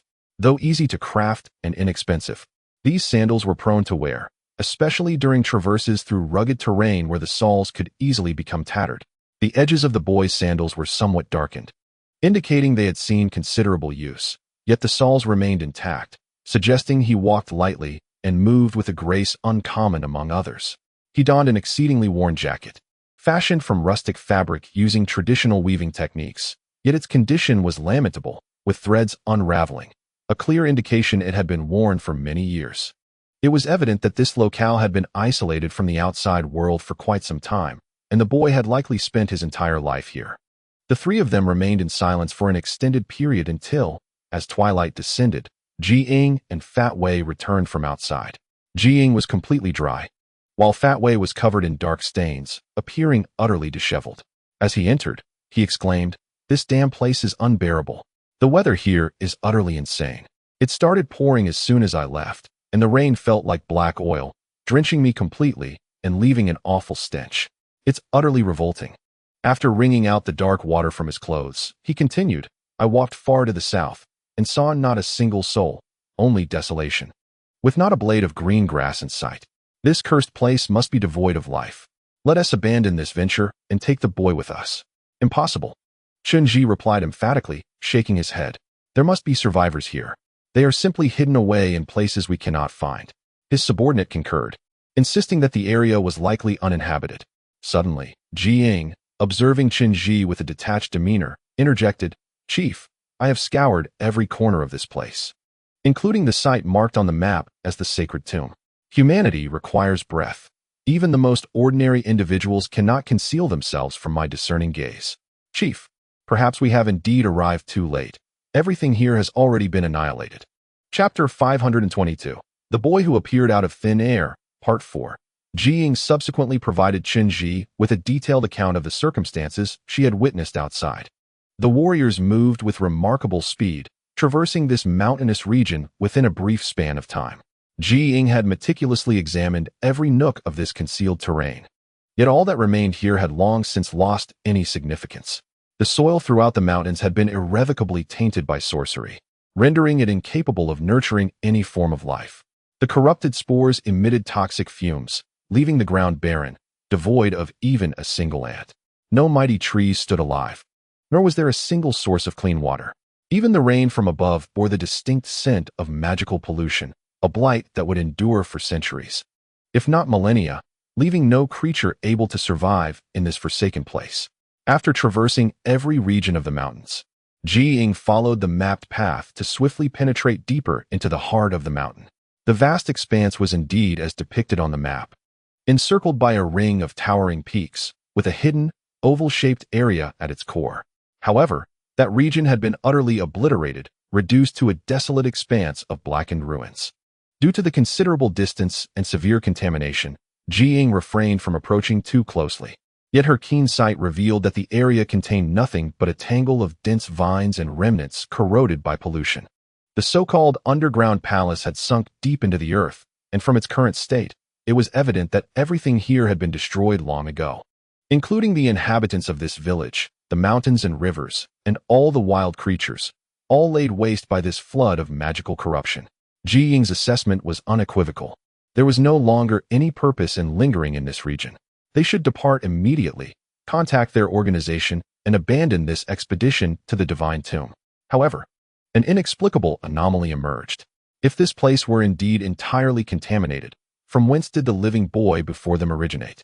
He appeared robust, comprehended their language, and kept secrets, rendering his existence profoundly illogical. What shall we do now? Ning cast a glance at the boy on the ground and coldly remarked, Chief, I still advise handling this matter in my way. If you do not wish to witness it, I can take him outside. I can guarantee, with absolute certainty, that I will elicit his words swiftly. The boy, who had been feigning sleep with closed eyes, immediately cried out upon hearing Ning's words. What do you intend to do? Do not touch me, do not touch me. The boy's voice rang clear and crisp, his enunciation precise. He swiftly crawled to the old man's side, who instinctively embraced him, turning to Chen Zhi with a gesture of caution. No. Young Chen, please. Let us not act hastily. Perhaps this child is the only one left here. That cannot be, Chen Zhi replied, shaking his head gently. A person isolated from a communal environment for an extended period becomes exceedingly reclusive. It is improbable that he would articulate such coherent sentences. This boy has not been abandoned here. There must be others. After speaking, Chen Zhi gradually approached the boy, who visibly trembled in fear. Instinctively leaning closer to the old man, his eyes turning a shade of crimson once more. You stumbled upon this place by chance, did you not? Chen Zhi fixed his gaze intently on the boy's face and softly inquired. You did not expect to be captured by us, and now you await someone to rescue you. Who is to save you? Your companions? They are here, yet remain unseen, are they not? Upon hearing Chen Zhi's words, the boy's fear intensified. Yet his lips remained tightly sealed, clearly unwilling to utter a word. He is a resolute individual, Chen Zhi mused silently, casting a glance at the boy before turning to Ning and softly advising, do not underestimate his endurance. I recently cast a heart-binding spell within him, only to have it violently rebuffed. It can be said that, despite being an untrained child, his physical resilience rivals that of seasoned warriors. It is best not to resort to such torturous methods. There are numerous ways to locate someone. One can venture out or remain here, awaiting their return. Ning nodded gently in agreement with Chen Zhi's words. Subsequently, he gestured to the group. Everyone is weary today. Let us rest here for the night. Place this child in the center, and be cautious not to let him escape. Absolutely. Leave it to me. I excel at reading people. Pang Wei exclaimed with a mischievous grin as he produced his soft metallic rope and approached the boy. I shall bind this little one in a grand fashion and see how he attempts to extricate himself. In no time, Pang Wei secured the boy with a method entirely different from before, binding him tightly from head to toe, leaving no room for struggle, akin to a caught fish. The boy, infuriated, flailed desperately, attempting to curse, but Pang Wei stuffed a rag, recently smeared with grease, into his mouth, sealing it firmly. "Do not shout, boy, or else there lies another foul sock awaiting you," he chuckled. Several individuals cast the boy into the center of the room and then found their respective places to sit. By now, darkness had enveloped the sky, rendering the outside world utterly obscured. The supplies within this high tower were surprisingly ample, and outside stood several humble lanterns with oil. They ignited the torches and deliberately positioned them in the most conspicuous spot beneath the tower. Then they stoked the fire pit, igniting a flame to boil water, allowing the smoke to waft through the chimney. Having brought along some provisions, they each consumed a portion before seeking rest, encircling the boy in a protective formation. Among them, the first to succumb to slumber was the elderly man, wearied by age and the day's journey. The emotional turmoil had drained him, and after sipping some warm water and consuming food, he leaned against his mat and fell into a deep sleep. Meanwhile, the fog outside thickened, lulling them further into drowsiness, while the cold wind howled, causing the flames outside to flicker violently. Time meandered on, and soon it was the latter part of the night. Within the room, the only sound discernible was the rhythmic breathing of the slumbering occupants. In the midst of this profound silence, a shadow suddenly emerged beneath the tower. This shadow lingered there like a specter, and when the wind finally extinguished the flame, it transformed into a puddle of soft mud, swiftly scaling the structure like a gecko. Using both hands and feet. Chapter 523. The deceased all was enveloped in a profound stillness, and it became impossible to discern when the voices and breaths of the others had faded, seemingly consumed by the darkness. The shadow in the gloom, akin to a boneless, soft-bodied creature, began to ascend the staircase slowly. Its speed was remarkable, and when it reached the door, it slipped through the crack as silently as a sheet of paper. All within the room remained in deep slumber. The elderly man lay closest to the door, having fashioned a large wool mat into a pillow with his backpack, sleeping soundly. However, he was soon roused by the chill that enveloped him. As he slightly opened his eyes, he felt a tingling sensation throughout his body, particularly in his calves, accompanied by sharp pains. He attempted to touch his legs to ascertain if they were cramping. At that moment, he suddenly beheld a figure standing directly before him. It was a black silhouette, no more than a meter away, resembling a pool of mud, with its lower half sprawled on the ground while the upper half was slightly upright, gazing directly at him. Upon his first glimpse of this entity, his instinct was to scream, but he quickly froze in place. His mouth gaped wide in exaggerated horror, and his face contorted into an indescribable expression, as if confronted by the most terrifying sight imaginable. Clearly, it was the silhouette of a woman, her face entirely caked with mud. Her bare body was smeared with black filth, appearing as though she were boneless, half collapsed on the ground. Her hair was disheveled, and as she slowly rose, the mud began to splatter audibly onto the ground. She fixed her gaze upon the old man, and this apparition unmistakably resembled a deceased female specter. At that moment, the old man was utterly paralyzed by fear, his eyes wide with astonishment as he stared at the figure before him, rendered speechless, his body trembling uncontrollably like sifted flour. Yet he could not utter a sound. After a few seconds, for reasons unknown, he extended his frail arms, trembling slightly, as if to embrace the ghostly figure before him. Upon touching that unnerving body, he seemed irresistibly drawn closer. "You came for me. You truly came for me?" The old man stammered, his lips quivering. "Are you still angry with me? What of our child?" The specter offered no response, yet she did not retreat from his advancing presence. On the contrary, she leaned closer, as if desiring to envelop him entirely. A voice, reminiscent of a woman's, emerged from the depths of the mud, sharp and unsettling, akin to a man deliberately mimicking a woman's speech. "Come, walk with me. Walk with me. You abandoned us in this dark place. We have been waiting for you. Waiting for you." After voicing this, the ghost raised her arms, revealing skeletal, bony claws beneath the black muck, dripping with the dark substance, with sharp nails that seemed capable of piercing anything. Subsequently, the specter embraced the old man tightly, wrapping her arms around his frail neck, whispering countless words into his ear. The old man listened silently, tears streaming down his face, entirely succumbing to her pull. In the end, his frail body was ensconced within the embrace of this woman, who was like mud. In the darkness, beneath the black sludge, a gaping maw filled with jagged teeth slowly opened. Suddenly, a piercing white light flashed from above, as Chen Zhi's energy created a beautiful halo in the air, culminating in an explosion akin to a bomb. In an instant, the room was illuminated, the flickering spiritual light dispersing all the black mist, casting brilliance throughout the space. Then, Chen Zhi's figure materialized. Illusion? Let me see the true form of this spirit. Upon finishing his words, the swirling energy in the air wove itself into a cage akin to a writhing serpent, ensnaring the ghost within its confines.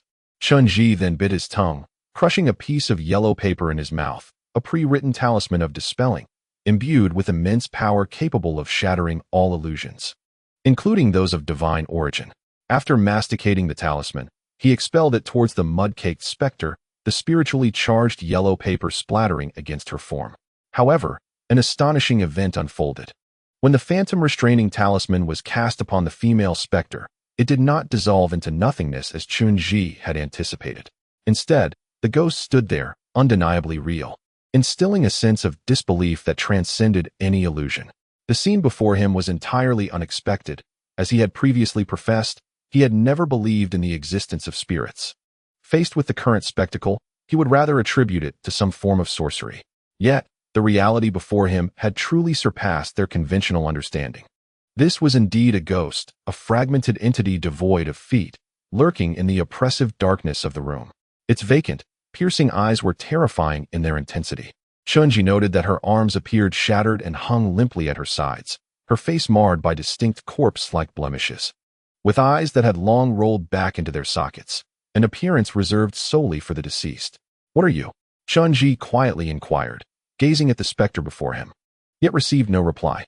The ghost stood motionless, seemingly unable to comprehend his words.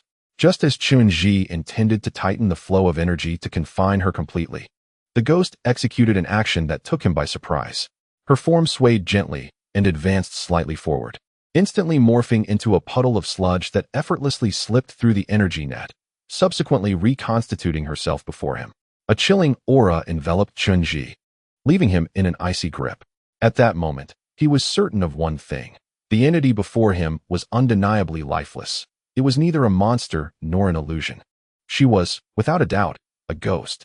Chapter 524. The Deceased, Part 2. The ghost was drenched, her eyes a ghastly crimson, resembling punctured blood peaches. Her visage was a tapestry of endless sorrow, with decaying skin that appeared pale and rigid, leaving no room for hope. This was a phantom, a specter advancing step by step toward Chen Zhi. Throughout this harrowing encounter, Chen Zhi could distinctly feel the bone-chilling aura emanating from the ghost, a frigidness that steadily eroded his very being. The ghost raised her arm, reaching toward his cheek, her fingers icy and piercing. Everything before him was undeniably real. Her cold nails penetrated his flesh, and that horrifying visage drew near his face. This was a genuine specter. Damn it, it's truly a female ghost.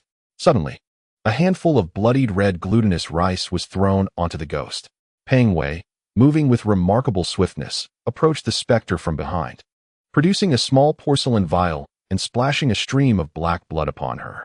This concoction was mixed with pure, heavy black dog-esque blood, instantly saturating the room with a metallic scent of blood. Yet, the ghost remained unresponsive. Conversely, the female specter appeared to be enraged, her visage contorted in fury, her blood-red eyes resembling two blazing flames. The frigid aura emanating from her was chilling enough to freeze one's heart, instilling a profound sense of dread. In an instant, she pivoted and lunged towards the plump Wei behind her. Chen Zhi's lips moved slightly as he silently recited a sacred incantation. Subsequently, his tongue began to move rapidly as he muttered several mixed spells, interweaving them with fierce incantations. Soon, a vast and formidable current of energy enveloped the entire area, isolating it like a massive sponge, ensnaring the specter within its confines. Seizing the opportunity, Chen Zhi grasped the boy beside him. With a flick of his wrist, an elastic barrier bubble materialized from thin air. Ji Ying and the plump Wei acted swiftly, and everyone hastily entered the protective bubble. Chen Zhi's fierce energy surged forth like thunder, explosively tearing apart the entire roof. Amidst the roar, their barrier bubble ascended into the sky. They ascended with remarkable speed. The ground below swiftly consumed by Chen Zhi's overwhelming currents, enveloping everything in a tempestuous embrace. The spectacle was breathtaking, a scene beyond imagination. Nothing below could remain. Chen Zhi, standing within the barrier bubble, gazed down and remarked, "The entities here are peculiar. Neither real nor unreal, not an illusion, nor spells comprehensible by our world. Those beings residing here are certainly not human. They must be lurking somewhere, observing us. This realm operates under an entirely different set of rules. We must tread carefully." "What should we do?" Plump Wei inquired within the barrier bubble.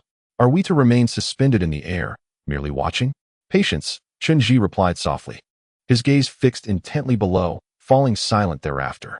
At that moment, the biting wind howled.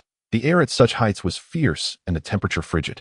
Though the barrier bubble could shield them from many elements, it could not halt the circulation of cold.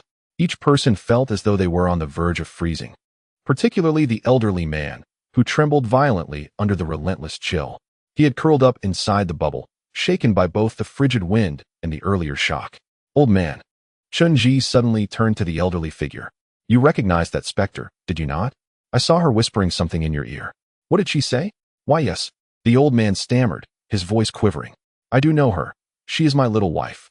She has turned into a ghost." At this revelation, the old man's composure shattered completely. "I recognized her visage. It was unmistakable. I once extolled her crimson eyes, claiming they were more beautiful than the most vibrant peonies. Yet now, they had transformed into a ghastly shade of blood red, as if filled with the essence of life itself. Wretchedness." Those eyes gazed intently at me, as she recounted the tragic demise of her child and herself, attributing the blame solely to me. They now lay ensconced in that pool of black mire. "Let me descend. I wish to remain here to accompany them. Oh, how I am but a beast." At this juncture, the elder was unable to contain his emotions. He covered his face, relentlessly colliding against the barrier, overwhelmed by an unbearable sense of guilt that extinguished any desire for existence. He had even forgotten that he hovered hundreds of meters above the ground, failing to marvel at the grandeur of the scene before him.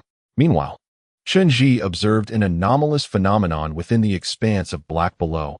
All air currents followed a singular path, resembling a circular basin upon closer inspection. This so-called hidden space was akin to a double-ringed lock, a convergence of one realm with another. Thus, everything they had witnessed, the abandoned villages, the tainted rivers and mountains, the orderly corpses scattered throughout the village, and the obliterated divine tomb, was but an illusion. This illusion was not the familiar kind of illusionism, but rather a spatial overlap, akin to an image superimposed upon reality. Their actual location may not reflect such a scene. To unveil the true visage of this place, they must dismantle the overlapping space. When the mirror shatters, the truth will inevitably manifest. Chen Zhi clutched the boy tightly, who was now in a frenzy, his blood-red eyes shimmering in the darkness. He struggled fiercely, even breaking free from the soft golden restraints, and had it not been for Chen Zhi's fierce curse barrier enveloping him, he would have likely escaped. However, because the boy remained in Chen Zhi's grasp, the swirling black smoke below bore no signs of imminent danger. All was eerily tranquil. As the smoke began to dissipate, Chen Zhi closed his eyes and silently recited the second tier of the fierce incantation, swiftly dividing all air currents, transforming the atmosphere into a multitude of sharp blades. In an instant, the air fragmented into countless pieces, and even space and time froze at that moment. When Chen Zhi reopened his eyes, everything lay in stillness. The black ashes danced in the air, yet remained motionless. With a mere thought, all air currents swiftly severed. In that fleeting moment, the entirety of this world shattered into fragments, the scenes collapsing like mirrors, with shards scattering in every direction, creating a spectacle of breathtaking magnitude. When all is dispersed, the true visage of this space reappears before them. Chapter 525, The Genuine Village. As the dark mist gradually dissipates, the first sight to emerge is a vibrant expanse of lush greenery. The once desolate and dilapidated village, along with the mountains and rivers tainted by sorcery, is now nowhere to be seen. In its stead lies a verdant and illuminated hamlet. Before the entrance of the estate hangs a grand plaque, previously obscured by entwining vines, now revealed to display three prominent characters: Wu Zhuang, Chen Zhi waved his hand, and the barrier began to descend gently from the sky. During this process, he distinctly sensed the surrounding air becoming significantly purer, reminiscent of the refreshing clarity following a rainstorm.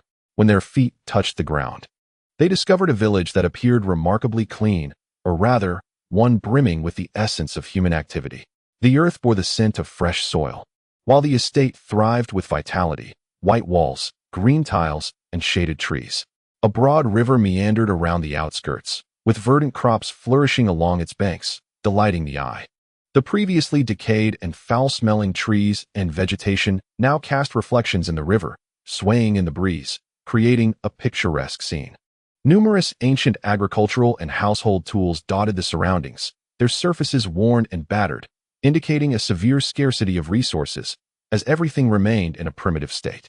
At the center of the village, a large wooden frame displayed an array of fresh game, evidently just hunted. On a wooden table nearby rested a large basin filled with steaming round flatbreads, freshly baked.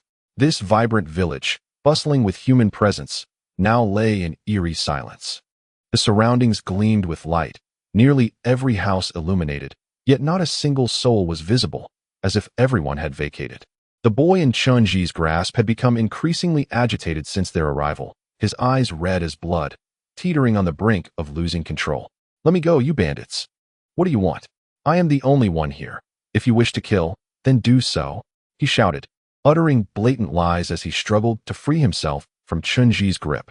Chen Zhi felt the boy possessed considerable strength, yet his arm was fortified by the flow of energy, making escape impossible.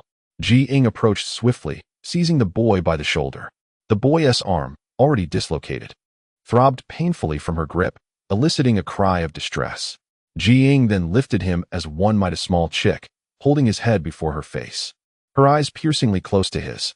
Coldly, she inquired, "Is this where you once lived? Tell me, where are they hiding now?" The warrior's gaze was profoundly intimidating, particularly as the boy had just witnessed Ji Ying's prowess, now filled with trepidation towards her. In moments of profound terror, an individual's instinctive response is to confront their greatest fears. This boy was no exception. His immediate reaction was to glance towards the largest structure behind him, the very high tower where they had previously sought refuge. The dilapidated edifice now presented a strikingly different visage, with numerous wooden racks beneath it and furs hanging from the railings, while fresh grains lay spread out on the ground. However, the torches they had ignited earlier still guarded the front of the tower. Wisps of smoke ascended from the towering chimney. Was that not the flame we had just kindled? The stout boy promptly noted this detail. "No, Orange. Were we not in an alternate realm? How is it that the objects from that space are manifesting here? The torch was placed by my own hand. I distinctly recall that angle. It cannot be mistaken." Uncertain, Chen Zhi gently shook his head. "Everything here diverges from our expectations. This sorcery eludes my comprehension. One thing is clear. Everything we did here has been inextricably intertwined with their actions. We have been under their scrutiny the entire time. They have refrained from attacking us, perhaps hesitating to ascertain whether we are foes or allies. Let us investigate that house." Ji Ying proposed to the group. "The inhabitants possess great strength. Though untrained, their collective ambush could pose significant trouble for us. It would be prudent to return to the high tower, as its terrain offers better concealment, and it is likely his residence." Upon concluding her suggestion, she gestured towards the boy in her grasp, whose mouth was gagged. His face contorted with rage, yet rendered powerless in his struggles. "I have always sensed that his identity is extraordinary. I wish to uncover the truth of his origins." Ji Ying's suggestion was met with unanimous agreement, and the group commenced their approach towards the high tower. Upon arrival, they were astonished to find the previously decrepit structure now standing in pristine condition. The shattered staircase had been meticulously repaired with new planks, and the door was securely fastened. They swiftly pushed open the door and entered. Inside, the room was remarkably tidy, with the water they had boiled earlier still emitting steam. The essential household items were present but utterly unadorned, with remnants of a meal left on the table. The group, adhering to their earlier protocol, promptly closed the door and secured all windows, casting the boy onto the floor in the center under the watchful eye of the elderly man, while the others hastened to explore the courtyard and upper levels, meticulously inspecting the entire premises. This abode was stripped of all superfluous embellishments, devoid of any decorations. It contained little beyond a few garments belonging to the boy. In the courtyard stood a martial artist's wooden post, its surface polished smooth, indicative of frequent use. On the second floor, a remarkably simple altar was discovered, adorned with several hand-carved spirit tablets, each inscribed with crude characters etched with a small knife. Among them, one name resonated with an unsettling familiarity, by Ren. In the 526th chapter, The Real Village, Part 2, when this spirit tablet was presented to the elderly Bai, his eyes brimmed with tears. He gently caressed the altar, tracing the childish strokes and uneven indentations, and was momentarily rendered speechless by his emotions. This altar was remarkably rough, almost comical in its simplicity, carved from a thin piece of wood, with shavings still clinging to the edges, devoid of any polish. It was evident that the artisan possessed neither skill nor maturity, resembling the handiwork of a child. Yet, every line was carved with utmost sincerity. "Did you make this with your own hands?" Bai, trembling, approached the boy before him, his eyes glistening with tears. "Child, tell me the truth. What is your relation to Bai Ren?" The boy, momentarily taken aback by the elder's inquiry, gazed intently at Bai and then at the spirit tablet. He appeared on the verge of tears but bit his lip, suppressing his emotions, and remained silent. At that moment, Bai continued, "The last time I visited this place, Bai Ren was overjoyed at the impending birth of his grandson. He celebrated with me over a grand feast, sharing that this martial Marquis Valley was once the fief of Bai Qi during the Warring States period, a legacy spanning thousands of years. This location has been hidden away by a sage from millennia past, evading the tumult of countless wars throughout history. He wished to give his first grandson a meaningful name, one befitting a guardian of this ancestral land. I suggested Bai Shou, meaning to protect and guard this sacred heritage. Child, tell me, are you the grandson of Bai Ren?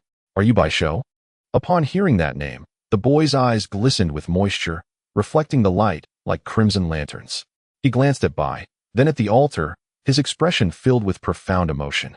Finally, his lips quivered as he nodded and uttered, "I am called Bai Shou." In that moment, the boy's voice transformed, thick with a dialect steeped in antiquity.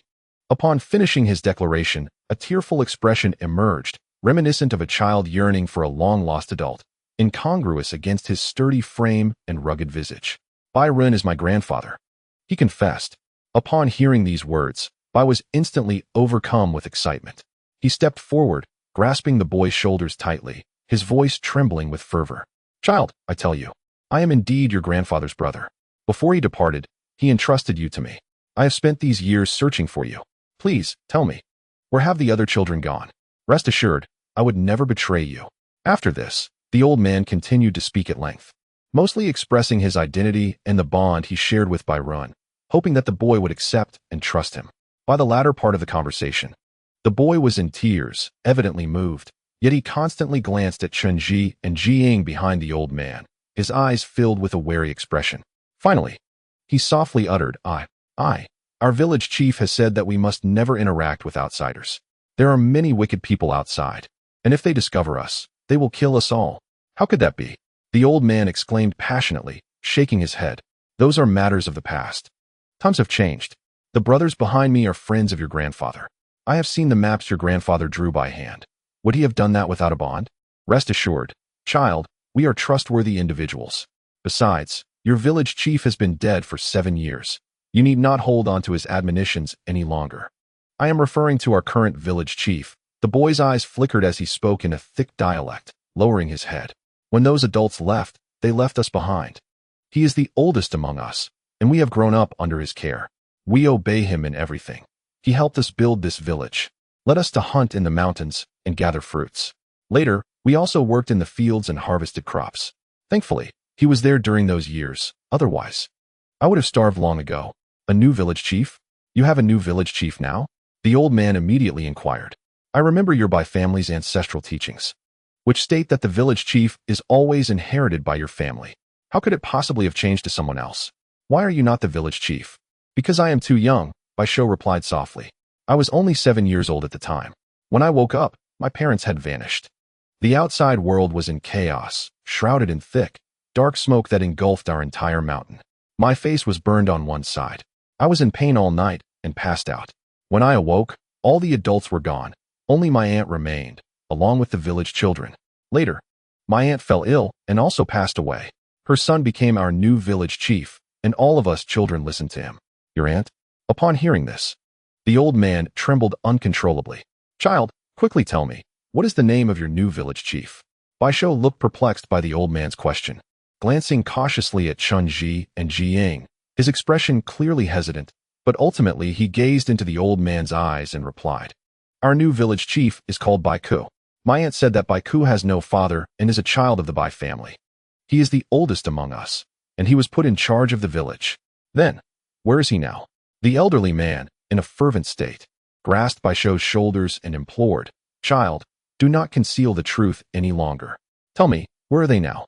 Baisho, his mental defenses utterly shattered, trembled and stammered, uncertain of how to respond. Shoo! Jiying suddenly waved her hand, urging everyone to cease their chatter, then pointed towards the door, declaring, They are coming. In the 5th chapter, a meeting with the villagers, Jiying swiftly gestured with her arm, then nimbly concealed herself behind the window, raising her long blade and gently pushing it open. Though the night was dark, bright flames illuminated the surroundings, casting a clear light over the manor, providing excellent visibility. Chen Zhi and Pang Wei promptly extinguished their lights and withdrew to the sides of the window, striving to obscure their forms while peering through the narrow gap. Outside, an eerie stillness prevailed, the only sound being the crackling flames swaying in the wind. They stood behind the window for an extended period, the silence outside remaining unbroken. Initially, they discerned nothing amiss, as the area appeared desolate. However, upon closer inspection, they were startled to spot several figures atop the rooftops of the nearby village houses. Almost immediately, shadows began to emerge from behind the surrounding trees, subtly shifting as if contemplating a move, yet hesitating. They remained hidden in the shadows.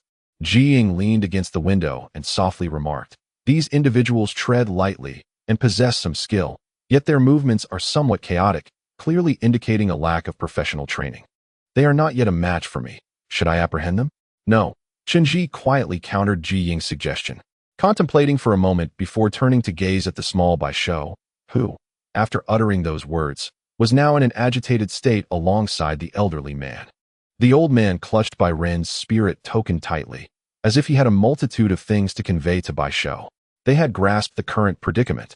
The elderly man's eyes, clouded with emotion, looked towards Chen Zhi as he desperately shielded Baisho behind him, seemingly fearful of any harm that might befall the child. Perhaps you should go, Chen Zhi suggested, pointing at Baisho. We have already conveyed the general situation to you. Please speak with them. You are one of their own. Your words will carry weight. Inform the villagers here that our visit is motivated by goodwill, urging them not to reject our presence or provoke unnecessary conflict. I notice that your kin are quite wary, and there may be ambushes nearby. Let us avoid needless sacrifices. Summon your village chief to discuss matters directly.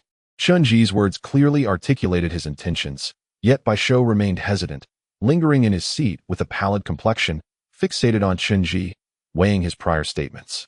At this moment, the elderly Bai interjected, This child is too young and a bit frightened. He is unlikely to succeed. Perhaps I should accompany him, as I have some ties to this village and could lend some persuasive weight. No need, Chen Zhi replied, shaking his head. He is capable. He belongs here. And his words embody our aspirations. If they are willing to accept us, that would be ideal. If not, it is a lamentable reality. We cannot afford to squander time here.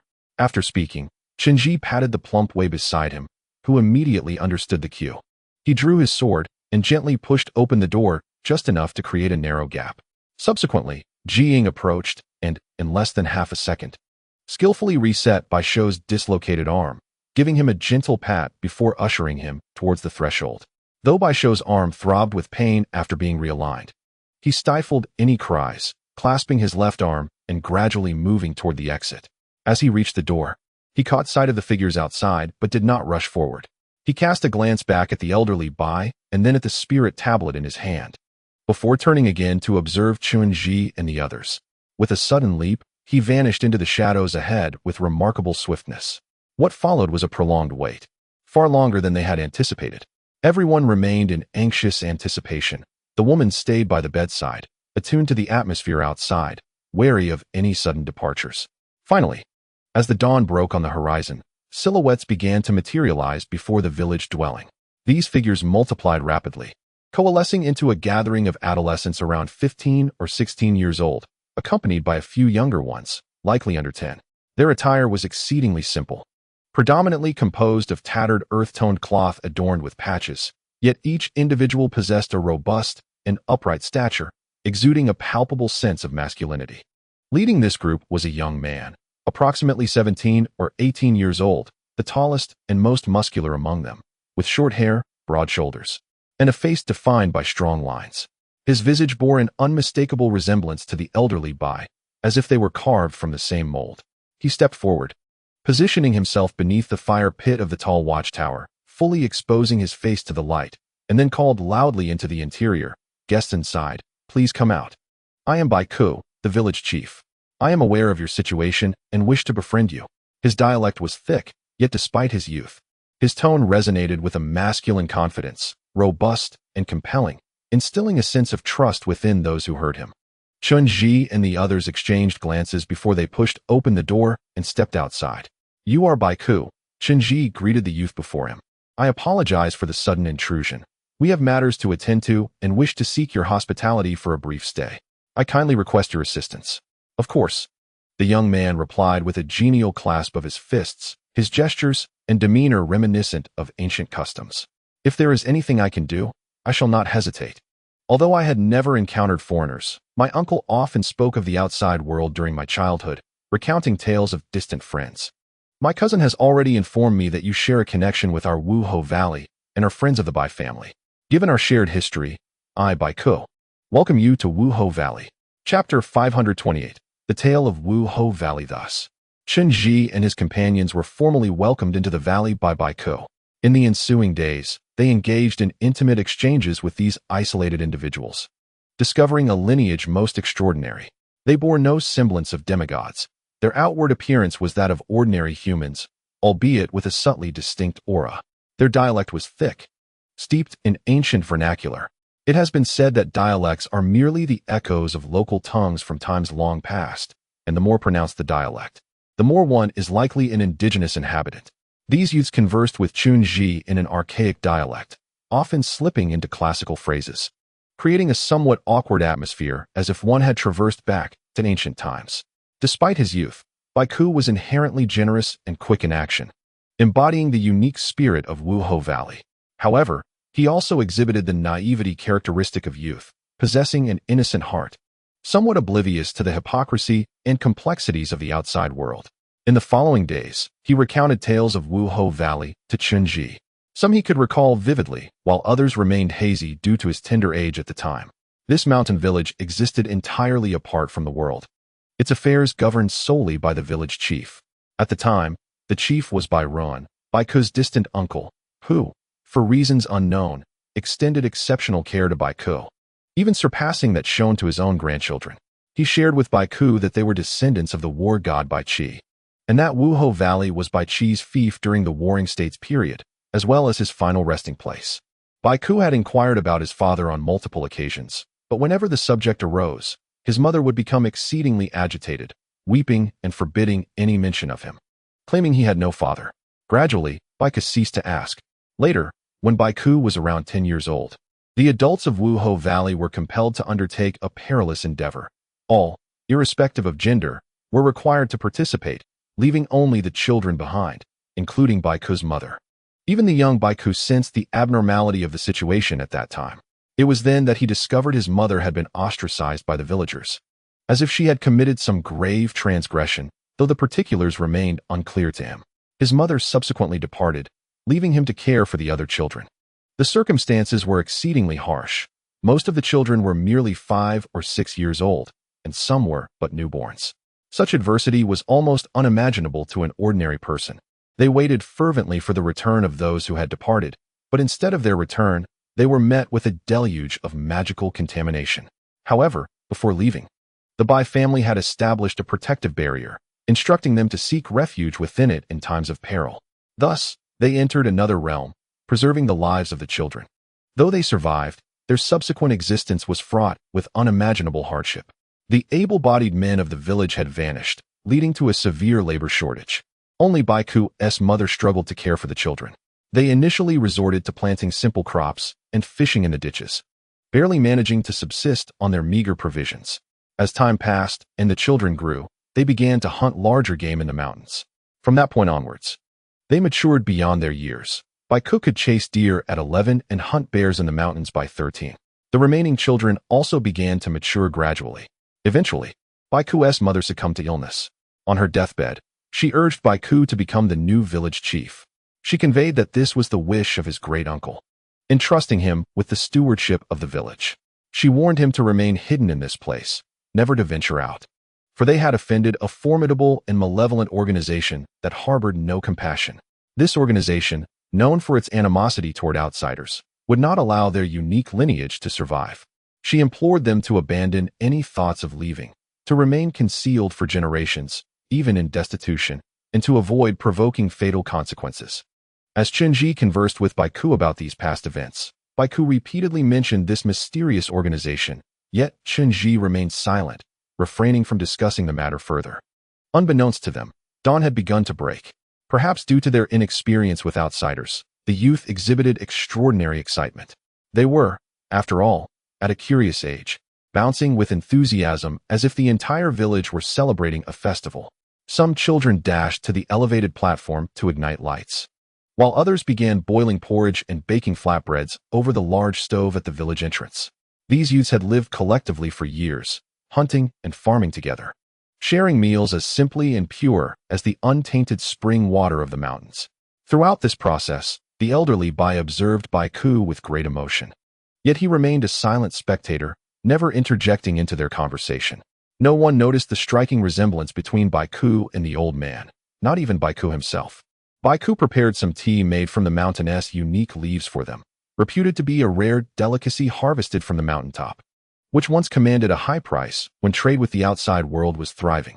As Baiku personally handed the teacup to the old man, Chen Zhi observed the old man's hands trembling, tears nearly spilling from his eyes. Yet, Baiku remained oblivious to this detail, returning to sit beside Chen Zhi. Reminiscing about the past, "Do you know what the barrier that protects you is?" Chen Zhi inquired. "When we entered, we saw something akin to an illusion. It must be due to that barrier." "I am not certain," Baiku replied earnestly, shaking his head. "We have always hidden in this place, unaware of what lies outside that protects us. However, I have heard from my mother that our ancestors were once formidable, their magic unmatched, even by the ancient deities of the past. As long as we remain here, we shall always be safe." "Did your mother ever tell you where your ancestors originated?" Chen Zhi continued. "I truly do not know," Baiku admitted, a glimmer of curiosity crossing his features. "I have been told since childhood that I am a descendant of Bai Qi, but regarding the true source of our bloodline, I am quite in the dark.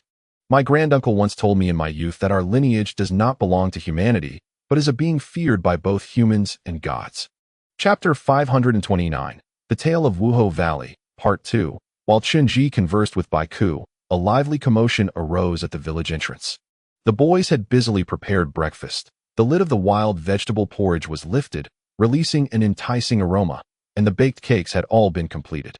The entire village was filled with the delightful scent of rice and flour. This was the first time Chen Zhi and the others had witnessed a communal meal, and it was even more vibrant than they had imagined. The youths, in the prime of their vitality, were especially animated, chattering excitedly as they lined up before the porridge pot. Some took cakes and sat at the table with their bowls, while others playfully shoved one another, and some even began to tumble in the open space. The unrestrained innocence of youth evoked a unique sense of exuberance, as if all external affairs were irrelevant to them, and there was nothing in the world that needed concealing. Once breakfast was ready, Baiku warmly invited Chen Zhi and the others to join him. It turned out that the wooden frames set up at the village entrance had been assembled into a large long table, ample enough to accommodate the entire village. They placed bowls of fragrant vegetable porridge and roasted pancakes on the table, and a delightful aroma soon permeated the small mountain village. Laughter and chatter filled the air as everyone began to enjoy their breakfast. The food not only appeared vividly fresh, but also possessed an exquisite flavor, all sourced from the bountiful land. Chen Zhi and his companions, mingling among the crowd, partook in the meal while engaging in lively conversation, completely enveloped by the liberating atmosphere that fostered a sense of relaxation. At that moment, Jiying captured everyone's attention. Her beauty was strikingly evident to the young men around her. The majority of the villagers were youthful and naive boys, unfamiliar with a woman as enchanting as Jiying. Before long, a few of the boys began to steal glances at her, their giggles echoing through the air. Baiku's admiration was particularly conspicuous. He unabashedly gazed at Jiying, a smitten smile gracing his face, seemingly unfazed by her frosty demeanor. It was as if they harbored no fear of the world or its pretensions.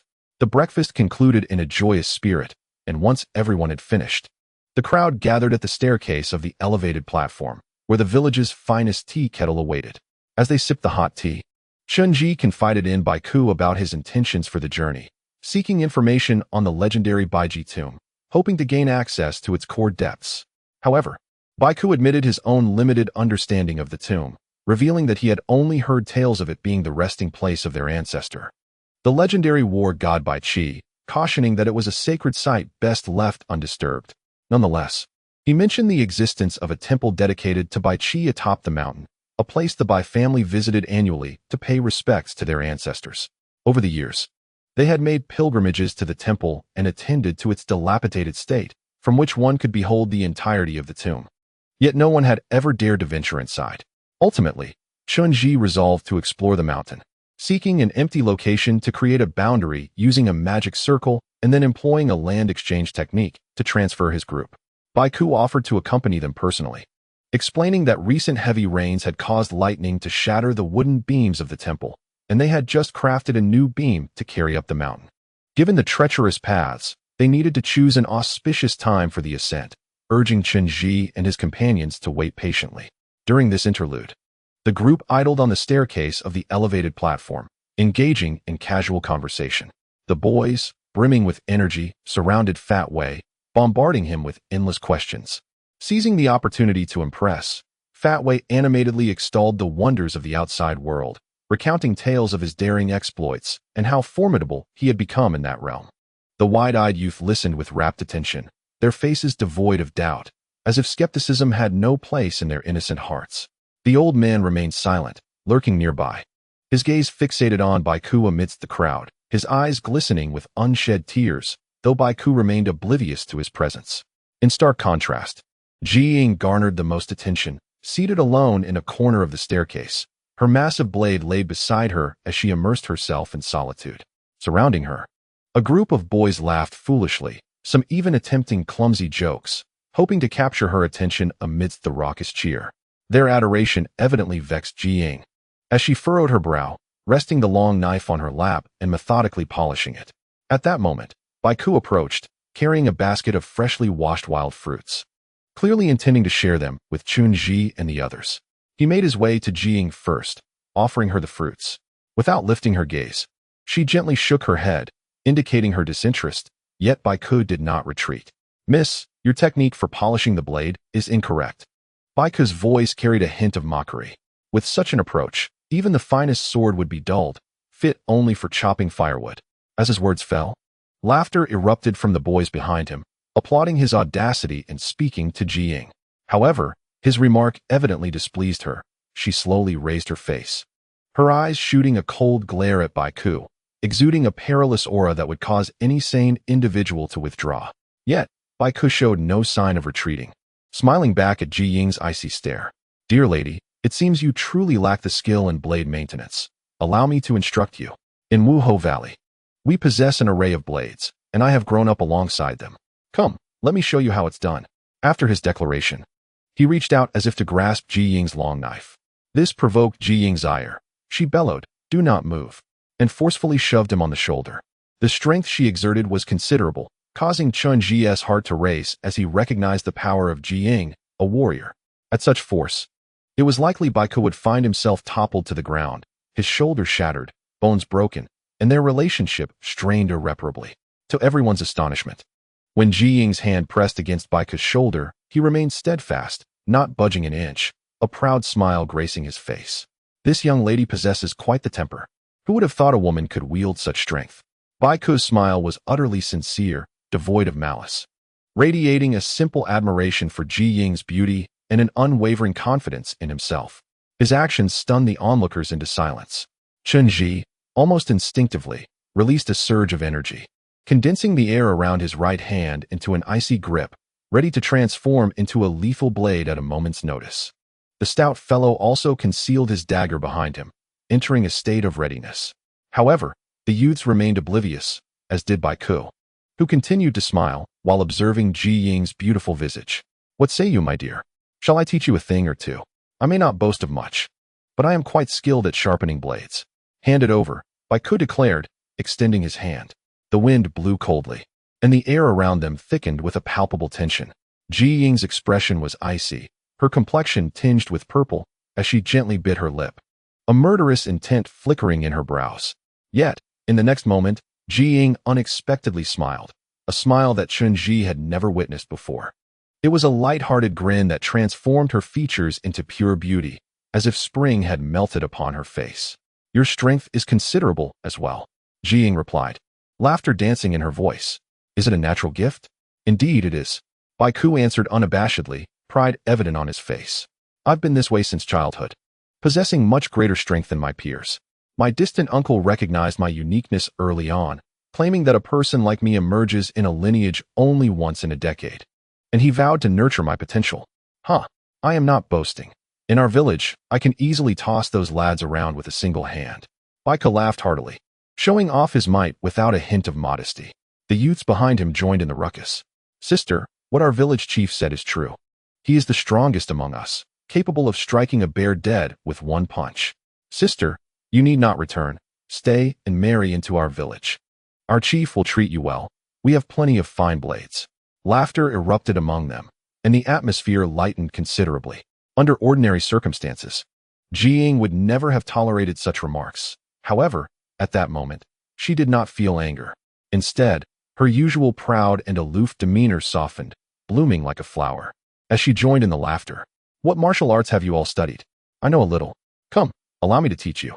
What followed was unexpected. Ji Ying swiftly integrated into the group, as if she had always belonged there. She took a great liking to the boys and naturally began imparting her knowledge of martial arts. The Bai youths were keenly interested in the subject. They possessed considerable talent, but had never undergone formal training. Hearing Ji Ying's theories on martial arts, they immediately regarded her words as treasures, hanging on to every syllable she uttered. In an instant, the courtyard buzzed with activity, as everyone gathered around the wooden posts to practice, watching Ji Ying demonstrate her techniques and fundamental movements. The scene became lively once more. Meanwhile, Chen Zhi relaxed the surrounding atmosphere, letting out a sigh of relief, and turned to sit beside the stout fellow, lighting a cigarette as he observed the youths kicking and punching in the open space. "Goodness," the stout fellow said quietly, exhaling smoke. "These little rascals are no pushovers. Did you see that?" Ji Ying didn't even budge them.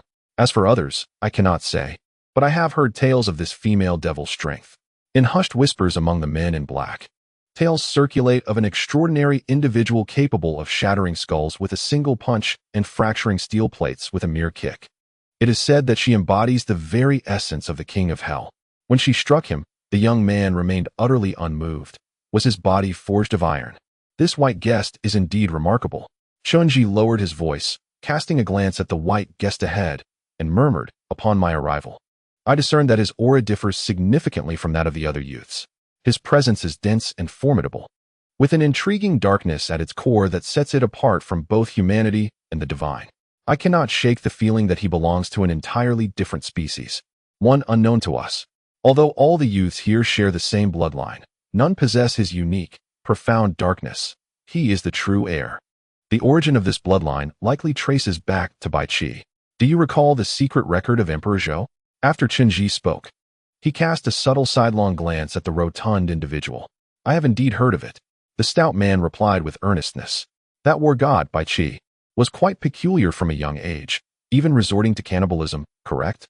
"Indeed," Chen Zhi nodded softly, responding, "the secret record of Emperor Zhou states, Bai Qi, son of Gongsun Bai, was born under mysterious circumstances, with his mother departing shortly after his birth.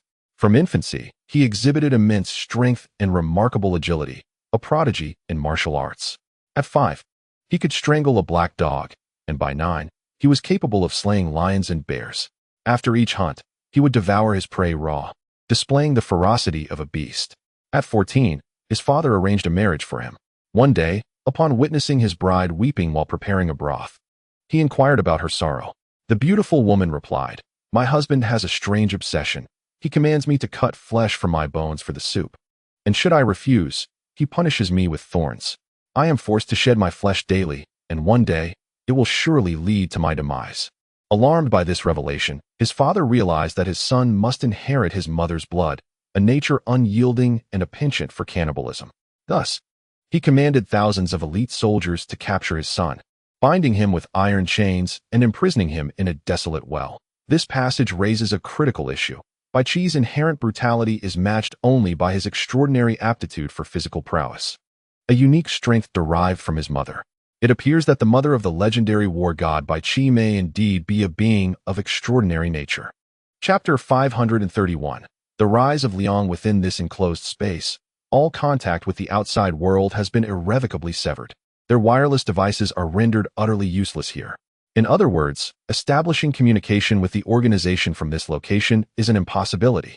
However, they had made prior preparations for this situation. They had already scheduled their departure time. When the moment arrived, as long as Chen Zhi identified a suitable location, the organizers would certainly be present, regardless of the circumstances. Provided that conditions permitted, they could utilize the art of spatial transference to relocate everyone. This vacant plot needed to be sufficiently expansive and meet specific geographical criteria, necessitating a thorough search in the mountains. Around 2 o'clock in the afternoon, Baiku informed Chen Zhi that the time had come for them to transport the meticulously crafted beam to the ancestral hall atop the mountain. Upon arrival, they would be able to perceive the entire form of the divine tomb from the cliff's edge. Before long, the young men of the Bai family carried the beam out from the village. At last, Chen Zhi laid eyes upon the so-called beam, and this sight greatly surpassed their expectations. Having previously encountered beams used in temples, Chen Zhi understood that a beam is the core of a building's structural integrity and is typically crafted from the finest coarse timber, solid enough to support the weight of an entire temple. Yet, he was astonished at the sheer girth of this beam. It was a massive tree, felled in its entirety, likely having thrived in the deep mountains for over a millennium. The bark had been stripped away, revealing exceptionally hard wood that resonated with a metallic sound upon impact. Such material was truly remarkable and could undoubtedly be deemed a treasure. Is such a substantial beam truly necessary? Chen Zhi inquired, running his hand along the intimidatingly thick trunk and gazing up at Baiku. Indeed, Baiku replied with a hearty laugh. When you ascend, you will comprehend. Our ancestral hall is quite grand. My great-uncle once claimed that the hall was crafted by celestial beings, beyond the capabilities of mere mortals. Even if our lives were forfeit, we must not allow the hall to collapse. Otherwise, we would be the most unfilial of souls. Just a few days ago, during a thunderstorm, that very beam suddenly snapped, nearly leading to the collapse of the entire hall. We toiled tirelessly atop the mountain to locate this tree, and it took an extensive amount of time to fashion a new beam. Soon, we must devise a way to carry it up the mountain. This endeavor will certainly not be easy, Baiku chuckled heartily, revealing his pearly white teeth. He then wrapped a sweat-absorbing cloth around his head and gestured for the young men behind him to commence their efforts. At that moment, several young men had already approached, binding the robust tree trunk with hemp ropes. The weight of this tree was indeed formidable. It would likely be immovable without a crane in the outside world. Yet here, devoid of mechanical assistance, they could only rely on human strength to hoist the timber up the mountain, a feat bordering on the inconceivable. The young men of the Bai family, in perfect synchrony, formed 2 lines alongside the tree, while Baiku positioned himself at the forefront. Together, they hoisted the rope onto their shoulders and shouted a unified chant, exerting their collective strength. With a resounding crash, the colossal tree was lifted by their combined effort. Subsequently, a resounding shout erupted from Baiku, his veins bulging at his neck, as a group of individuals lifted a massive tree, marching forward in unison, creating a truly awe-inspiring spectacle. Chen Zhi and Peng Wei trailed behind them, while Jiying maintained a position at the side of the group. Her interest in the youths evident as she observed their synchronized steps with a gentle smile. However, the situation did not unfold as optimistically as everyone had initially anticipated. After traversing a distance of over 100 meters, a thunderous crash resonated through the air. The hemp rope suddenly snapped, causing the colossal tree to crash to the ground with a tremendous thud, its weight so immense that it created a deep crater in the earth. Several youths found their feet crushed beneath the fallen tree, resulting in fractured bones and anguished cries as they collapsed to the ground. This unforeseen calamity left the onlookers in disarray, their gazes instinctively turning toward the village chief, Baiku. Enough with the shouting. Baiku bellowed in a thick accent toward the injured. It's nothing serious, so why all the fuss? Just go home and mend your bones. But what about this beam?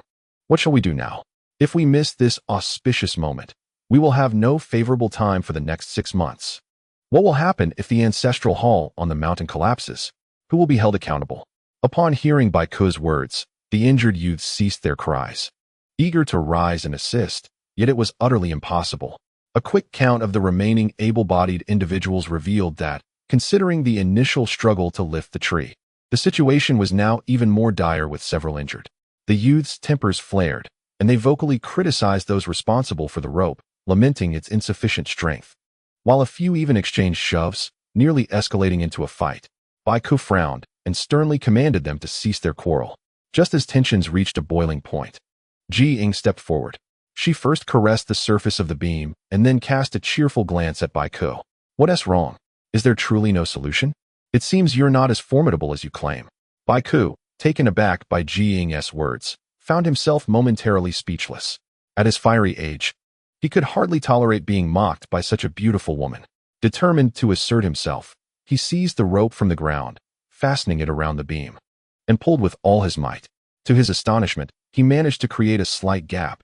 However, within half a second, the earth beneath him trembled with a thunderous crash as the tree fell once more. Ah, this is what one might call brute strength, Ji-ing remarked with a playful smile, before moving to the center of the tree.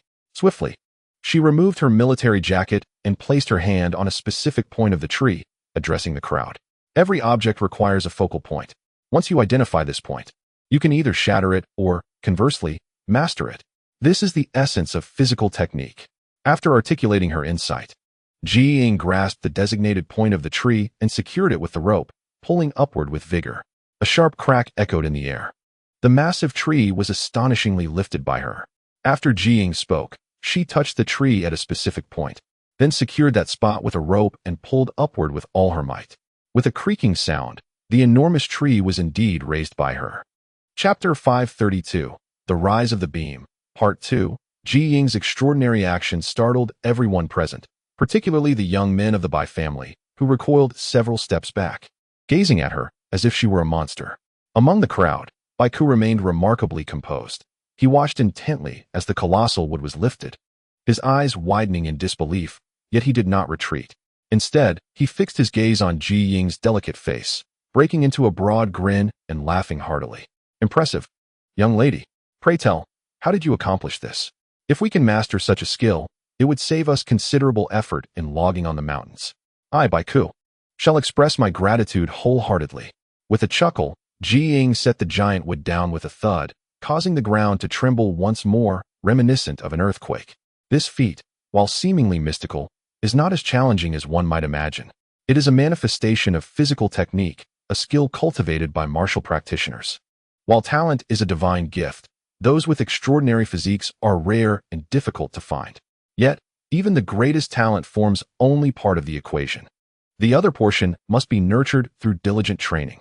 You all possess remarkable potential, which is indeed rare, but you lack understanding of physical techniques, which encompass various forms, including the ability to discern points of force on an object. Come, position yourselves as I instruct, and together we shall lift this giant wood. I will lead you from the front, Ji-ing declared, deftly tying her coat around her waist and indicating several points around the colossal wood, directing the strongest among them to take their places accordingly.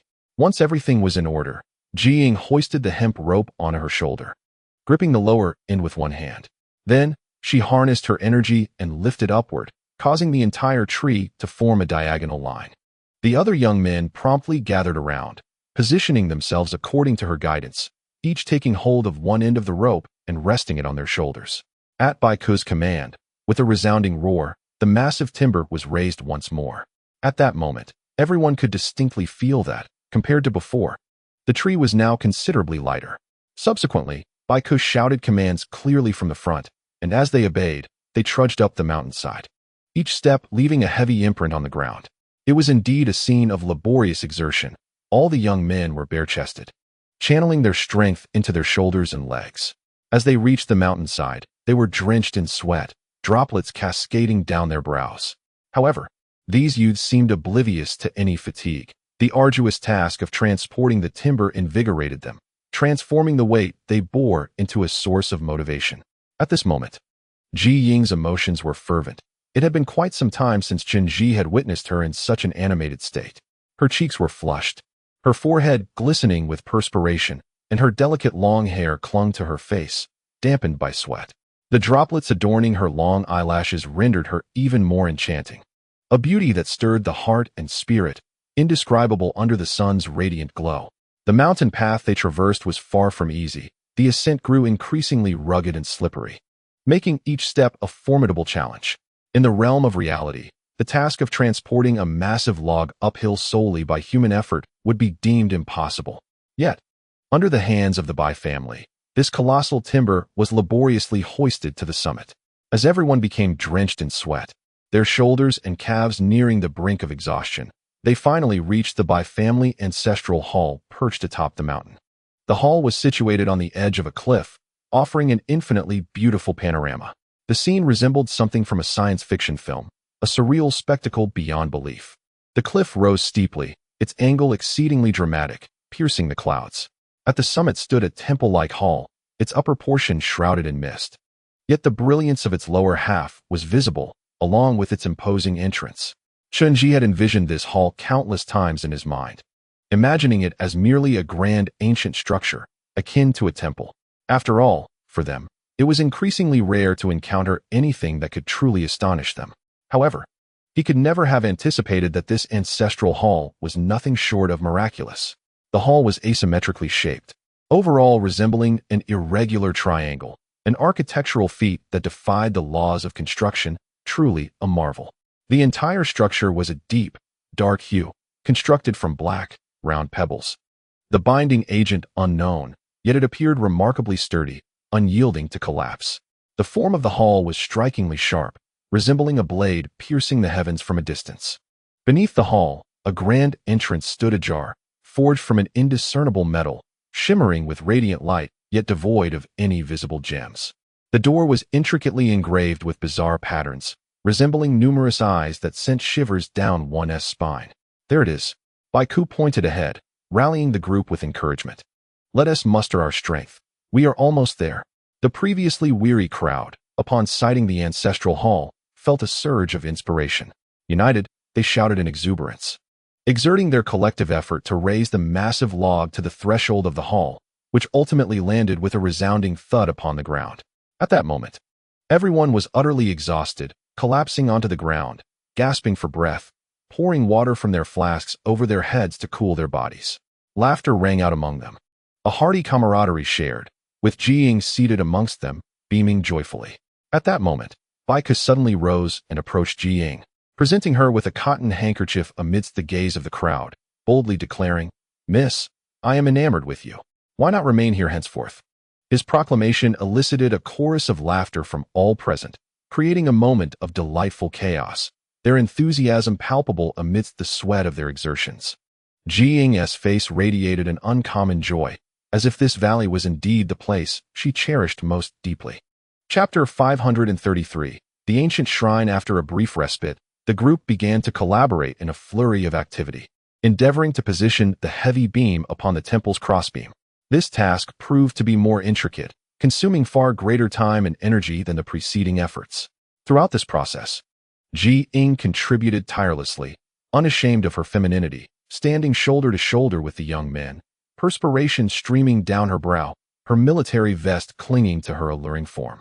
The youths of Bai family village were enamored with her, encircling her like moths to a flame, especially Bai Ku, whose gaze remained fixed upon Ji Ying, openly displaying his admiration. While the others toiled, Chen Zhi and Pang Wei sat inside the temple, assisting by observing the placement of the beam. Seizing the opportunity, Chen Zhi meticulously explored the interior of the shrine. Indeed, as Bai Ku had asserted, it was a wondrous edifice that seemed beyond the capabilities of mere mortals, or perhaps even deities. Unlike any ordinary temple, Its layout and decor deviated completely from human conventions, exuding an eerie ambience. Each altar, every stone slab, and every entrance was imbued with a profound sense of the uncanny. Having visited numerous sacred sites, many of which were divine realms, Chen Zhi had never encountered a place quite like this.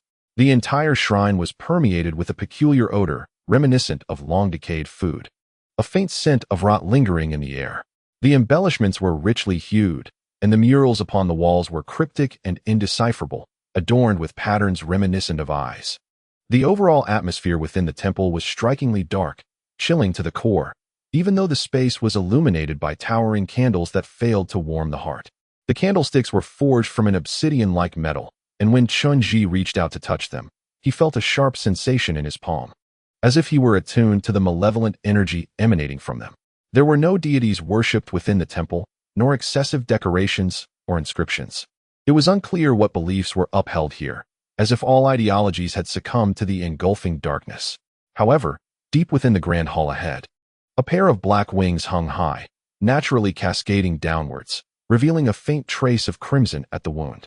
Their form was robust and rigid, resembling a black stone sculpture.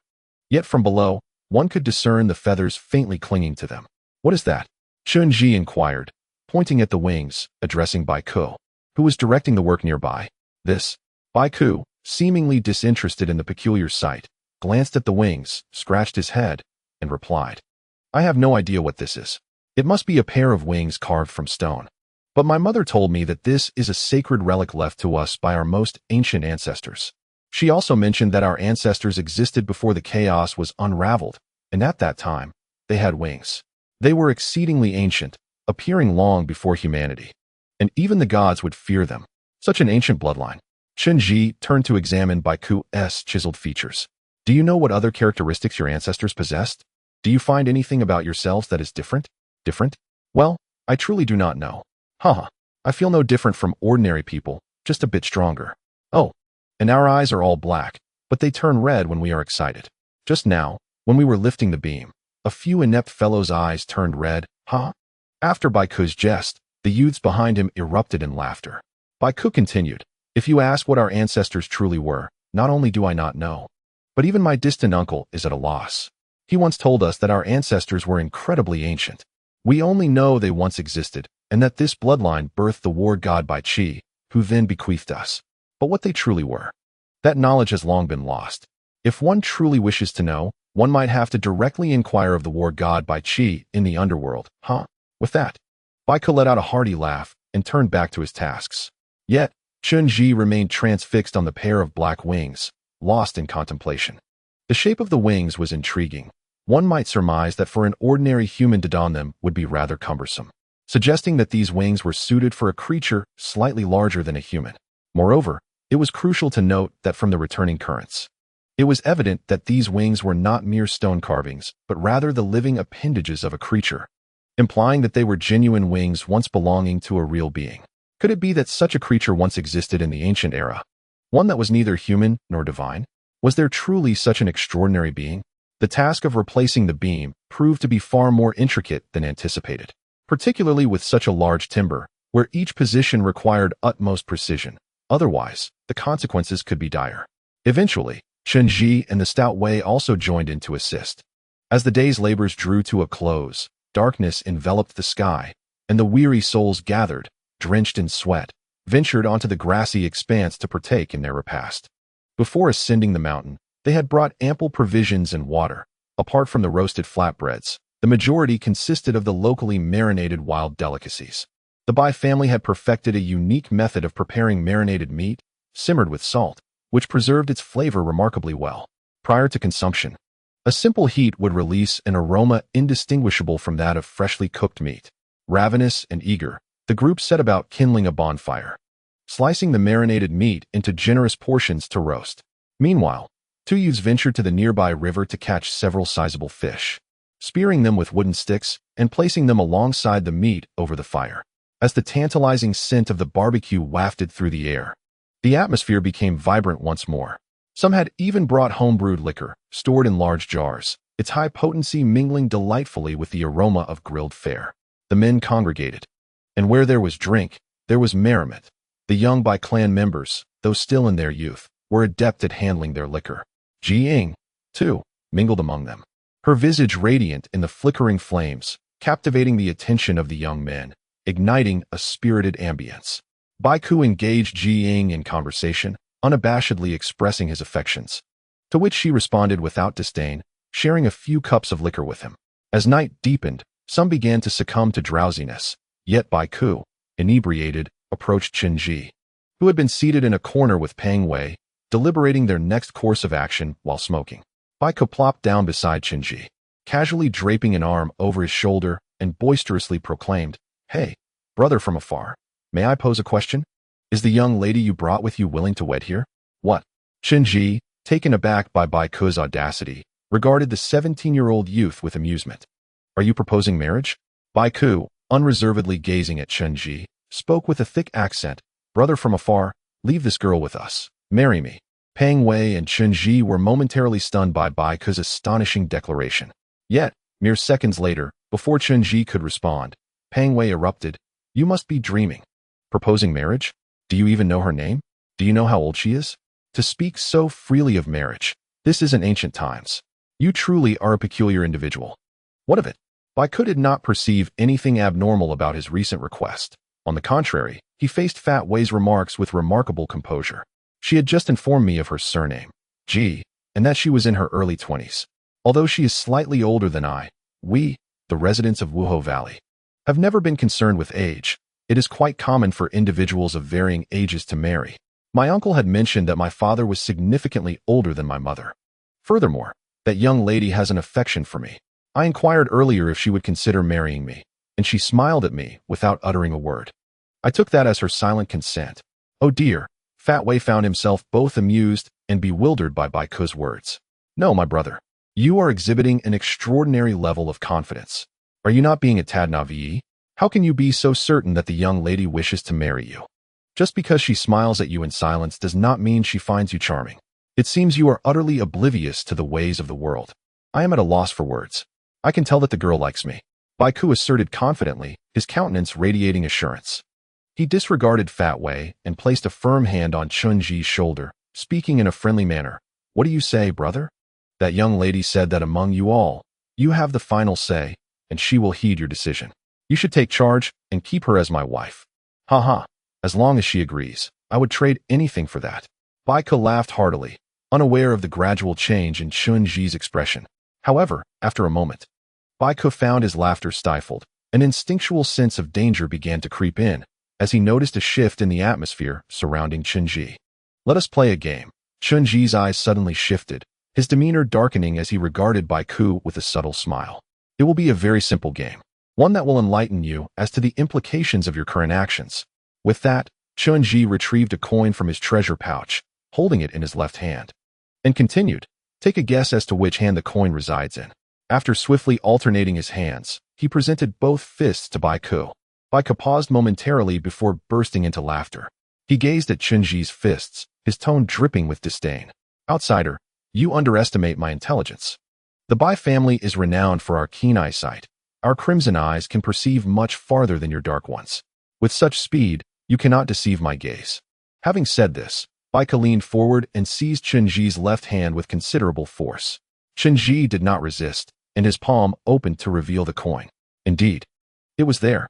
Bai Ku erupted into joyous laughter, reminiscent of a child who has just won a game. "Well, what do you think? How about that? I did not err, my vision is remarkably keen, ha.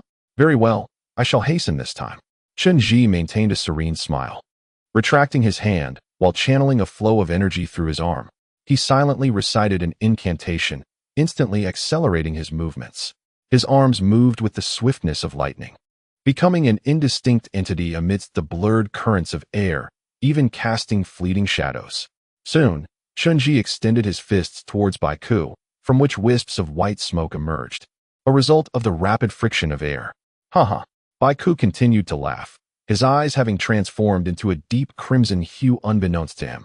This pair of blood-red eyes was unlike those of his kin, resembling the remnants of a sunset's blood, instilling a sense of unease. Upon closer inspection, one could discern that his pupils were gradually separating, distinctly forming two irises. "Brother, you are testing me. I have already told you that my vision is exceptional, Baikou declared, seizing Chen Zhi's right hand. With a sudden exertion of force, he pried open Chen Zhi's palm. The coin, slightly deformed from the rapid friction, revealed itself in Chen Zhi's grasp. How about that? I have not misjudged you, have I? Baikou exclaimed with pride, his blood-red eyes gleaming. Do not think that this speed is anything. Even if you were hundreds of meters away, I could see your every action. The birds soaring above. I can discern their beaks and claws. The serpents slithering through the grass. I can perceive their flickering tongues. Outsider, you have lost. Now, can I have the maiden you brought as my bride? At this juncture, Baikou's face radiated a victorious expression. Yet amidst the youthful pride lay an imperceptible undertone of malice, exuding a sharp hostility. Very well, but the game is not yet concluded. Chen Zhi replied with a faint smile. A distinct hue filled his pupils. Some things are visible to your eyes, yet others elude your sight. The unseen does not equate to the non-existent. After saying this, Chen Zhi withdrew his fists, merely clasping them before his chest, then extending them forward. Enveloped in swirling currents of energy, presenting them before Baikou. Now, tell me, where is that coin? What is the matter, brother? Baikou was perplexed by Chen Zhi's actions. Did I not already deduce that? The coin is in your right hand, and you have not changed it. Why must I guess again? That was seen with your naked eye. Chen Zhi responded. However, I wish to impart to you that what is visible is not necessarily the truth. You have always been confident in your power. Now, I will show you what true strength in this world entails. Invisible power? I do not comprehend. Is not the coin right there in your hand? After Baikou finished speaking, he seized Chen Zhi's right hand and gently pried open his palm. To his astonishment, he discovered that Chen Zhi's palm was utterly empty. The coin that had once resided there was now gone. Baikou was taken aback, unable to believe his own eyes. His immediate reaction was to feel Chen Zhi's sleeve. Upon confirming that there was no coin hidden there, he swiftly grasped Chen Zhi's left hand, inquiring, "When did you switch it? When did it move to this hand?" However, upon prying open Chen Zhi's left hand, he found it equally devoid of anything. Where did it go? Where is that metal piece? Baikou's agitation became palpable as he struggled to comprehend the situation. He began to search the grass around them, muttering, "No, this is impossible. I saw it clearly. You never switched hands. I distinctly saw that metal piece in your right hand. How could it suddenly vanish? How can this be? This world is vast. Nothing is absolutely impossible." Chen Zhi gazed silently at Baikou, who was frantically searching the grass, and softly remarked, "I hope you come to understand one thing. There are many things in this world that cannot be perceived by the eyes. There are numerous aspects beyond your reach. Otherwise, you shall pay the price with your life." At this moment, Baikou finally grasped the implication of Chen Zhi's words. He ceased his frantic search for the coin and lifted his gaze to meet Chen Zhi's. However, upon witnessing Chen Zhi's expression, he involuntarily shuddered. Chen Zhi's countenance had transformed into one of chilling severity, appearing as if he were an entirely different person. His eyes were now shrouded in a foreboding violet hue, a color that evoked a sense of dread, akin to the grim reaper fixating on a soul on the brink of demise. "Do you wish to know where that coin is?" Chen Zhi's voice was cold as he glanced at Baikou's knee. In an instant, Baikou's face drained of color, and he gritted his teeth in agony, stumbling to the ground. An indescribable pain surged from his knee, radiating throughout his entire body, causing him to tremble uncontrollably. The knee is the most sensitive area of the human skeleton, with the gaps in its bones said to be the source of human pain perception. Chen Zhi's eyes fixated on Baikou's knee, gradually turning a deeper shade of violet. He observed as the fabric of Baikou's pants was slowly cut open by an unseen force, and the bloodied coin emerged from the crevice of his knee bone, ultimately falling to the ground with a thud, rolling a few times before coming to a halt. Once the coin had dropped, Baikou collapsed onto the grass, clutching his knee, enduring the excruciating pain in silence, refusing to utter a sound. "Never set your sights on that woman, understand?" In Chen Zhi's eyes, a faint purple glimmer shone as he gazed upon Baikou, whose eyes now blazed a crimson hue, resembling a wounded beast under the moonlight, fixated intently on Chen Zhi. In an instant, a fierce clash of two potent auras materialized. The aura behind Baikou abruptly expanded, a thick darkness swirling like a pair of black wings fluttering behind him. A gust of wind swept across the ground, causing the stones to tremble, and the atmosphere grew charged with tension. This sensation was indescribable. The two individuals appeared as formidable creatures, each provocatively displaying their strength. At that moment, Chen Zhi's power was evidently far superior. This tense standoff lasted only a few seconds before Pang Wei hurriedly intervened to defuse the situation. Hey, what is going on here? All right, it's all in jest. This young brother has merely indulged a bit too much. Let me tell you, Baiku, that girl happens to be your sister-in-law. At your young age, how could you be so brazen as to entice her? Is this the custom in your village? Besides, you shouldn't concern yourself with her age. It's merely youthful folly. There is no need for brothers to take it to heart, huh? As Pang Wei lightened the mood, he shifted the conversation, addressing Baiku. By the way, young brother, I've been curious about something. Why are there no girls in this village? Could it be that your generation has only boys? How extraordinarily coincidental. That is not quite the case, Baiku replied with a stiff expression, casting a cold glance at Chen Zhi. After a moment, the blood-red hue of his eyes gradually faded under the moonlight. Once he regained his composure, he turned to Pang Wei. There were some girls in the past, but for reasons unknown, they all fell ill and passed away. I'm not sure of the specifics. It was my mother who dealt with it. Ever since I've taken charge, this Wuho Valley has only seen boys, no girls. Yet, the absence of girls is somewhat advantageous, as it spares us the need to care for them. After finishing his explanation, Baiku turned back to Chen Zhi, but the hostility on his face had vanished. He awkwardly opened his mouth and transformed into a more genial smile. My foreign brother, I apologize for the earlier offense. I was unaware that the girl was yours. Let us not speak of this matter again. Come, let us drink. Today, we shall not rest until we are intoxicated. With that, Baiku clapped a heavy hand on Chen Zhi's shoulder, offering him the bottle of liquor with sincere eyes. All right. Chen Zhi accepted the bottle, twisting off the cap. As a sharp scent of strong liquor wafted from the opening, he tilted his head back and gulped down several hearty swigs, an intense burning sensation rising from his stomach, causing his face to flush red and his entire body to feel as though it were ablaze. At that moment, an inexplicable surge of emotion coursed through him, as if he had melded with the vibrant atmosphere of the gathering. He inadvertently glanced at the crowd ahead, unaware that the earlier events had gone unnoticed by the youths in front of him. The youths appeared as carefree as innocent children, indulging in revelry by the bonfire, drinking to the point of inebriation and playfully tumbling about, completely oblivious to the events that had transpired nearby. Yet, Jiying sat there, her gaze indifferent, her eyes reflecting an indescribable emotion. Chen Zhi knew that Jiying possessed remarkable hearing. She had caught every word spoken during the earlier commotion. Chapter 536, A Distant Glimpse of the Divine Tomb. This minor interlude did not dampen the spirits of the gathering. In fact, the thunderous storm had gone unnoticed by the merry crowd.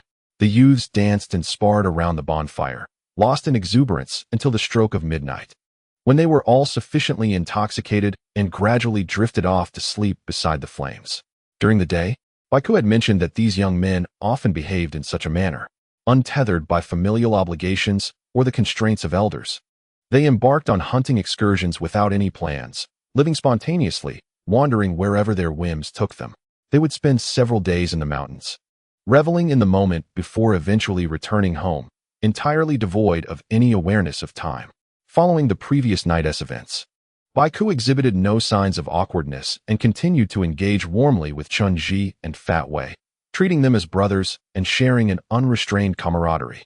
It seemed as though all the Bai family youths shared a common trait. They easily let go of grievances and never lingered on minor disputes. However, Baiku no longer teased Jiying.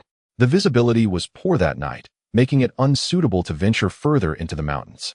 Chen Zhi and Fat Wei spent the night huddled together with the Bai youths by the bonfire.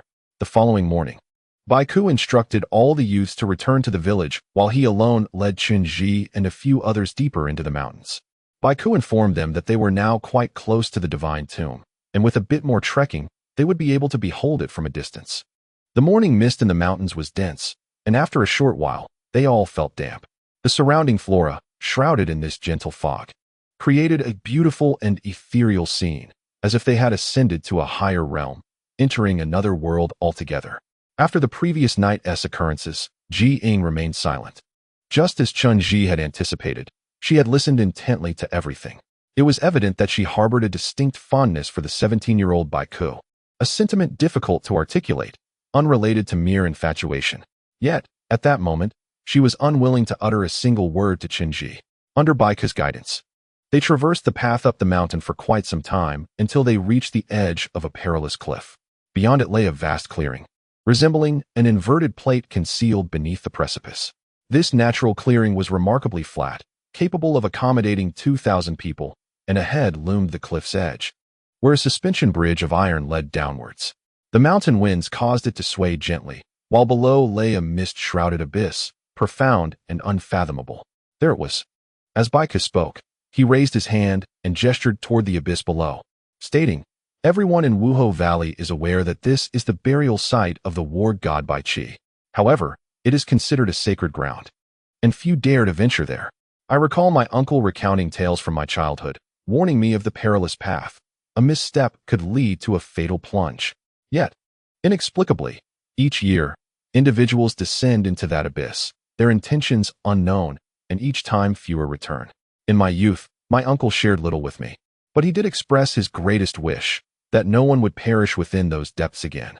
Since my uncle and the others departed, I have yet to traverse this treacherous route." Upon concluding his words, Baiku shook the chains of the iron suspension bridge, assessing its sturdiness. The bridge was entirely composed of iron chains that descended into the void below. The chains, a deep, dark hue, glimmered ominously, showcasing their robust nature. It was evident that they were crafted from high-quality wrought iron, enduring the elements for ages while maintaining a lustrous sheen. However, the wooden planks that adorned the chains had become mere ornaments, their structural integrity compromised by the ravages of time and weather.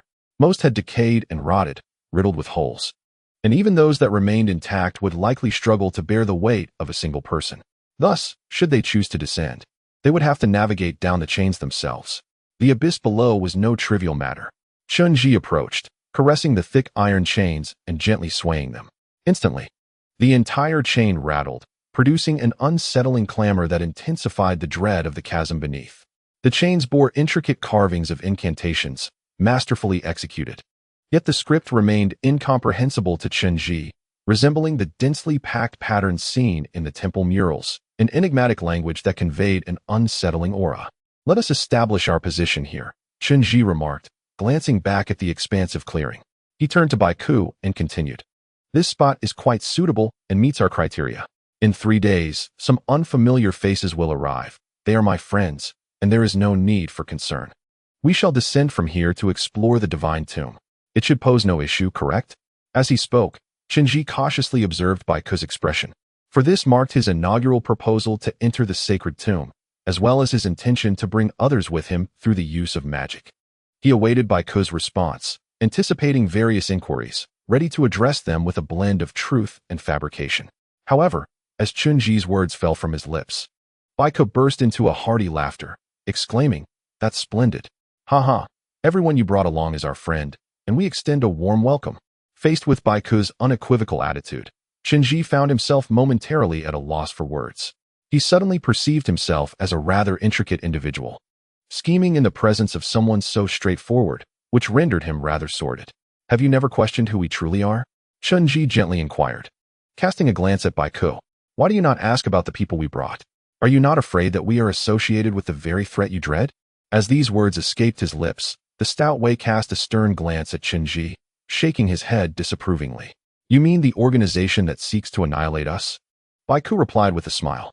In Chapter 537, The Secret of Wuho Valley, Baiku maintained a cheerful demeanor while speaking of annihilation, seemingly unaffected by the gravity of such words. "Dear foreign brother, have you forgotten? Did I not already inquire if you were aware of that organization? You assured me that you had no ties to them. My memory is quite sharp, haha. If I say no, will you believe me?" Chen Zhi asked, gazing into Baiku's clear eyes. "Why should I doubt you?" Baiku responded with another laugh, turning to Ji Ying with the innocence of a child, as if Chen Zhi had just shared a delightful jest. Ji Ying laughed along but offered no reply. However, she cast a sidelong glance at Chen Zhi, her eyes betraying a hint of disdain. Under Ji Ying's gaze, Chen Zhi felt an unfamiliar sense of shame, as if standing before a boy as transparent as glass. The situation unfolded more smoothly than they had anticipated. Once the location was confirmed, they began their descent down the mountain. During this journey, Chen Zhi requested Baiku to guide them to certain special locations within the mountain, places he had previously detected through air currents, concealing the secrets of Wuho Valley. Baiku, without a second thought, led the way unhesitatingly. Upon reaching those sites, Chen Zhi instructed Baiku to step aside, and together with Wei, they excavated the earth at those locations. After digging a few meters deeper, they uncovered the anticipated findings. By the time they finally descended the mountain, it was already evening. The setting sun cast a fiery glow upon the clouds at the horizon, illuminating half the sky in a golden hue. Chen Zhi and his companions had little time to linger atop the mountain, as those waiting below were eager for their return. According to their prior arrangement, Chen Zhi needed only to identify a suitable location to fulfill his task. After that, they would have little else to attend to. The appointed day was set for 3 days hence. For now, they merely needed to remain there, quietly awaiting their turn. The village's youth were bustling with activity, diligently preparing for the evening feast. According to Baiku, they could be divided into 2 groups, one set toiling in the fields, harvesting crops, while a considerable number ventured into the mountains to hunt or fish in the waters. During the day, those who arrived early had already procured some delectable game, which they skinned and cleaned before hanging it up to drain in a spacious area at the village entrance. This region was abundant in a type of wild goat, resembling the road deer of the northeast, albeit with a somewhat foolish demeanor. However, the meat of the wild goat was exquisite and remarkably easy to capture. In the words of the young men, these goats were so plentiful in the mountains that one could practically stumble into a pot, ensuring an endless supply throughout the year. The fish in the local streams were also large and fatty. Though their species remained uncertain, they were likely close relatives of the crucian carp. With a single spine, they could be grilled or dried, found in abundance throughout the village. Currently, in Wuho Valley, there were no private kitchens. Everyone gathered to share meals, cooking together. These young men were not skilled in preparing elaborate dishes, yet they were adept at utilizing local resources. Their meals primarily consisted of 2 components, flatbreads and various grilled game. After laboring for a considerable time at the village entrance, the tantalizing aroma of the flatbreads wafted through the village while they constructed a large bonfire, adorned with whole wild goats, numerous rabbits, and fish. With the arrival of distant guests, excitement surged as they prepared a plethora of game for roasting. The youth were in high spirits, seemingly still reveling from the previous day's feast, eager to continue their merriment that evening. Many brought over large jars of wine and set out bowls on the tables. Bailautu had remained at the lodge since yesterday to watch over the place. His advanced age made it arduous for him to climb the mountains and join the hunting party. Yet, throughout the day, he did not approach Baiku, but instead sat on the steps of the high platform, observing the young men frolicking, particularly fixating on Baiku with a look of astonishment. As the mouth-watering scent of the barbecue once again enveloped the entire lodge, the youths erupted in joyous exuberance, transforming wooden planks into tables and gathering together. Having not encountered outsiders in a long time, the arrival of Chen Zhi and his companions brought fresh news. Although the Bai family youths spoke with a thick accent, their grammatical expressions were remarkably clear as they eagerly inquired about the outside world, filled with longing. Eventually, the younger boys wove wild grasses and flowers into garlands, adorning their heads as they formed a circle in the square to dance, heartily consuming roasted meat and sipping their homemade wine, reveling in the festivities. Chen Zhi and Fat Wei joyfully joined in, engaging in playful antics with everyone, thoroughly enjoying themselves. Baiku remained exceptionally enthusiastic, even performing numerous somersaults in the square to showcase his agility. As the revelry enveloped the gathering and spirits soared, Chen Zhi took a seat beside Jiying. At that moment, Jiying had indulged in some wine herself, her countenance radiating joy throughout the day, adorned with a serene smile that rendered her as beautiful as a blooming flower. Chen Zhi turned his face to admire her exquisite visage and, with a smile, inquired, "Jiying, do you hold affection for these people?" "Indeed," Jiying responded openly, turning her gaze toward Chen Zhi. "I hold a great fondness for the individuals in this place. They possess many qualities that resonate with me, though I have concealed them over time. I yearn to be as unrestrained as they are, and if it were possible, I would truly wish to remain here forever. Do you know?" Chen Zhi hesitated momentarily, yet quickly directed his attention back to Ji Ying's face, continuing, "Your father once encircled this place in red, and you must grasp the significance it holds." In his mind, these individuals were destined for clandestine execution.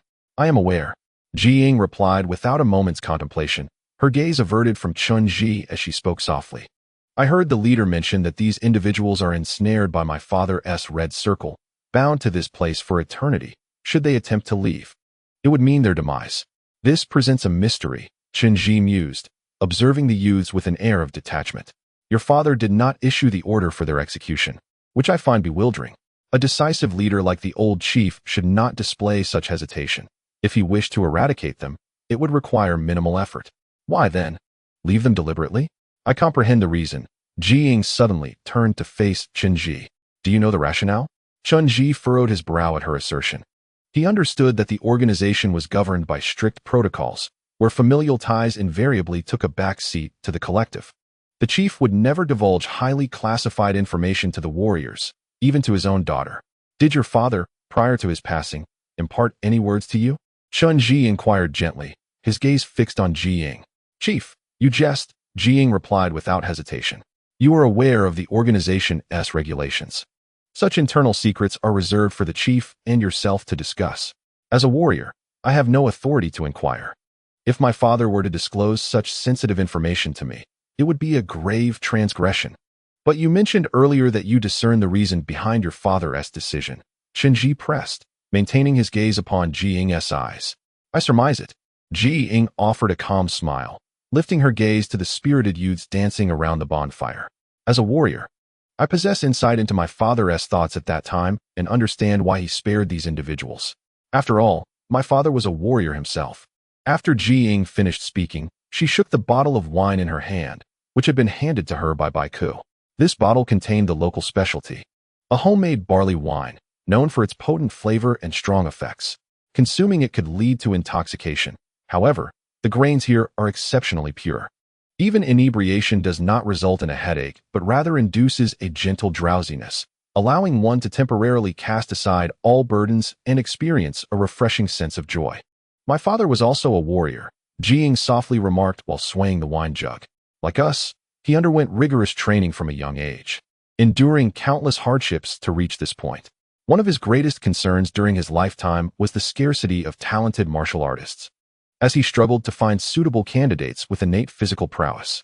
To cultivate an exceptional warrior, not only is mastery of martial arts essential, but the individual must also possess considerable natural talent.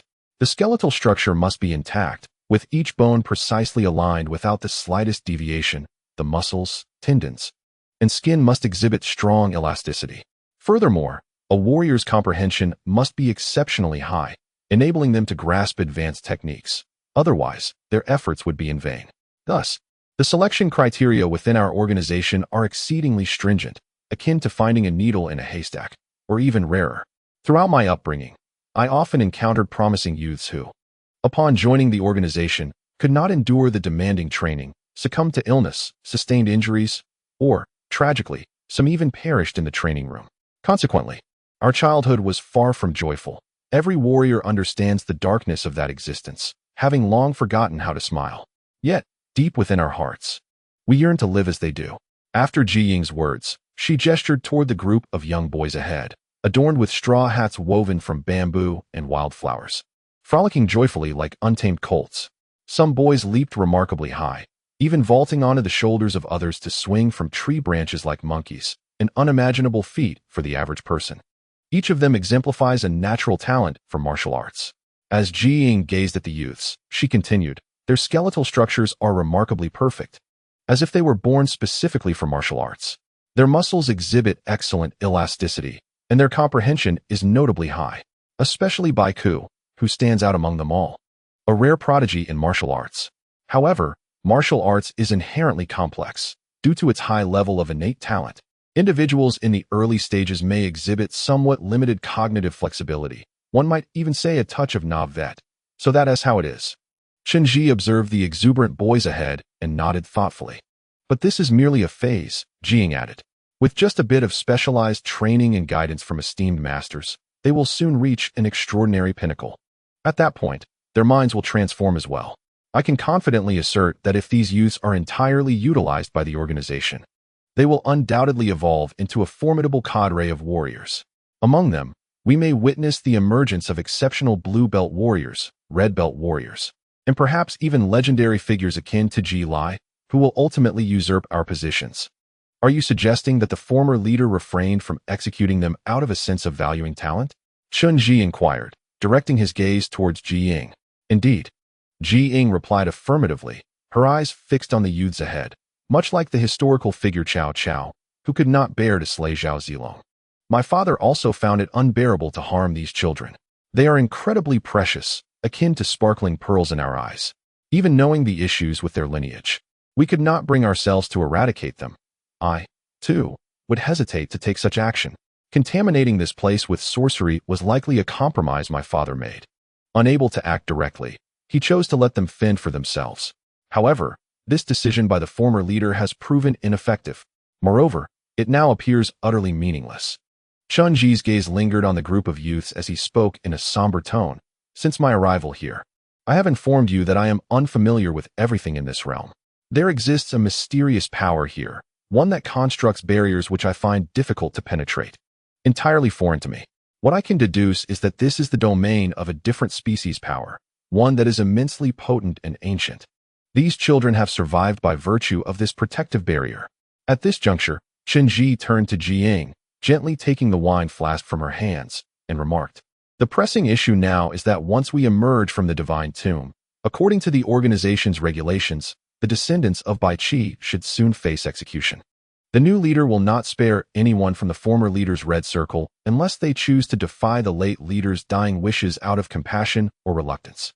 Yet, I do not believe that Bao Ping possesses such a merciful disposition. I understand." She quietly listened to Chen Zhi's words, her gaze remaining calm as she looked ahead. "But I truly care for them. I admire their unrestrained nature and their talents. Each one of them holds a special place in my heart. If possible, I would devote all my strength to protect them." "It seems you are once again faced with a choice," Chen Zhi observed Ji Ying, his tone slightly more serious. "If the leader were to issue you a command, what would you do?" "Me?" Ji Ying responded without hesitation, turning her gaze to Chen Zhi, her beautiful eyes shimmering momentarily. "You know, I do not need to make a choice." Chapter 539, Secrets of the Mountain. As Ji Ying continued, she turned to Chen Zhi, her expression serene. "Chief, have you forgotten? I am a warrior. I find myself devoid of choices, bound to obedience." The ensuing moments are shrouded in silence, as both Chen Zhi and Ji Ying cease their conversation, each sipping from the same vessel of wine. Their gazes fixed upon the youthful figures before them, lost in reverie. For the first time, Chen Zhi perceives a profound closeness to Ji Ying, sensing her inner turmoil and feeling a resonance within himself, as they jointly bear an unspoken burden of guilt in this unfamiliar place. The banquet extends into the late hours. As the youthful exuberance of the boys proves overwhelming, their revelry continuing into the night despite their staggering inebriation. In the later hours, Bai Ku pulls Chen Zhi aside for an intimate conversation, revealing his heartfelt affections for Ji Ying, articulating sentiments both naïve and sincere. Listening to his words, Chen Zhi finds his previous irritation dissipating. Instead, much like Ji Ying, he begins to genuinely appreciate these youths, even relishing their innocence and candidness. Consequently, Chen Zhi and his companions settle in, embracing a pastoral existence over the following days. The rhythm of life here is languid and unrestrained, with each day spent cultivating the fields, hunting in the mountains, or fishing in the waters.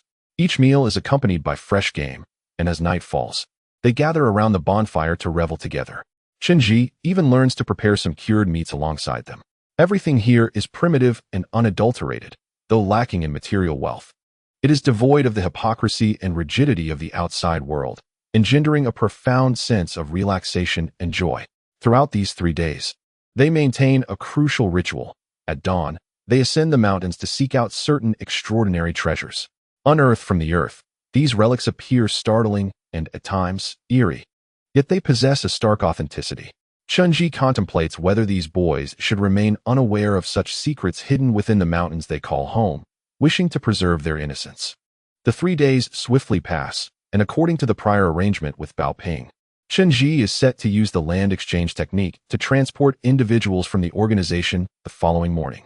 The designated location has been pre-selected, the clearing behind the cliff, and Chen Zhi has already coordinated with Bai Ku and the others. When the time comes, they will venture directly into the divine tomb, while Bai Ku and the others will remain at Wuho Valley.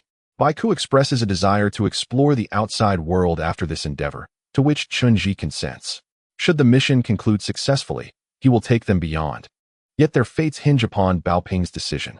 That evening, the youths gather at the village entrance for a bonfire feast, indulging in barbecued delicacies and merriment. However, Fat Wei refrains from excessive drinking, mindful of the responsibilities awaiting him as the escort, with many significant tasks at hand for the arrival of the larger group the following morning. However, Ji Ying remained indifferent. Over time, her rapport with the young men had flourished. She had even memorized each of their names and patiently taught them the fundamentals of martial arts. Chen Zhi discerned a palpable reluctance in Ji Ying's eyes, yet her unwavering commitment to the warrior's path remained unchanged.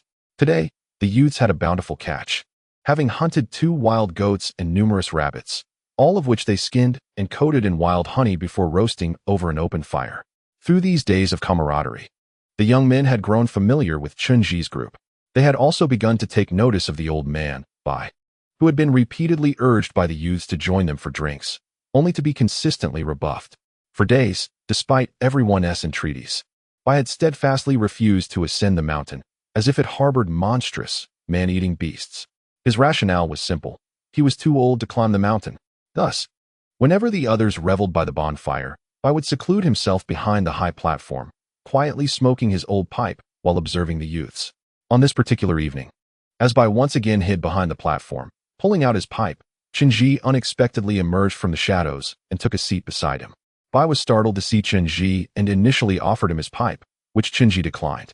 Bai then lit it himself, his hands trembling slightly as he inhaled deeply. "Little brother, go play with them. I can no longer keep up. Why seek out this old man? Let me enjoy a moment of peace," Bai said, glancing at Chen Zhi with evident wariness. "I have come to converse with you. There is no need to be anxious." Chen Zhi replied with a smile, settling beside Bai. He then produced his own cigarette, lit it, and exhaled a smoke ring while gazing into the dark expanse of the mountains. "Do you know?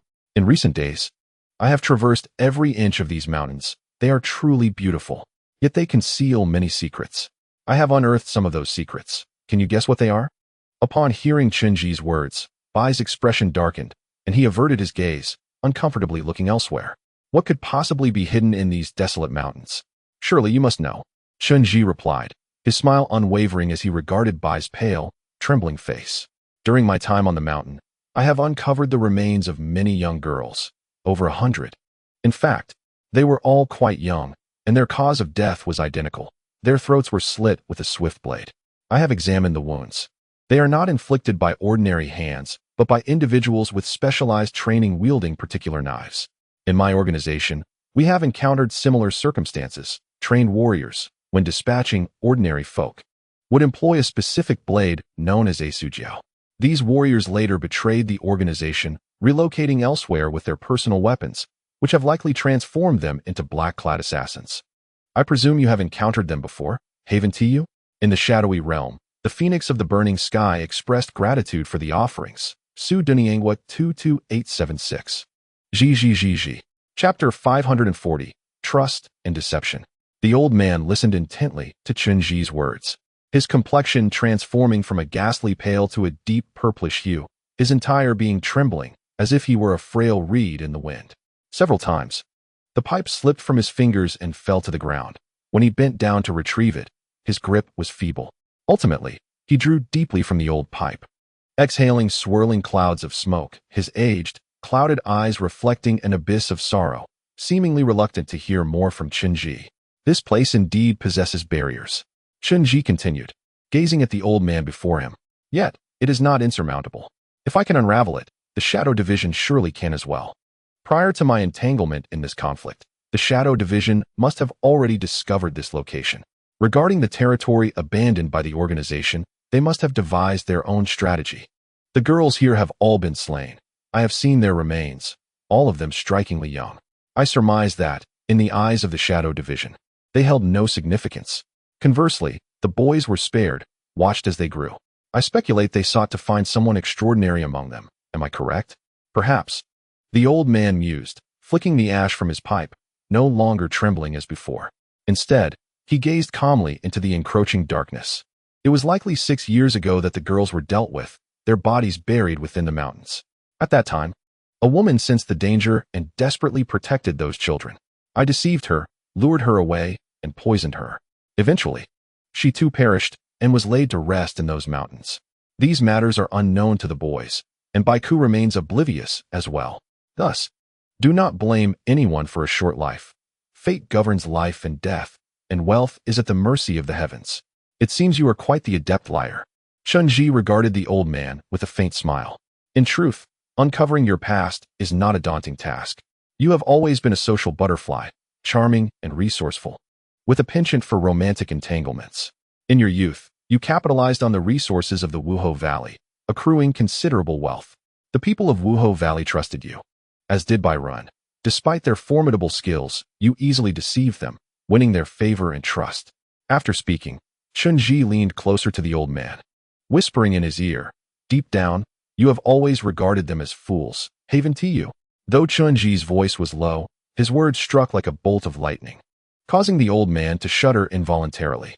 "Those are matters of the past. Discussing them now serves no purpose," the old man remarked, taking a heavy drag from his pipe, his gaze fixed upon the distant mountains. "However, in my former days, I never pondered too deeply. I merely wondered what these simpletons, so naive, could possibly comprehend. Whether I embezzled their funds or seduced their women, as long as I played my part and feigned vulnerability, they would forgive me. They are so easily deceived, never questioning my intentions. Since they know nothing, why should I feel guilty? In the end, those individuals perished, yet inexplicably, their deaths stirred a sense of remorse within me. Whether you feel guilt is of no interest to me. However, I am curious about the intentions of the Shadow Department regarding these young men." Chen Zhi fixed his icy gaze upon the elderly man, inquiring, "Do they wish to retain these martial talents for their own purposes, or do they harbor other motives? Is there, as I previously speculated, a singularly extraordinary individual among these boys?" "I cannot provide clarity on your inquiries," the old man replied, nonchalantly flicking the ashes from his old cigarette. His face bore no trace of fear. Instead, he coughed lightly and said with an air of detachment, "These matters pertain to you and that faceless individual. The complexities of your affairs are beyond my concern. I merely promised to observe these boys as they matured, hoping to identify one who stood apart from the rest. However, I never anticipated that the boy they sought would be your son, correct?" Chen Zhi spoke softly, studying the aged visage of the old man. "How does it feel? Since that moment, you must believe in retribution, am I right? Is this sensation painful? Painful?" "Such feelings do arise, yet with time, they diminish," the old man replied, discarding the cigarette and extinguishing it with his foot. He then regarded Chen Zhi, articulating each word in precise Mandarin. "You are still young. In time, you will come to understand that this world is fraught with suffering and regret. We are destined to wrong some individuals and to commit unspeakable acts. Gradually, one becomes accustomed to it. Ultimately, death is the inevitable fate for all. In death, there are no debts owed or grievances held. I pose a question, and you must answer truthfully." Chen Zhi's expression turned grave as he fixed his unwavering gaze upon the old man. "Prior to our arrival, did the Shadow Department infiltrate this place? Are they aware of your son's circumstances?" "He is not my son. I lack that right," the old man retorted without hesitation, turning to face Chen Zhi, the remnants of his youthful spirit reflected in his brow. "He is a child of the Bai family, bearing the surname Bai, while I am merely a transient figure, unworthy of such recognition. I have done my utmost to conceal this matter, awaiting your arrival. The rest is now your concern." After speaking, the old man tidied his garments and smoothed his disheveled hair. He then pressed his finger against his back molar, seemingly unaware of what he was touching, before biting down fiercely and gazing with sorrowful eyes into the endless dark mountains ahead. "Brother, our meeting is a twist of fate. I implore you for one final request. Tonight, bury me in that mountain. I wish to accompany her in eternity. The woman is truly foolish, always so easily trusting me, regardless of how I deceive others for money. If I betray her, a mere few lies suffice for her to still believe in me. It is indeed foolish, so foolish that one cannot forget it. Well, I have spun lies my entire life, and now I am weary. The one truth I wish to utter now is, I am a person burdened by grave sins. Let me perish here, without anyone needing to remember me." Chapter 541, Trust and Deceit, Part 2. After the old man spoke these fragmented words, his gaze gradually dimmed. and the cigarette but slipped from his fingertips to the ground. Observing the half-burned cigarette on the ground, Chen Zhi realized that the old man had passed away. That very night, they carried the old man's body to the mountains, casually finding a spot and digging a pit less than a meter deep. No ceremony was held. No coffin provided, not even a shroud. He was buried directly. In Pang Wei's words, granting such a person a place to rest is already a favor. Even if one day the wild beasts of the mountain were to unearth his remains, leaving not a bone to gnaw upon, it would be well-deserved. However, to their surprise, upon descending the mountain, they found Baiku waiting for them at the foot, his expression bearing a seriousness never seen before. Though his face remained youthful, flushed from drink. His eyes were earnest. "Where have you been?" Baiku inquired, his countenance stern, the sharp contours of his face somewhat intimidating. "Nothing much. We drank too much and went for a stroll in the mountains," Chen Zhi replied in the most nonchalant tone, striving to allay any suspicion from Baiku. "What about the old man who came with you?" Baiku's expression remained taut as he scrutinized Chen Zhi, then glanced at Pang Wei. "I had been keeping an eye on him, but I never spoke to him. He usually hangs around the high tower smoking. I know where he is. But I never sought him out. Who is he? What is his name? Where is he now?" Confronted with this barrage of questions from Baiku, Pang Wei felt a pang of guilt. Indeed, they had just buried the old man's father. To claim that he felt no trepidation would be a lie. Well, Pang Wei feigned calmness, avoiding Baiku's penetrating gaze. The old man had been feeling unwell, lingering for days, lamenting his grandson back home. "I just sent him off into the night. Let him go, then. If he wished to leave, why should we force him to stay? He is over 70. It would be a burden to take him along," he added. "That's not right." Baiku's expression turned grave, and in an instant, the air around them seemed to freeze. "My ears are exceptionally acute. At the village's entrance, there are delicate little bells that ring, alerting me the moment anyone departs. He has never truly left this village. And given the late hour and the barriers outside, it is impossible for him to have ventured out. Where could that old man possibly have gone? I long to see him. Who is he, after all?" At an indeterminate moment, Baiku's eyes began to take on a blood-red hue. Bathed in moonlight, they emitted a dim crimson glow, contrasting starkly with the surrounding darkness, creating a rather eerie spectacle. As if he might transform into a snarling beast and pounce upon Chen Zhi and the others at any moment. Just then, a soft feminine voice drifted through the air. The tone was gentle, imbued with calmness and warmth. Upon hearing this call, the redness in Baiku's eyes receded instantly. He turned to the shadows beside him and beheld Ji Ying standing there, holding a torch and smiling faintly at him. In that moment, Ji Ying appeared exceptionally beautiful. It seemed she had just washed her hair that morning, and her long strands flowed gracefully in the moonlight, softly veiling half of her face, enhancing her femininity. Her eyes sparkled like two black gemstones under the moon's glow, imbued with emotion and allure. "Baiku, come here. I have something to tell you," Ji Ying beckoned gently, her demeanor exuding a tenderness previously unseen. Even a bird flying by would be captivated by her beauty, rendered unable to resist. Baiku was momentarily entranced, as if his soul had been ensnared, and he walked towards her in a daze. Ji Ying gently grasped his shoulder and led him to a nearby tree stump where they sat down. For a considerable time thereafter, Ji Ying spoke softly to Baiku, her voice so faint that even Chen Zhi could not discern the words. Throughout their conversation, Chen Zhi and Fat Wei refrained from approaching, sensing that Baiku's inexplicable rage had dissipated entirely. Chen Zhi recalled a theory he had once encountered, known as parental recognition. It posited that a father and son, or mother and child, who have been separated for an extended period, or who have never met, would feel an instinctual connection upon their first encounter, fostering an unconscious concern for one another. Should one party perish, the other would experience profound sorrow and indignation. This was likely the source of Baiku's earlier fury. Thus, Ji Ying remained by Baiku's side, engaged in conversation for a long while. Eventually, Chen Zhi and Fat Wei took their leave. Yet, inexplicably, Chen Zhi still sensed Ji Ying imparting something to Baiku, as if urging him to escape. The following morning, as the first rays of sunlight pierced through the mist into Wuhou Valley, Chen Zhi and his companions were ready to embark on their journey. A few industrious youths have already awakened, blissfully unaware of the events of the previous night. They busily prepare porridge and pancakes at the village entrance, playfully shoving one another while engaging in light-hearted conversations. However, Chen Zhi and Pang Wei have discreetly departed via the back route, foregoing farewells to the Bai family. Instead, they donned their backpacks and ascended the mountain through a narrow path behind the village. Yet, after only a short distance, Jiying trailed behind them. Upon seeing Jiying, Chen Zhi's heart stirred with unease, prompting him to ask, "You didn't let them escape, did you? You must understand, should you have done so, it would be tantamount to a death sentence." Jiying lifted her gaze to meet Chen Zhi's eyes, pursed her lips, and offered no reply. The trio fell silent as they continued their ascent along the narrow path, scrambling up the rocky terrain until they reached the cliff summit. The morning air was still crisp, and as they surveyed the landscape, they were enveloped in a picturesque scene of swirling mist and dew. Chen Zhi, with haste, led them over the precipice and onto a clearing where a swaying iron suspension bridge came into view. "Prepare yourselves," he declared, striding into the center of the clearing and tossing his pack onto the ground, readying to employ the advanced spell of land exchange.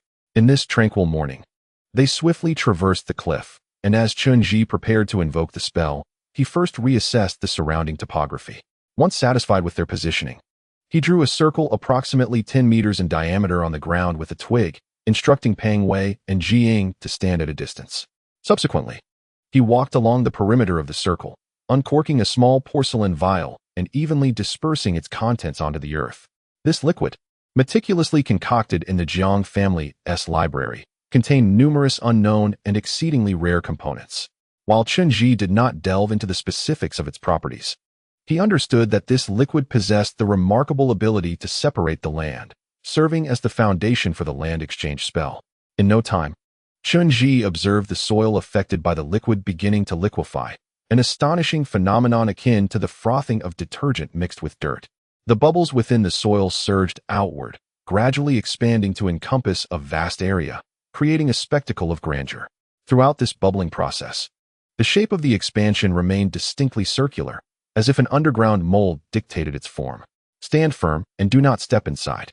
I am about to invoke the land exchange spell," Chen Zhi whispered to Jiying and Peng Wei, then retrieved a small cloth pouch from his bosom, pouring forth its contents of fragrant herbs. The exquisite gem appeared delicate and translucent, yet its outer shell was remarkably resilient, resembling a genuine piece of white agate grape at first glance. Chen Zhi grasped this gem between his fingers, extended his arms, and unbuttoned the front of his shirt, revealing his chest. He then silently recited an incantation directed at the ground. In an instant, the air around began to subtly shift, and a barrier of air emanated from the earth, encasing Chen Zhi within like a sheet of glass. Simultaneously, he channeled 2 streams of energy through his fingers. With a gentle exertion, a crisp crack resonated as the gem shattered, releasing a cascade of shimmering silver liquid that dripped onto the ground beneath him. As this liquid touched the earth, it was akin to oil splashing into cold water, creating a resounding boom, and the entire ground erupted in a fervor. The dark foam quickly transformed into a vibrant azure hue, radiating a profound blue light, akin to a glowing blue ribbon, illuminating Chen Zhi in a brilliant azure aura. The world around him shifted in color, engulfed in a sea of azure, creating a scene so magnificent that it defied description. In a swift motion, Chen Zhi shed his outer garment, exposing his upper body, and channeled the airflow into a pointed needle on his fingertip, swiftly etching an ancient pattern resembling auspicious clouds upon his left shoulder. Blood flowed forth, and a crimson totem materialized upon his torso. This vivid red totem harmonized with the blue light emanating from the earth, provoking the soil beneath to erupt chaotically. Booming sounds echoed as the earth churned like boiling mud, swelling large bubbles that burst forth, spewing mud in every direction. At the moment of this eruption, Chen Zhi leaped into the air propelled by the elastic bubbles. His visage was illuminated by the azure halo, and the blood-red pattern on his upper body shone even more vibrantly in the cool light, radiating a crimson glow.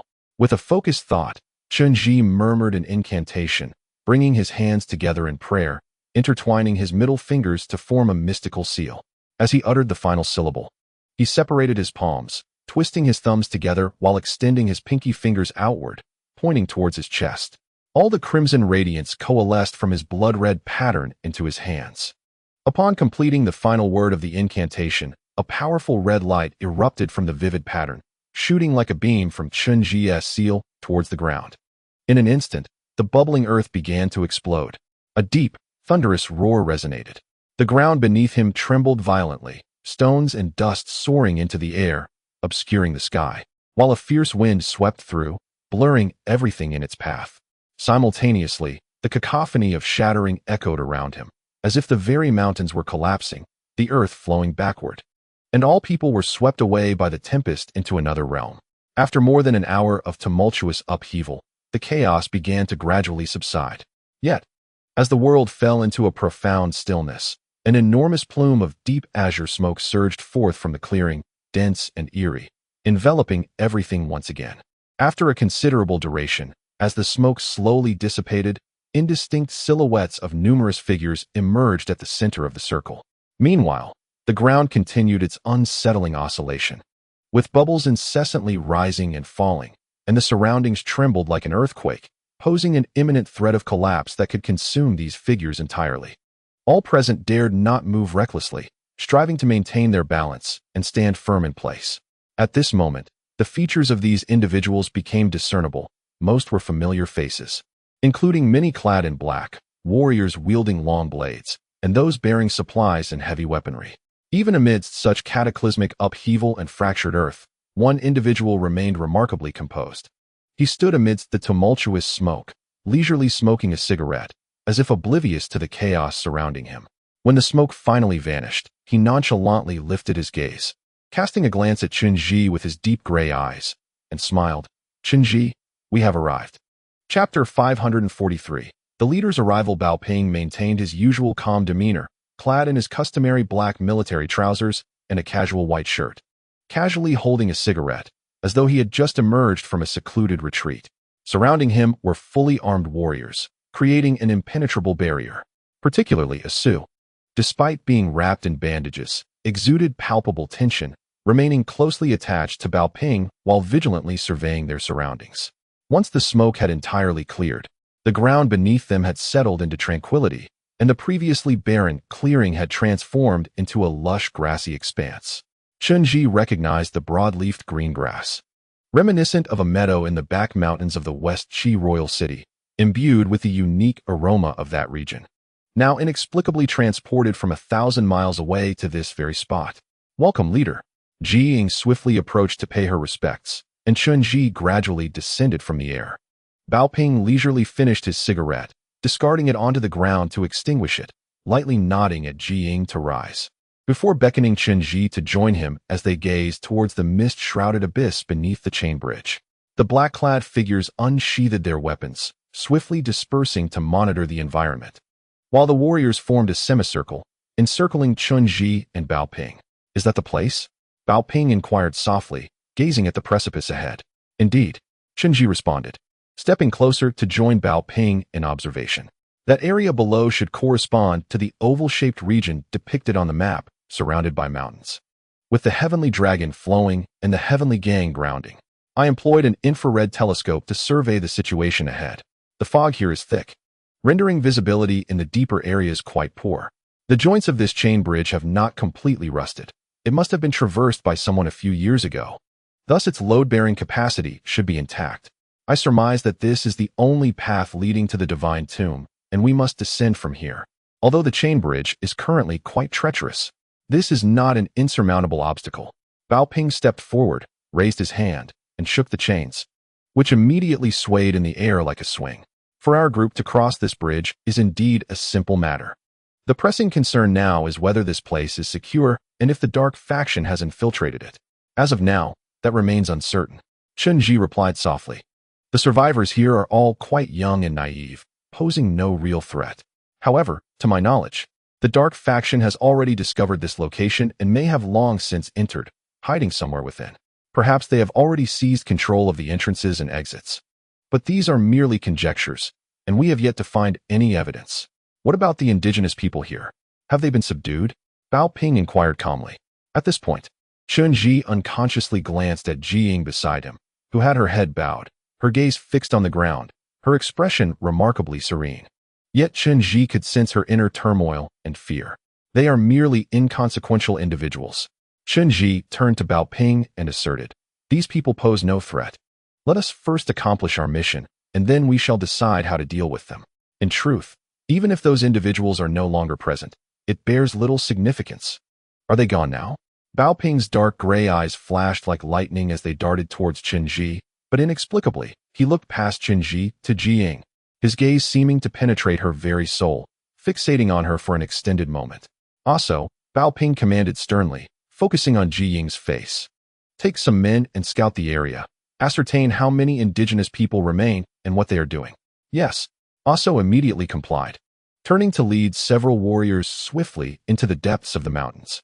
The ensuing moments were exceedingly tense. Bao Ping maintained a stern silence, while those around him refrained from speaking, enveloped in a heavy stillness. Ji Ying's complexion grew increasingly pallid, her eyes betraying an awareness of impending doom. Everyone perceived the unease, yet none dared to voice it. After a short while, Aso and his party returned. Aso wore an awkward expression, which was uncharacteristic of him, clutching an ordinary long knife. He hesitated before Bao Ping, then knelt on one leg, cradling the knife in both hands. Reporting to the leader, there is indeed a village at the foot of the mountain, but when we arrived, the inhabitants had vanished. We could not locate them. Unable to find them? Bao Ping raised an eyebrow, casting a glance at Aso below. Is it possible that my elite warriors cannot track down a group of children untrained in martial arts? In my recollection, even the blue ribbon warriors find it challenging to conceal their traces from your gaze. I am filled with shame, my leader. I am incompetent. Please punish me. Upon hearing Bao Ping's words, Asu immediately lowered his head in embarrassment, unwilling to rise. From the traces within the mountain villa, it appears these individuals have only just departed. Yet, they have indeed vanished without a trace, leaving us unable to locate them anywhere nearby. It is as if they have simply evaporated into thin air. Is that so? How intriguing. Bao Ping raised an eyebrow, a subtle smile gracing his lips as he turned to the silent Ji Ying beside him. Asu, allow me to hazard a guess. Might it be possible that one of our red ribbon warriors aided these individuals in their escape, thereby concealing their trail? This notion left Asu somewhat awkward as he glanced at Ji Ying. After a brief pause, he clutched his sword and responded to Bao Ping. It is indeed possible. Oh, Bao Ping ceased further inquiries, his gaze fixated intently on Ji Ying, silence enveloping the surroundings, broken only by the occasional mountain breeze. No one dared to utter a word. Chen Zhi observed that Ji Ying's complexion had noticeably paled, her grip on the sword tightening. Should Bao Ping pose a question to her now, she might very well betray herself, and according to the organization's rules, such an error would undoubtedly result in the death penalty. Oh, let it be as it is. Bao Ping suddenly spoke in a measured tone, casting a cold glance at Ji Ying before softly commanding the kneeling Asu, rise. Let us deliberate on how to descend from here. Upon hearing Bao Ping's order, everyone immediately dispersed, all eyes drawn to the chasm below. The chain bridge before them consisted of 4 swaying chains leading downwards. Most of the wooden planks above were dilapidated, extending into an abyss that seemed endless. For the warriors, traversing even a single chain should not pose a significant challenge. However, the difficulty lay in the substantial cargo they needed to transport, which included several specially designed heavy artillery pieces, the field-mounted shock cannons. Chapter 544, Marching, thanks to the generous support from the loyal fan, San Shao's little devotee, 10,000. These field-mounted shock cannons were a heavy weapon custom designed by Bao Ping long ago from the Indians. The madman was the designer, and there are only 3 in existence worldwide, costing more than 3 villas. The mechanical principles behind this artillery are not dissimilar to those of a machine gun, yet its firepower is extraordinarily formidable. With a robust steel frame firmly resting on the ground, harnessing the stability of the earth to unleash immense explosive potential. Its firing intensity can obliterate several tanks in an instant, easily dealing with armored assault vessels as well. These shock cannons, crafted at great expense and equipped with professional gunners, were specifically prepared for this tomb mission, even in the event of encountering a formidable beast or a sudden ambush from the Dark Division. These heavy weapons would swiftly reduce them to dust. However, the weight of these cannons is exceedingly heavy, setting aside human factors. Even the chains may not be able to bear their weight, making it impossible for anyone to transport them. After some deliberation, it was decided that Chen Zhi would use a barrier to levitate the supplies, while the warriors would descend via the chain bridge. Chen Zhi expelled dense streams of air to create a robust, adhesive barrier in the air, forming a bubble that contained the heavy artillery and supplies. The sheer weight of these items caused the bubble to sag precariously as Chen Zhi elevated it into the sky. Bao Ping stood beside him, both suspended within the barrier. As they began to drift towards the edge of the cliff, the deeper they descended, the thicker the surrounding mist became, obscuring their vision. Beneath the barrier bubble, the organized warriors swiftly advanced across the suspension bridge. The prowess of these warriors was indisputable. Each possessed remarkable physical abilities, allowing them to reduce their body weight and tread methodically upon the chains, forming orderly lines as they raced forward. Even when faced with a sheer precipice below, their movements exhibited no hesitation. In fact, throughout the entire passage, the chains remained remarkably stable, undulating not a bit. Had someone recorded this scene, it would undoubtedly astonish the world. As they continued forward, the view ahead became increasingly clearer until they soon beheld the end of the chain, which anchored at another cliff face. On the opposite side, a monumental, egg-shaped structure emerged, revealing half of its form, encircled by a dense thicket of trees that enveloped it like an earthen mound. Without careful observation, one might overlook its existence entirely. We've arrived. Chen Zhi gently directed the barrier bubble forward, whispering to Bao Ping, "According to the map, that ahead is the tomb of Bai Qi. It is not large, and we should locate it swiftly once we descend." The tomb of Bai Qi? Bao Ping gazed ahead with a calm expression. The tomb of the war god Bai Qi. This is the very place where, 7 years ago, my adoptive father led all the valiant warriors of the West Qi, only to meet with disaster. Most of those brave souls are no longer with us. Now we return, and this time, we of the West Qi shall not fail. Due to the immense gravity, the barrier bubble's speed was not rapid, and it arrived at the opposing cliff almost simultaneously with the warriors. Upon their arrival, the previously prominent egg-shaped structure vanished from view, replaced by an overwhelming expanse of dense forest. The trees here appeared peculiar, their trunks twisted and gnarled, with branches reaching upward like the claws of a dragon. Before long, all individuals gathered in an orderly fashion. This mission had brought over 200 warriors, of which 150 were blood symbol warriors directly under Bao Ping's command, while the remaining 50 were exceptional blue belt warriors selected to accompany Chen Zhi into the tomb. Several warriors swiftly leaped into the forest, acting as the vanguard for reconnaissance. After a while, they signaled with smoke, indicating that all was safe ahead. Following the guidance of the advance team, the main force began to form ranks and advance in groups. Accompanying them were mercenaries responsible for transporting the artillery. These individuals, unlike the rest, were predominantly tall Westerners, muscular men towering over 2 meters. It was evident that they had undergone rigorous training. Faced with the unfolding scene, they remained silent, pushing the colossal cannons forward. Thus, the main force trekked into the mountains following the signals. After approximately 40 minutes, a massive semicircular edifice finally came into view. It turned out to be an enormous natural monolith, remarkably resembling a large egg, with a smooth surface, half buried in the earth and half exposed to the air. Strangely, there was no entrance on this stone. It appeared to be solid, likely concealing the tomb of Bai Qi beneath it. Chen Zhi lifted his binoculars to scrutinize the surface of the monolith. The warriors also surveyed from various angles, but found no entrance. Lord Leopard. Chen Zhi turned to Bao Ping.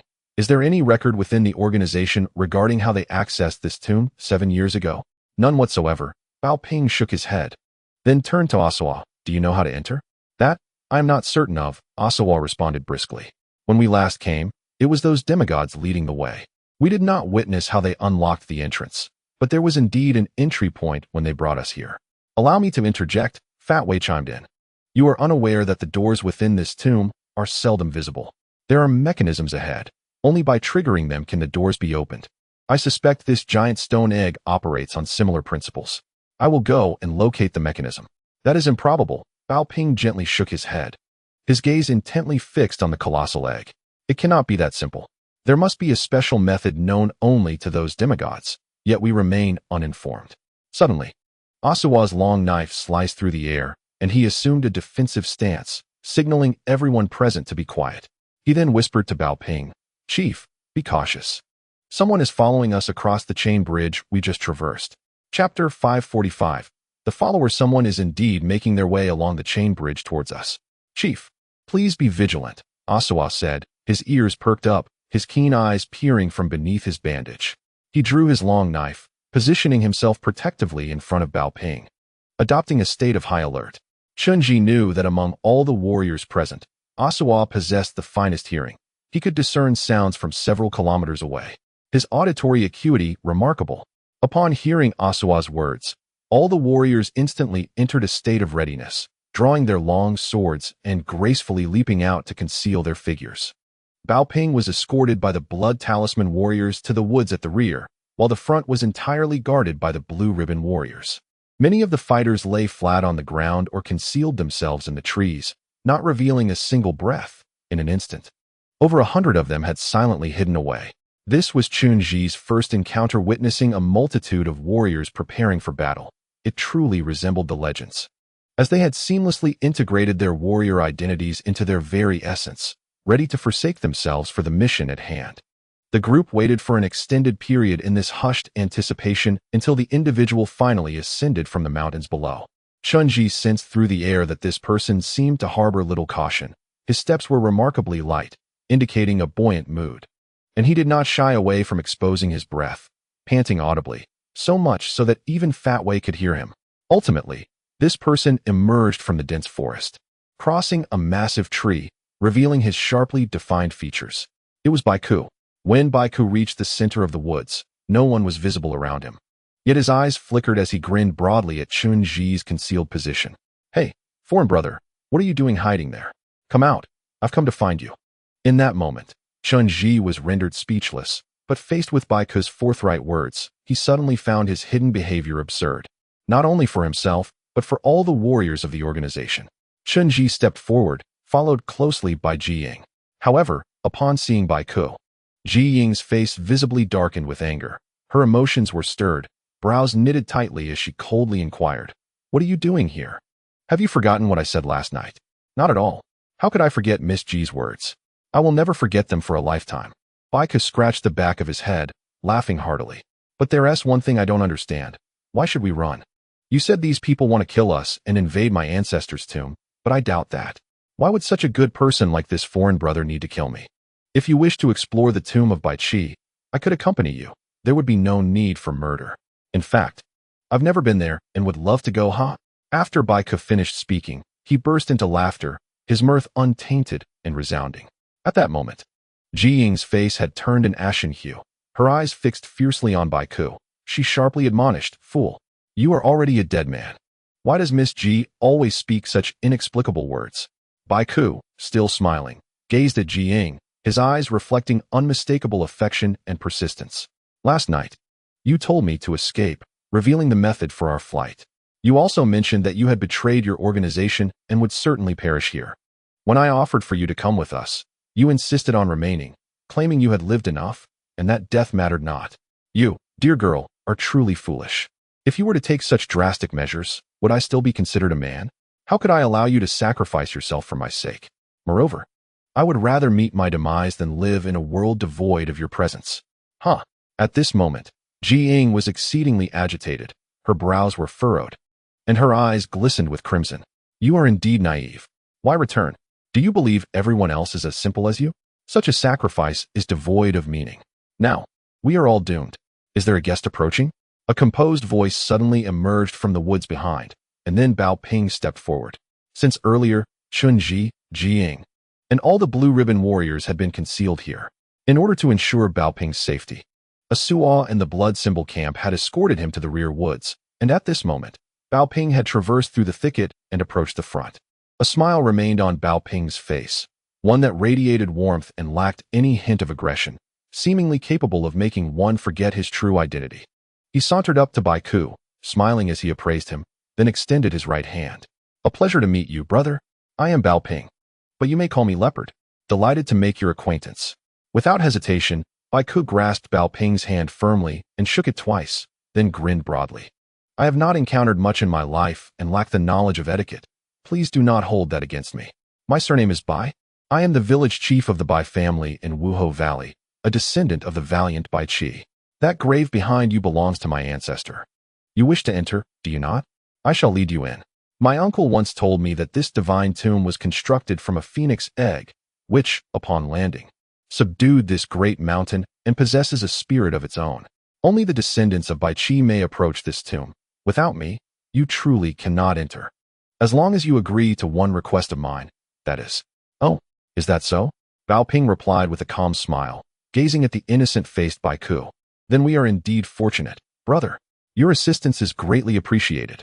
Do you have any requests? I shall fulfill all that I am able. Indeed, I have a request, Bai Ku said, revealing a set of pearly white teeth and a refreshing smile. Brother Leopard, you must be the leader. We, as leaders, must honor our word. That Miss G may have erred and offended you. For the sake of my assistance, let us overlook this matter.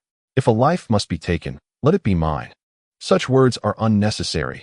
Brother, you jest. Bao Ping continued to smile warmly, exuding an aura of non-aggression. She is one of us. How could I possibly harm her? After this incident, I shall never hold it against her. Brother, can you trust me? Upon finishing, Bao Ping gazed at Bai Ku with his deep gray eyes, a gentle smile gracing his features, devoid of any malice. I trust you. Bai Ku laughed heartily, giving Bao Ping a hearty pat on the shoulder. I can tell at a glance that you are no ordinary person. Ha, let us proceed. Chapter 546, The Gate of the Divine Tomb. Very well. Upon hearing the words of Bai Ku, Bao Ping slightly turned to the side, and his warriors immediately stepped aside in an orderly fashion, clearing a path for Bai Ku. Brother, please, Bao Ping said with a smile, gesturing towards the round, egg-shaped divine tomb. You may go first.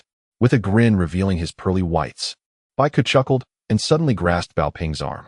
The surrounding warriors were startled and quickly drew near, but Bao Ping waved them off, signaling them to stand down.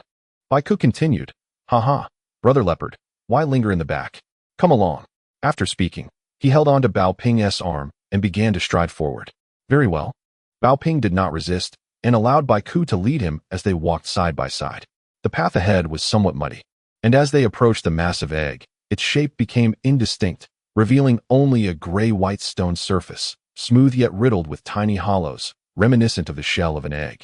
In front of the giant egg lay uneven patches of grass, a chaotic assortment of species, many of which were unrecognizable, yet colorful little flowers blossomed amidst them, creating a picturesque scene devoid of butterflies or insects. Bai Ku and Bao Ping walked side by side until they stood before the giant egg. As they neared, the ground beneath them felt remarkably loose, akin to molten lava. From a geographical standpoint, should anyone attempt to force their way into this colossal egg, they would soon find themselves ensnared in the soft mud below, sinking away. Is this truly the burial ground of our ancestors? It is my first visit, Bai Ku remarked with a smile, extending a hand to gently rest upon the surface of the giant egg. How does one open this without a seam? At the moment his hand made contact, a thunderous sound erupted as a 3-inch-long fissure suddenly appeared on the surface of the giant egg. The crack widened rapidly, kicking up dust and causing the ground to tremble. Aso immediately leapt forward, positioning himself protectively beside Bao Ping, while the other warriors gathered around to avert any unforeseen calamities. The earth continued to shake, the entire giant egg quivered, and loose stones cascaded from above as everyone gazed in awe at the widening crevice.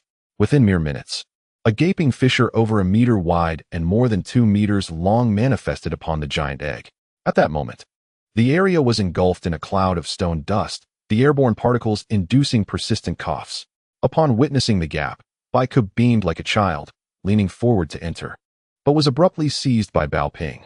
Do not rush, Bao Ping said, shielding his face from the dust as he peered into the darkness of the fissure. Let us wait a moment before we proceed. All right, Bai Ku chuckled, complying with Bao Ping's command and retracting his hand from the giant egg. Remarkably, as Bai Ku's hand withdrew from the surface of the colossal egg, the fissure swiftly sealed itself, and after a cloud of dust, the surface of the egg appeared once more as an unblemished stone. How intriguing, remarked Bao Ping, lightly caressing the egg's surface. He then turned to Bai Ku, saying, Brother, I owe you a great deal today. Let us rest here for a moment before we proceed. Since you have graciously offered your assistance, you should accompany us inside. You have helped me, and I shall not let you go unrewarded. What do you say? No sooner had Bao Ping's words left his lips than Ji Ying quickly nudged Bai Ku, clearly urging him to agree. It was well known that within the organization, there existed an unwritten rule. Those who have rendered service shall not be harmed. Anyone who had distinguished themselves in the most recent mission, regardless of their offenses, could not be sentenced to death, Even those with tainted bloodlines would be shown mercy. Bao Ping's earlier decision to send Qin Yang into the underworld was indeed motivated by this very principle. However, it seemed Bai Ku remained oblivious to Ji Ying's intentions. He merely smiled at Bao Ping, bursting into hearty laughter. "Brother Bao, your humor is unmatched. What is this great matter? It is merely a stroll through the tomb with you all. There is no need for thanks. I never concern myself with such trivialities. Haha. I am also curious to see what my ancestor's tomb looks like." Bai Ku's exuberant laughter echoed once more, and Bao Ping joined in, though his gray eyes remained fixed, intently scrutinizing the young man of the Bai Qi lineage before him. Following this, the main contingent took a moment to regroup. A total of 100 warriors had arrived, half of whom belonged to the blood symbol camp, who were solely under Bao Ping's command, standing watch alongside him. The other half accompanied Chen Zhi into the depths of the divine tomb, having learned from their previous experience. Both Chen Zhi and Bao Ping understood that too many individuals would become a burden. Therefore, only 50 of the finest blue-banded warriors were selected for this mission, most of whom were descendants of the last expedition's fallen. They entered the tomb alongside Chen Zhi and his team. The ensuing events unfolded smoothly. In silence, all were busy. The cloaked figures began organizing supplies, erecting tents to accommodate Bao Ping and his companions. The warriors of the blood symbol camp, armed with long blades and shrouded in chilling masks, stood motionless, exuding an aura of foreboding. They followed closely behind Bao Ping, adhering to him without uttering a single word or heeding anyone else's commands, including those from Chen Zhi. The tents were swiftly assembled, fires were lit around them, and sniper rifles were set up, with all the warriors settling around the perimeter of the tents. In this time, Chen Zhi finally witnessed the warriors' precise and austere military demeanor. All the warriors sat in formation, collectively opening their backpacks to retrieve their provisions. The provisions within each individual's backpack are fundamentally uniform, comprising compressed pasta, dried meat, and a packet of finely rolled tobacco. This is no ordinary tobacco. While it shares the stimulating properties of commercially available varieties, it is more refined and intended to be chewed. There exists a tradition within the organization of cultivating ancient tobacco, renowned for its potency, yet minimal side effects. Upon chewing, it instantly invigorates the mind and enhances blood circulation, ensuring that individuals remain perpetually alert. The warriors, upon embarking on their missions, invariably consume this substance. When seated, the warriors partake in their meals with synchronized movements, drinking and eating in unison, their left and right hands moving in harmonious rhythm, creating an impression of a battalion of well-trained automatons. Yet, their actions are remarkably swift, devoid of any sound. Particularly, the blood symbol warriors, while consuming their meals, merely lift the edge of their masks, obscuring their faces and rendering their hand movements invisible, a sight most peculiar. In a brief span, the warriors conclude their dining, swiftly reorganizing into two distinct formations. A faction of the blood symbol warriors disperses into the surrounding woods for environmental surveillance, while the remainder encircles Bao Ping, forming a tightly knit barrier to ensure their leader's safety. Since earlier, Bao Ping has been incessantly lighting cigarette after cigarette, and Chen Zhi has sensed an overwhelming aroma of tobacco enveloping him since their introduction, a scent so potent it is almost suffocating. At that moment, Bao Ping lit another cigarette, silently inhaling twice before casting a glance towards Ji Ying. He instructed Asu softly, "Go, bring her over." Chapter 547. The warning of immunity from death upon the issuance of Bao Ping's command. The expressions of all present shifted, the atmosphere thickening with tension. Chen Zhi looked up at Ji Ying, who had been standing alone in the open space, deliberately maintaining distance from Bao Ping, clearly apprehensive. Everyone was acutely aware that the gravest transgression within the organization is rebellion. For a red belt warrior to release a special bloodline individual, forbidden by the Red Circle, is undoubtedly a capital offense, one that cannot be absolved and will never be tolerated by the leader. The fact that Ji Ying, the daughter of the former leader and a warrior known for her steadfast resolve, would inexplicably engage in such actions was unforeseen. Since earlier, she had been neglected by everyone, with no one daring to approach her. The gazes directed at her were laden with suspicion and even hostility, leaving her in a state of profound isolation. Upon receiving the command, Aso, who had always been obedient to Bao Wei, hesitated unexpectedly. Remaining stationary for a moment, he eventually knelt on one knee to address his leader. At present, We are in urgent need of personnel. Jing, the warrior, is the daughter of the former leader and holds a significant status. Executing a great warrior before the assembly would undoubtedly undermine morale. Why not wait until the completion of the tomb mission and then return to the Western Qi to make a decision? After all, Jing has rendered service to the organization. Let her be granted a complete burial. Bring her here. Bao Ping's voice turned even colder, chilling to the bone like the depths of winter, rendering all present speechless. It seemed he had disregarded Asso's plea entirely. Silence enveloped the surroundings. Many dared not even breathe. The blood symbol warriors, clad in masks, stood like statues encircling Bao Ping, instilling fear in all. Asso, daunted into silence, eventually bowed his head and responded, yes. Shortly after, Asso returned with Jing in tow. Jing appeared remarkably composed, seemingly ready to confront whatever awaited her, yet her eyes dared not meet Bao Ping's gaze. Upon reaching Bao Ping, she gracefully lowered herself to one knee. I am guilty, and I beseech the leader to mete out punishment. I long for my father. If the leader has compassion, please allow my remains to be returned to Western Qi. I shall die without resentment. Her words were straightforward, devoid of any attempt to deflect responsibility, offering no justification for herself. The onlookers remained utterly silent, the sound of Ji Ying's heartbeat audible. None dared to plead on her behalf, not even Chen Zhi. Yet, as Chen Zhi stood there, he sensed a shift in the atmosphere. All energies seemed to be controlled by his own presence, while he kept a vigilant watch over Bao Ping. He awaited Bao Ping's command, internally grappling with a choice. If Bao Ping were to order Ji Ying's execution, he was uncertain what his final decision would be. Stand up. Bao Ping's gaze fixed upon the kneeling Ji Ying, his voice frigid. Ji Ying paused momentarily before complying and rising, yet her eyes remained averted from Bao Ping's. Her head slightly inclined, akin to one who knows death awaits, yet cannot bear to gaze upon the blade poised above. In the ensuing minutes, Bao Ping slowly closed the distance to Ji Ying's face. His deep gray eyes locked onto hers with an intensity that would be etched into the memory of everyone present for a lifetime. His gaze was piercing, dark and cold, brimming with murderous intent and boundless fury. Under that stare, a profound chill seized the hearts of all, instilling terror. Eventually, beads of cold sweat began to form on Ji Ying's forehead. Her face turned pale, her body trembled slightly. Yet she did not dare to lift her head to meet Bao Ping's eyes. Ji Ying, remember this. I spare your life because the voice of Chief Bao Ping, though faint, is imbued with a chilling coldness. Suddenly, he turns his gaze towards Chen Zhi, and within his eyes lies a multitude of meanings. Yet, Chen Zhi clearly perceives Bao Ping's expression, which is one of intense fury, akin to a volcano that has erupted but is now forcefully suppressed. This time, remember. With that, Bao Ping's hand strikes down with a resounding clap, landing a forceful slap on Ji Ying's right cheek.